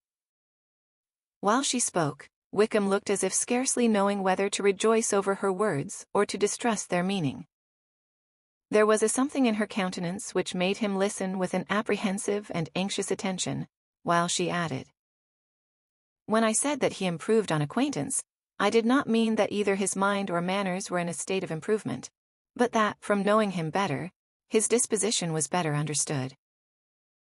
Wickham's alarm now appeared in a heightened complexion and agitated look. For a few minutes he was silent, till, shaking off his embarrassment, he turned to her again, and said in the gentlest of accents, "You who so well know my feelings towards Mr. Darcy, will readily comprehend how sincerely I must rejoice that he is wise enough to assume even the appearance of what is right. His pride in that direction may be of service, if not to himself, to many others, for it must deter him from such foul misconduct as I have suffered by. I only fear that the sort of cautiousness to which you, I imagine, have been alluding, is merely adopted on his visits to his aunt, of whose good opinion and judgment he stands much in awe. His fear of her has always operated, I know, when they were together, and a good deal is to be imputed to his wish of forwarding the match with Miss de Bourgh, which I am certain he has very much at heart." Elizabeth could not repress a smile at this, but she answered only by a slight inclination of the head. She saw that he wanted to engage her on the old subject of his grievances, and she was in no humor to indulge him. The rest of the evening passed with the appearance on his side of usual cheerfulness, but with no further attempt to distinguish Elizabeth, and they parted at last with mutual civility, and possibly a mutual desire of never meeting again. When the party broke up, Lydia returned with Mrs. Forster to Meryton, from whence they were to set out early the next morning. The separation between her and her family was rather noisy than pathetic. Kitty was the only one who shed tears, but she did weep from vexation and envy. Mrs. Bennet was diffuse in her good wishes for the felicity of her daughter, and impressive in her injunctions that she would not miss the opportunity of enjoying herself as much as possible, advice which there was every reason to believe would be attended to. And in the clamorous happiness of Lydia herself in bidding farewell, the more gentle adieus of her sisters were uttered without being heard. Chapter 42. Had Elizabeth's opinion been all drawn from her own family, she could not have formed a very pleasing picture of conjugal felicity or domestic comfort. Her father, captivated by youth and beauty, and that appearance of good humor which youth and beauty generally give, had married a woman whose weak understanding and illiberal mind had very early in their marriage put an end to all real affection for her. Respect, esteem, and confidence had vanished forever, and all his views of domestic happiness were overthrown. But Mr. Bennet was not of a disposition to seek comfort for the disappointment which his own imprudence had brought on in any of those pleasures which too often console the unfortunate for their folly or their vice. He was fond of the country and of books, and from these tastes had arisen his principal enjoyments. To his wife he was very little otherwise indebted than as her ignorance and folly had contributed to his amusement. This is not the sort of happiness which a man would in general wish to owe to his wife, but where other powers of entertainment are wanting, the true philosopher will derive benefit from such as are given. Elizabeth, however, had never been blind to the impropriety of her father's behavior as a husband. She had always seen it with pain, but respecting his abilities, and grateful for his affectionate treatment of herself, she endeavored to forget what she could not overlook, and to banish from her thoughts that continual breach of conjugal obligation and decorum which, in exposing his wife to the contempt of her own children, was so highly reprehensible. But she had never felt so strongly as now the disadvantages which must attend the children of so unsuitable a marriage, nor ever been so fully aware of the evils arising from so ill-judged a direction of talents which, rightly used, might at least have preserved the respectability of his daughters, even if incapable of enlarging the mind of his wife. When Elizabeth had rejoiced over Wickham's departure, she found little other cause for satisfaction in the loss of the regiment. Their parties abroad were less varied than before, and at home she had a mother and sister, whose constant repinings at the dullness of everything around them threw a real gloom over their domestic circle. And, though Kitty might in time regain her natural degree of sense, since the disturbers of her brain were removed, her other sister, from whose disposition greater evil might be apprehended, was likely to be hardened in all her folly and assurance by a situation of such double danger as a watering place and a camp. Upon the whole, therefore, she found, what has been sometimes found before, that an event to which she had looked forward with impatient desire did not, in taking place, bring all the satisfaction she had promised herself. It was consequently necessary to name some other period for the commencement of actual felicity, to have some other point on which her wishes and hopes might be fixed, and by again enjoying the pleasure of anticipation, console herself for the present, and prepare for another disappointment. Her tour to the lakes was now the object of her happiest thoughts. It was her best consolation for all the uncomfortable hours which the discontentedness of her mother and Kitty made inevitable. And could she have included Jane in the scheme, every part of it would have been perfect. But it is fortunate, thought she, that I have something to wish for.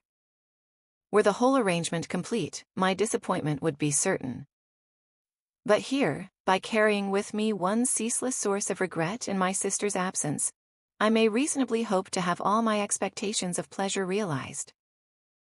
A scheme of which every part promises delight can never be successful, and general disappointment is only warded off by the defense of some little peculiar vexation. When Lydia went away, she promised to write very often and very minutely to her mother and Kitty, but her letters were always long expected, and always very short.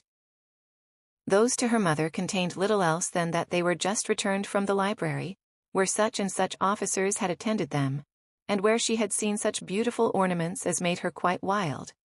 That she had a new gown, or a new parasol, which she would have described more fully, but was obliged to leave off in a violent hurry, as Mrs. Forster called her, and they were going to the camp. And from her correspondence with her sister there was still less to be learnt, for her letters to Kitty, though rather longer, were much too full of lines under the words to be made public.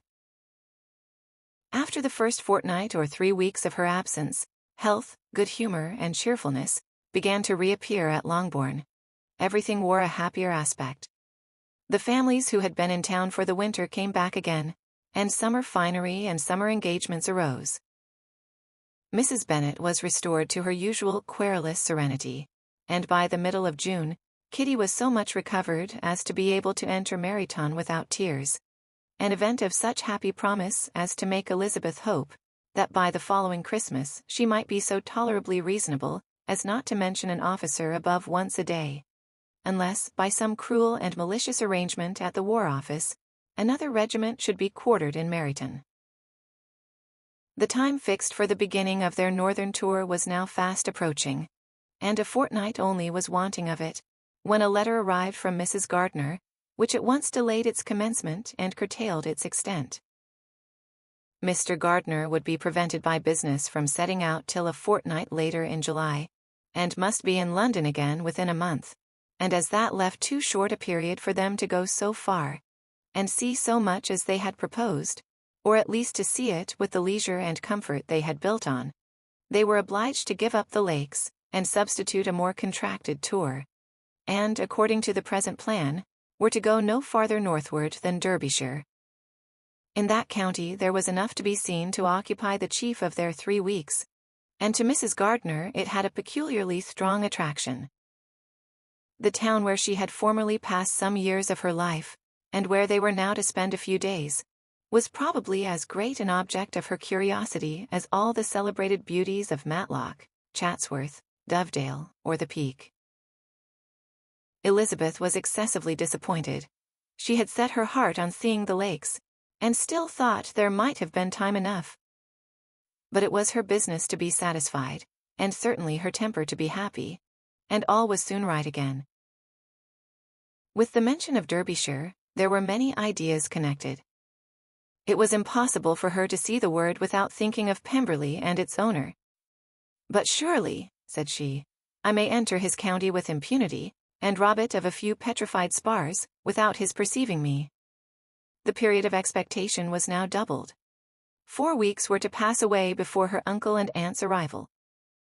But they did pass away, and Mr. and Mrs. Gardiner, with their 4 children, did at length appear at Longbourn. The children, 2 girls of 6 and 8 years old, and 2 younger boys, were to be left under the particular care of their cousin Jane, who was the general favorite, and whose steady sense and sweetness of temper exactly adapted her for attending to them in every way, teaching them, playing with them, and loving them. The Gardiners stayed only one night at Longbourn, and set off the next morning with Elizabeth in pursuit of novelty and amusement. One enjoyment was certain, that of suitableness as companions, a suitableness which comprehended health and temper to bear inconveniences, cheerfulness to enhance every pleasure, and affection and intelligence, which might supply it among themselves if there were disappointments abroad. It is not the object of this work to give a description of Derbyshire, nor of any of the remarkable places through which their route thither lay. Oxford, Blenheim, Warwick, Kenilworth, Birmingham, etc., are sufficiently known. A small part of Derbyshire is all the present concern.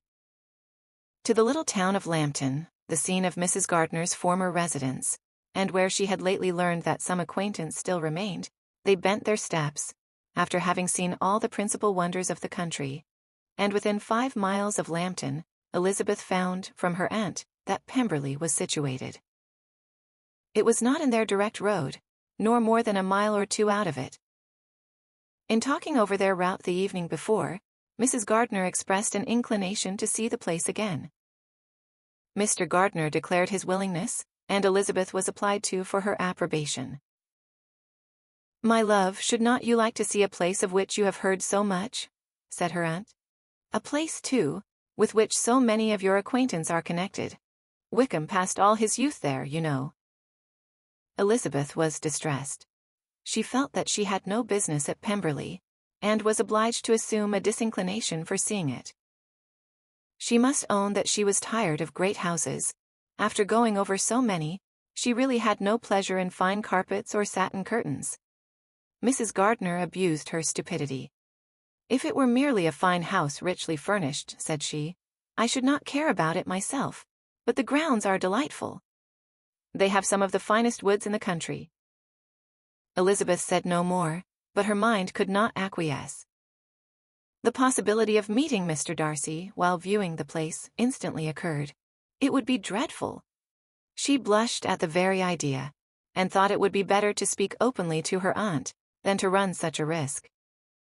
But against this there were objections, and she finally resolved that it could be the last resource, if her private inquiries as to the absence of the family were unfavorably answered.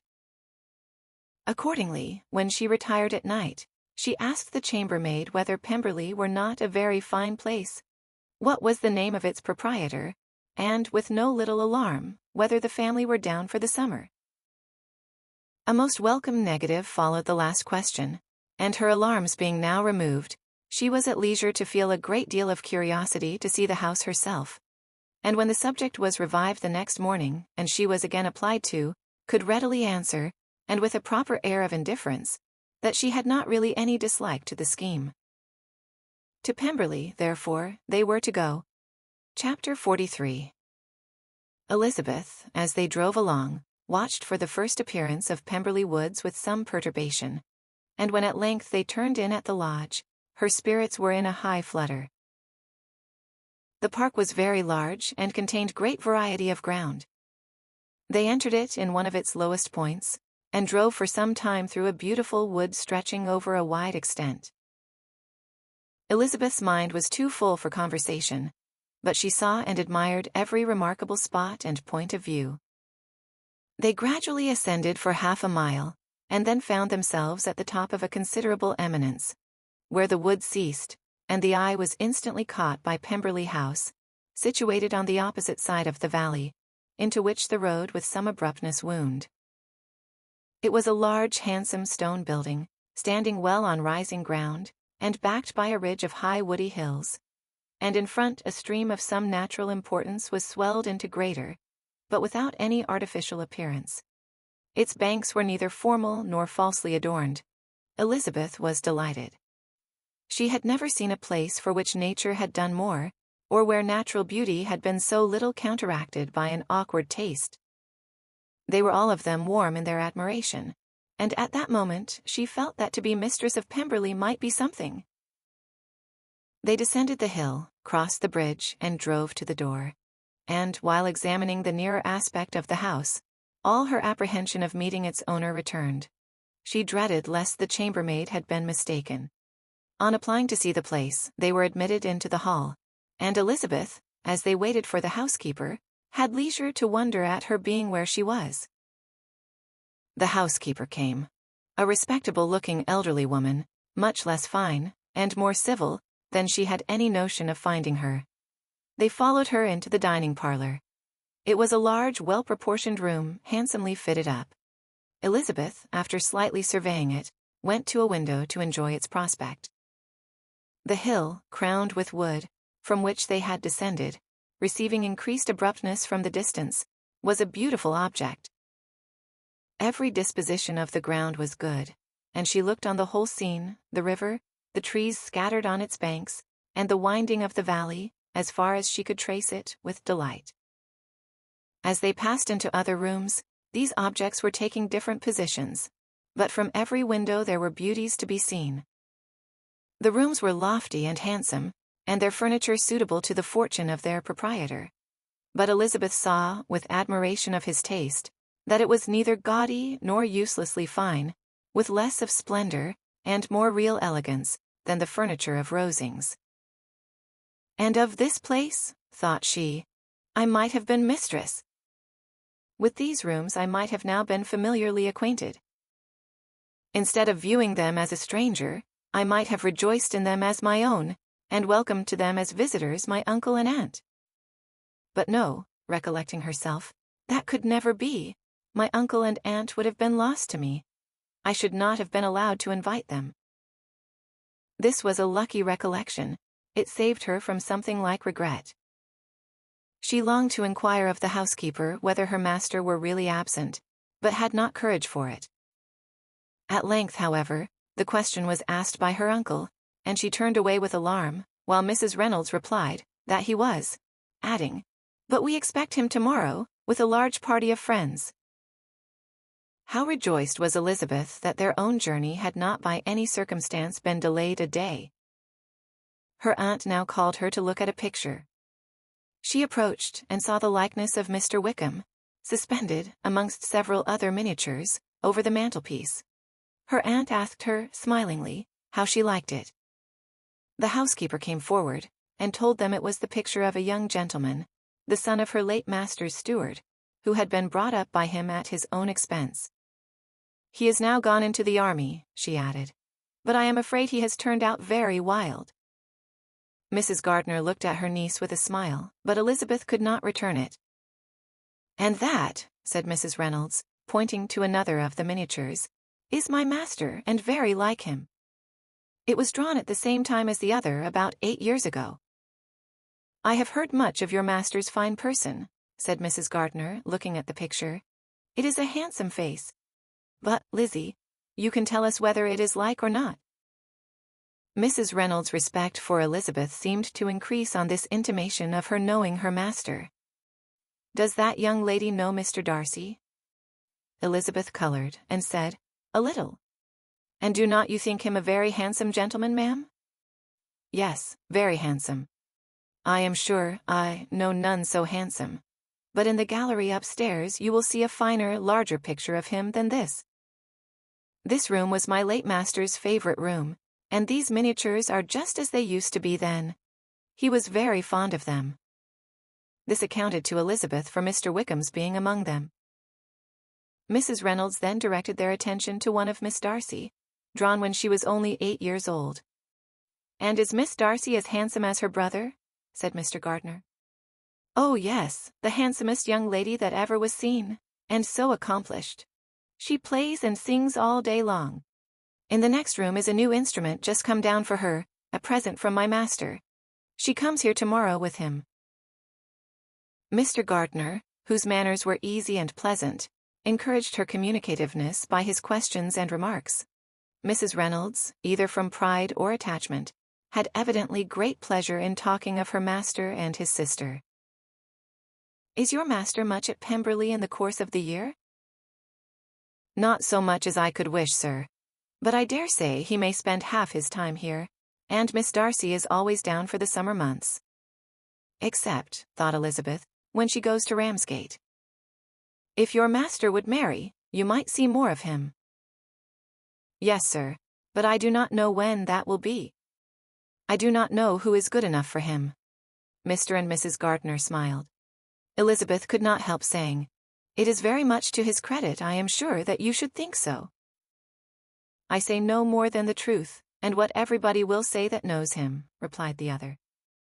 Elizabeth thought this was going pretty far, and she listened with increasing astonishment as the housekeeper added, "I have never had a cross word from him in my life, and I have known him ever since he was 4 years old." This was praise of all others most extraordinary, most opposite to her ideas. That he was not a good-tempered man had been her firmest opinion. Her keenest attention was awakened. She longed to hear more, and was grateful to her uncle for saying, "There are very few people of whom so much can be said. You are lucky in having such a master." "Yes, sir, I know I am. If I were to go through the world, I could not meet with a better. But I have always observed that they who are good-natured when children are good-natured when they grow up, and he was always the sweetest-tempered, most generous-hearted boy in the world." Elizabeth almost stared at her. "Can this be Mr. Darcy?" thought she. "His father was an excellent man," said Mrs. Gardiner. "Yes, ma'am, that he was indeed, and his son will be just like him, just as affable to the poor." Elizabeth listened, wondered, doubted, and was impatient for more. Mrs. Reynolds could interest her on no other point.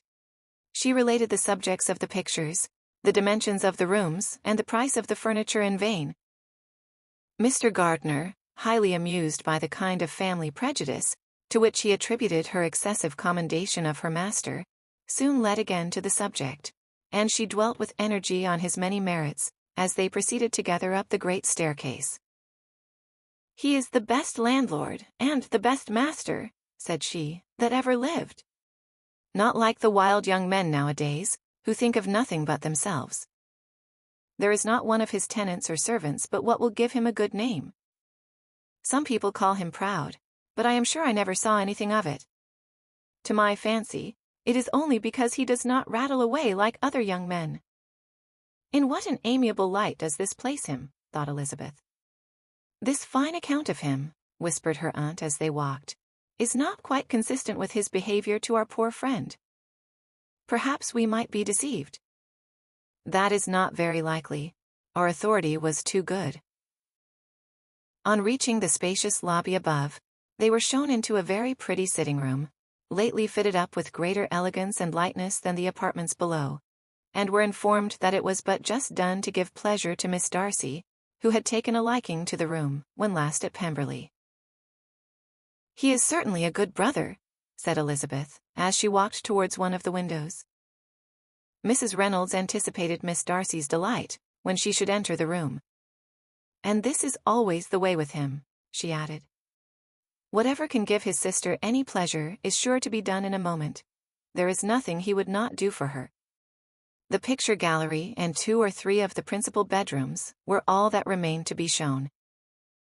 In the former were many good paintings, but Elizabeth knew nothing of the art, and from such as had been already visible below, she had willingly turned to look at some drawings of Miss Darcy's, in crayons, whose subjects were usually more interesting, and also more intelligible. In the gallery there were many family portraits, but they could have little to fix the attention of a stranger. Elizabeth walked on in quest of the only face whose features would be known to her. At last it arrested her, and she beheld a striking resemblance of Mr. Darcy, with such a smile over the face, as she remembered to have sometimes seen when he looked at her. She stood several minutes before the picture, in earnest contemplation, and returned to it again before they quitted the gallery. Mrs. Reynolds informed them that it had been taken in his father's lifetime. There was certainly at this moment, in Elizabeth's mind, a more gentle sensation towards the original than she had ever felt in the height of their acquaintance. The commendation bestowed on him by Mrs. Reynolds was of no trifling nature. What praise is more valuable than the praise of an intelligent servant? As a brother, a landlord, a master, She considered how many people's happiness were in his guardianship. How much of pleasure or pain it was in his power to bestow. How much of good or evil must be done by him. Every idea that had been brought forward by the housekeeper was favorable to his character, and as she stood before the canvas on which he was represented, and fixed his eyes upon herself, she thought of his regard with a deeper sentiment of gratitude than it had ever raised before. She remembered its warmth, and softened its impropriety of expression. When all of the house that was open to general inspection had been seen, they returned downstairs, and, taking leave of the housekeeper, were consigned over to the gardener, who met them at the hall door. As they walked across the lawn towards the river, Elizabeth turned back to look again. Her uncle and aunt stopped also. And while the former was conjecturing as to the date of the building, the owner of it himself suddenly came forward from the road which led behind it to the stables. They were within 20 yards of each other, and so abrupt was his appearance that it was impossible to avoid his sight. Their eyes instantly met, and the cheeks of each were overspread with the deepest blush. He absolutely started, and for a moment seemed immovable from surprise, but shortly recovering himself, advanced towards the party, and spoke to Elizabeth, if not in terms of perfect composure, at least of perfect civility. She had instinctively turned away, but stopping on his approach, received his compliments with an embarrassment impossible to be overcome. Had his first appearance, or his resemblance to the picture they had just been examining, been insufficient to assure the other two that they now saw Mr. Darcy, the gardener's expression of surprise on beholding his master must immediately have told it. They stood a little aloof while he was talking to their niece, who, astonished and confused, scarcely dared lift her eyes to his face, and knew not what answer she returned to his civil inquiries after her family. Amazed at the alteration of his manner since they last parted, every sentence that he uttered was increasing her embarrassment, and every idea of the impropriety of her being found there recurring to her mind, the few minutes in which they continued together were some of the most uncomfortable of her life. Nor did he seem much more at ease.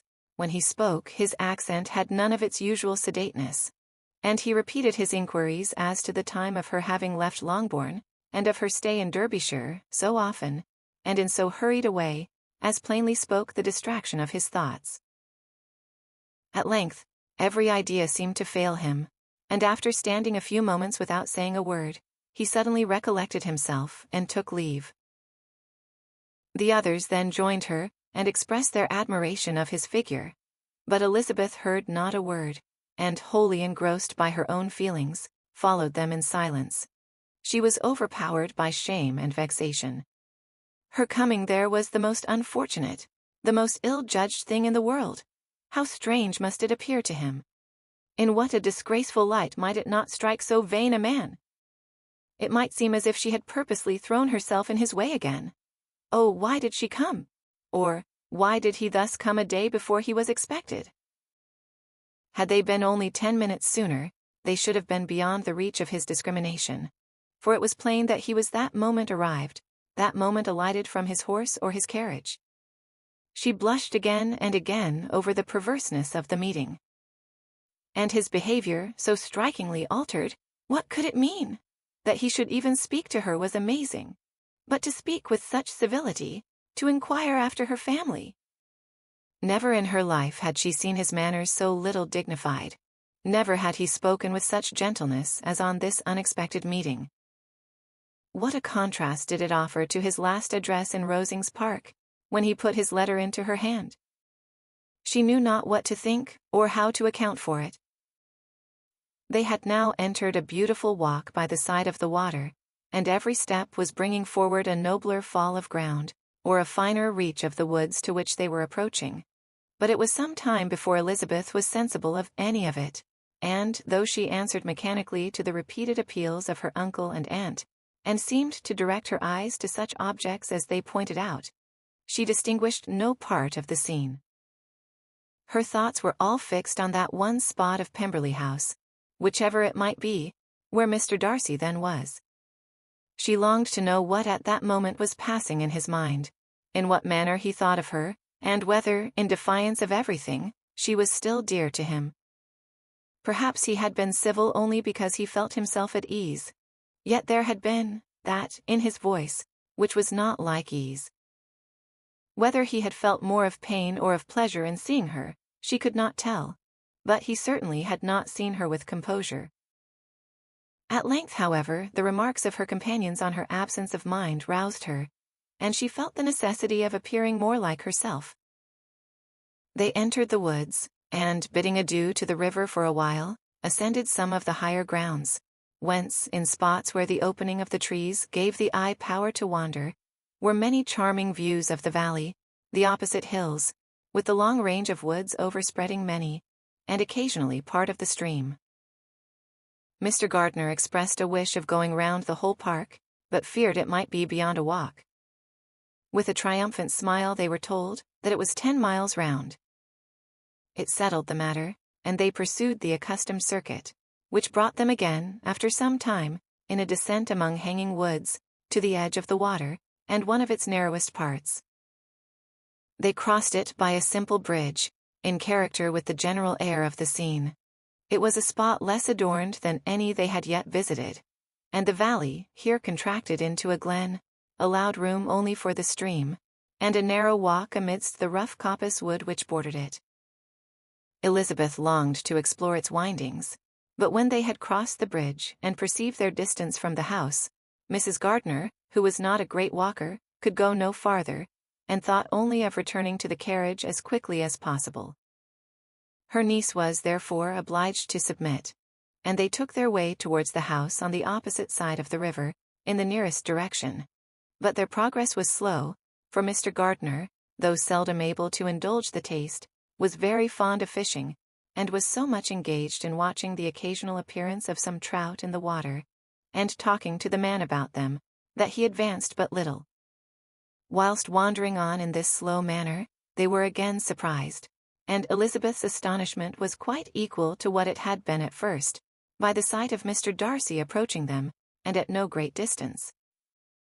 The walk being here less sheltered than on the other side, allowed them to see him before they met.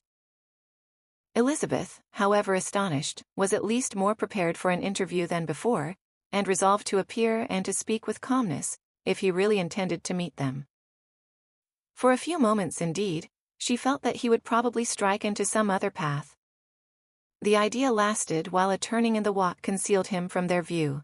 The turning past, he was immediately before them. With a glance she saw that he had lost none of his recent civility, and, to imitate his politeness, she began as they met to admire the beauty of the place. But she had not got beyond the words, delightful, and charming, when some unlucky recollections obtruded, and she fancied that praise of Pemberley from her might be mischievously construed. Her color changed, and she said no more. Mrs. Gardiner was standing a little behind, and on her pausing, he asked her if she would do him the honor of introducing him to her friends. This was a stroke of civility for which she was quite unprepared, and she could hardly suppress a smile at his being now seeking the acquaintance of some of those very people against whom his pride had revolted, in his offer to herself. What will be his surprise, thought she, when he knows who they are? He takes them now for people of fashion. The introduction, however, was immediately made, and as she named their relationship to herself, she stole a sly look at him, to see how he bore it, and was not without the expectation of his decamping as fast as he could from such disgraceful companions. That he was surprised by the connection was evident. He sustained it, however, with fortitude, and so far from going away, turned back with them, and entered into conversation with Mr. Gardiner. Elizabeth could not but be pleased, could not but triumph. It was consoling that he should know she had some relations for whom there was no need to blush. She listened most attentively to all that passed between them, and gloried in every expression, every sentence of her uncle, which marked his intelligence, his taste, or his good manners. The conversation soon turned upon fishing, and she heard Mr. Darcy invite him, with the greatest civility, to fish there as often as he chose, while he continued in the neighborhood, offering at the same time to supply him with fishing tackle, and pointing out those parts of the stream where there was usually most sport. Mrs. Gardner, who was walking arm in arm with Elizabeth, gave her a look expressive of her wonder. Elizabeth said nothing, but it gratified her exceedingly. The compliment must be all for herself. Her astonishment, however, was extreme, and continually was she repeating, "Why is he so altered? From what can it proceed? It cannot be for me, it cannot be for my sake that his manners are thus softened. My reproofs at Hunsford could not work such a change as this. It is impossible that he should still love me." After walking some time in this way, the two ladies in front, the two gentlemen behind, on resuming their places, after descending to the brink of the river for the better inspection of some curious water plant, there chanced to be a little alteration. It originated in Mrs. Gardner, who, fatigued by the exercise of the morning, found Elizabeth's arm inadequate to her support, and consequently preferred her husband's. Mr. Darcy took her place by her niece and they walked on together. After a short silence, the lady first spoke. She wished him to know that she had been assured of his absence before she came to the place, and accordingly began by observing that his arrival had been very unexpected. "For your housekeeper," she added, "informed us that you would certainly not be here till tomorrow, and indeed before we left Bakewell, we understood that you were not immediately expected in the country." He acknowledged the truth of it all, and said that business with his steward had occasioned his coming forward a few hours before the rest of the party with whom he had been traveling. "They will join me early tomorrow," he continued, "and among them are some who will claim an acquaintance with you, Mr. Bingley and his sisters." Elizabeth answered only by a slight bow. Her thoughts were instantly driven back to the time when Mr. Bingley's name had been last mentioned between them, and if she might judge from his complexion, his mind was not very differently engaged. "There is also one other person in the party," he continued after a pause, "who more particularly wishes to be known to you. Will you allow me, or do I ask too much, to introduce my sister to your acquaintance during your stay at Lambton?" The surprise of such an application was great indeed. It was too great for her to know in what manner she acceded to it. She immediately felt that whatever desire Miss Darcy might have of being acquainted with her must be the work of her brother, and without looking farther, it was satisfactory. It was gratifying to know that his resentment had not made him think really ill of her. They now walked on in silence, each of them deep in thought. Elizabeth was not comfortable, that was impossible, but she was flattered and pleased. His wish of introducing his sister to her was a compliment of the highest kind. They soon outstripped the others, and when they had reached the carriage, Mr. and Mrs. Gardner were half a quarter of a mile behind. He then asked her to walk into the house, but she declared herself not tired, and they stood together on the lawn. At such a time much might have been said, and silence was very awkward. She wanted to talk, but there seemed an embargo on every subject. At last she recollected that she had been traveling, and they talked of Matlock and Dovedale with great perseverance. Yet time and her aunt moved slowly, and her patience and her ideas were nearly worn out before the _tete-a-tete_ was over. On Mr. and Mrs. Gardner's coming up, they were all pressed to go into the house and take some refreshment, but this was declined, and they parted on each side with the utmost politeness. Mr. Darcy handed the ladies into the carriage, and when it drove off, Elizabeth saw him walking slowly towards the house. The observations of her uncle and aunt now began, and each of them pronounced him to be infinitely superior to anything they had expected. "He is perfectly well behaved, polite, and unassuming," said her uncle. "There is something a little stately in him, to be sure," replied her aunt, "but it is confined to his air, and is not unbecoming. I can now say with the housekeeper, that though some people may call him proud, I have seen nothing of it. I was never more surprised than by his behavior to us. It was more than civil, it was really attentive, and there was no necessity for such attention. His acquaintance with Elizabeth was very trifling." "To be sure, Lizzie," said her aunt, "he is not so handsome as Wickham, or rather he has not Wickham's countenance, for his features are perfectly good. But how came you to tell us that he was so disagreeable?" Elizabeth excused herself as well as she could, said that she had liked him better when they met in Kent than before, and that she had never seen him so pleasant as this morning. "But perhaps he may be a little whimsical in his civilities," replied her uncle. "Your great men often are, and therefore I shall not take him at his word about fishing, as he might change his mind another day, and warn me off his grounds." Elizabeth felt that they had entirely mistaken his character, but said nothing. "From what we have seen of him," continued Mrs. Gardiner, "I really should not have thought that he could have behaved in so cruel a way by anybody as he has done by poor Wickham. He has not an ill-natured look. On the contrary, there is something pleasing about his mouth when he speaks. And there is something of dignity in his countenance, that would not give one an unfavorable idea of his heart. But to be sure, the good lady who showed us the house did give him a most flaming character. I could hardly help laughing aloud sometimes. But he is a liberal master, I suppose, and that, in the eye of a servant, comprehends every virtue." Elizabeth here felt herself called on to say something in vindication of his behavior to Wickham, and therefore gave them to understand, in as guarded a manner as she could, that by what she had heard from his relations in Kent, his actions were capable of a very different construction, and that his character was by no means so faulty, nor Wickham's so amiable, as they had been considered in Hertfordshire.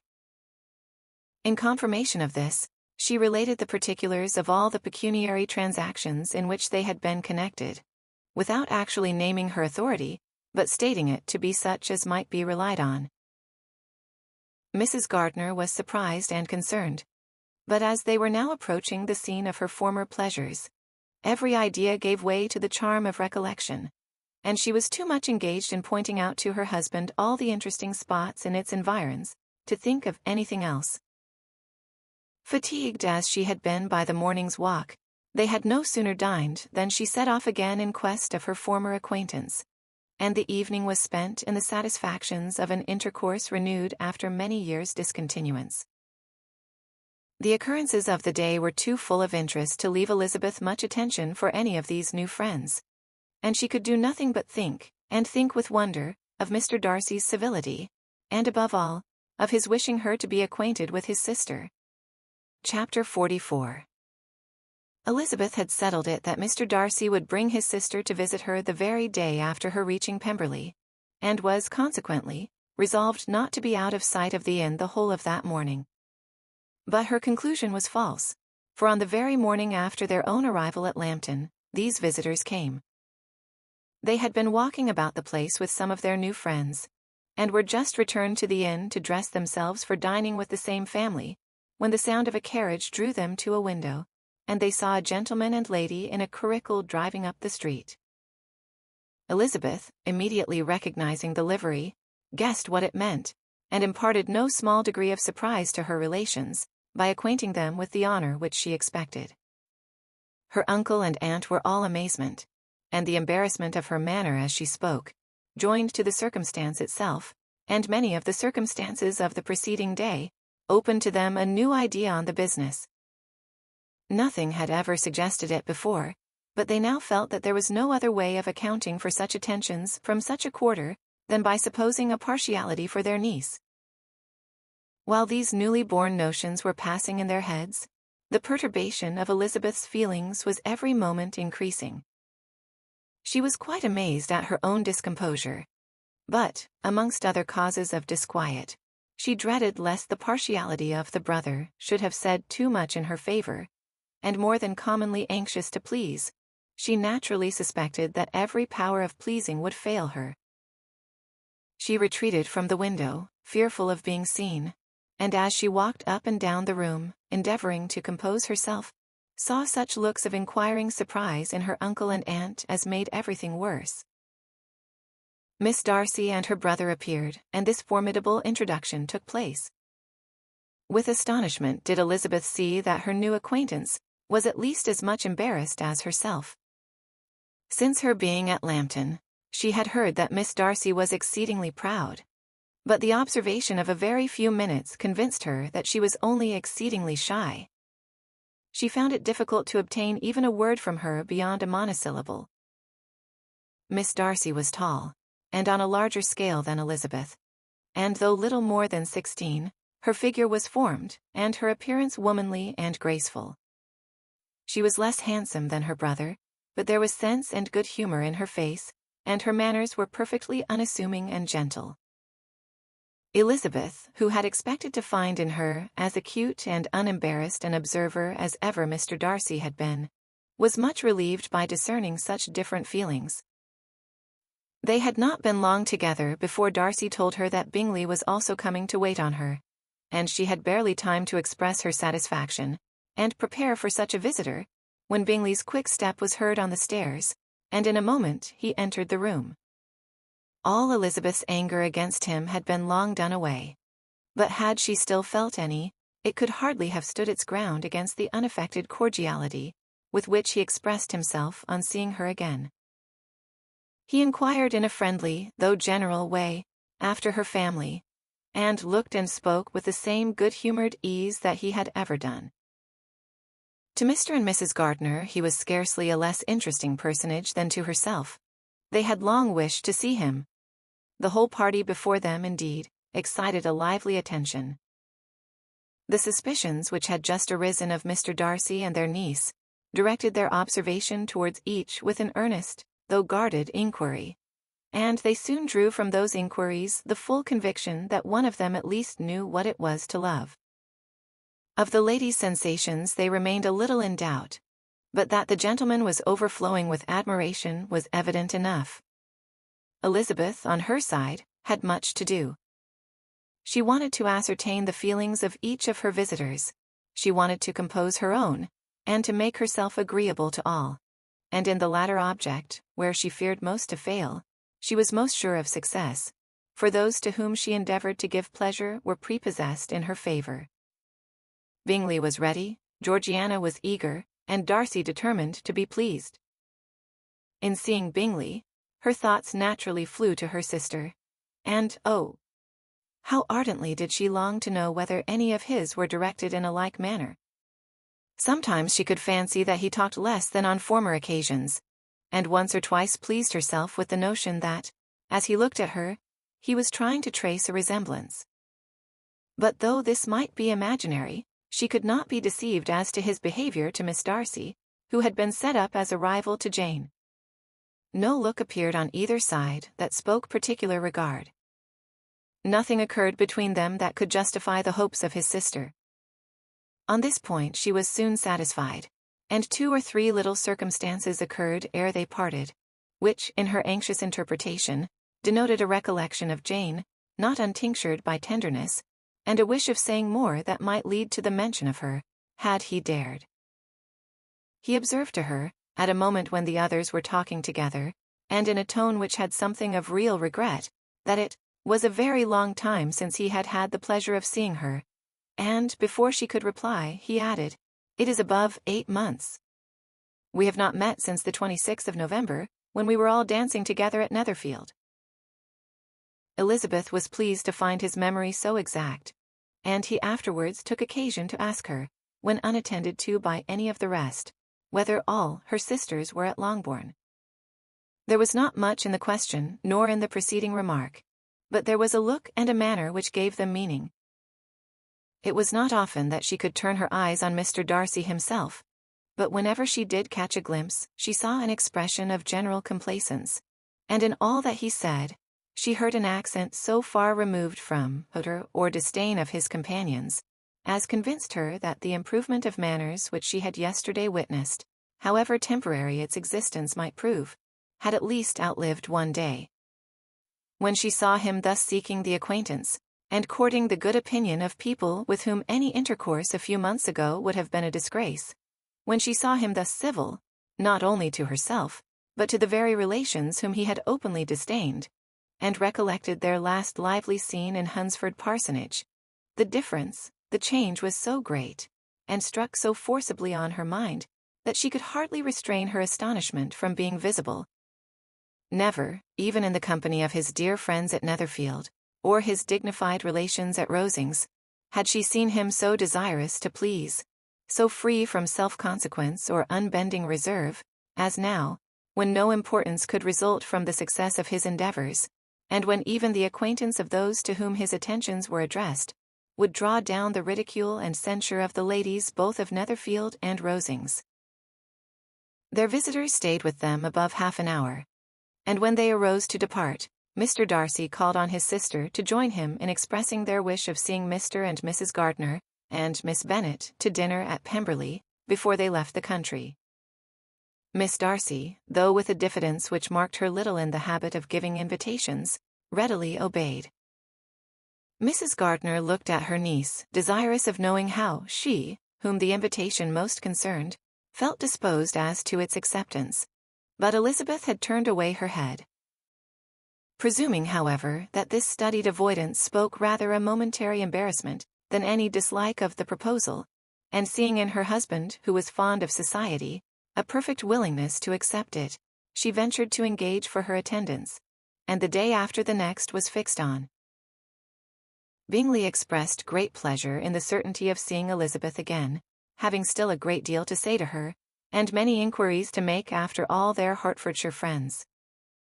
Elizabeth, construing all this into a wish of hearing her speak of her sister, was pleased, and on this account, as well as some others, found herself, when their visitors left them, capable of considering the last half-hour with some satisfaction, though while it was passing, the enjoyment of it had been little. Eager to be alone, and fearful of inquiries or hints from her uncle and aunt, she stayed with them only long enough to hear their favourable opinion of Bingley, and then hurried away to dress. But she had no reason to fear Mr. and Mrs. Gardiner's curiosity. It was not their wish to force her communication. It was evident that she was much better acquainted with Mr. Darcy than they had before any idea of. It was evident that he was very much in love with her. They saw much to interest, but nothing to justify inquiry. Of Mr. Darcy it was now a matter of anxiety to think well, and, as far as their acquaintance reached, there was no fault to find. They could not be untouched by his politeness, and had they drawn his character from their own feelings and his servant's report, without any reference to any other account, the circle in Hertfordshire to which he was known would not have recognized it for Mr. Darcy. There was now an interest, however, in believing the housekeeper, and they soon became sensible that the authority of a servant, who had known him since he was 4 years old, and whose own manners indicated respectability, was not to be hastily rejected. Neither had anything occurred in the intelligence of their Lambton friends that could materially lessen its weight. They had nothing to accuse him of but pride. Pride he probably had, and if not, it would certainly be imputed by the inhabitants of a small market town where the family did not visit. It was acknowledged, however, that he was a liberal man, and did much good among the poor.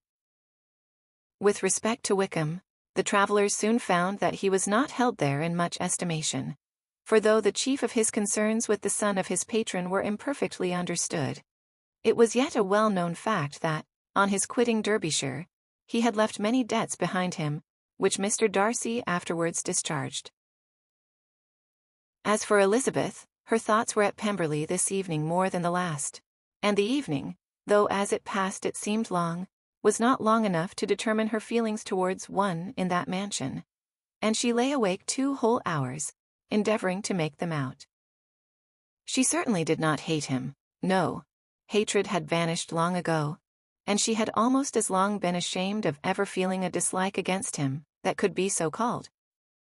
The respect created by the conviction of his valuable qualities, though at first unwillingly admitted, had for some time ceased to be repugnant to her feelings, and it was now heightened into somewhat of a friendlier nature by the testimony so highly in his favour, and bringing forward his disposition in so amiable a light, which yesterday had produced. But above all, above respect and esteem, there was a motive within her of goodwill which could not be overlooked. It was gratitude, not merely for having once loved her, but for loving her still well enough to forgive all the petulance and acrimony of her manner in rejecting him, and all the unjust accusations accompanying her rejection.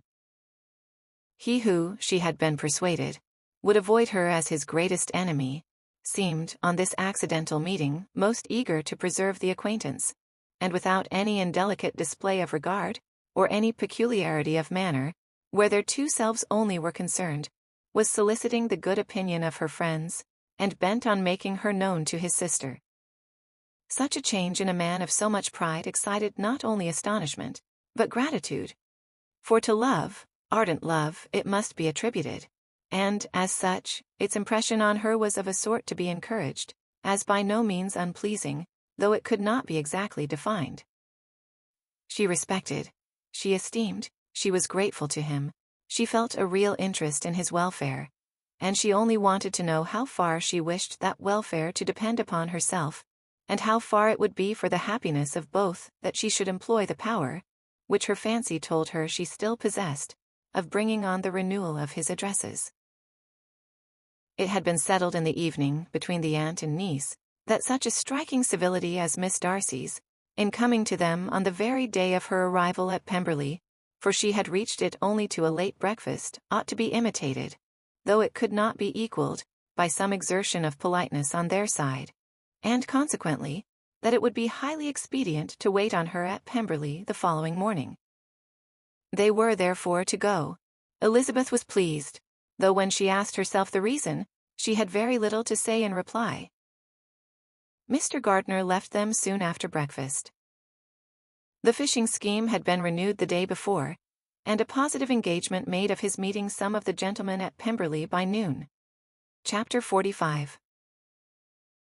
Convinced as Elizabeth now was that Miss Bingley's dislike of her had originated in jealousy, she could not help feeling how very unwelcome her appearance at Pemberley must be to her, and was curious to know with how much civility on that lady's side the acquaintance would now be renewed.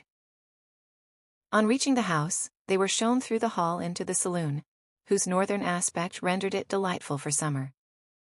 Its windows, opening to the ground, admitted a most refreshing view of the high woody hills behind the house, and of the beautiful oaks and Spanish chestnuts, which were scattered over the intermediate lawn.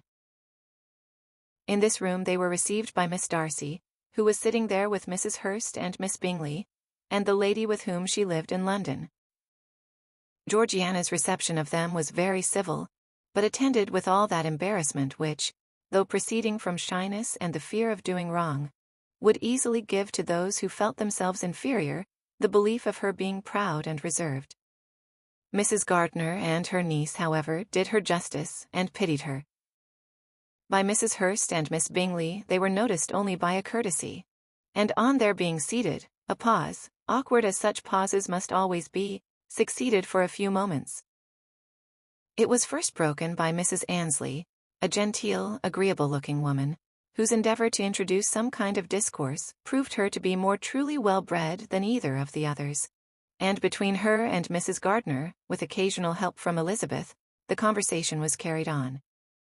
Miss Darcy looked as if she wished for courage enough to join in it, and sometimes did venture a short sentence, when there was least danger of its being heard. Elizabeth soon saw that she was herself closely watched by Miss Bingley, and that she could not speak a word, especially to Miss Darcy, without calling her attention. This observation would not have prevented her from trying to talk to the latter, had they not been seated at an inconvenient distance, but she was not sorry to be spared the necessity of saying much. Her own thoughts were employing her. She expected every moment that some of the gentlemen would enter the room. She wished, she feared, that the master of the house might be amongst them, and whether she wished or feared it most, she could scarcely determine. After sitting in this manner a quarter of an hour, without hearing Miss Bingley's voice, Elizabeth was roused by receiving from her a cold inquiry after the health of her family.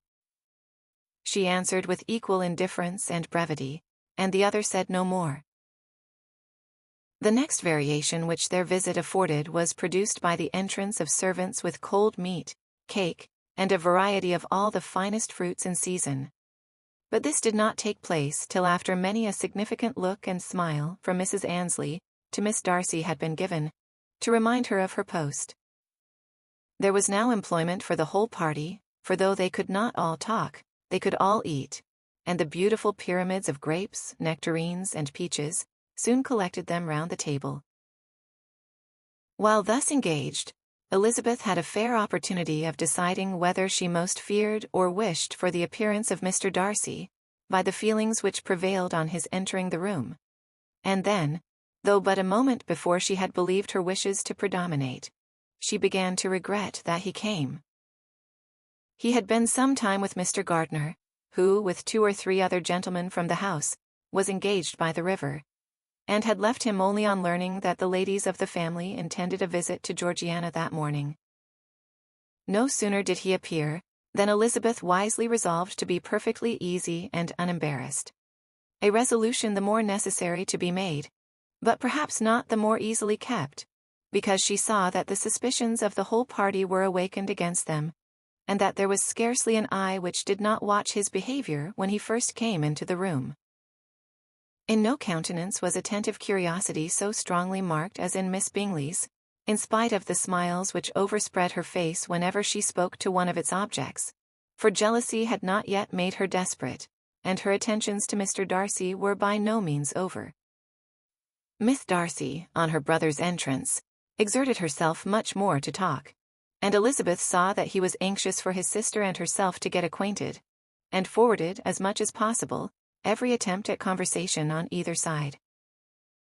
Miss Bingley saw all this likewise, and, in the imprudence of anger, took the first opportunity of saying, with sneering civility, "Pray, Miss Eliza, are not the Shire militia removed from Meryton? They must be a great loss to your family." In Darcy's presence she dared not mention Wickham's name, but Elizabeth instantly comprehended that he was uppermost in her thoughts, and the various recollections connected with him gave her a moment's distress. But, exerting herself vigorously to repel the ill-natured attack, she presently answered the question in a tolerably disengaged tone. While she spoke, an involuntary glance showed her Darcy with a heightened complexion, earnestly looking at her, and his sister overcome with confusion, and unable to lift up her eyes. Had Miss Bingley known what pain she was then giving her beloved friend, she undoubtedly would have refrained from the hint. But she had merely intended to discompose Elizabeth, by bringing forward the idea of a man to whom she believed her partial, to make her betray a sensibility which might injure her in Darcy's opinion, and, perhaps, to remind the latter of all the follies and absurdities by which some part of her family were connected with that corps. Not a syllable had ever reached her of Miss Darcy's meditated elopement. To no creature had it been revealed, where secrecy was possible, except to Elizabeth, and from all Bingley's connections her brother was particularly anxious to conceal it, from that very wish which Elizabeth had long ago attributed to him, of their becoming hereafter her own. He had certainly formed such a plan, and without meaning that it should affect his endeavour to separate him from Miss Bennet. It is probable that it might add something to his lively concern for the welfare of his friend. Elizabeth's collected behaviour, however, soon quieted his emotion, and as Miss Bingley, vexed and disappointed, dared not approach nearer to Wickham, Georgiana also recovered in time, though not enough to be able to speak any more. Her brother, whose eye she feared to meet, scarcely recollected her interest in the affair, and the very circumstance which had been designed to turn his thoughts from Elizabeth seemed to have fixed them on her more and more cheerfully. Their visit did not continue long after the question and answer above mentioned, and while Mr. Darcy was attending them to their carriage, Miss Bingley was venting her feelings in criticisms on Elizabeth's person, behaviour, and dress. But Georgiana would not join her. Her brother's recommendation was enough to ensure her favour. His judgment could not err, and he had spoken in such terms of Elizabeth as to leave Georgiana without the power of finding her otherwise than lovely and amiable. When Darcy returned to the saloon, Miss Bingley could not help repeating to him some part of what she had been saying to his sister. "How very ill Eliza Bennet looks this morning, Mr. Darcy," she cried. "I never in my life saw anyone so much altered as she is since the winter. She has grown so brown and coarse. Louisa and I were agreeing that we should not have known her again." However little Mr. Darcy might have liked such an address, he contented himself with coolly replying that he perceived no other alteration than her being rather tanned, no miraculous consequence of travelling in the summer. "For my own part," she rejoined, "I must confess that I never could see any beauty in her. Her face is too thin, her complexion has no brilliancy, and her features are not at all handsome. Her nose wants character, there is nothing marked in its lines. Her teeth are tolerable, but not out of the common way, and as for her eyes, which have sometimes been called so fine, I never could perceive anything extraordinary in them. They have a sharp, shrewish look, which I do not like at all, and in her air altogether, there is a self-sufficiency without fashion which is intolerable. Persuaded as Miss Bingley was that Darcy admired Elizabeth, this was not the best method of recommending herself, but angry people are not always wise, and in seeing him at last look somewhat nettled, she had all the success she expected. He was resolutely silent, however, and, from a determination of making him speak, she continued. I remember, when we first knew her in Hertfordshire, how amazed we all were to find that she was a reputed beauty, and I particularly recollect your saying one night, after they had been dining at Netherfield, she, a beauty, I should as soon call her mother a wit. But afterwards she seemed to improve on you, and I believe you thought her rather pretty at one time. Yes, replied Darcy, who could contain himself no longer. But that was only when I first knew her, for it is many months since I have considered her as one of the handsomest women of my acquaintance. He then went away, and Miss Bingley was left to all the satisfaction of having forced him to say what gave no one any pain but herself.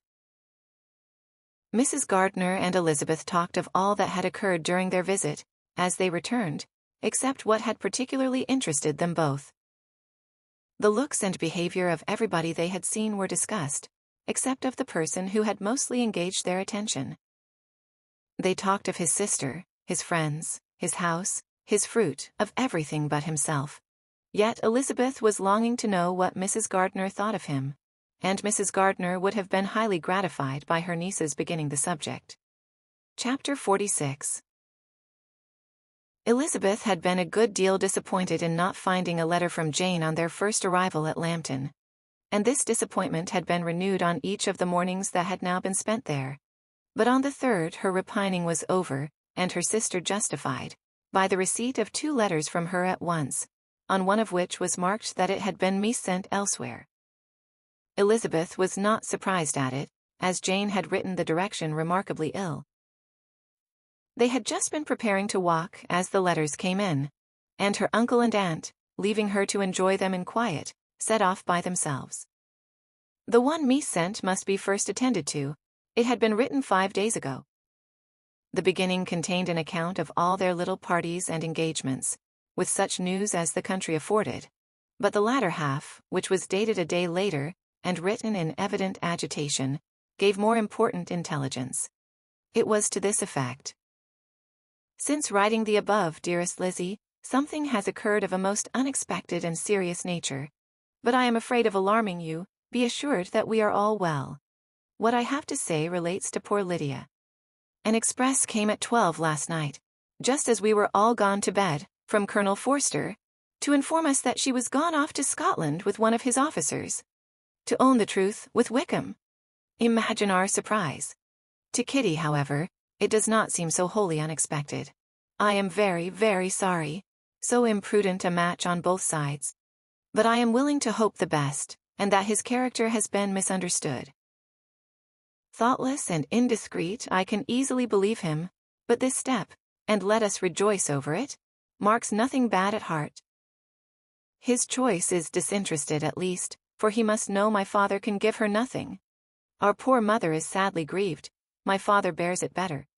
How thankful am I that we never let them know what has been said against him. We must forget it ourselves. They were off Saturday night about 12, as is conjectured, but were not missed till yesterday morning at 8. The express was sent off directly. My dear Lizzie, they must have passed within 10 miles of us. Colonel Forster gives us reason to expect him here soon. Lydia left a few lines for his wife, informing her of their intention. I must conclude, for I cannot be long from my poor mother. I am afraid you will not be able to make it out, but I hardly know what I have written. Without allowing herself time for consideration, and scarcely knowing what she felt, Elizabeth, on finishing this letter, instantly seized the other, and opening it with the utmost impatience, read as follows. It had been written a day later than the conclusion of the first. By this time, my dearest sister, you have received my hurried letter. I wish this may be more intelligible, but though not confined for time, my head is so bewildered that I cannot answer for being coherent. Dearest Lizzie, I hardly know what I would write, but I have bad news for you, and it cannot be delayed. Imprudent as a marriage between Mr. Wickham and our poor Lydia would be, we are now anxious to be assured it has taken place, for there is but too much reason to fear they are not gone to Scotland. Colonel Forster came yesterday, having left Brighton the day before, not many hours after the express. Though Lydia's short letter to Mrs. F. gave them to understand that they were going to Gretna Green, something was dropped by Denny expressing his belief that W. never intended to go there, or to marry Lydia at all, which was repeated to Colonel F., who, instantly taking the alarm, set off from B., intending to trace their route. He did trace them easily to Clapham, but no farther, for on entering that place, they removed into a hackney coach, and dismissed the chaise that brought them from Epsom. All that is known after this is, that they were seen to continue the London road.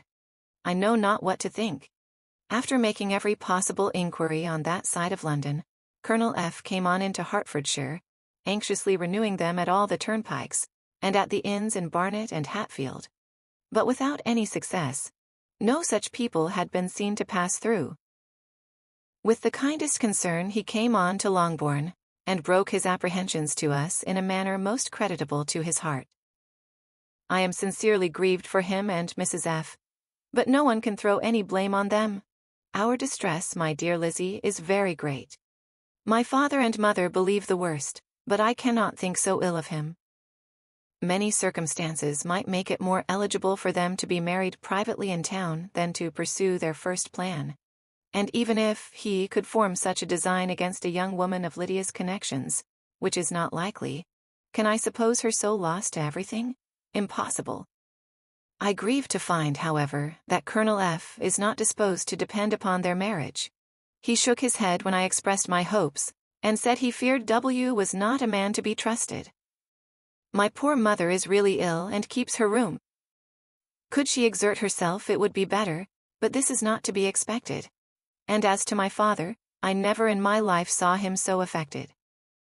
Poor Kitty has anger for having concealed their attachment. But as it was a matter of confidence, one cannot wonder. I am truly glad, dearest Lizzie, that you have been spared something of these distressing scenes. But now, as the first shock is over, shall I own that I long for your return? I am not so selfish, however, as to press for it, if inconvenient. Adieu. I take up my pen again to do what I have just told you I would not. But circumstances are such that I cannot help earnestly begging you all to come here as soon as possible. I know my dear uncle and aunt so well, that I am not afraid of requesting it, though I have still something more to ask of the former. My father is going to London with Colonel Forster instantly to try to discover her. What he means to do, I am sure I know not. But his excessive distress will not allow him to pursue any measure in the best and safest way, and Colonel Forster is obliged to be at Brighton again tomorrow evening. In such an exigence my uncle's advice and assistance would be everything in the world. He will immediately comprehend what I must feel, and I rely upon his goodness. Oh, where is my uncle? Cried Elizabeth, darting from her seat as she finished the letter, in eagerness to follow him, without losing a moment of the time so precious. But as she reached the door, it was opened by a servant and Mr. Darcy appeared. Her pale face and impetuous manner made him start, and before he could recover himself enough to speak, she, in whose mind every idea was superseded by Lydia's situation, hastily exclaimed, I beg your pardon, but I must leave you. I must find Mr. Gardiner this moment on business that cannot be delayed. I have not an instant to lose. Good God, what is the matter? Cried he, with more feeling than politeness. Then recollecting himself, I will not detain you a minute, but let me, or let the servant, go after Mr. and Mrs. Gardiner. You are not well enough, you cannot go yourself. Elizabeth hesitated, but her knees trembled under her, and she felt how little would be gained by her attempting to pursue them. Calling back the servant, therefore, she commissioned him, though in so breathless an accent as made her almost unintelligible, to fetch his master and mistress home instantly. On his quitting the room, she sat down, unable to support herself, and looking so miserably ill, that it was impossible for Darcy to leave her, or to refrain from saying in a tone of gentleness and commiseration, "Let me call your maid. Is there nothing you could take to give you present relief? A glass of wine, shall I get you one? You are very ill." "No, I thank you," she replied, endeavoring to recover herself. "There is nothing the matter with me. I am quite well. I am only distressed by some dreadful news which I have just received from Longbourn." She burst into tears as she alluded to it, and for a few minutes could not speak another word. Darcy, in wretched suspense, could only say something indistinctly of his concern, and observe her in compassionate silence. At length she spoke again. "I have just had a letter from Jane with such dreadful news. It cannot be concealed from anyone. My youngest sister has left all her friends, has eloped, has thrown herself into the power of Mr. Wickham. They are gone off together from Brighton. You know him too well to doubt the rest. She has no money, no connections, nothing that can tempt him to. She is lost forever." Darcy was fixed in astonishment. "When I consider," she added in a yet more agitated voice, "that I might have prevented it. I, who knew what he was. Had I but explained some part of it, only some part of what I learnt to my own family. Had his character been known, this could not have happened. But it is all too late now. I am grieved indeed," cried Darcy. "Grieved, shocked. But is it certain, absolutely certain?" "Oh, yes." They left Brighton together on Sunday night, and were traced almost to London, but not beyond. They are certainly not gone to Scotland. "And what has been done, what has been attempted, to recover her?" "My father has gone to London, and Jane has written to beg my uncle's immediate assistance. And we shall be off, I hope, in half an hour." "But nothing can be done. I know very well that nothing can be done. How is such a man to be worked on? How are they even to be discovered? I have not the smallest hope. It is every way horrible." Darcy shook his head in silent acquiescence. "When my eyes were opened to his real character, oh! Had I known what I ought, what I dared to do. But I knew not. I was afraid of doing too much. Wretched, wretched mistake." Darcy made no answer. He seemed scarcely to hear her, and was walking up and down the room in earnest meditation. His brow contracted, his air gloomy. Elizabeth soon observed and instantly understood it. Her power was sinking. Everything must sink under such a proof of family weakness, such an assurance of the deepest disgrace. She could neither wonder nor condemn. But the belief of his self-conquest brought nothing consolatory to her bosom, afforded no palliation of her distress. It was, on the contrary, exactly calculated to make her understand her own wishes. And never had she so honestly felt that she could have loved him, as now, when all love must be vain. But self, though it would intrude, could not engross her.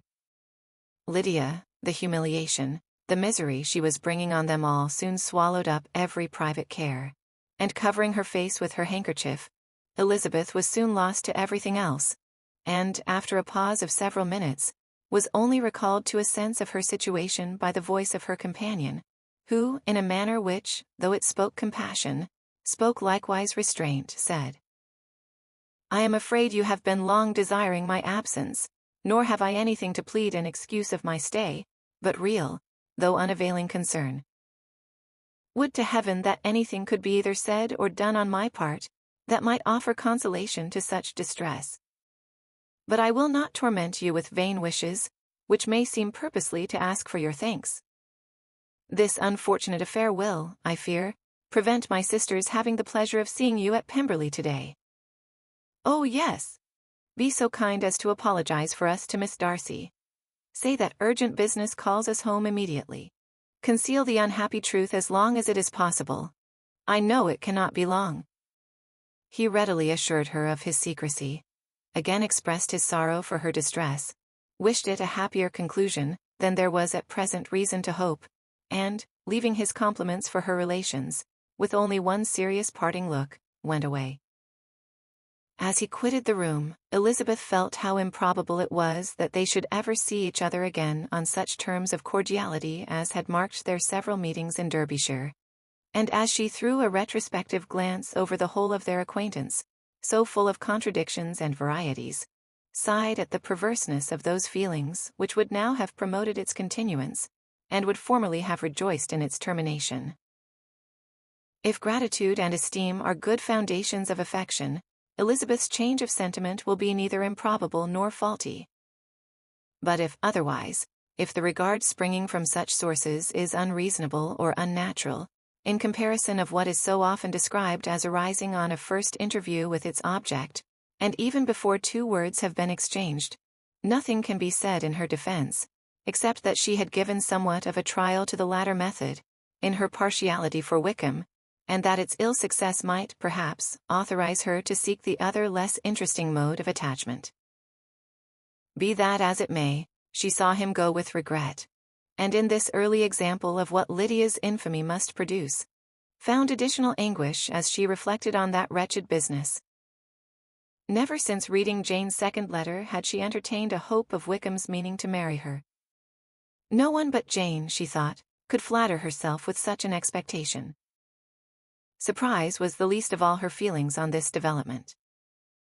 While the contents of the first letter remained on her mind, she was all surprise, all astonishment, that Wickham should marry a girl whom it was impossible he could marry for money, and how Lydia could ever have attached him had appeared incomprehensible. But now it was all too natural. For such an attachment as this, she might have sufficient charms. And though she did not suppose Lydia to be deliberately engaging in an elopement, without the intention of marriage, she had no difficulty in believing that neither her virtue nor her understanding would preserve her from falling an easy prey. She had never perceived, while the regiment was in Hertfordshire, that Lydia had any partiality for him, but she was convinced that Lydia had wanted only encouragement to attach herself to anybody. Sometimes one officer, sometimes another had been her favorite, as their attentions raised them in her opinion. Her affections had been continually fluctuating, but never without an object. The mischief of neglect and mistaken indulgence towards such a girl, oh, how acutely did she now feel it! She was wild to be at home to hear, to see, to be upon the spot to share with Jane in the cares that must now fall wholly upon her, in a family so deranged. A father absent, a mother incapable of exertion, and requiring constant attendance. And though almost persuaded that nothing could be done for Lydia, her uncle's interference seemed of the utmost importance. Until he entered the room, the misery of her impatience was severe. Mr. and Mrs. Gardiner had hurried back in alarm, supposing, by the servant's account, that their niece was taken suddenly ill. But satisfying them instantly on that head, she eagerly communicated the cause of their summons, reading the two letters aloud, and dwelling on the postscript of the last with trembling energy. Though Lydia had never been a favorite with them, Mr. and Mrs. Gardiner could not but be deeply affected. Not Lydia only, but all were concerned in it, and after the first exclamations of surprise and horror, Mr. Gardiner readily promised every assistance in his power. Elizabeth, though expecting no less, thanked him with tears of gratitude. And all three being actuated by one spirit, everything relating to their journey was speedily settled. They were to be off as soon as possible. "But what is to be done about Pemberley?" cried Mrs. Gardiner. "John told us Mr. Darcy was here when you sent for us. Was it so?" "Yes, and I told him we should not be able to keep our engagement. That is all settled." "What is all settled?" repeated the other, as she ran into her room to prepare. "And are they upon such terms as for her to disclose the real truth? Oh, that I knew how it was!" But wishes were vain, or at best, could serve only to amuse her in the hurry and confusion of the following hour. Had Elizabeth been at leisure to be idle, she would have remained certain that all employment was impossible to one so wretched as herself. But she had her share of business as well as her aunt, and amongst the rest, there were notes to be written to all their friends at Lambton, with false excuses for their sudden departure. An hour, however, saw the whole completed. And Mr. Gardner, meanwhile, having settled his account at the inn, nothing remained to be done but to go. And Elizabeth, after all the misery of the morning, found herself, in a shorter space of time than she could have supposed, seated in the carriage, and on the road to Longbourn. Chapter 47. "I have been thinking it over again, Elizabeth," said her uncle, as they drove from the town. "And really, upon serious consideration, I am much more inclined than I was to judge as your eldest sister does of the matter. It appears to me so very unlikely that any young man should form such a design against a girl who is by no means unprotected or friendless, and who is actually staying in his colonel's family, that I am strongly inclined to hope the best. Could he expect that her friends would not step forward? Could he expect to be noticed again by the regiment, after such an affront to Colonel Forster? His temptation is not adequate to the risk." "Do you really think so?" cried Elizabeth, brightening up for a moment. "Upon my word," said Mrs. Gardner, "I begin to be of your uncle's opinion. It is really too great a violation of decency, honor, and interest, for him to be guilty of it. I cannot think so very ill of Wickham. Can you, yourself, Lizzie, so wholly give him up, as to believe him capable of it? Not perhaps of neglecting his own interest, but of every other neglect I can believe him capable, if indeed it should be so, but I dare not hope it. Why should they not go on to Scotland, if that had been the case?" "In the first place," replied Mr. Gardner, "there is no absolute proof that they are not gone to Scotland." "Oh, but their removing from the chaise into a hackney coach is such a presumption. And, besides, no traces of them were to be found on the Barnet road." "Well then, supposing them to be in London, they may be there, though for the purpose of concealment, for no more exceptionable purpose. It is not likely that money should be very abundant on either side, and it might strike them that they could be more economically, though less expeditiously, married in London than in Scotland. But why all this secrecy? Why any fear of detection? Why must their marriage be private? Oh no, no, this is not likely. His most particular friend, you see by Jane's account, was persuaded of his never intending to marry her. Wickham will never marry a woman without some money. He cannot afford it. And what claims has Lydia, what attractions has she beyond youth, health, and good humor, that could make him for her sake forego every chance of benefiting himself by marrying well? As to what restraint the apprehensions of disgrace in the corps might throw on a dishonorable elopement with her, I am not able to judge, for I know nothing of the effects that such a step might produce. But as to your other objection, I am afraid it will hardly hold good. Lydia has no brothers to step forward, and he might imagine, from my father's behavior, from his indolence, and the little attention he has ever seemed to give to what was going forward in his family, that he would do as little and think as little about it as any father could do in such a matter. But can you think that Lydia is so lost to everything but love of him, as to consent to live with him on any other terms than marriage?" "It does seem, and it is most shocking indeed," replied Elizabeth, with tears in her eyes, "that a sister's sense of decency and virtue in such a point should admit of doubt. But really, I know not what to say. Perhaps I am not doing her justice. But she is very young. She has never been taught to think on serious subjects, and for the last half-year, nay, for a 12-month, she has been given up to nothing but amusement and vanity. She has been allowed to dispose of her time in the most idle and frivolous manner, and to adopt any opinions that came in her way. Since the Shire were first quartered in Meryton, nothing but love, flirtation, and officers have been in her head. She has been doing everything in her power, by thinking and talking on the subject, to give greater, what shall I call it, susceptibility to her feelings, which are naturally lively enough. And we all know that Wickham has every charm of person and address that can captivate a woman." "But you see that Jane," said her aunt, "does not think so ill of Wickham as to believe him capable of the attempt." "Of whom does Jane ever think ill? And who is there, whatever might be their former conduct, that she would believe capable of such an attempt, till it were proved against them? But Jane knows, as well as I do, what Wickham really is. We both know that he has been profligate in every sense of the word, that he has neither integrity nor honor, that he is as false and deceitful as he is insinuating." "And do you really know all this?" cried Mrs. Gardiner, whose curiosity as to the mode of her intelligence was all alive. "I do indeed," replied Elizabeth, coloring. "I told you the other day of his infamous behavior to Mr. Darcy, and you yourself, when last at Longbourn, heard in what manner he spoke of the man who had behaved with such forbearance and liberality towards him. And there are other circumstances which I am not at liberty, which it is not worth while to relate.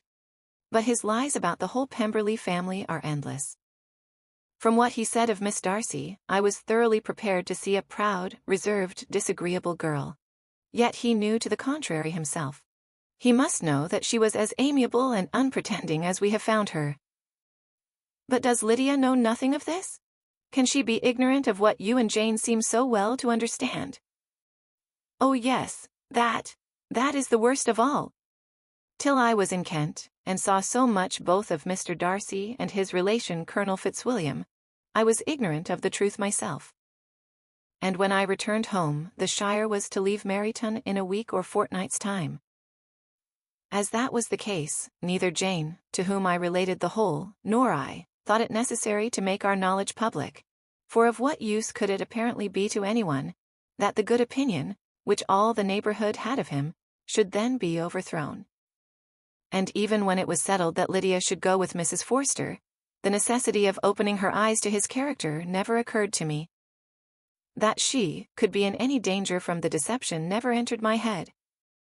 That such a consequence as this should ensue, you may easily believe was far enough from my thoughts. When they all removed to Brighton, therefore, you had no reason, I suppose, to believe them fond of each other?" "Not the slightest. I can remember no symptom of affection on either side, and had anything of the kind been perceptible, you must be aware that ours is not a family on which it could be thrown away. When first he entered the corps, she was ready enough to admire him, but so we all were. Every girl in or near Meryton was out of her senses about him for the first 2 months. But he never distinguished her by any particular attention. And consequently, after a moderate period of extravagant and wild admiration, her fancy for him gave way, and others of the regiment, who treated her with more distinction, again became her favourites.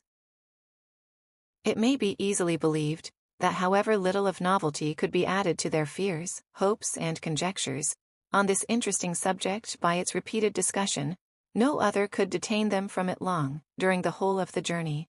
From Elizabeth's thoughts it was never absent. Fixed there by the keenest of all anguish, self-reproach, she could find no interval of ease or forgetfulness. They travelled as expeditiously as possible, and sleeping one night on the road, reached Longbourn by dinner-time the next day. It was a comfort to Elizabeth to consider that Jane could not have been wearied by long expectations. The little Gardiners, attracted by the sight of a chaise, were standing on the steps of the house, as they entered the paddock, and when the carriage drove up to the door, the joyful surprise that lighted up their faces, and displayed itself over their whole bodies, in a variety of capers and frisks, was the first pleasing earnest of their welcome. Elizabeth jumped out, and after giving each of them a hasty kiss, hurried into the vestibule, where Jane, who came running downstairs from her mother's apartment, immediately met her. Elizabeth, as she affectionately embraced her, whilst tears filled the eyes of both, lost not a moment in asking whether anything had been heard of the fugitives. "Not yet," replied Jane. "But now that my dear uncle is come, I hope everything will be well." "Is my father in town?" "Yes, he went on Tuesday, as I wrote you word." "And have you heard from him often?" "We have heard only once. He wrote me a few lines on Wednesday, to say that he had arrived in safety, and to give me his directions, which I particularly begged him to do. He merely added, that he should not write again, till he had something of importance to mention." "And my mother, how is she? How are you all?" "My mother is tolerably well, I trust, though her spirits are greatly shaken. She is upstairs, and will have great satisfaction in seeing you all. She does not yet leave her dressing-room. Mary and Kitty, thank heaven, are quite well." "But you, how are you?" cried Elizabeth. "You look pale. How much you must have gone through." Her sister, however, assured her of her being perfectly well, and their conversation, which had been passing while Mr. and Mrs. Gardiner were engaged with their children, was now put an end to by the approach of the whole party. Jane ran to her uncle and aunt, and welcomed and thanked them both, with alternate smiles and tears. When they were all in the drawing-room, the questions which Elizabeth had already asked were of course repeated by the others, and they soon found that Jane had no intelligence to give. The sanguine hope of good, however, which the benevolence of her heart suggested, had not yet deserted her. She still expected that it would all end well, and that every morning would bring some letter, either from Lydia or her father, to explain their proceedings, and perhaps announce the marriage. Mrs. Bennet, to whose apartment they all repaired, after a few minutes' conversation together, received them exactly as might be expected, with tears and lamentations of regret, invectives against the villainous conduct of Wickham, and complaints of her own sufferings and ill-usage, blaming everybody but the person to whose ill-judging indulgence the errors of her daughter must be principally owing. "If I had been able," said she, "to carry my point in going to Brighton with all my family, this would not have happened, but poor dear Lydia had nobody to take care of her. Why did the Forsters ever let her go out of their sight? I am sure there was some great neglect or other on their side, for she is not the kind of girl to do such a thing, if she had been well looked after. I always thought they were very unfit to have the charge of her, but I was overruled, as I always am. Poor dear child. And now here's Mr. Bennet gone away, and I know he will fight Wickham wherever he meets him, and then he will be killed, and what is to become of us all? The Collinses will turn us out, before he is cold in his grave, and if you are not kind to us, brother, I do not know what we shall do." They all exclaimed against such terrific ideas, and Mr. Gardiner, after general assurances of his affection for her and all her family, told her that he meant to be in London the very next day, and would assist Mr. Bennet in every endeavour for recovering Lydia. "Do not give way to useless alarm," added he. "Though it is right to be prepared for the worst, there is no occasion to look on it as certain. It is not quite a week since they left Brighton. In a few days more we may gain some news of them, and till we know that they are not married, and have no design of marrying, do not let us give the matter over as lost. As soon as I get to town, I shall go to my brother, and make him come home with me to Gracechurch Street, and then we may consult together as to what is to be done." "Oh, my dear brother," replied Mrs. Bennet, "that is exactly what I could most wish for. And now do, when you get to town, find them out, wherever they may be, and if they are not married already, make them marry. And as for wedding clothes, do not let them wait for that, but tell Lydia she shall have as much money as she chooses to buy them, after they are married. And, above all things, keep Mr. Bennet from fighting. Tell him what a dreadful state I am in, that I am frightened out of my wits, and have such tremblings, such flutterings all over me, such spasms in my side and pains in my head, and such beatings at my heart, that I can get no rest by night nor by day. And tell my dear Lydia not to give any directions about her clothes till she has seen me, for she does not know which are the best warehouses. Oh, brother, how kind you are! I know you will contrive it all." But Mr. Gardiner, though he assured her again of his earnest endeavours in the cause, could not avoid recommending moderation to her, as well in her hopes as her fears. And after talking with her in this manner till dinner was on table, they left her to vent all her feelings on the housekeeper, who attended in the absence of her daughters. Though her brother and sister were persuaded that there was no real occasion for such a seclusion from the family, they did not attempt to oppose it, for they knew that she had not prudence enough to hold her tongue before the servants, while they waited at table, and judged it better that one only of the household, and the one whom they could most trust, should comprehend all her fears and solicitude on the subject. In the dining-room they were soon joined by Mary and Kitty, who had been too busily engaged in their separate apartments to make their appearance before. One came from her books, and the other from her toilette. The faces of both, however, were tolerably calm, and no change was visible in either, except that the loss of her favourite sister, or the anger which she had herself incurred in the business, had given something more of fretfulness than usual to the accents of Kitty. As for Mary, she was mistress enough of herself to whisper to Elizabeth, with a countenance of grave reflection, soon after they were seated at table. "This is a most unfortunate affair, and will probably be much talked of. But we must stem the tide of malice, and pour into the wounded bosoms of each other the balm of sisterly consolation." Then, perceiving in Elizabeth no inclination of replying, she added, "Unhappy as the event must be for Lydia, we may draw from it this useful lesson: that loss of virtue in a female is irretrievable, that one false step involves her in endless ruin, that her reputation is no less brittle than it is beautiful, and that she cannot be too much guarded in her behavior towards the undeserving of the other sex." Elizabeth lifted up her eyes in amazement, but was too much oppressed to make any reply. Mary, however, continued to console herself with such kind of moral extractions from the evil before them. In the afternoon, the two elder Miss Bennets were able to be for half an hour by themselves, and Elizabeth instantly availed herself of the opportunity of making any inquiries which Jane was equally eager to satisfy. After joining in general lamentations over the dreadful sequel of this event, which Elizabeth considered as all but certain, and Miss Bennet could not assert to be wholly impossible, the former continued the subject by saying, "But tell me all and everything about it which I have not already heard. Give me further particulars. What did Colonel Forster say? Had they no apprehension of anything before the elopement took place? They must have seen them together forever." Colonel Forster did own that he had often suspected some partiality, especially on Lydia's side, but nothing to give him any alarm. "I am so grieved for him. His behavior was attentive and kind to the utmost. He was coming to us in order to assure us of his concern, before he had any idea of their not being gone to Scotland. When that apprehension first got abroad, it hastened his journey." And was Denny convinced that Wickham would not marry? Did he know of their intending to go off? Had Colonel Forster seen Denny himself? Yes, but when questioned by him, Denny denied knowing anything of their plan, and would not give his real opinion about it.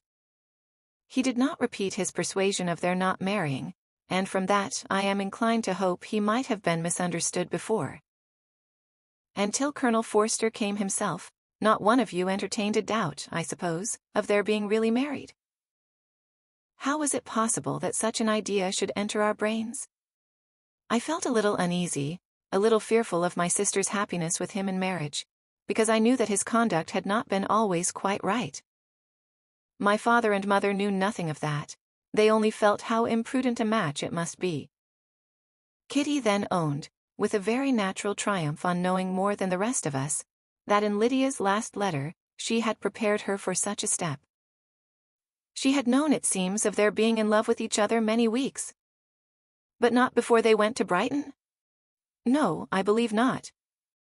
And did Colonel Forster appear to think ill of Wickham himself? Does he know his real character? I must confess that he did not speak so well of Wickham as he formerly did. He believed him to be imprudent and extravagant, and since this sad affair has taken place, it is said that he left Meryton greatly in debt, but I hope this may be false. Oh, Jane, had we been less secret, had we told what we knew of him, this could not have happened. Perhaps it would have been better, replied her sister. But to expose the former faults of any person, without knowing what their present feelings were, seemed unjustifiable. We acted with the best intentions. Could Colonel Forster repeat the particulars of Lydia's note to his wife? He brought it with him for us to see. Jane then took it from her pocketbook and gave it to Elizabeth. These were the contents. "You will laugh when you know where I am gone, and I cannot help laughing myself at your surprise tomorrow morning, as soon as I am missed. I am going to Gretna Green, and if you cannot guess with who, I shall think you a simpleton, for there is but one man in the world I love, and he is an angel. I should never be happy without him, so think it no harm to be off. You need not send them word at Longbourn of my going if you do not like it, for it will make the surprise the greater when I write to them and sign my name Lydia Wickham. What a good joke it will be! I can hardly write for laughing. Pray make my excuses to Pratt for not keeping my engagement and dancing with him tonight. Tell him I hope he will excuse me when he knows all, and tell him I will dance with him at the next ball we meet with great pleasure. I shall send for my clothes when I get to Longbourn, but I wish you would tell Sally to mend a great slit in my worked muslin gown before they are packed up. Goodbye. Give my love to Colonel Forster.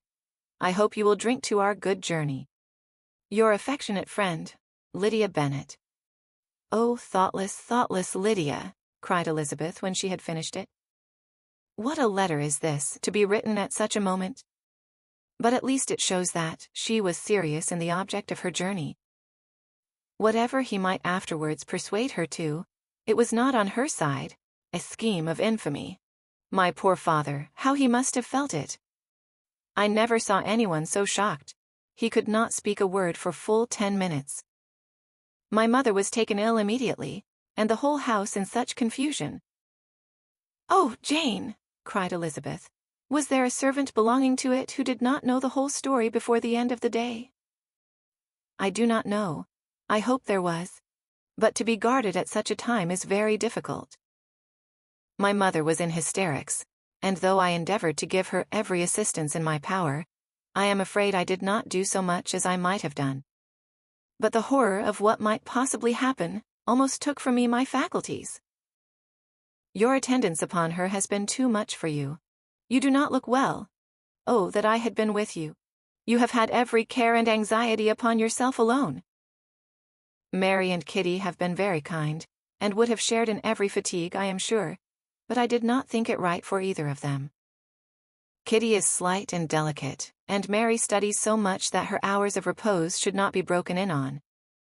My Aunt Phillips came to Longbourn on Tuesday, after my father went away, and was so good as to stay till Thursday with me. She was of great use and comfort to us all, and Lady Lucas has been very kind. She walked here on Wednesday morning to condole with us, and offered her services, or any of her daughters, if they could be of use to us.